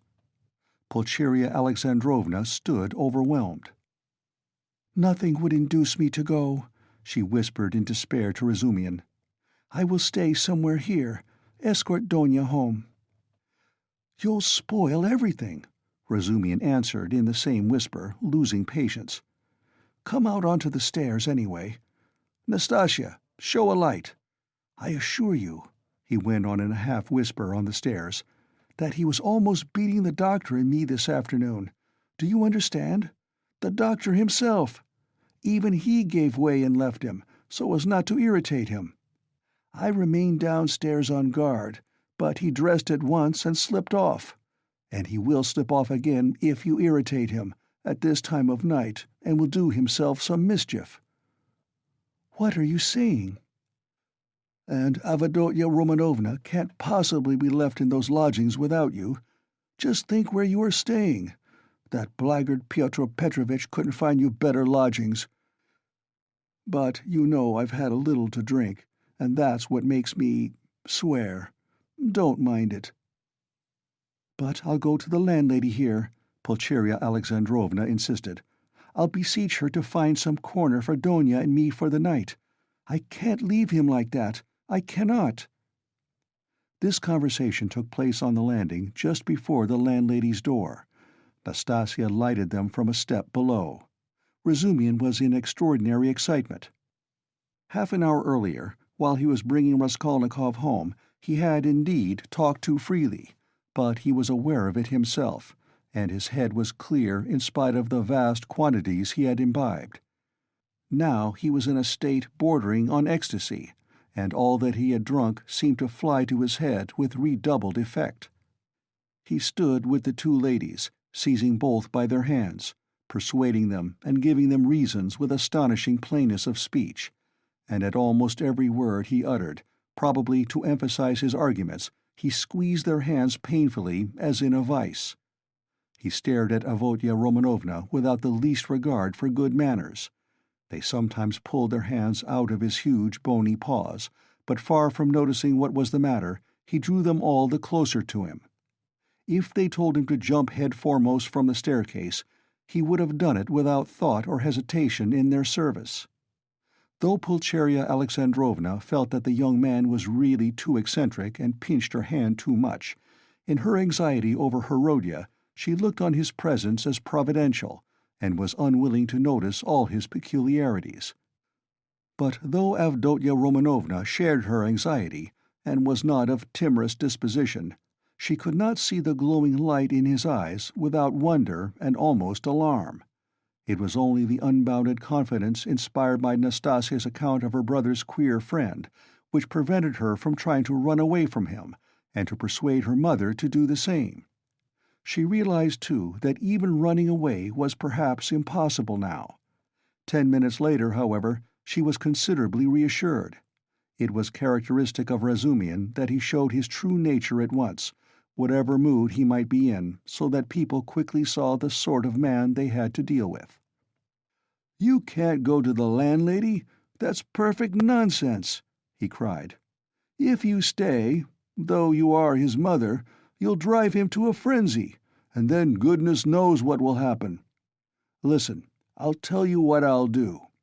Nastasia will stay with him now, and I'll conduct you both home. You can't be in the streets alone. Petersburg is an awful place in that way. But no matter. Then I'll run straight back here, and a quarter of an hour later, on my word of honor, I'll bring you news how he is, whether he is asleep and all that. Then listen. Then I'll run home in a twinkling. I've a lot of friends there, all drunk. I'll fetch Zosimov. That's the doctor who's looking after him. He is there too, but he is not drunk. He is not drunk. He is never drunk. I'll drag him to Rodya, and then to you, so that you'll get 2 reports in the hour. From the doctor, you understand. From the doctor himself. That's a very different thing from my account of him. If there's anything wrong, I swear I'll bring you here myself. But if it's all right, you go to bed. And I'll spend the night here in the passage. He won't hear me, and I'll tell Zosimov to sleep at the landlady's, to be at hand. Which is better for him, you or the doctor? So come home then. But the landlady is out of the question. It's all right for me, but it's out of the question for you. She wouldn't take you, for she's a fool. She'd be jealous on my account of Avdotya Romanovna, and of you too, if you want to know. Of Avdotya Romanovna, certainly. She is an absolutely unaccountable character. But I am a fool too. No matter. Come along. Do you trust me? Come, do you trust me or not?" "Let's go, Mother," said Avdotya Romanovna. "He will certainly do what he has promised. He has saved Rodya already, and if the doctor really will consent to spend the night here, what could be better?" "You see, you understand me, because you are an angel," Razumian cried in ecstasy. "Let us go. Nastasia, fly upstairs and sit with him with a light. I'll come in a quarter of an hour." Though Pulcheria Alexandrovna was not perfectly convinced, she made no further resistance. Razumian gave an arm to each and drew them down the stairs. He still made her uneasy, as though he was competent and good-natured. Was he capable of carrying out his promise? He seemed in such a condition. "Ah, I see you think I am in such a condition," Razumian broke in upon her thoughts, guessing them as he strolled along the pavement with huge steps, so that the 2 ladies could hardly keep up with him, a fact he did not observe, however. "Nonsense! That is, I am drunk like a fool, but that's not it. I am not drunk from wine. It's seeing you has turned my head. But don't mind me. Don't take any notice. I am talking nonsense. I am not worthy of you. I am utterly unworthy of you. The minute I've taken you home, I'll pour a couple of pailfuls of water over my head in the gutter here, and then I shall be all right. If only you knew how I love you both. Don't laugh, and don't be angry. You may be angry with anyone, but not with me. I am his friend, and therefore I am your friend too. I want to be. I had a presentiment. Last year there was a moment, though it wasn't a presentiment really, for you seem to have fallen from heaven. And I expect I shan't sleep all night. Zosimov was afraid a little time ago that he would go mad. That's why he mustn't be irritated." "What did you say?" cried the mother. "Did the doctor really say that?" asked Avdotya Romanovna, alarmed. "Yes, but it's not so. Not a bit of it. He gave him some medicine, a powder. I saw it. and then you're coming here. Ah, it would have been better if you had come tomorrow. It's a good thing we went away. And in an hour Zosimov himself will report to you about everything. He is not drunk, and I shan't be drunk. And what made me get so tight? Because they got me into an argument, damn them. I've sworn never to argue. They talk such trash. I almost came to blows. I've left my uncle to preside. Would you believe they insist on complete absence of individualism, and that's just what they relish? Not to be themselves, to be as unlike themselves as they can. That's what they regard as the highest point of progress. If only their nonsense were their own, but as it is— Listen, Pulcheria Alexandrovna interrupted timidly, but it only added fuel to the flames. "What do you think?" shouted Razumihin, louder than ever. "You think I am attacking them for talking nonsense? Not a bit. I'd like them to talk nonsense. That's man's one privilege over all creation. Through error you come to the truth. I am a man because I err. You never reach any truth without making 14 mistakes, and very likely 114. And a fine thing, too, in its way. But we can't even make mistakes on our own account. Talk nonsense, but talk your own nonsense, and I'll kiss you for it. To go wrong in one's own way is better than to go right in someone else's.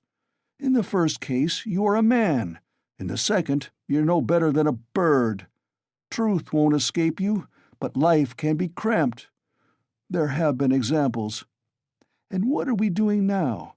In science, development, thought, invention, ideals, aims, liberalism, judgment, experience, and everything, we are still in the preparatory class at school.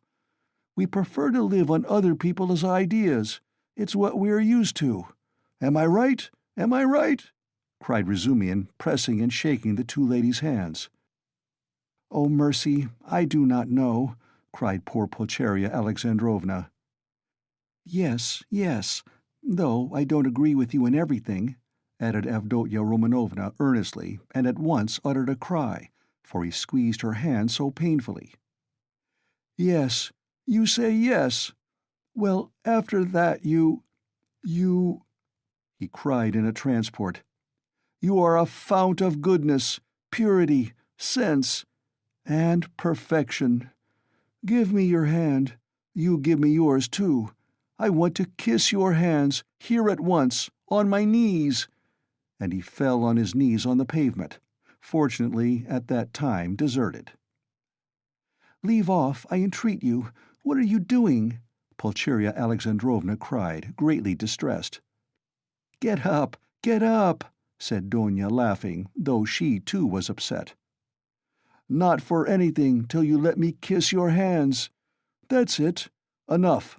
I get up and we'll go on. I am a luckless fool.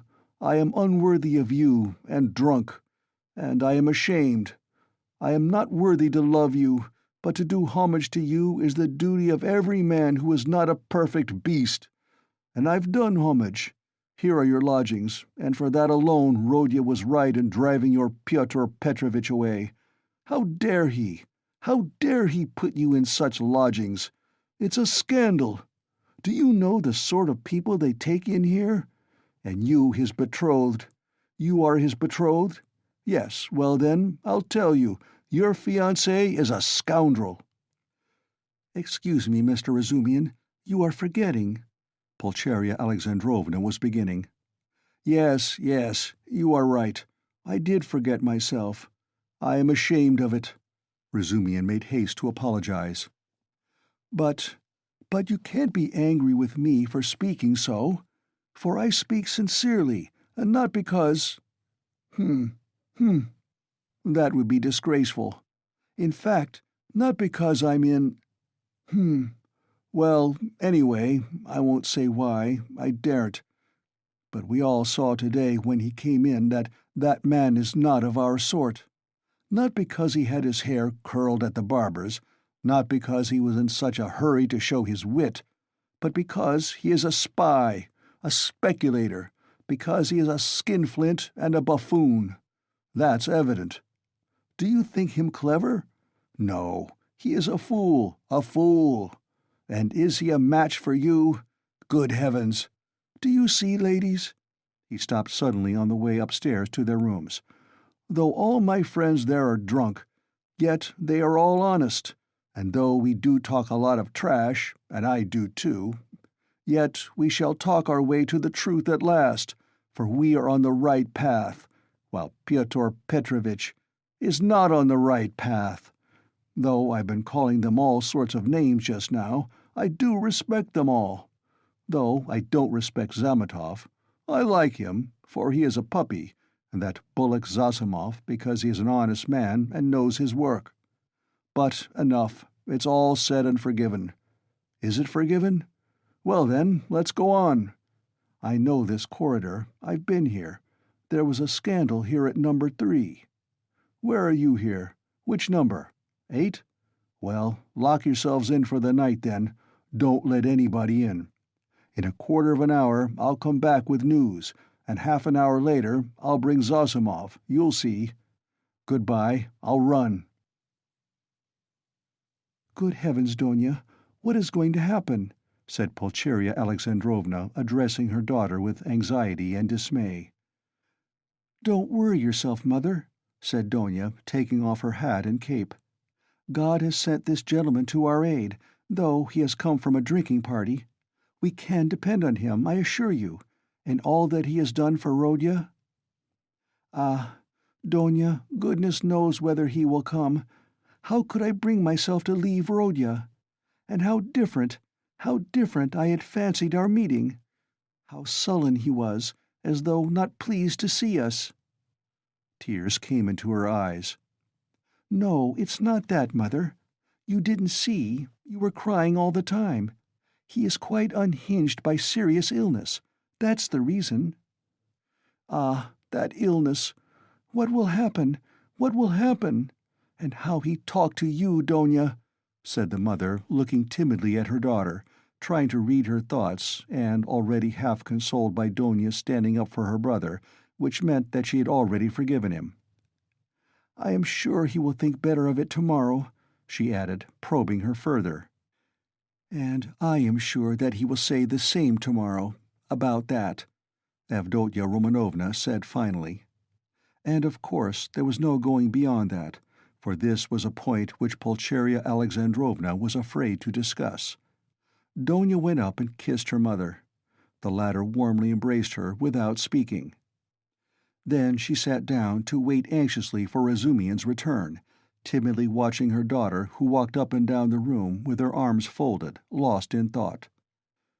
This walking up and down when she was thinking was a habit of Avdotya Romanovna's, and the mother was always afraid to break in on her daughter's mood at such moments.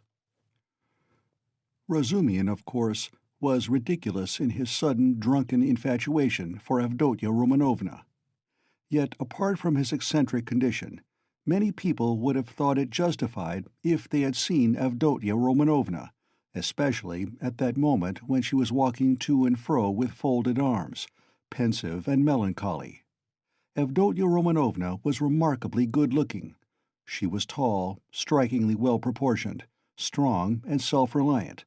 The latter quality was apparent in every gesture, though it did not in the least detract from the grace and softness of her movements.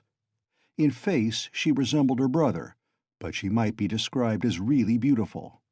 Her hair was dark brown, a little lighter than her brother's. There was a proud light in her almost black eyes, and yet at times a look of extraordinary kindness. She was pale, but it was a healthy pallor. Her face was radiant with freshness and vigor. Her mouth was rather small. The full red lower lip projected a little, as did her chin. It was the only irregularity in her beautiful face, but it gave it a peculiarly individual and almost haughty expression. Her face was always more serious and thoughtful than gay. But how well smiles, how well youthful, light-hearted, irresponsible laughter suited her face! It was natural enough that a warm, open, simple-hearted, honest giant like Razumian, who had never seen anyone like her and was not quite sober at the time, should lose his head immediately. Besides, as chance would have it, he saw Donia for the first time transfigured by her love for her brother and her joy at meeting him. Afterwards, he saw her lower lip quiver with indignation at her brother's insolent, cruel, and ungrateful words, and his fate was sealed. He had spoken the truth, moreover, when he blurted out in his drunken talk on the stairs that Praskovya Pavlovna, Raskolnikov's eccentric landlady, would be jealous of Pulcheria Alexandrovna as well as of Avdotya Romanovna on his account. Although Pulcheria Alexandrovna was 43, her face still retained traces of her former beauty. She looked much younger than her age, indeed, which is almost always the case with women who retain serenity of spirit, sensitiveness, and pure, sincere warmth of heart to old age. We may add in parenthesis that to preserve all this is the only means of retaining beauty to old age. Her hair had begun to grow gray and thin. There had long been little crow's-foot wrinkles around her eyes. Her cheeks were hollow and sunken from anxiety and grief, and yet it was a handsome face. She was Donia over again, 20 years older, but without the projecting under lip. Pulcheria Alexandrovna was emotional, but not sentimental, timid and yielding, but only to a certain point.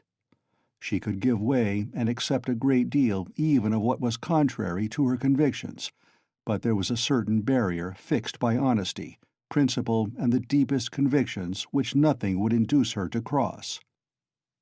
Exactly 20 minutes after Razumian's departure, there came 2 subdued but hurried knocks at the door.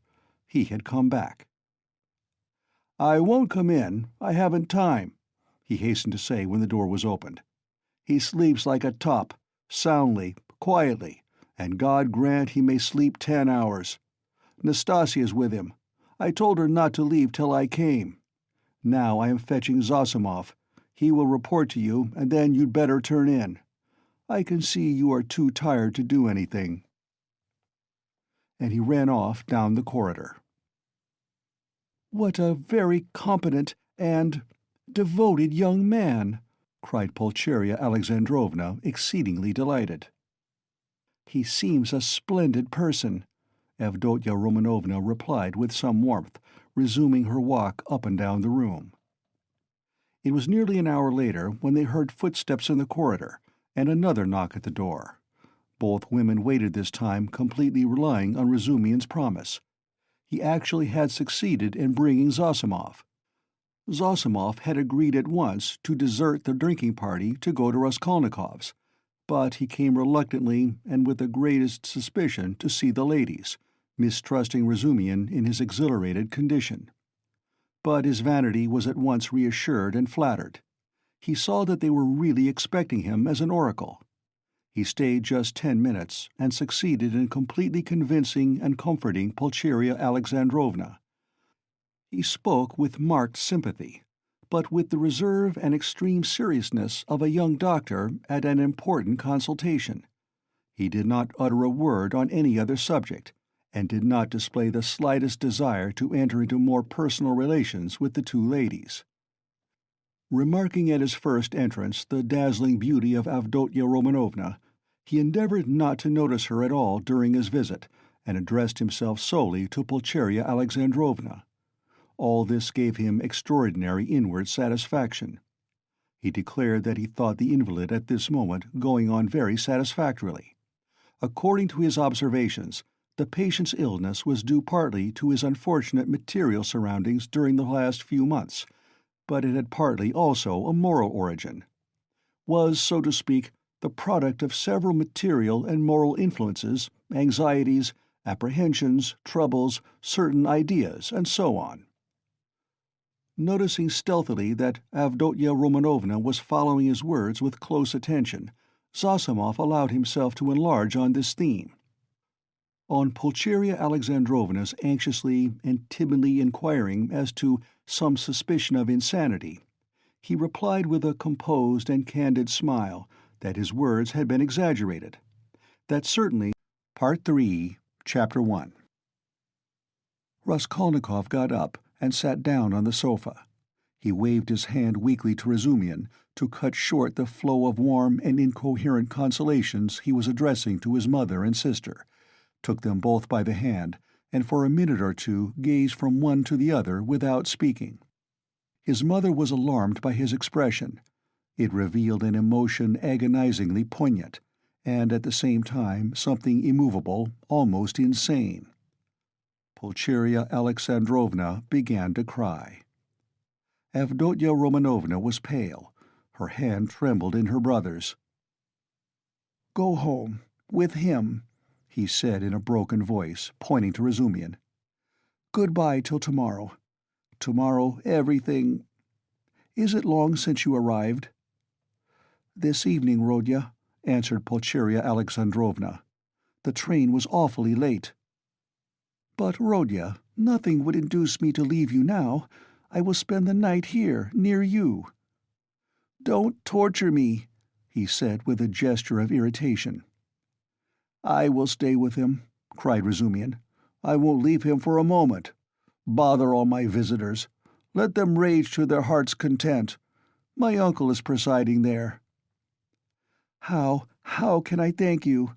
Pulcheria Alexandrovna was beginning, once more pressing Razumihin's hands, but Raskolnikov interrupted her again.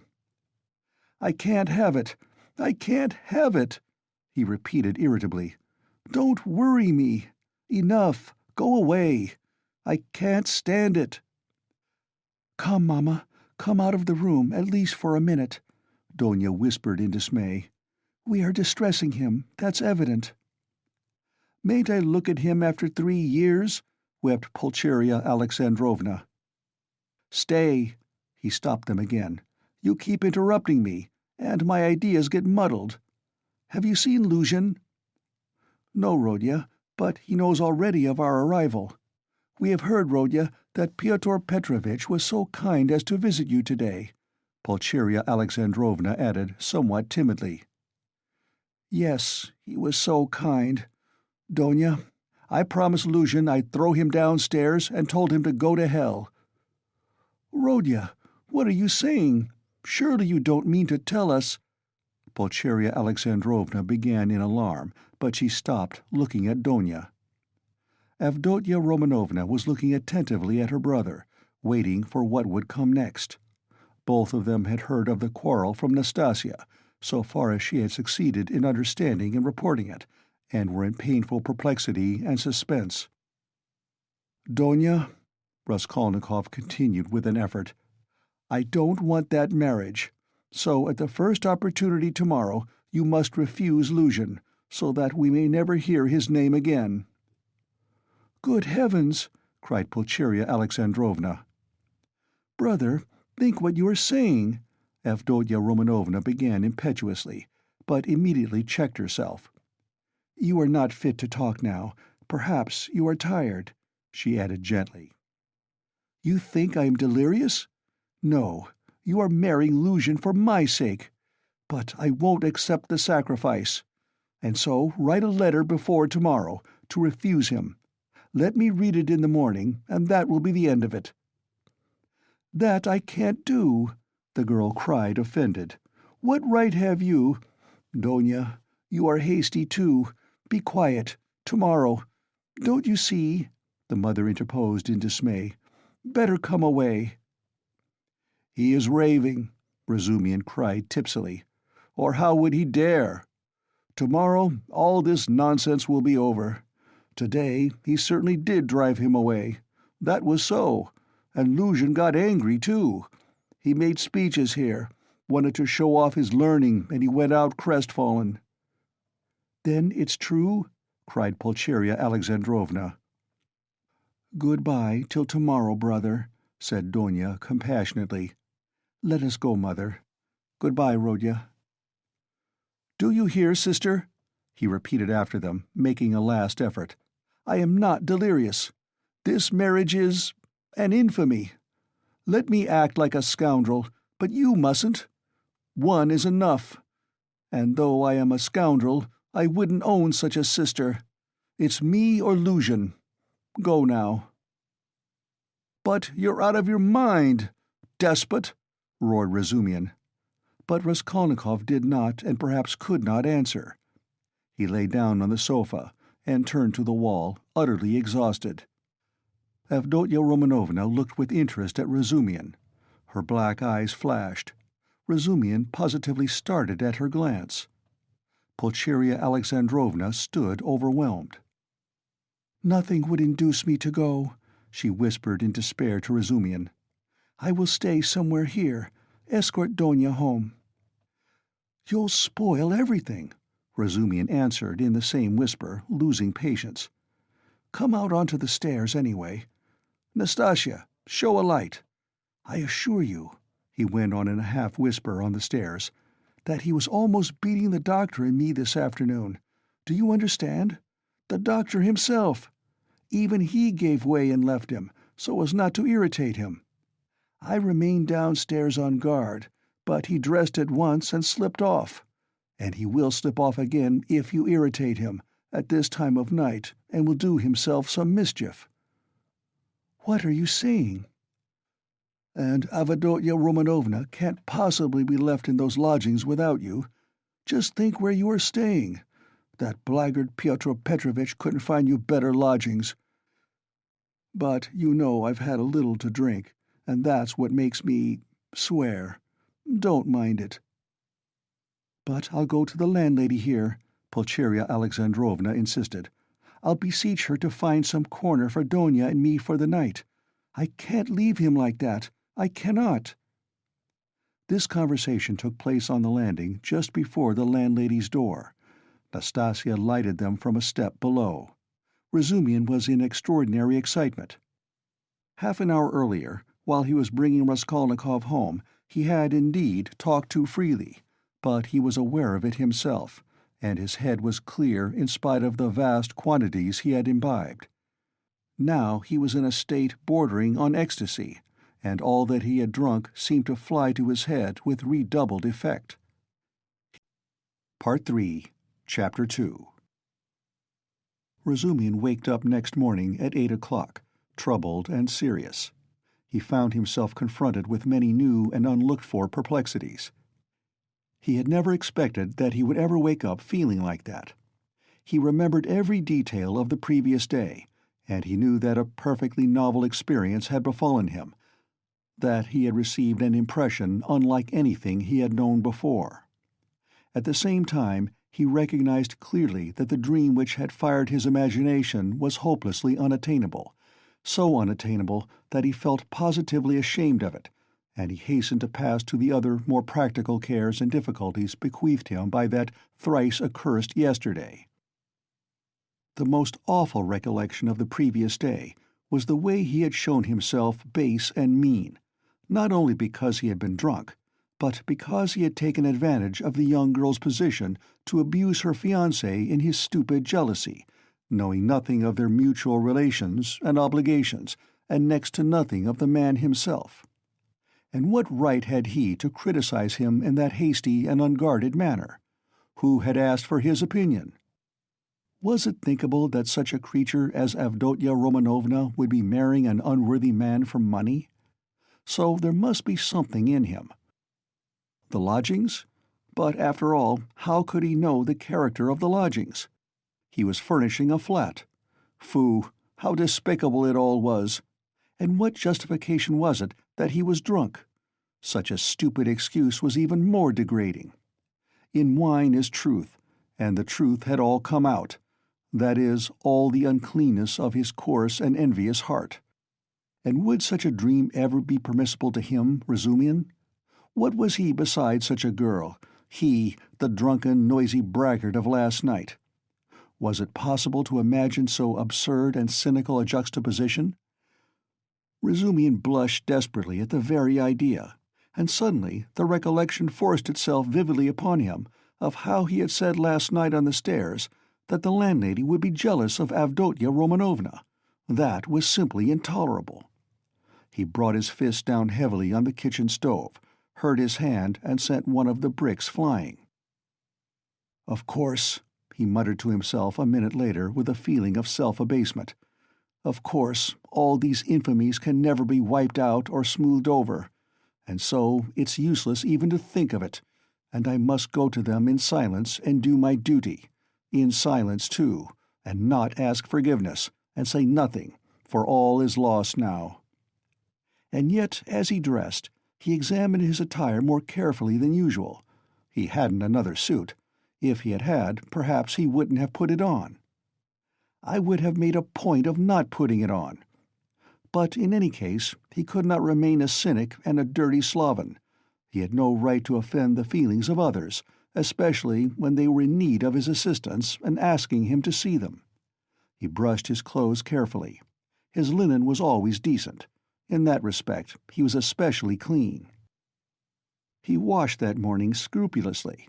He got some soap from Nastasia. He washed his hair, his neck, and especially his hands. When it came to the question whether to shave his stubby chin or not, Praskovia Pavlovna had capital razors that had been left by her late husband. The question was angrily answered in the negative. Let it stay as it is. What if they think that I shaved on purpose, too? They certainly would think so. Not on any account. And the worst of it was, he was so coarse, so dirty. He had the manners of a pothouse. And even admitting that he knew he had some of the essentials of a gentleman, what was there in that to be proud of? Everything ought to be a gentleman, and more than that. And all the same, he remembered, he too had done little things, not exactly dishonest, and yet... And what thoughts he sometimes had. And to set all that beside Avdotya Romanovna. Confound it. So be it. Well, he'd make a point then of being dirty, greasy, pothouse in his manners, and he wouldn't care. He'd be worse. He was engaged in such monologues when Zosimov, who had spent the night in Praskovia Pavlovna's parlor, came in. He was going home and was in a hurry to look at the invalid first. Razumihin informed him that Raskolnikov was sleeping like a dormouse. Zosimov gave orders that they shouldn't wake him and promised to see him again about 11. "If he is still at home," he added. "Damn it all, if one can't control one's patients, how is one to cure them? Do you know whether he will go to them or whether they are coming here?" "They are coming, I think," said Razumihin, understanding the object of the question. "And they will discuss their family affairs, no doubt. I'll be off. You, as the doctor, have more right to be there than I." "But I am not a father-confessor. I shall come and go away. I've plenty to do besides looking after them." "One thing worries me," interposed Razumihin, frowning. "On the way home, I talked a lot of drunken nonsense to him, all sorts of things, and amongst them that you were afraid that he might become insane." "You told the ladies so, too." "I know it was stupid. You may beat me if you like. Did you think so seriously?" "That's nonsense, I tell you. How could I think it seriously? You yourself described him as a monomaniac when you fetched me to him, and we added fuel to the fire yesterday, you did, that is, with your story about the painter. It was a nice conversation, when he was, perhaps, mad on that very point." "If only I'd known what happened then at the police station, and that some wretch had insulted him with this suspicion. I would not have allowed that conversation yesterday. These monomaniacs will make a mountain out of a molehill, and see their fancies as solid realities. As far as I remember, it was Zamitov's story that cleared up half the mystery to my mind. Why, I know one case in which a hypochondriac, a man of 40, cut the throat of a little boy of 8, because he couldn't endure the jokes he made every day at table.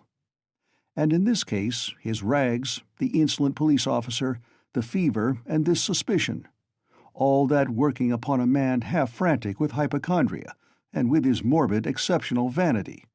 That may well have been the starting point of illness. Well, bother it all. And by the way, that Zametov certainly is a nice fellow, but, he shouldn't have told all that last night. He is an awful chatterbox." "But whom did he tell it to? You and me?" "And Porphyry." "And what does that matter?" "And, by the way, Have you any influence on them, his mother and sister? Tell them to be more careful with him today." "They'll get on all right," Razumian answered reluctantly. "Why is he so set against this Luzhin? A man with money, and she doesn't seem to dislike him, and they haven't a farthing, I suppose, eh?" "But what business is it of yours?" Razumian cried with annoyance. "How can I tell whether they've a farthing? Ask them yourself, and perhaps you'll find out." "Phoo! What an ass you are sometimes. Last night's wine has not gone off yet. Goodbye. Thank your Praskovia Pavlovna from me for my night's lodging. She locked herself in, made no reply to my bonjour through the door. She was up at 7 o'clock. The samovar was taken into her from the kitchen. I was not vouchsafed a personal interview." At 9 o'clock precisely, Razumian reached the lodgings at Bakaleyev's house. Both ladies were waiting for him with nervous impatience. They had risen at 7 o'clock or earlier. He entered looking as black as night, bowed awkwardly, and was at once furious with himself for it. He had reckoned without his host. Pulcheria Alexandrovna fairly rushed at him, seized him by both hands, and was almost kissing them. He glanced timidly at Avdotya Romanovna, but her proud countenance wore at that moment an expression of such gratitude and friendliness, such complete and unlooked-for respect, in place of the sneering looks and ill-disguised contempt he had expected, that it threw him into greater confusion than if he had been met with abuse. Fortunately, there was a subject for conversation, and he made haste to snatch at it. Hearing that everything was going well, and that Rodya had not yet waked, Pulcheria Alexandrovna declared that she was glad to hear it, because she had something which it was very, very necessary to talk over beforehand. Then followed an inquiry about breakfast, and an invitation to have it with them. They had waited to have it with him. Avdotya Romanovna rang the bell. It was answered by a ragged, dirty waiter, and they asked him to bring tea, which was served at last, but in such a dirty and disorderly way that the ladies were ashamed. Razumian vigorously attacked the lodgings, but, remembering Luzhin, stopped in embarrassment and was greatly relieved by Pulcheria Alexandrovna's questions, which showered in a continual stream upon him. He talked for 3/4 of an hour, being constantly interrupted by their questions, and succeeded in describing to them all the most important facts he knew of the last year of Raskolnikov's life, concluding with a circumstantial account of his illness. He omitted, however, many things, which were better omitted, including the scene at the police station with all its consequences. They listened eagerly to his story, and when he thought he had finished and satisfied his listeners, he found that they considered he had hardly begun. Tell me, what do you think? Excuse me, I still don't know your name," Pulcheria Alexandrovna put in hastily. "Dmitri Prokofitch." "I should like very, very much to know, Dmitri Prokofitch, how he looks, on things in general now. That is, how can I explain? What are his likes and dislikes? Is he always so irritable? Tell me, if you can, what are his hopes, and, so to speak, his dreams? Under what influences is he now? In a word, I should like—" "Ah, mother, how can he answer all that at once?" observed Donia. "Good heavens, I had not expected to find him in the least like this, Dmitri Prokofitch." "Naturally," answered Razumian. "I have no mother, but my uncle comes every year, and almost every time he can scarcely recognize me, even in appearance, though he is a clever man, and your 3 years' separation means a great deal. What am I to tell you? I have known Rodion for a year and a half. He is morose, gloomy, proud, and haughty, and of late, and perhaps for a long time before, he has been suspicious and fanciful. He has a noble nature and a kind heart. He does not like showing his feelings, and would rather do a cruel thing than open his heart freely. Sometimes, though, he is not at all morbid, but simply cold and inhumanly callous. It's as though he were alternating between two characters. Sometimes he is fearfully reserved. He says he is so busy that everything is a hindrance, and yet he lies in bed doing nothing. He doesn't jeer at things, not because he hasn't the wit, but as though he hadn't time to waste on such trifles. He never listens to what is said to him. He is never interested in what interests other people at any given moment. He thinks very highly of himself, and perhaps he is right. Well, what more? I think your arrival will have a most beneficial influence upon him." "God grant it may," cried Pulcheria Alexandrovna, distressed by Razumian's account of her Rodya.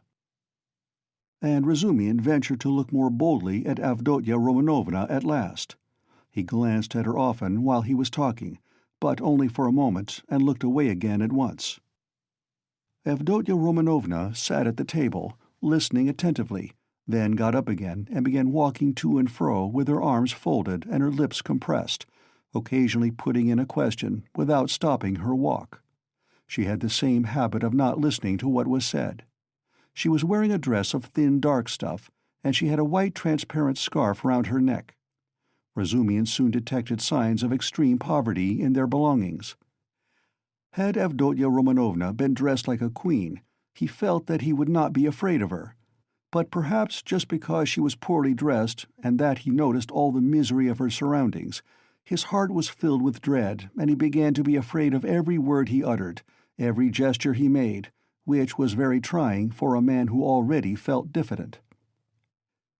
"You've told us a great deal that is interesting about my brother's character, and have told it impartially. I am glad. I thought that you were too uncritically devoted to him," observed Avdotya Romanovna with a smile. "I think you are right that he needs a woman's care," she added thoughtfully. "I didn't say so, but I dare say you are right. Only—" "What?" "He loves no one, and perhaps he never will," Razumian declared decisively. "You mean he is not capable of love?"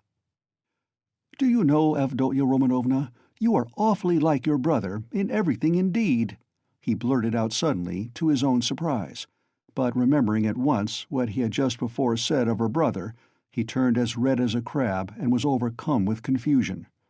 Avdotya Romanovna couldn't help laughing when she looked at him. "You may both be mistaken about Rodya," Pulcheria Alexandrovna remarked, slightly piqued. "I am not talking of our present difficulty, Donya. What Pyotr Petrovitch writes in his letter, and what you and I have supposed, may be mistaken, but you can't imagine, Dmitri Prokofitch, how moody and, so to say, capricious he is. I never could depend on what he would do when he was only 15. And I am sure that he might do something now that nobody else would think of doing. Well, for instance, do you know how a year and a half ago he astounded me and gave me a shock that nearly killed me, when he had the idea of marrying that girl, what was her name, his landlady's daughter?" "Did you hear about that affair?" asked Avdotya Romanovna. "Do you suppose," Pulcheria Alexandrovna continued warmly, "do you suppose that my tears, my entreaties, my illness, my possible death from grief, our poverty would have made him pause? No, he would calmly have disregarded all obstacles. And yet it isn't that he doesn't love us." "He has never spoken a word of that affair to me," Razumian answered cautiously. "But I did hear something from Praskovya Pavlovna herself, though she is by no means a gossip. And what I heard certainly was rather strange." "And what did you hear?" both the ladies asked at once. "Well, nothing very special. I only learned that the marriage, which only failed to take place through the girl's death, was not at all to Praskovya Pavlovna's liking. They say, too, the girl was not at all pretty, in fact, I am told, positively ugly. And such an invalid, and queer. But she seems to have had some good qualities. She must have had some good qualities, or it's quite inexplicable. She had no money either, and he wouldn't have considered her money, but it's always difficult to judge in such matters." "I am sure she was a good girl," Avdotya Romanovna observed briefly. "God forgive me, I simply rejoiced at her death, though I don't know which of them would have caused most misery to the other, he to her or she to him," Pulcheria Alexandrovna concluded.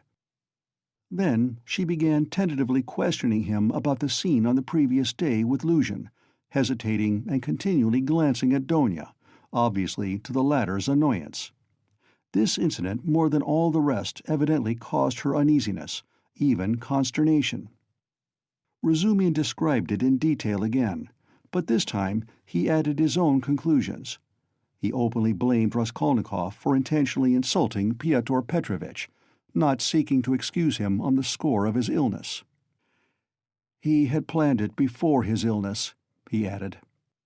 "I think so, too," Pulcheria Alexandrovna agreed with a dejected air. But she was very much surprised at hearing Razumian express himself so carefully, and even with a certain respect, about Pyotr Petrovitch. Avdotya Romanovna, too, was struck by it. "So this is your opinion of Pyotr Petrovitch?" Pulcheria Alexandrovna could not resist asking. "I can have no other opinion of your daughter's future husband," Razumian answered firmly and with warmth.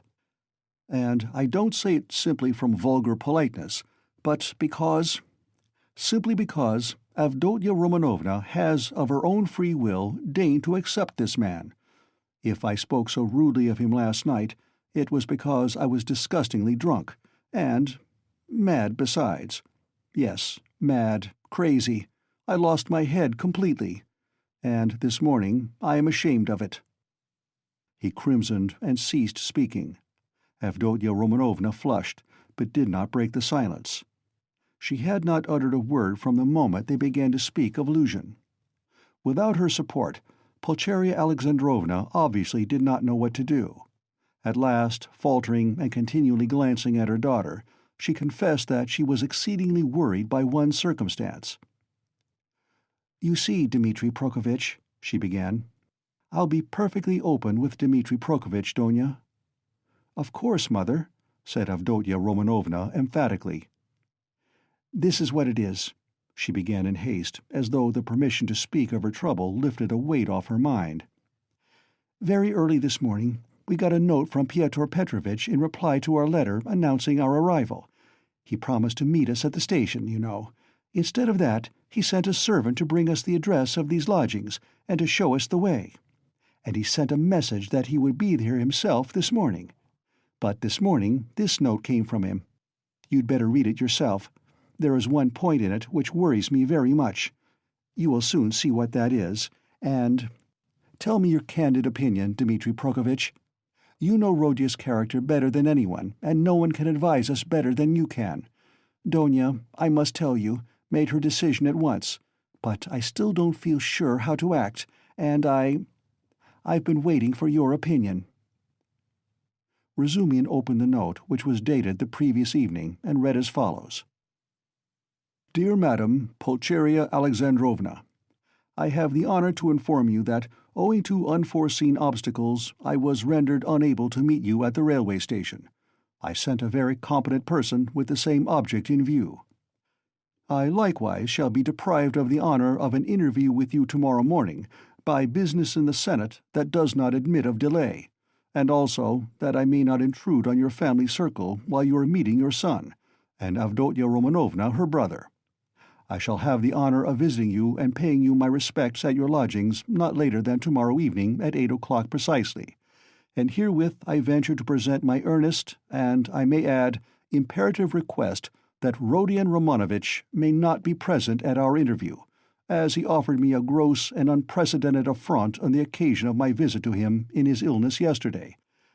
And, moreover, since I desire from you, personally, an indispensable and circumstantial explanation upon a certain point, in regard to which I wish to learn your own interpretation. I have the honor to inform you, in anticipation, that if, in spite of my request, I meet Rodion Romanovitch, I shall be compelled to withdraw immediately, and then you have only yourself to blame.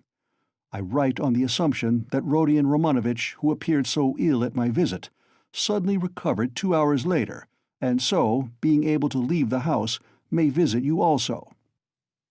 I was confirmed in that belief by the testimony of my own eyes in the lodging of a drunken man who was run over and has since died, to whose daughter, a young woman of notorious behavior, he gave 25 rubles on the pretext of the funeral, which gravely surprised me, knowing what pains you were at to raise that sum. Herewith expressing my special respect to your estimable daughter, Avdotya Romanovna, I beg you to accept the respectful homage of your humble servant, P-illusion. "What am I to do now, Dmitri Prokofitch?" began Pulcheria Alexandrovna, almost weeping. "How can I ask Rodya not to come? Yesterday he insisted so earnestly on our refusing Pyotr Petrovitch, and now we are ordered not to receive Rodya. He will come on purpose if he knows, and what will happen then?" "Act on Avdotya Romanovna's decision," Razumihin answered calmly at once. "Oh, dear me! She says— goodness knows what she says. She doesn't explain her object. She says that it would be best, at least not that it would be best, but that it's absolutely necessary that Rodya should make a point of being here at 8 o'clock, and that they must meet. I didn't want even to show him the letter, but to prevent him from coming by some stratagem with your help, because he is so irritable. Besides, I don't understand about that drunkard who died, and that daughter, and how he could have given the daughter all the money, which cost you such sacrifice, Mother," put in Avdotya Romanovna. "He was not himself yesterday," Razumihin said thoughtfully. "If you only knew what he was up to in a restaurant yesterday, though there was sense in it, too. He did say something, as we were going home yesterday evening, about a dead man and a girl, but I didn't understand a word. But last night, I myself—" "The best thing, Mother, will be for us to go to him ourselves, and there I assure you we will see at once what's to be done. Besides, it's getting late. Good heavens, it's past 10, she cried, looking at a splendid gold-enameled watch which hung round her neck on a thin Venetian chain, and looked entirely out of keeping with the rest of her dress. A present from her fiancé, thought Razumihin. "We must start, Donya, we must start," her mother cried in a flutter. "He will be thinking we are still angry after yesterday, from our coming so late. Merciful heavens!" While she said this, she was hurriedly putting on her hat and mantle. Donya, too, put on her things. Her gloves, as Razumihin noticed, were not merely shabby, but had holes in them, and yet this evident poverty gave the two ladies an air of special dignity, which is always found in people who know how to wear poor clothes. Razumihin looked reverently at Donya and felt proud of escorting her. The queen who mended her stockings in prison, he thought, must have looked then every inch a queen, and even more a queen, than at sumptuous banquets and levees. "My God!" exclaimed Pulcheria Alexandrovna. "Little did I think that I should ever fear seeing my son, my darling, darling Rodya. I am afraid, Dmitri Prokofitch," she added, glancing at him timidly. "Don't be afraid, Mother," said Donya, kissing her. "Better have faith in him." "Oh dear, I have faith in him, but I haven't slept all night," exclaimed the poor woman. They came out into the street. "Do you know, Donya, when I dozed a little this morning, I dreamed of Marfa Petrovna. She was all in white. She came up to me, took my hand, and shook her head at me, but so sternly as though she were blaming me.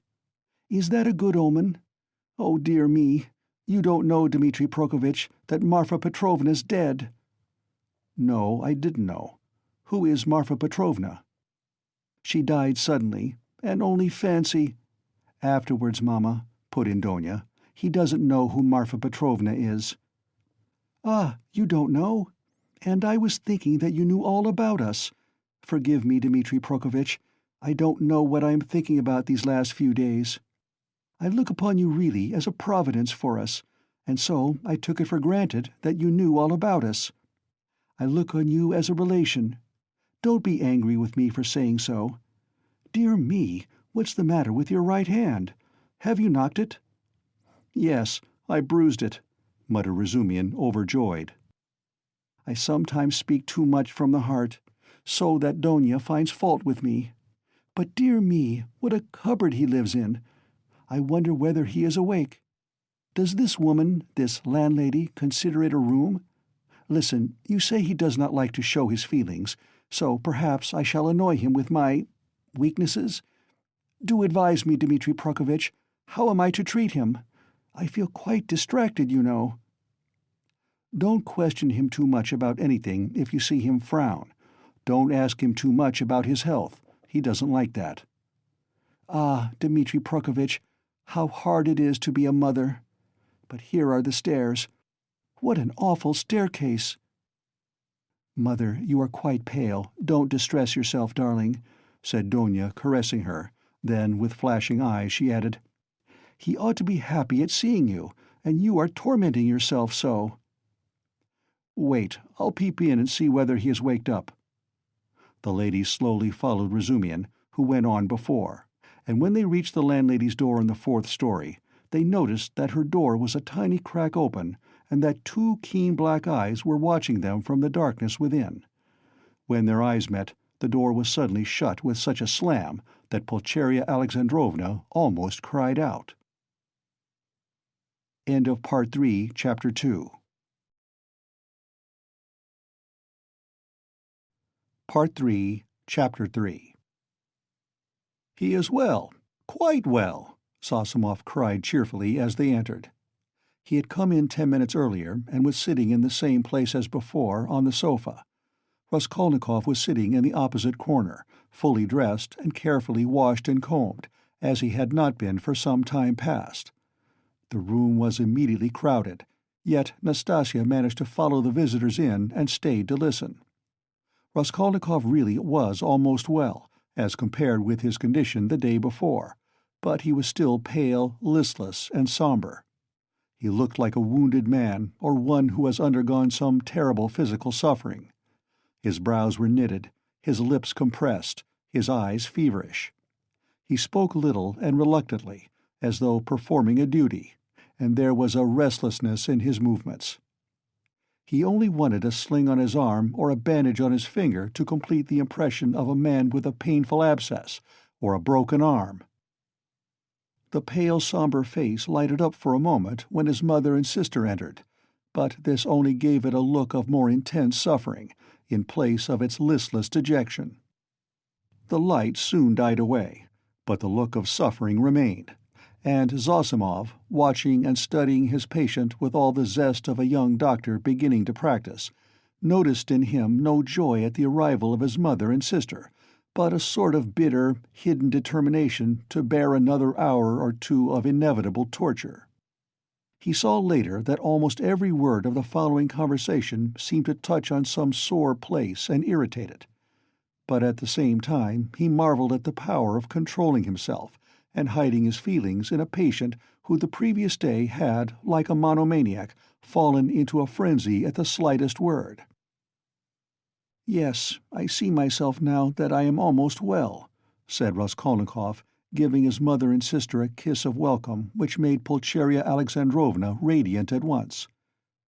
"And I don't say this as I did yesterday," he said, addressing Razumian with a friendly pressure of his hand. "Yes, indeed, I am quite surprised at him today," began Zosimov, much delighted at the lady's entrance, for he had not succeeded in keeping up a conversation with his patient for 10 minutes. "In another 3 or 4 days, if he goes on like this, he will be just as before, that is, as he was a month ago, or 2, or perhaps even 3. This has been coming on for a long while, eh? Confess now that it has been perhaps your own fault," he added with a tentative smile, as though still afraid of irritating him. "It is very possible," answered Raskolnikov coldly. "I should say so too," continued Zosimov with zest, "that your complete recovery depends solely on yourself. Now that one can talk to you, I should like to impress upon you that it is essential to avoid the elementary, so to speak, fundamental causes tending to produce your morbid condition. In that case you will be cured. If not, it will go from bad to worse. These fundamental causes I don't know, but they must be known to you. You are an intelligent man, and must have observed yourself, of course. I fancy the first stage of your derangement coincides with your leaving the university. You must not be left without occupation, and so work and a definite aim set before you might, I fancy, be very beneficial." Yes, you are perfectly right. I will make haste and return to the university, and then everything will go smoothly." Zosimov, who had begun his sage advice partly to make an effect before the ladies, was certainly somewhat mystified when, glancing at his patient, he observed unmistakable mockery on his face. This lasted an instant, however. Pulcheria Alexandrovna began at once thanking Zosimov, especially for his visit to their lodging the previous night. "What? He saw you last night?" Raskolnikov asked, as though startled. "Then you have not slept either after your journey." "Ah, Rodya, that was only till 2 o'clock. Donia and I never go to bed before 2 at home." "I don't know how to thank him either," Raskolnikov went on, suddenly frowning and looking down. "Setting aside the question of payment, forgive me for referring to it," he turned to Zosimov, "I really don't know what I have done to deserve such special attention from you. I simply don't understand it. And it weighs upon me, indeed, because I don't understand it. I tell you so candidly." "Don't be irritated." Zosimov forced himself to laugh. "Assume that you are my first patient. Well, we fellows just beginning to practice love our first patients as if they were our children, and some almost fall in love with them. And, of course, I am not rich in patience." "I say nothing about him," added Raskolnikov, pointing to Razumihin, "though he has had nothing from me either but insult and trouble." "What nonsense he is talking! Why, you're in a sentimental mood today, are you?" shouted Razumihin. If he had had more penetration, he would have seen that there was no trace of sentimentality in him, but something indeed quite the opposite. But Avdotya Romanovna noticed it. She was intently and uneasily watching her brother. "As for you, mother, I don't dare to speak," he went on, as though repeating a lesson learned by heart. "It is only today that I have been able to realize a little how distressed you must have been here yesterday, waiting for me to come back." When he had said this, he suddenly held out his hand to his sister, smiling without a word. But in this smile there was a flash of real, unfeigned feeling. Donia caught it at once, and warmly pressed his hand, overjoyed and thankful. It was the first time he had addressed her since their dispute the previous day. The mother's face lighted up with ecstatic happiness at the sight of this conclusive unspoken reconciliation. "Yes, that is what I love him for," Razumihin, exaggerating it all, muttered to himself, with a vigorous turn in his chair. "He has these movements." "And how well he does it all!" the mother was thinking to herself. "What generous impulses he has, and how simply, how delicately he put an end to all the misunderstanding with his sister, simply by holding out his hand at the right minute and looking at her like that. And what fine eyes he has, and how fine his whole face is! He is even better looking than Donia. But, good heavens, what a suit! How terribly he's dressed! Vasya, the messenger boy in Afanasy Ivanitch's shop, is better dressed. I could rush at him and hug him, weep over him, but I am afraid. Oh dear, he's so strange. He's talking kindly, but I'm afraid. Why, what am I afraid of?" "Oh, Rodya, you wouldn't believe," she began suddenly, in haste to answer his words to her, "how unhappy Donia and I were yesterday. Now that it's all over and done with, we are quite happy again, I can tell you. Fancy, we ran here almost straight from the train to embrace you, and that woman— ah, here she is.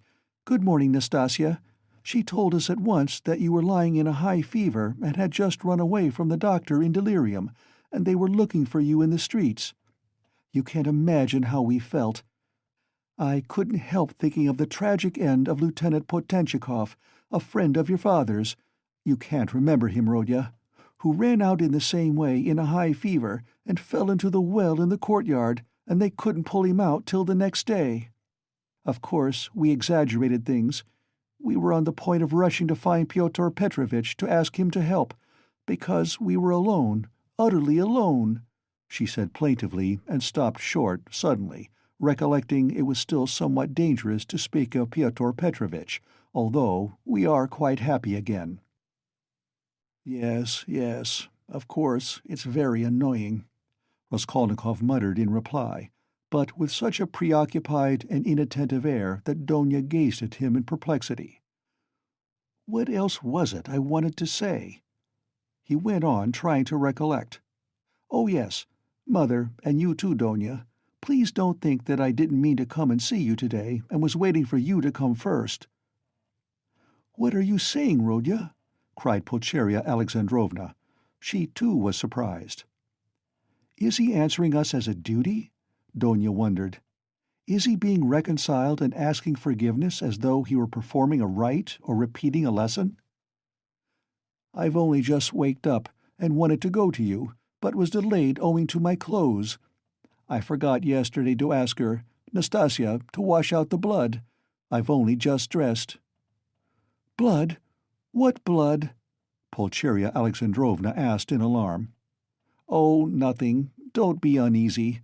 It was when I was wandering about yesterday, rather delirious. I chanced upon a man who had been run over, a clerk. Delirious? But you remember everything, Razumihin interrupted. That's true, Raskolnikov answered with special carefulness. I remember everything, even to the slightest detail, and yet why I did that and went there and said that, I can't clearly explain now. A familiar phenomenon, interposed Zosimov. Actions are sometimes performed in a masterly and most cunning way, while the direction of the actions is deranged and dependent on various morbid impressions. It's like a dream.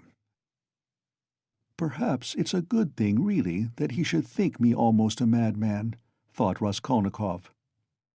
Why, people in perfect health act in the same way, too, observed Donia, looking uneasily at Zosimov. There is some truth in your observation, the latter replied. In that sense, we are certainly all not infrequently like madmen, but with the slight difference that the deranged are somewhat madder, for we must draw a line. A normal man, it is true, hardly exists. Among dozens, perhaps hundreds of thousands, hardly one is to be met with. At the word madman, carelessly dropped by Zosimov in his chatter on his favorite subject, everyone frowned. Raskolnikov sat, seeming not to pay attention, plunged in thought, with a strange smile on his pale lips. He was still meditating on something. "Well, what about the man who was run over? I interrupted you," Razumihin cried hastily. "What?" Raskolnikov seemed to wake up. "Oh, I got spattered with blood helping to carry him to his lodging. By the way, Mamma, I did an unpardonable thing yesterday. I was literally out of my mind. I gave away all the money you sent me, to his wife for the funeral. She's a widow now, in consumption, a poor creature.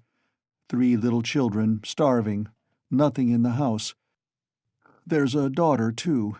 Perhaps you'd have given it yourself if you'd seen them. But I had no right to do it, I admit, especially as I knew how you needed the money yourself. To help others, one must have the right to do it, or else crevez, cham, si vous n'êtes pas content." He laughed. "That's right, isn't it, Donia?" "No, it's not," answered Donia firmly. "Bah, you too have ideals," he muttered, looking at her almost with hatred, and smiling sarcastically. "I ought to have considered that. Well, that's praiseworthy, and it's better for you, and if you reach a line you won't overstep, you will be unhappy, and if you overstep it, maybe you will be still unhappier. But all that's nonsense," he added irritably, vexed at being carried away. "I only meant to say that I beg your forgiveness, Mother," he concluded, shortly and abruptly. "That's enough, Rodya. I am sure that everything you do is very good," said his mother, delighted. "Don't be too sure," he answered, twisting his mouth into a smile. A silence followed. There was a certain constraint in all this conversation, and in the silence, and in the reconciliation, and in the forgiveness, and all were feeling it. "It is as though they were afraid of me," Raskolnikov was thinking to himself, looking askance at his mother and sister. Pulcheria Alexandrovna was indeed growing more timid the longer she kept silent. "Yet in their absence I seem to love them so much," flashed through his mind. "Do you know, Rodya, Marfa Petrovna is dead?" Pulcheria Alexandrovna suddenly blurted out. "What Marfa Petrovna?" "Oh, mercy on us. Marfa Petrovna Svidrigailov. I wrote you so much about her." "Ah, yes, I remember. So, she's dead. Oh, really?" He roused himself up suddenly, as if waking up. "What did she die of?" "Only imagine, quite suddenly," Pulcheria Alexandrovna answered hurriedly, encouraged by his curiosity. "On the very day I was sending you that letter. Would you believe it, that awful man seems to have been the cause of her death. They say he beat her dreadfully." "Why, were they on such bad terms?" he asked, addressing his sister. "Not at all. Quite the contrary, indeed. With her he was always very patient, considerate even. In fact, all those 7 years of their married life he gave way to her, too much so indeed, in many cases. All of a sudden he seems to have lost patience." "Then he could not have been so awful if he controlled himself for 7 years. You seem to be defending him, Donya?" "Oh, no, no, he's an awful man. I can imagine nothing more awful," Donya answered, almost with a shudder, knitting her brows and sinking into thought. "That had happened in the morning," Pulcheria Alexandrovna went on hurriedly. "And directly afterwards she ordered the horses to be harnessed, to drive to the town immediately after dinner. She always used to drive to the town in such cases. She ate a very good dinner, I am told." "After the beating?" "That was always her habit.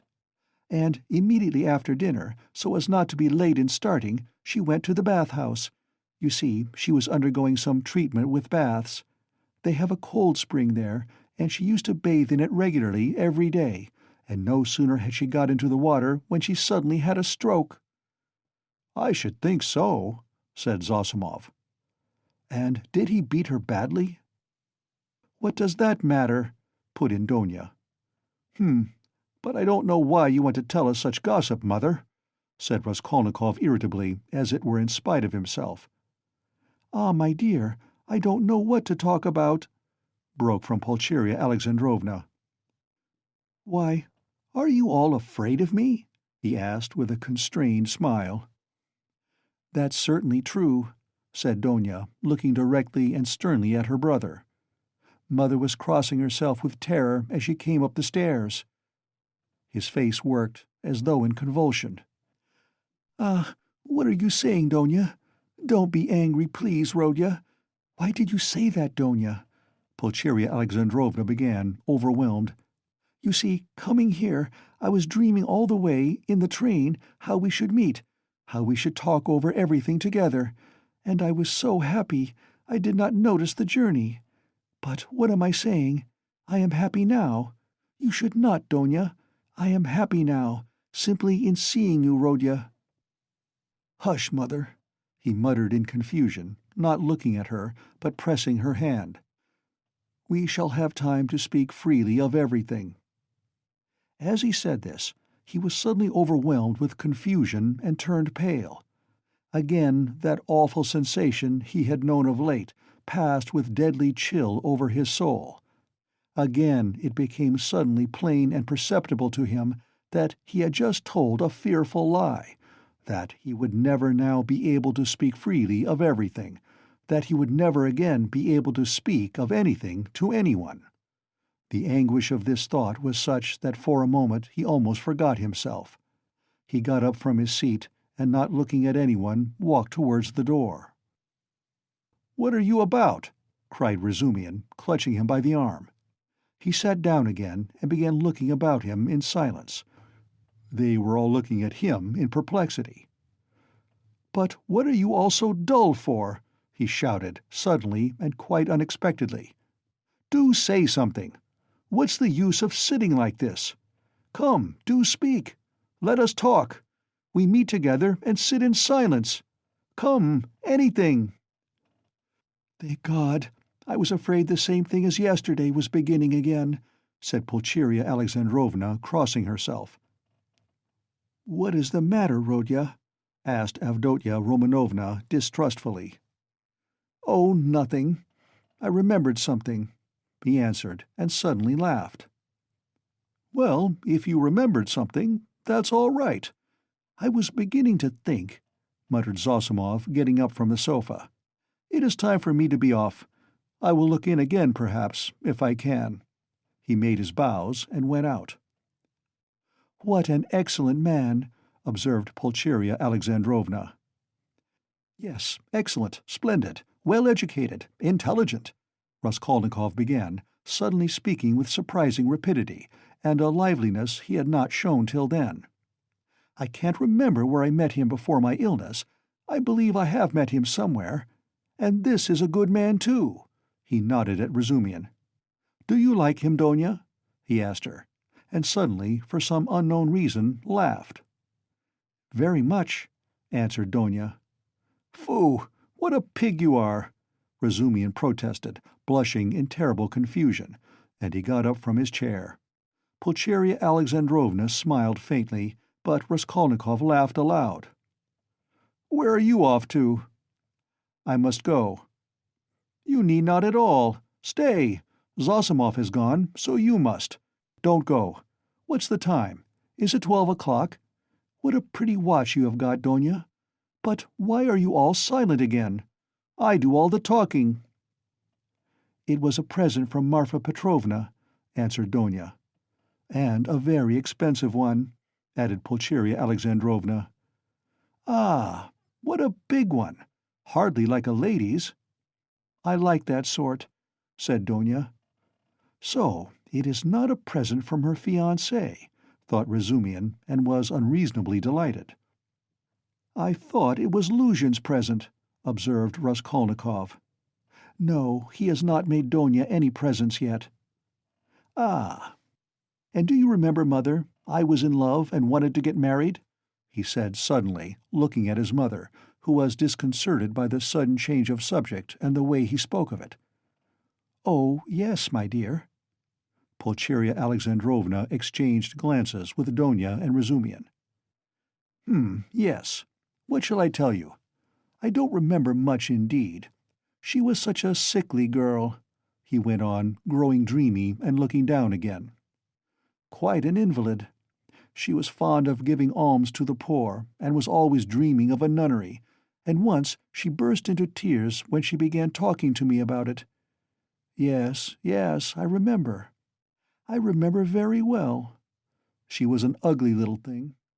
I really don't know what drew me to her then. I think it was because she was always ill. If she had been lame or hunchback, I believe I should have liked her better still." He smiled dreamily. "Yes, it was a sort of spring delirium."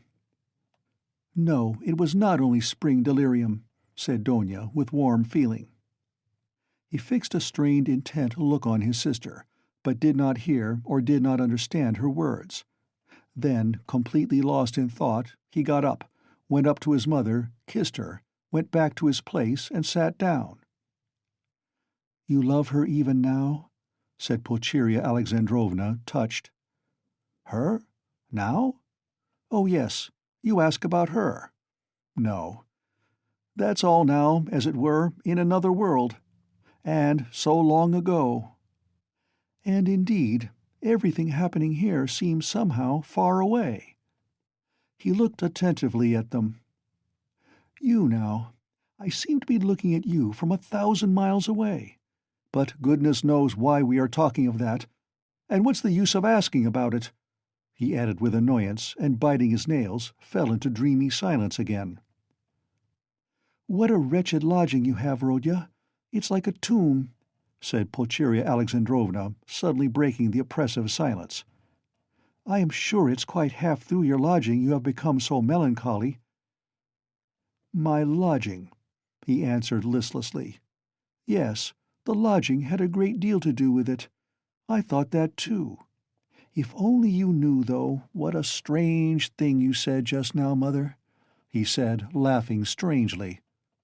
A little more, and their companionship, this mother and this sister, with him after 3 years' absence, This intimate tone of conversation in face of the utter impossibility of really speaking about anything would have been beyond his power of endurance. But there was one urgent matter which must be settled one way or the other that day, so he had decided when he woke. Now he was glad to remember it, as a means of escape. "Listen, Donya," he began gravely and dryly. "Of course I beg your pardon for yesterday, but I consider it my duty to tell you again that I do not withdraw my chief point. It is me or Luzhin. If I am a scoundrel, you must not be. One is enough. If you marry Luzhin, I cease at once to look on you as a sister."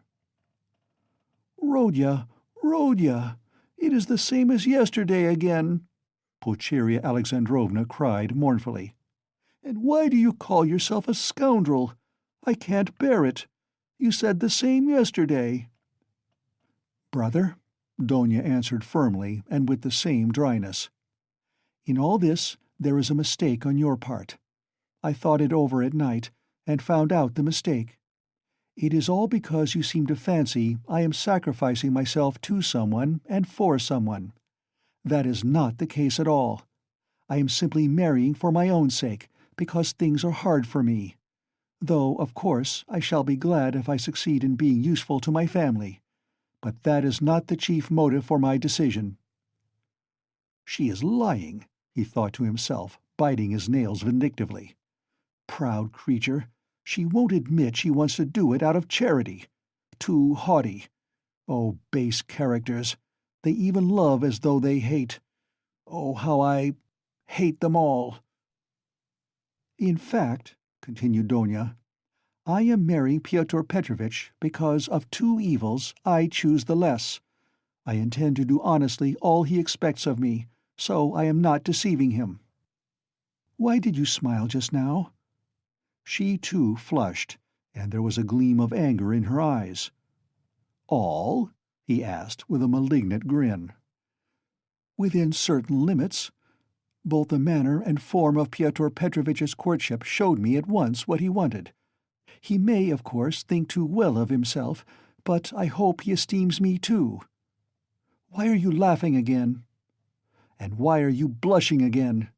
You are lying, sister. You are intentionally lying, simply from feminine obstinacy, simply to hold your own against me. You cannot respect Luzhin. I have seen him and talked with him. So you are selling yourself for money, and so in any case you are acting basely, and I am glad at least that you can blush for it." "It is not true. I am not lying," cried Donya, losing her composure. "I would not marry him if I were not convinced that he esteems me and thinks highly of me. I would not marry him if I were not firmly convinced that I can respect him. Fortunately, I can have convincing proof of it this very day, and such a marriage is not a vileness, as you say. And even if you were right, if I really had determined on a vile action, is it not merciless on your part to speak to me like that? Why do you demand of me a heroism that perhaps you have not either? It is despotism. It is tyranny. If I ruin anyone, it is only myself. I am not committing a murder. Why do you look at me like that? Why are you so pale? Rodya, darling, what's the matter?" "Good heavens, you have made him faint," cried Pulcheria Alexandrovna. "No, no, nonsense. It's nothing. A little giddiness. Not fainting. You have fainting on the brain. Yes, what was I saying? Oh, yes. In what way will you get convincing proof today that you can respect him and that he esteems you, as you said? I think you said today?" "Mother, show Rodya Pyotr Petrovitch's letter," said Donya. With trembling hands, Pulcheria Alexandrovna gave him the letter. He took it with great interest, but before opening it, he suddenly looked with a sort of wonder at Donya. "It is strange," he said slowly, as though struck by a new idea. "What am I making such a fuss for? What is it all about? Marry whom you like." He said, Part 3, Chapter 3. "He is well, quite well," Sosumov cried cheerfully as they entered. He had come in 10 minutes earlier and was sitting in the same place as before, on the sofa. Raskolnikov was sitting in the opposite corner, fully dressed and carefully washed and combed, as he had not been for some time past. The room was immediately crowded, yet Nastasia managed to follow the visitors in and stayed to listen. Raskolnikov really was almost well, as compared with his condition the day before, but he was still pale, listless, and somber. He looked like a wounded man, or one who has undergone some terrible physical suffering. His brows were knitted, his lips compressed, his eyes feverish. He spoke little and reluctantly, as though performing a duty, and there was a restlessness in his movements. He only wanted a sling on his arm or a bandage on his finger to complete the impression of a man with a painful abscess or a broken arm. The pale, somber face lighted up for a moment when his mother and sister entered, but this only gave it a look of more intense suffering, in place of its listless dejection. The light soon died away, but the look of suffering remained, and Zosimov, watching and studying his patient with all the zest of a young doctor beginning to practice, noticed in him no joy at the arrival of his mother and sister, but a sort of bitter, hidden determination to bear another hour or two of inevitable torture. He saw later that almost every word of the following conversation seemed to touch on some sore place and irritate it. But at the same time he marveled at the power of controlling himself and hiding his feelings in a patient who the previous day had, like a monomaniac, fallen into a frenzy at the slightest word. "Yes, I see myself now that I am almost well," said Raskolnikov, giving his mother and sister a kiss of welcome which made Pulcheria Alexandrovna radiant at once. "And I don't say this as I did yesterday," he said, addressing Razumihin with a friendly pressure of his hand. "Yes, indeed, I am quite surprised at him today," began Zosimov, much delighted at the lady's entrance, for he had not succeeded in keeping up a conversation with his patient for 10 minutes. "In another 3 or 4 days, if he goes on like this, he will be just as before, that is, as he was a month ago, or 2, or perhaps even 3. This has been coming on for a long while, eh? Confess now that it has been perhaps your own fault," he added with a tentative smile, as though still afraid of irritating him. "It is very possible," answered Raskolnikov coldly. "I should say so too," continued Zosimov with zest, "that your complete recovery depends solely on yourself. Now that one can talk to you, I should like to impress upon you that it is essential to avoid the elementary, so to speak, fundamental causes tending to produce your morbid condition. In that case you will be cured. If not, it will go from bad to worse. These fundamental causes I don't know, but they must be known to you. You are an intelligent man, and must have observed yourself, of course. I fancy the first stage of your derangement coincides with your leaving the university. You must not be left without occupation, and so work and a definite aim set before you might, I fancy, be very beneficial." Yes, you are perfectly right. I will make haste and return to the university, and then everything will go smoothly." Zosimov, who had begun his sage advice partly to make an effect before the ladies, was certainly somewhat mystified when, glancing at his patient, he observed unmistakable mockery on his face. This lasted an instant, however. Pulcheria Alexandrovna began at once thanking Zosimov, especially for his visit to their lodging the previous night. "What? He saw you last night?" Raskolnikov asked, as though startled. "Then you have not slept either after your journey." "Ah, Rodya, that was only till 2 o'clock. Donia and I never go to bed before 2 at home." "I don't know how to thank him either," Raskolnikov went on, suddenly frowning and looking down. "Setting aside the question of payment, forgive me for referring to it," he turned to Zosimov, "I really don't know what I have done to deserve such special attention from you. I simply don't understand it. And it weighs upon me, indeed, because I don't understand it. I tell you so candidly." "Don't be irritated. Zossimov forced himself to laugh. "Assume that you are my first patient. Well, we fellows just beginning to practice love our first patients as if they were our children, and some almost fall in love with them. And, of course, I am not rich in patience." "I say nothing about him," added Raskolnikov, pointing to Razumihin, "though he has had nothing from me either but insult and trouble." "What nonsense he is talking! Why, you're in a sentimental mood today, are you?" shouted Razumihin. Part 3, Chapter 4. At that moment the door was softly opened, and a young girl walked into the room, looking timidly about her.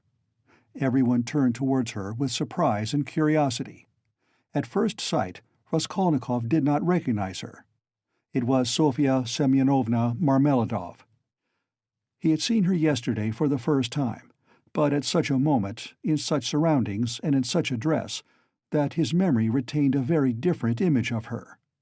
Now she was a modestly and poorly dressed young girl, very young indeed, almost like a child, with a modest and refined manner, with a candid but somewhat frightened-looking face.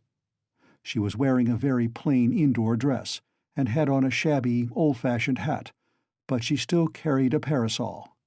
Unexpectedly finding the room full of people, she was not so much embarrassed as completely overwhelmed with shyness, like a little child. She was even about to retreat. "Oh, it's you," said Raskolnikov, extremely astonished, and he too was confused. He at once recollected that his mother and sister knew through Luzhin's letter of some young woman of notorious behavior. He had only just been protesting against Luzhin's calumny and declaring that he had seen the girl last night for the first time, and suddenly she had walked in. He remembered, too, that he had not protested against the expression of notorious behavior.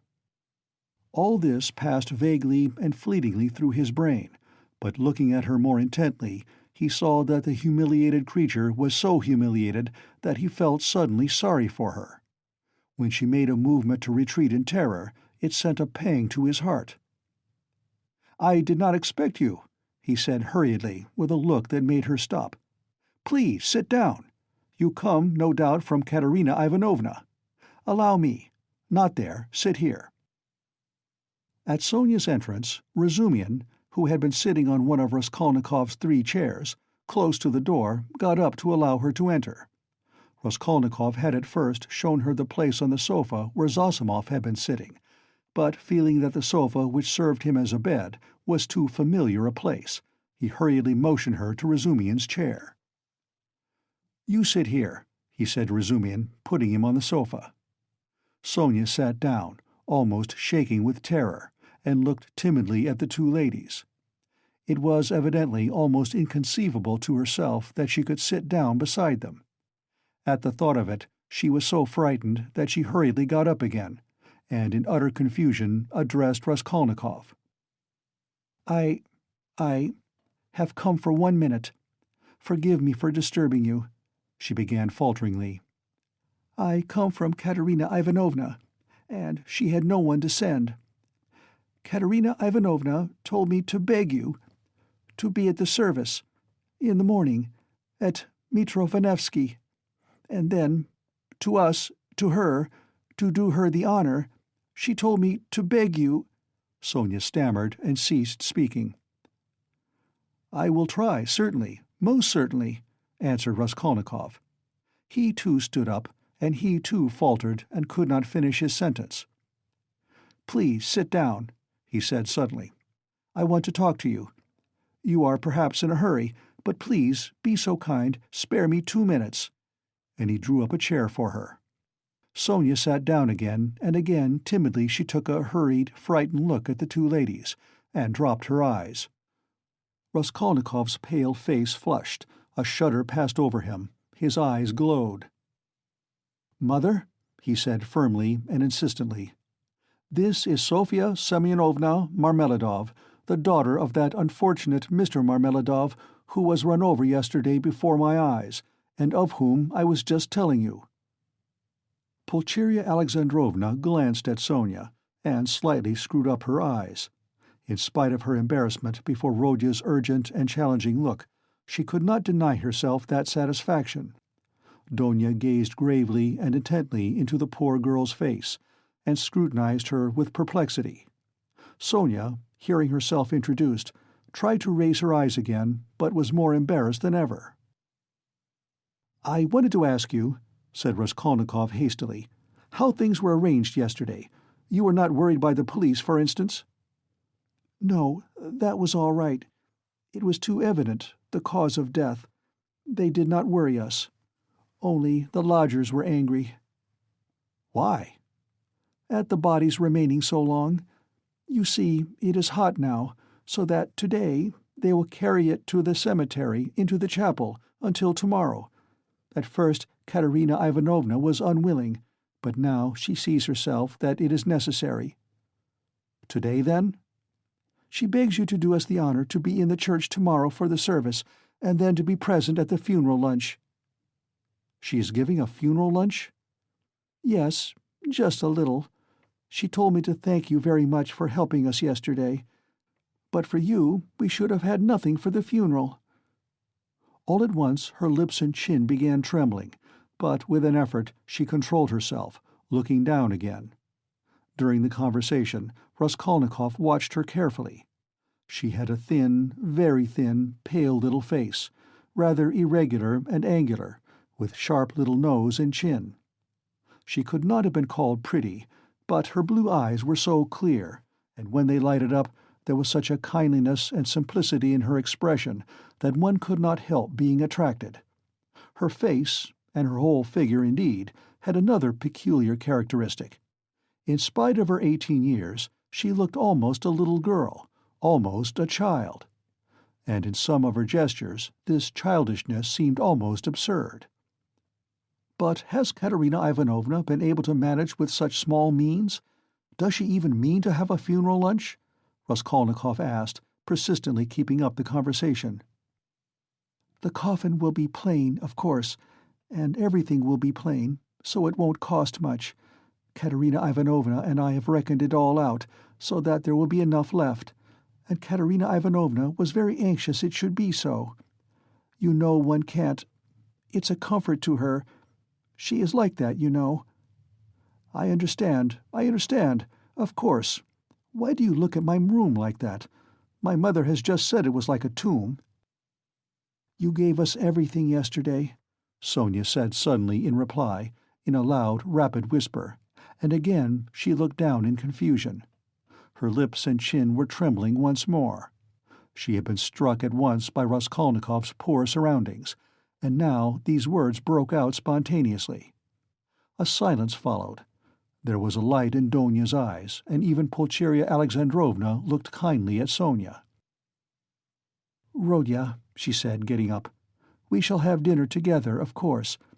Come, Donya. And you, Rodya, had better go for a little walk, and then rest and lie down before you come to see us. I am afraid we have exhausted you."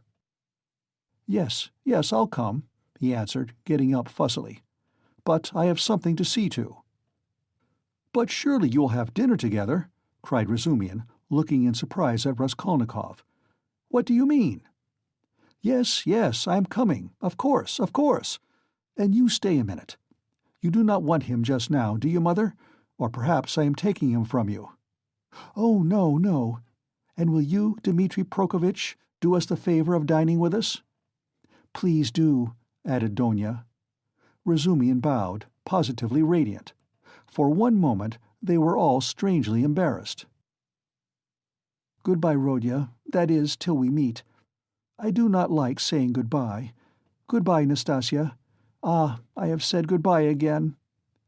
Pulcheria Alexandrovna meant to greet Sonia too, but it somehow failed to come off, and she went in a flutter out of the room.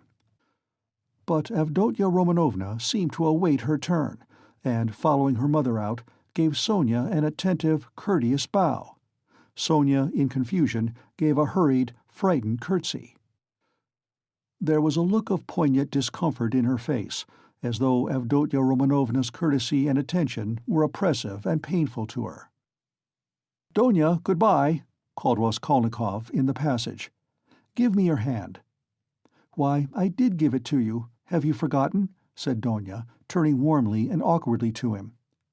"Never mind, give it to me again." And he squeezed her fingers warmly. Donia smiled, flushed, pulled her hand away, and went off quite happy. "Come, that's capital," he said to Sonia, going back and looking brightly at her. "God give peace to the dead, the living have still to live. That is right, isn't it?" Sonia looked surprised at the sudden brightness of his face.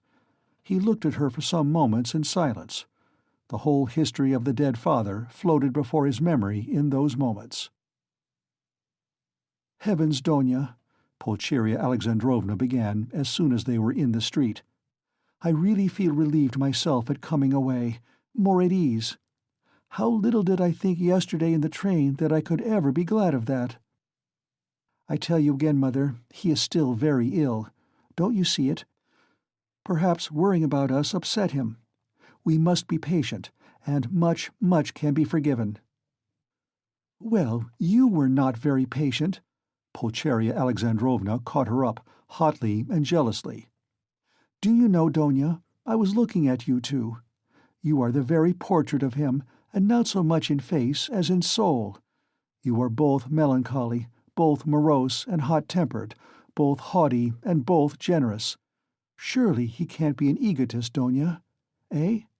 When I think of what is in store for us this evening, my heart sinks." "Don't be uneasy, Mother. What must be, will be." "Donia, only think what a position we are in. What if Pyotr Petrovitch breaks it off?"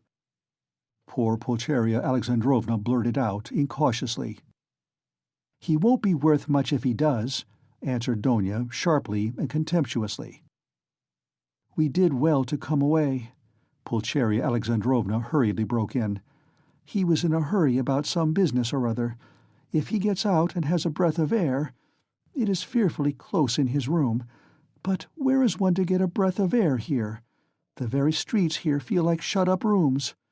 Good heavens, what a town! Stay, this side. They will crush you, carrying something. Why, it is a piano they have got, I declare. How they push! I am very much afraid of that young woman, too."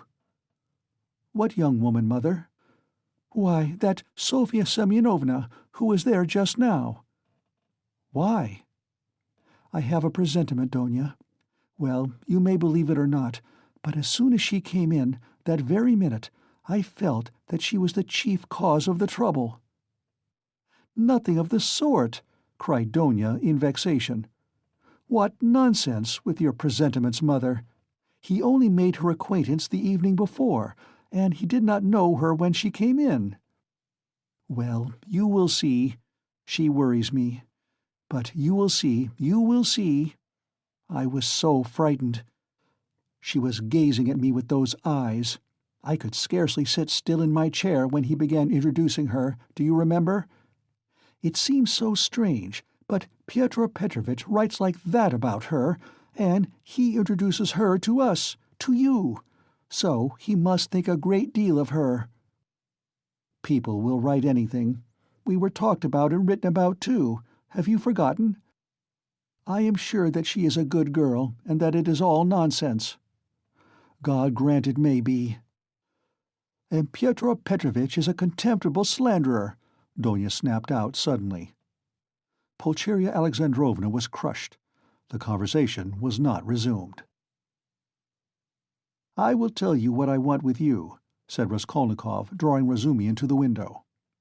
"Then I will tell Katerina Ivanovna that you are coming," Sonia said hurriedly, preparing to depart. "1 minute, Sofya Semyonovna. We have no secrets. You are not in our way. I want to have another word or two with you. Listen." He turned suddenly to Razumihin again. "You know that— what's his name? Porfiri Petrovitch?" "I should think so. He is a relation. Why?" added the latter with interest. "Is not he managing that case? You know, about that murder? You were speaking about it yesterday." "Yes. Well?" Razumihin's eyes opened wide.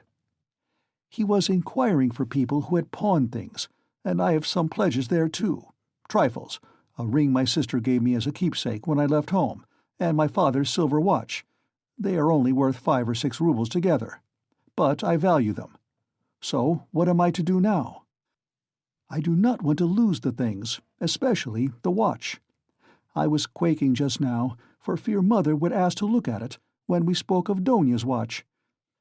It is the only thing of Father's left us. She would be ill if it were lost. You know what women are. So tell me what to do. I know I ought to have given notice at the police station, but would it not be better to go straight to Porfiry, eh? What do you think? The matter might be settled more quickly.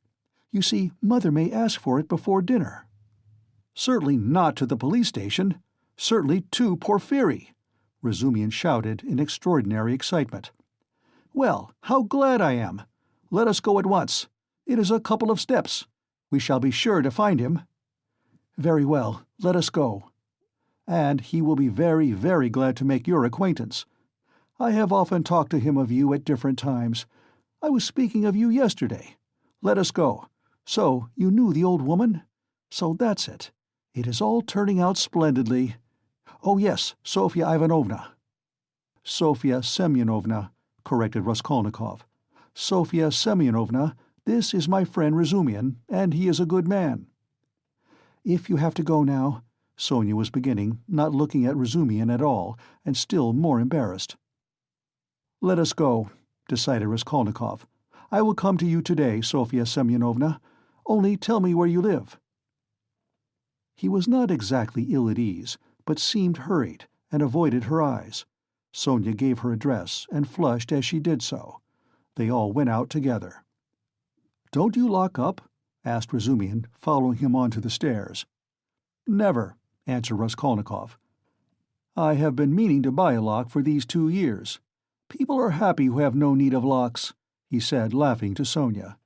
They stood still in the gateway. "Do you go to the right, Sofya Semyonovna? How did you find me, by the way?" he added, as though he wanted to say something quite different.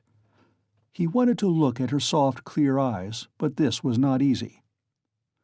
"Why, you gave your address to Polenka yesterday." "Polenka? Oh yes, Polenka. That is the little girl. She is your sister? Did I give her the address?" "Why, had you forgotten?" "No, I remember." "I had heard my father speak of you, only I did not know your name, and he did not know it. And now I came, and as I had learnt your name, I asked today, 'Where does Mr. Raskolnikov live?' I did not know you had only a room, too. Good-bye, I will tell Katerina Ivanovna." She was extremely glad to escape at last. She went away looking down, hurrying to get out of sight as soon as possible, to walk the 20 steps to the turning on the right and to be at last alone, and then moving rapidly along, looking at no one, noticing nothing, to think, to remember, to meditate on every word, every detail. Never, never had she felt anything like this. Dimly and unconsciously a whole new world was opening before her. She remembered suddenly that Raskolnikov meant to come to her that day, perhaps at once. "Only not today. Please, not today," she kept muttering with a sinking heart, as though entreating someone like a frightened child. "Mercy, to me, to that room. He will see. Oh, dear." She was not capable at that instant of noticing an unknown gentleman who was watching her and following at her heels. He had accompanied her from the gateway. At the moment when Razumihin, Raskolnikov, and she stood still at parting on the pavement, this gentleman, who was just passing, started on hearing Sonia's words, "And I asked where Mr. Raskolnikov lived." He turned on a rapid but attentive look upon all three, especially upon Raskolnikov, to whom Sonia was speaking, then looked back and noted the house. All this was done in an instant as he passed, and trying not to betray his interest, he walked on more slowly as though waiting for something. He was waiting for Sonia. He saw that they were parting and that Sonia was going home. Home? Where? I've seen that face somewhere, he thought. I must find out.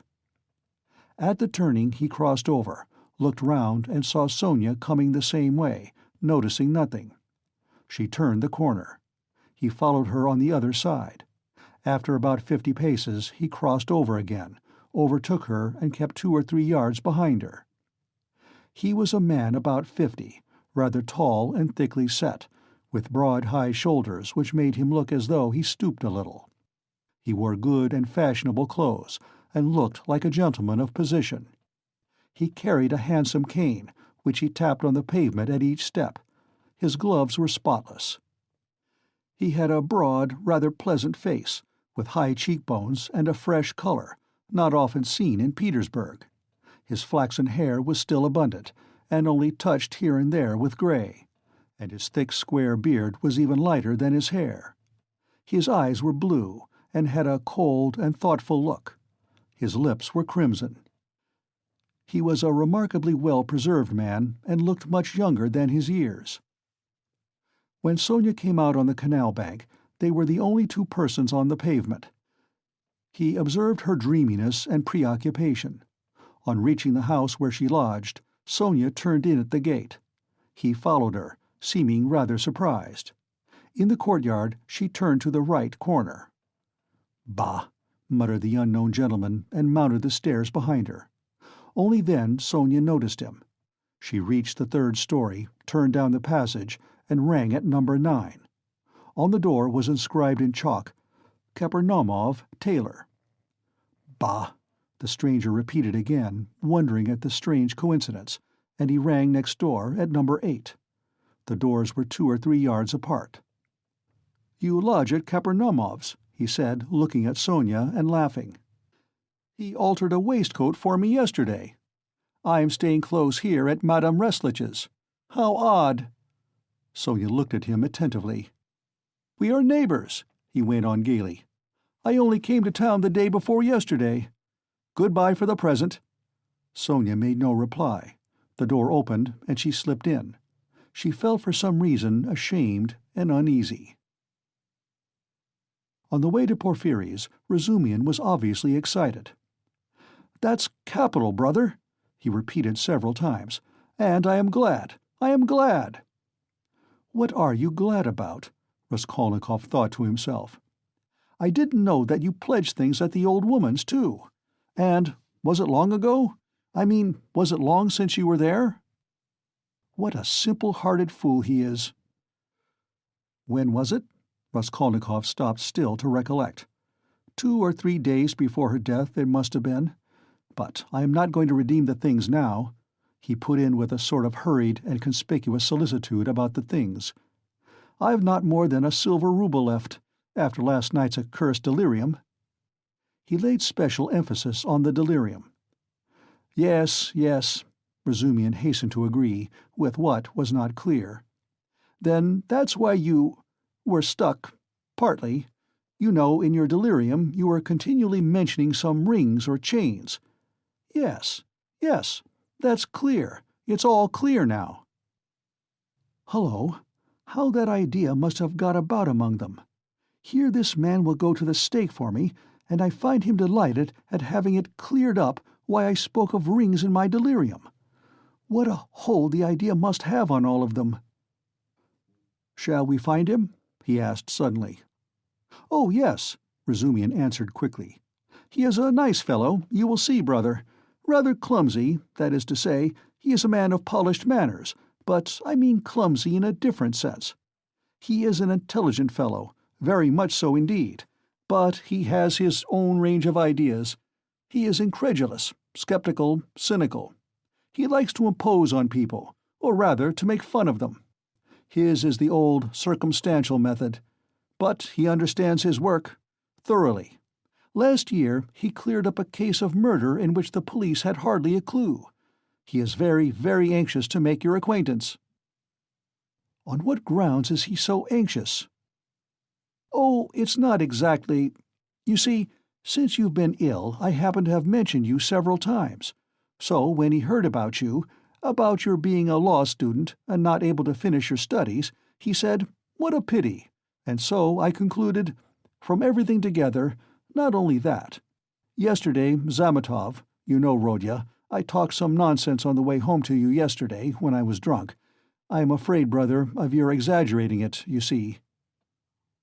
"What? That they think I am a madman? Maybe they are right," he said with a constrained smile. "Yes, yes. That is, pooh, no. But all that I said, and there was something else too, it was all nonsense, drunken nonsense." "But why are you apologizing? I am so sick of it all," Raskolnikov cried with exaggerated irritability. It was partly assumed, however. I know, I understand. Believe me, I understand. One's ashamed to speak of it." "If you are ashamed, then don't speak of it." Both were silent. Razumian was more than ecstatic, and Raskolnikov perceived it with repulsion. He was alarmed, too, by what Razumian had just said about Porphyry. "She'll have to pull a long face with him, too," he thought, with a beating heart, and he turned white. "And do it naturally, too. But the most natural thing would be to do nothing at all. Carefully do nothing at all. No, carefully would not be natural again. Oh well, we shall see how it turns out. We shall see directly. Is it a good thing to go or not? The butterfly flies to the light. My heart is beating, that's what's bad."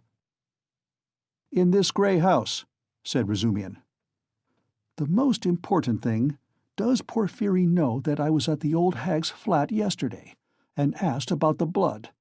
I must find out that instantly, as soon as I go in, find out from his face. Otherwise, I'll find out if it's my ruin." "I say, brother," he said suddenly, addressing Razumian with a sly smile, "I have been noticing all day that you seem to be curiously excited. Isn't it so?" "Excited? Not a bit of it," said Razumian, stung to the quick. "Yes, brother, I assure you, it's noticeable. Why, you sat on your chair in a way you never do sit, on the edge somehow, and you seemed to be writhing all the time. You kept jumping up for nothing. One moment you were angry, and the next your face looked like a sweetmeat. You even blushed, especially when you were invited to dinner. You blushed awfully." "Nothing of the sort. Nonsense. What do you mean?" "But why are you wriggling out of it, like a schoolboy? By Jove, there he's blushing again." "What a pig you are!" "But why are you so shamefaced about it? Romeo! Stay, I'll tell you of today. Ha ha ha! I'll make Mother laugh, and someone else laugh too." "Listen, this is serious. What next, you fiend?" Razumian was utterly overwhelmed, turning cold with horror. "What will you tell them? Come, brother. Phoo, what a pig you are!" "You are like a summer rose. And if only you knew how it suits you. A Romeo over 6 foot high.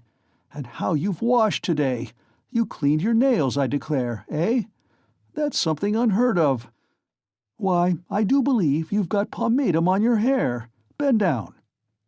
"Pig!" Raskolnikov laughed as though he could not restrain himself. So laughing, they entered Porphyry Petrovitch's flat. This is what Raskolnikov wanted.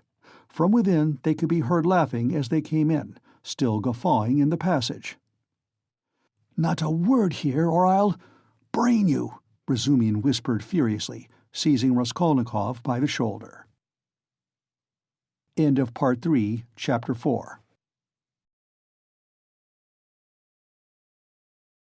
Part 3, Chapter 5. Raskolnikov was already entering the room. He came in looking as though he had the utmost difficulty not to burst out laughing again. Behind him Razumian strode in gawky and awkward, shamefaced and red as a peony, with an utterly crestfallen and ferocious expression. His face and whole figure really were ridiculous at that moment, and amply justified Raskolnikov's laughter. Raskolnikov, not waiting for an introduction, bowed to Porphyry Petrovitch, who stood in the middle of the room, looking inquiringly at them. He held out his hand and shook hands, still apparently making desperate efforts to subdue his mirth and utter a few words to introduce himself. But he had no sooner succeeded in assuming a serious air and muttering something, when he suddenly glanced again as though accidentally at Razumian, who could no longer control himself. His stifled laughter broke out the more irresistibly the more he tried to restrain it. The extraordinary ferocity with which Razumian received this spontaneous mirth gave the whole scene the appearance of most genuine fun and naturalness. Razumian strengthened this impression as though on purpose. "Fool! You fiend!" he roared, waving his arm, which at once struck a little round table with an empty tea-glass on it. Everything was sent flying and crashing. "But why break chairs, gentlemen? You know it's a loss to the crown," Porfiri Petrovitch quoted gaily. Raskolnikov was still laughing, with his hand in Porfiri Petrovitch's, but, anxious not to overdo it, awaited the right moment to put a natural end to it. Razumian, completely put to confusion by upsetting the table and smashing the glass, gazed gloomily at the fragments, cursed, and turned sharply to the window, where he stood looking out with his back to the company, with a fiercely scowling countenance, seeing nothing. Porfiri Petrovitch laughed and was ready to go on laughing, but obviously looked for explanations. Zametov had been sitting in the corner, but he rose at the visitor's entrance and was standing in expectation with a smile on his lips, though he looked with surprise, and even, it seemed, incredulity at the whole scene, and at Raskolnikov with a certain embarrassment. Zametov's unexpected presence struck Raskolnikov unpleasantly. "I've got to think of that," he thought. "Excuse me, please," he began, affecting extreme embarrassment. "Raskolnikov." "Not at all. Very pleasant to see you. And how pleasantly you've come in." "Why, won't he even say good morning?" Porfiri Petrovitch nodded at Razumian. "Upon my honor, I don't know why he is in such a rage with me. I only told him as we came along that he was like Romeo, and proved it. And that was all, I think." "Pig!" ejaculated Razumian, without turning round. "There must have been very grave grounds for it, if he is so furious at the word," Porfiri laughed. "Oh, you sharp lawyer! Damn you all!" snapped Razumian, and suddenly, bursting out laughing himself, he went up to Porfiri with a more cheerful face, as though nothing had happened. "That'll do. We are all fools. To come to business. This is my friend Rodion Romanovitch Raskolnikov. In the first place, he has heard of you and wants to make your acquaintance, and secondly, he has a little matter of business with you. Bah, Zametov, what brought you here? Have you met before? Have you known each other long?" "What does this mean?" thought Raskolnikov uneasily. Zametov seemed taken aback, but not very much so. "Why, it was at your rooms we met yesterday," he said easily. "Then I have been spared the trouble. All last week he was begging me to introduce him to you. Porfiri and you have sniffed each other out without me. Where is your tobacco?" Porfiri Petrovitch was wearing a dressing-gown, very clean linen, and trodden-down slippers. He was a man of about 35, short, stout even to corpulence, and clean-shaven. He wore his hair cut short, and had a large round head, particularly prominent at the back. His soft, round, rather snub-nosed face was of a sickly yellowish color, but had a vigorous and rather ironical expression. It would have been good-natured, except for a look in the eyes, which shone with a watery, mawkish light under almost white, blinking eyelashes. The expression of those eyes was strangely out of keeping with his somewhat womanish figure, and gave it something far more serious than could be guessed at first sight. As soon as Porfiri Petrovitch heard that his visitor had a little matter of business with him, he begged him to sit down on the sofa and sat down himself on the other end, waiting for him to explain his business, with that careful and over-serious attention which is at once oppressive and embarrassing, especially to a stranger, and especially if what you are discussing is, in your opinion, of far too little importance for such exceptional solemnity. But in brief and coherent phrases, Raskolnikov explained his business clearly and exactly, and was so well satisfied with himself that he even succeeded in taking a good look at Porfiri. Porfiri Petrovitch did not once take his eyes off him. Razumian, sitting opposite at the same table, listened warmly and impatiently, looking from one to the other every moment with rather excessive interest. Fool, Raskolnikov swore to himself.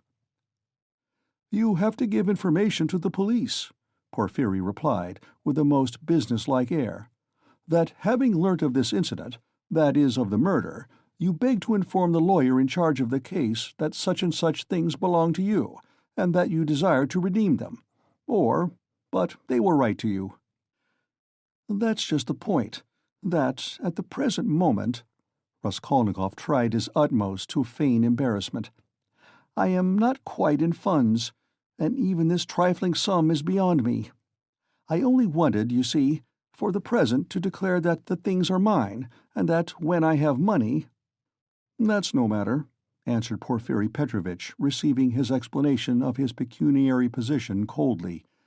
"But you can, if you prefer, write straight to me, to say that having been informed of the matter, and claiming such and such as your property, you beg—" "On an ordinary sheet of paper?" Raskolnikov interrupted eagerly, again interested in the financial side of the question. "Oh, the most ordinary." And suddenly Porfiry Petrovitch looked with obvious irony at him, screwing up his eyes and, as it were, winking at him. But perhaps it was Raskolnikov's fancy, for it all lasted but a moment. There was certainly something of the sort. Raskolnikov could have sworn he winked at him, goodness knows why. "He knows," flashed through his mind like lightning. "Forgive my troubling you about such trifles," he went on, a little disconcerted.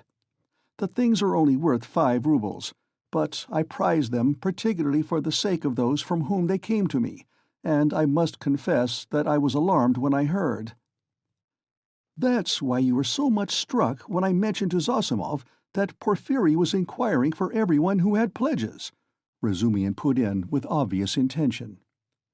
This was really unbearable. Raskolnikov could not help glancing at him with a flash of vindictive anger in his black eyes, but immediately recollected himself. "You seem to be jeering at me, brother," he said to him with a well-feigned irritability. "I dare say I do seem to you absurdly anxious about such trash, but you mustn't think me selfish or grasping for that, and these 2 things may be anything but trash in my eyes. I told you just now that the silver watch, though it's not worth a cent, is the only thing left us of my father's. You may laugh at me, but my mother is here." He turned suddenly to Porfiry. "And if she knew—" He turned again hurriedly to Razumihin, carefully making his voice tremble, "that the watch was lost, she would be in despair. You know what women are." "Not a bit of it. I didn't mean that at all. Quite the contrary," shouted Razumihin, distressed. "Was it right? Was it natural? Did I overdo it?" Raskolnikov asked himself in a tremor. "Why did I say that about women?" "Oh, your mother is with you?" Porfiry Petrovitch inquired. "Yes." "When did she come?" "Last night." Porfiry paused, as though reflecting.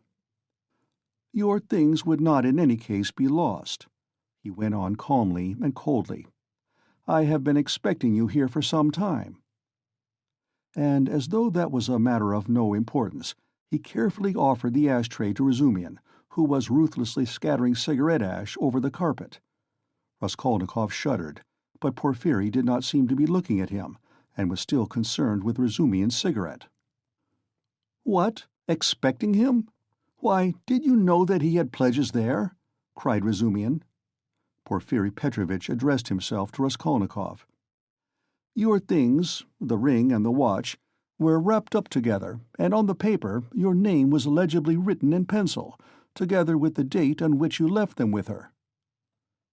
"How observant you are!"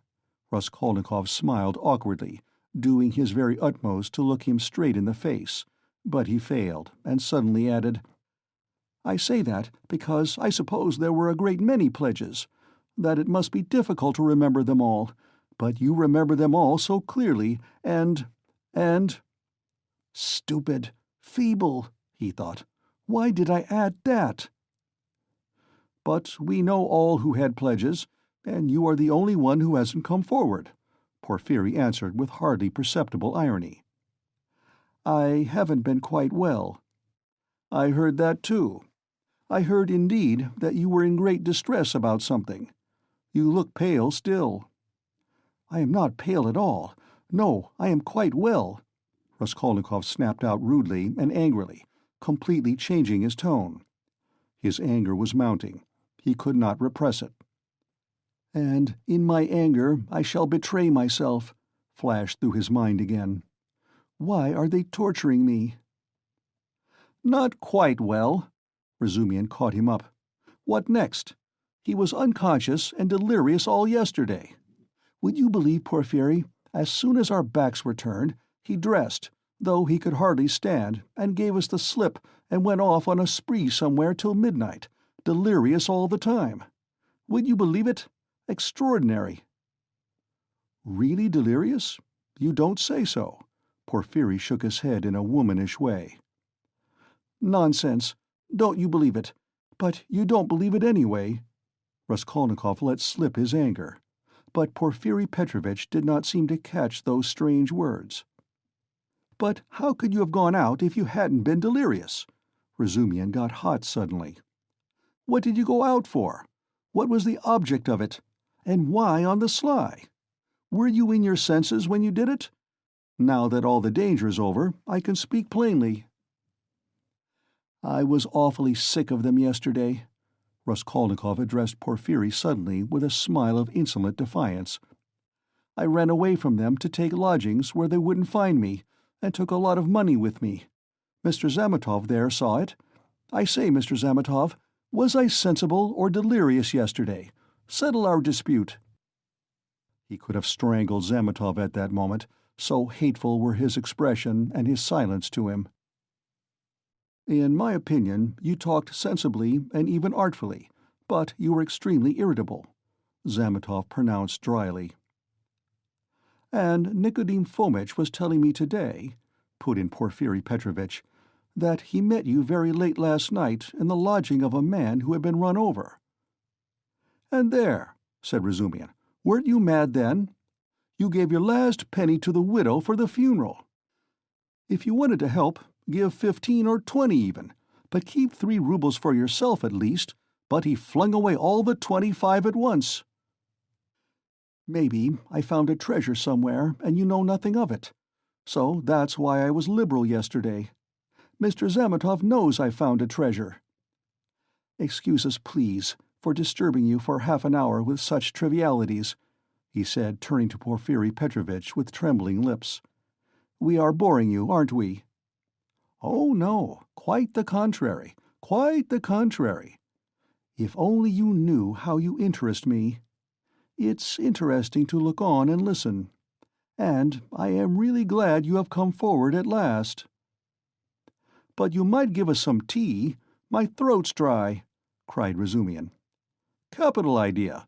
Perhaps we will all keep you company. Would you like something more essential before tea?" "Get along with you." Porfiry Petrovitch went out to order tea.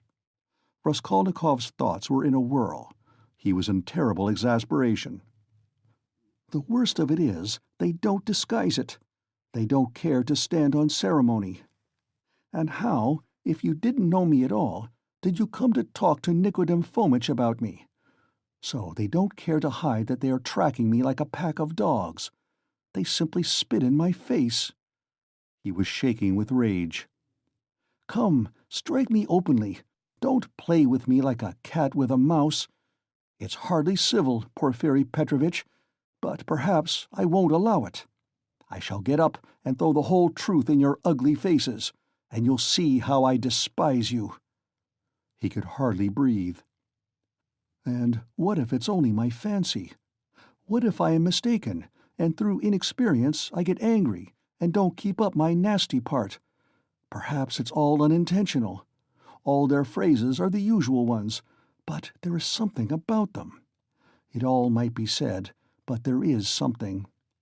Why did he say bluntly, 'with her'? Why did Zametov add that I spoke artfully? Why do they speak in that tone? Yes, the tone. Razumian is sitting here. Why does he see nothing? That innocent blockhead never does see anything. Feverish again. Did Porphyry wink at me just now? Of course, it's nonsense. What could he wink for? Are they trying to upset my nerves, or are they teasing me? Either it's ill fancy, or they know. Even Zametov is rude. Is Zametov rude? Zametov has changed his mind. I foresaw he would change his mind. He is at home here, while it's my first visit. Porphyry does not consider him a visitor, sits with his back to him. They're as thick as thieves, no doubt, over me. Not a doubt they were talking about me before we came. Do they know about the flat? If only they'd make haste. When I said that I ran away to take a flat, he let it pass. I put that in cleverly about a flat. It may be of use afterwards. Delirious indeed. Ha ha ha. He knows all about last night. He didn't know of my mother's arrival. The hag had written the date on in pencil. You are wrong. You won't catch me. There are no facts. It's all supposition. You produce facts. The flat even isn't a fact, but delirium. I know what to say to them. Do they know about the flat? I won't go without finding out. What did I come for? But my being angry now, maybe, is a fact. Fool, how irritable I am. Perhaps that's right, to play the invalid. He is feeling me. He will try to catch me. Why did I come? All this flashed like lightning through his mind. Porphyry Petrovitch returned quickly. He became suddenly more jovial. Your party yesterday, brother, has left my head rather... and I am out of sorts altogether. He began in a quite different tone, laughing to Razumian. Was it interesting? I left you yesterday at the most interesting point. Who got the best of it? Oh, no one, of course. They got on to everlasting questions, floated off into space. Only fancy, Rodya, what we got onto yesterday, whether there is such a thing as crime. I told you that we talked our heads off. What is there strange? It's an everyday social question, Raskolnikov answered casually. The question wasn't put quite like that, observed Porphyry. Not quite, that's true. Razumian agreed at once, getting warm and hurried as usual. Listen, Rodion, and tell us your opinion. I want to hear it. I was fighting tooth and nail with them and wanted you to help me. I told them you were coming. It began with the socialist doctrine. You know their doctrine. Crime is a protest against the abnormality of the social organization, and nothing more, and nothing more. No other causes admitted. You are wrong there, cried Porphyry Petrovitch. He was noticeably animated and kept laughing as he looked at Razumian, which made him more excited than ever. Nothing is admitted, Razumian interrupted with heat. I am not wrong. I'll show you their pamphlets. Everything with them is the influence of the environment and nothing else. Their favorite phrase, from which it follows that, if society is normally organized, all crime will cease at once, since there will be nothing to protest against, and all men will become righteous in one instant. Human nature is not taken into account. It is excluded. It is not supposed to exist. They don't recognize that humanity, developing by a historical living process, will become at last a normal society, but they believe that a social system that has come out of some mathematical brain is going to organize all humanity at once and make it just and sinless in an instant, quicker than any living process. That's why they instinctively dislike history. Nothing but ugliness and stupidity in it, and they explain it all as stupidity. That's why they so dislike the living process of life. They don't want a living soul. The living soul demands life. The soul won't obey the rules of mechanics. The soul is an object of suspicion. The soul is retrograde. But what they want, though it smells of death and can be made of India rubber, at least is not alive, has no will, is servile, and won't revolt. And it comes in the end to their reducing everything to the building of walls and the planning of rooms and passages in a phalanstery. The phalanstery is ready, indeed, but your human nature is not ready for the phalanstery. It wants life. It hasn't completed its vital process. It's too soon for the graveyard.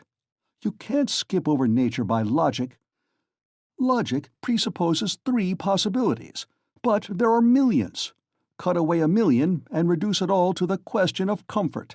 That's the easiest solution of the problem. It's seductively clear, and you mustn't think about it.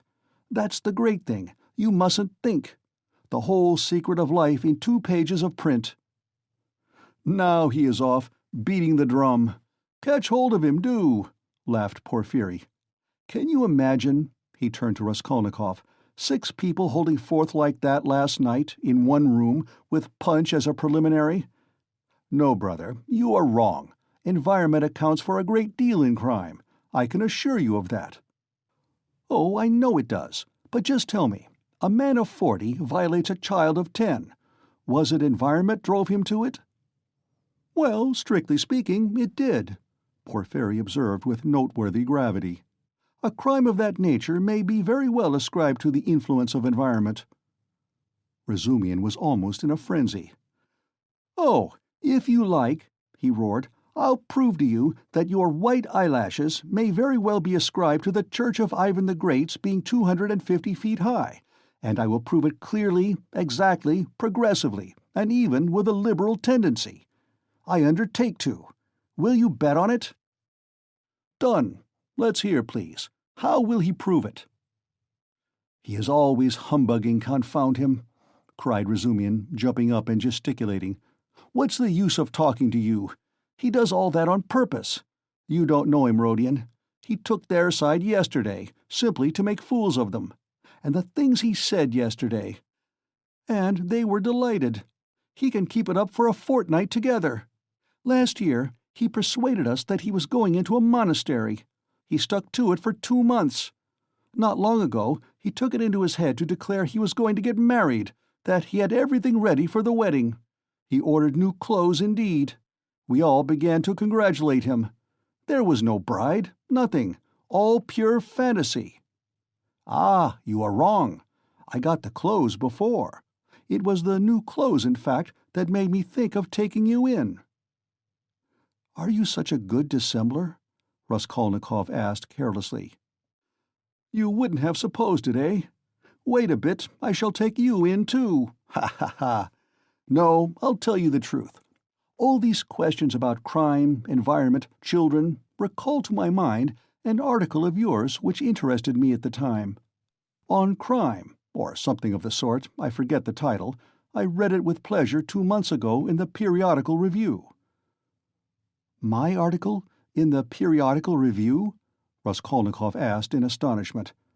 I certainly did write an article upon a book 6 months ago when I left the university, but I sent it to the Weekly Review. But it came out in the periodical. And the Weekly Review ceased to exist, so that's why it wasn't printed at the time. That's true, but when it ceased to exist, the Weekly Review was amalgamated with the periodical, and so your article appeared 2 months ago in the latter. Didn't you know? Raskolnikov had not known. Why, you might get some money out of them for the article. What a strange person you are. You lead such a solitary life that you know nothing of matters that concern you directly. It's a fact, I assure you. Bravo, Rodya. I knew nothing about it either, cried Razumian. I'll run today to the reading room and ask for the number. 2 months ago? What was the date? It doesn't matter, though. I will find it. Think of not telling us. How did you find out that the article was mine?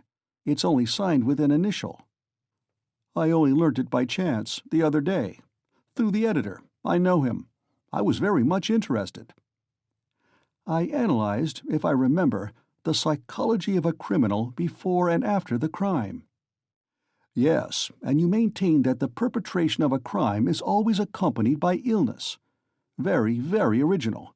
But it was not that part of your article that interested me so much, but an idea at the end of the article which I regret to say you merely suggested without working it out clearly. There is, if you recollect, a suggestion that there are certain persons who can, that is, not precisely are able to, but have a perfect right to commit breaches of morality and crimes, and that the law is not for them. Raskolnikov smiled at the exaggerated and intentional distortion of his idea. What? What do you mean? A right to crime? But not because of the influence of environment? Razumian inquired, with some alarm even. No, not exactly because of it, answered Porphyry.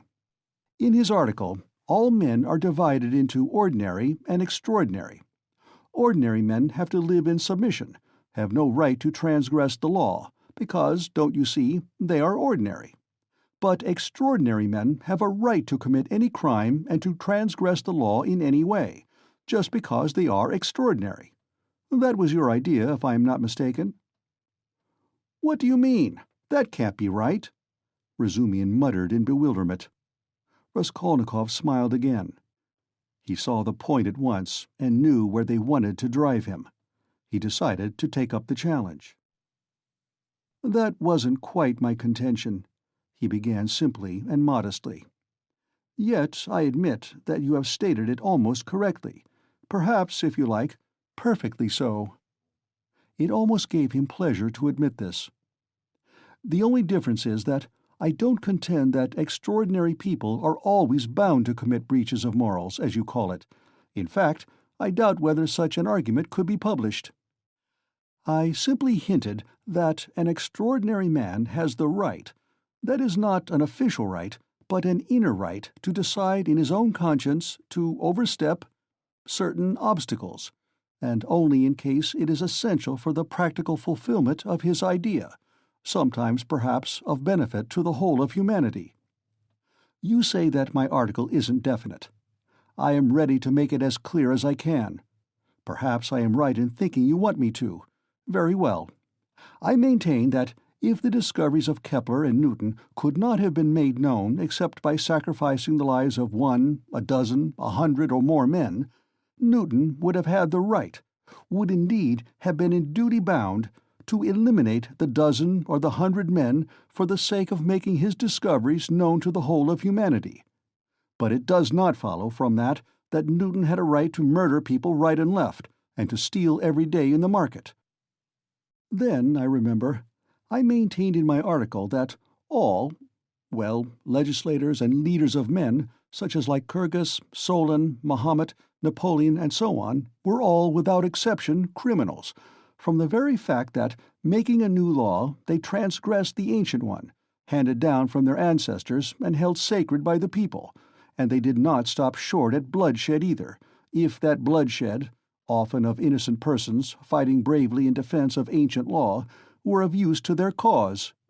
It's remarkable, in fact, that the majority indeed of these benefactors and leaders of humanity were guilty of terrible carnage. In short, I maintain that all great men, or even men a little out of the common, that is to say, capable of giving some new word, must from their very nature be criminals, more or less, of course. Otherwise, it's hard for them to... Part 3, Chapter 5. Raskolnikov was already entering the room.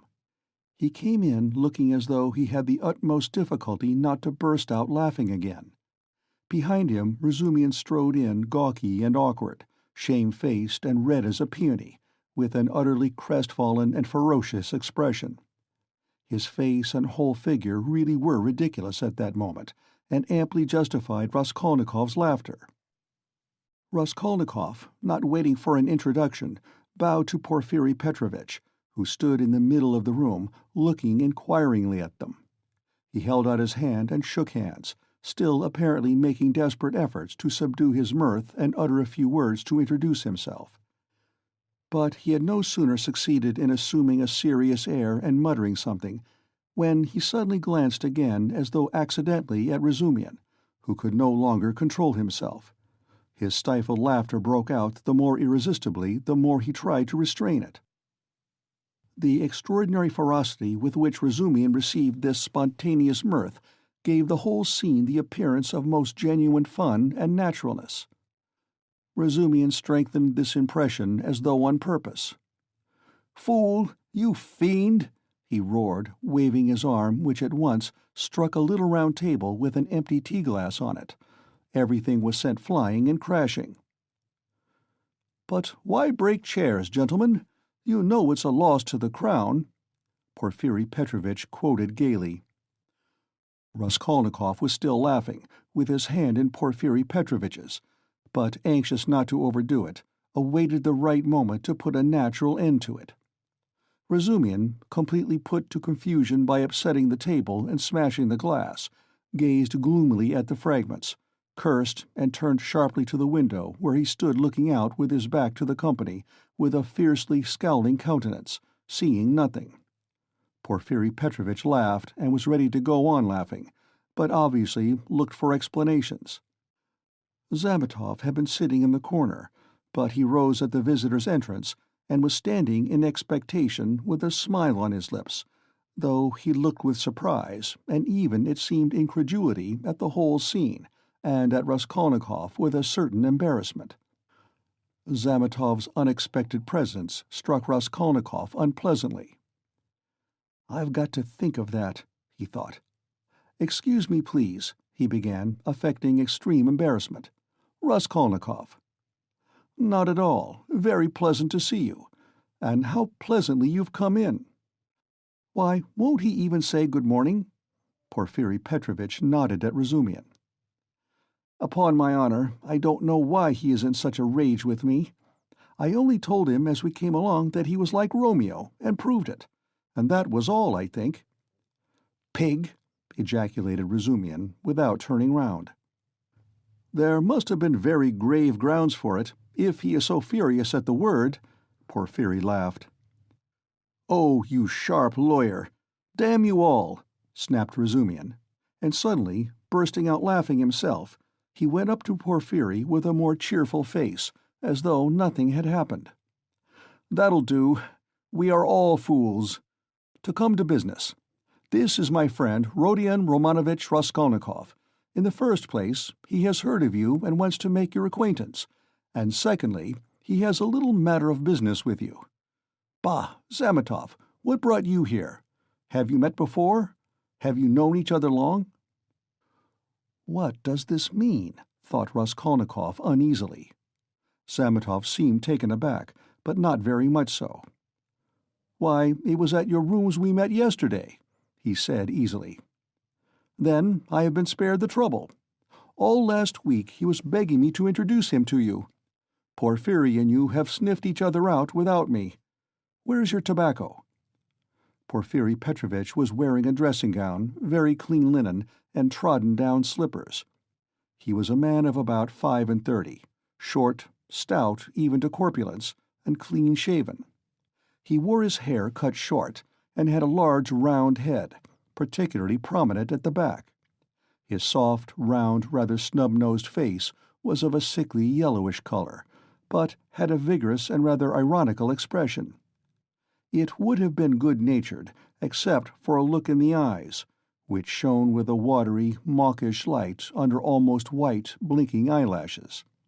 The expression of those eyes was strangely out of keeping with his somewhat womanish figure, and gave it something far more serious than could be guessed at first sight. As soon as Porfiri Petrovitch heard that his visitor had a little matter of business with him, he begged him to sit down on the sofa and sat down himself on the other end, waiting for him to explain his business, with that careful and over-serious attention which is at once oppressive and embarrassing, especially to a stranger, and especially if what you are discussing is, in your opinion, of far too little importance for such exceptional solemnity.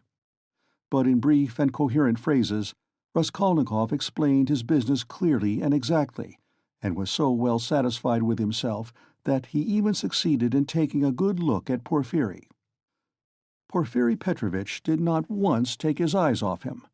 Razumihin, sitting opposite at the same table, listened warmly and impatiently, looking from one to the other every moment with rather excessive interest. "Fool," Raskolnikov swore to himself. "You have to give information to the police," Porfiri replied, with a most business-like air. "That having learnt of this incident, that is, of the murder, you beg to inform the lawyer in charge of the case that such and such things belong to you, and that you desire to redeem them. But they were right to you."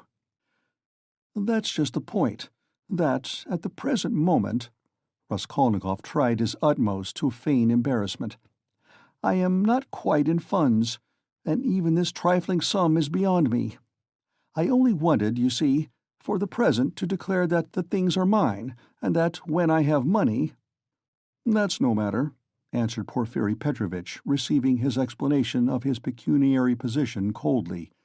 "But you can, if you prefer, write straight to me, to say that having been informed of the matter, and claiming such and such as your property, you beg—" "On an ordinary sheet of paper?" Raskolnikov interrupted eagerly, again interested in the financial side of the question. "Oh, the most ordinary."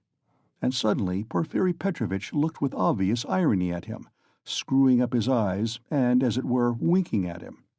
But perhaps it was Raskolnikov's fancy, for it all lasted but a moment. There was certainly something of the sort. Raskolnikov could have sworn he winked at him, goodness knows why.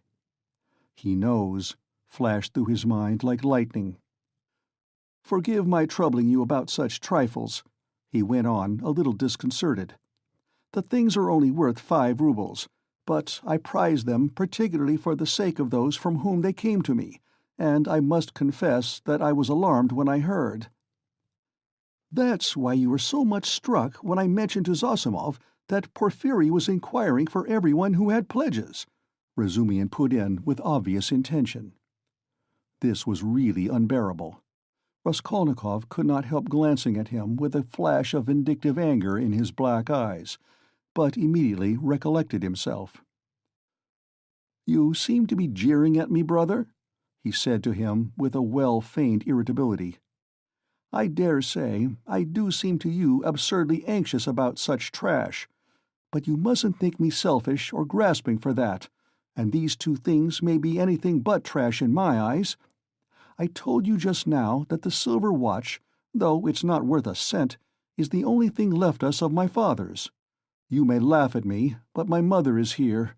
He turned suddenly to Porfiri.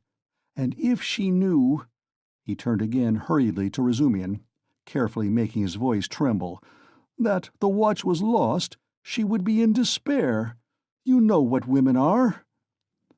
"Not a bit of it. I didn't mean that at all. Quite the contrary," shouted Razumihin, distressed. "Was it right? Was it natural? Did I overdo it?" Raskolnikov asked himself in a tremor.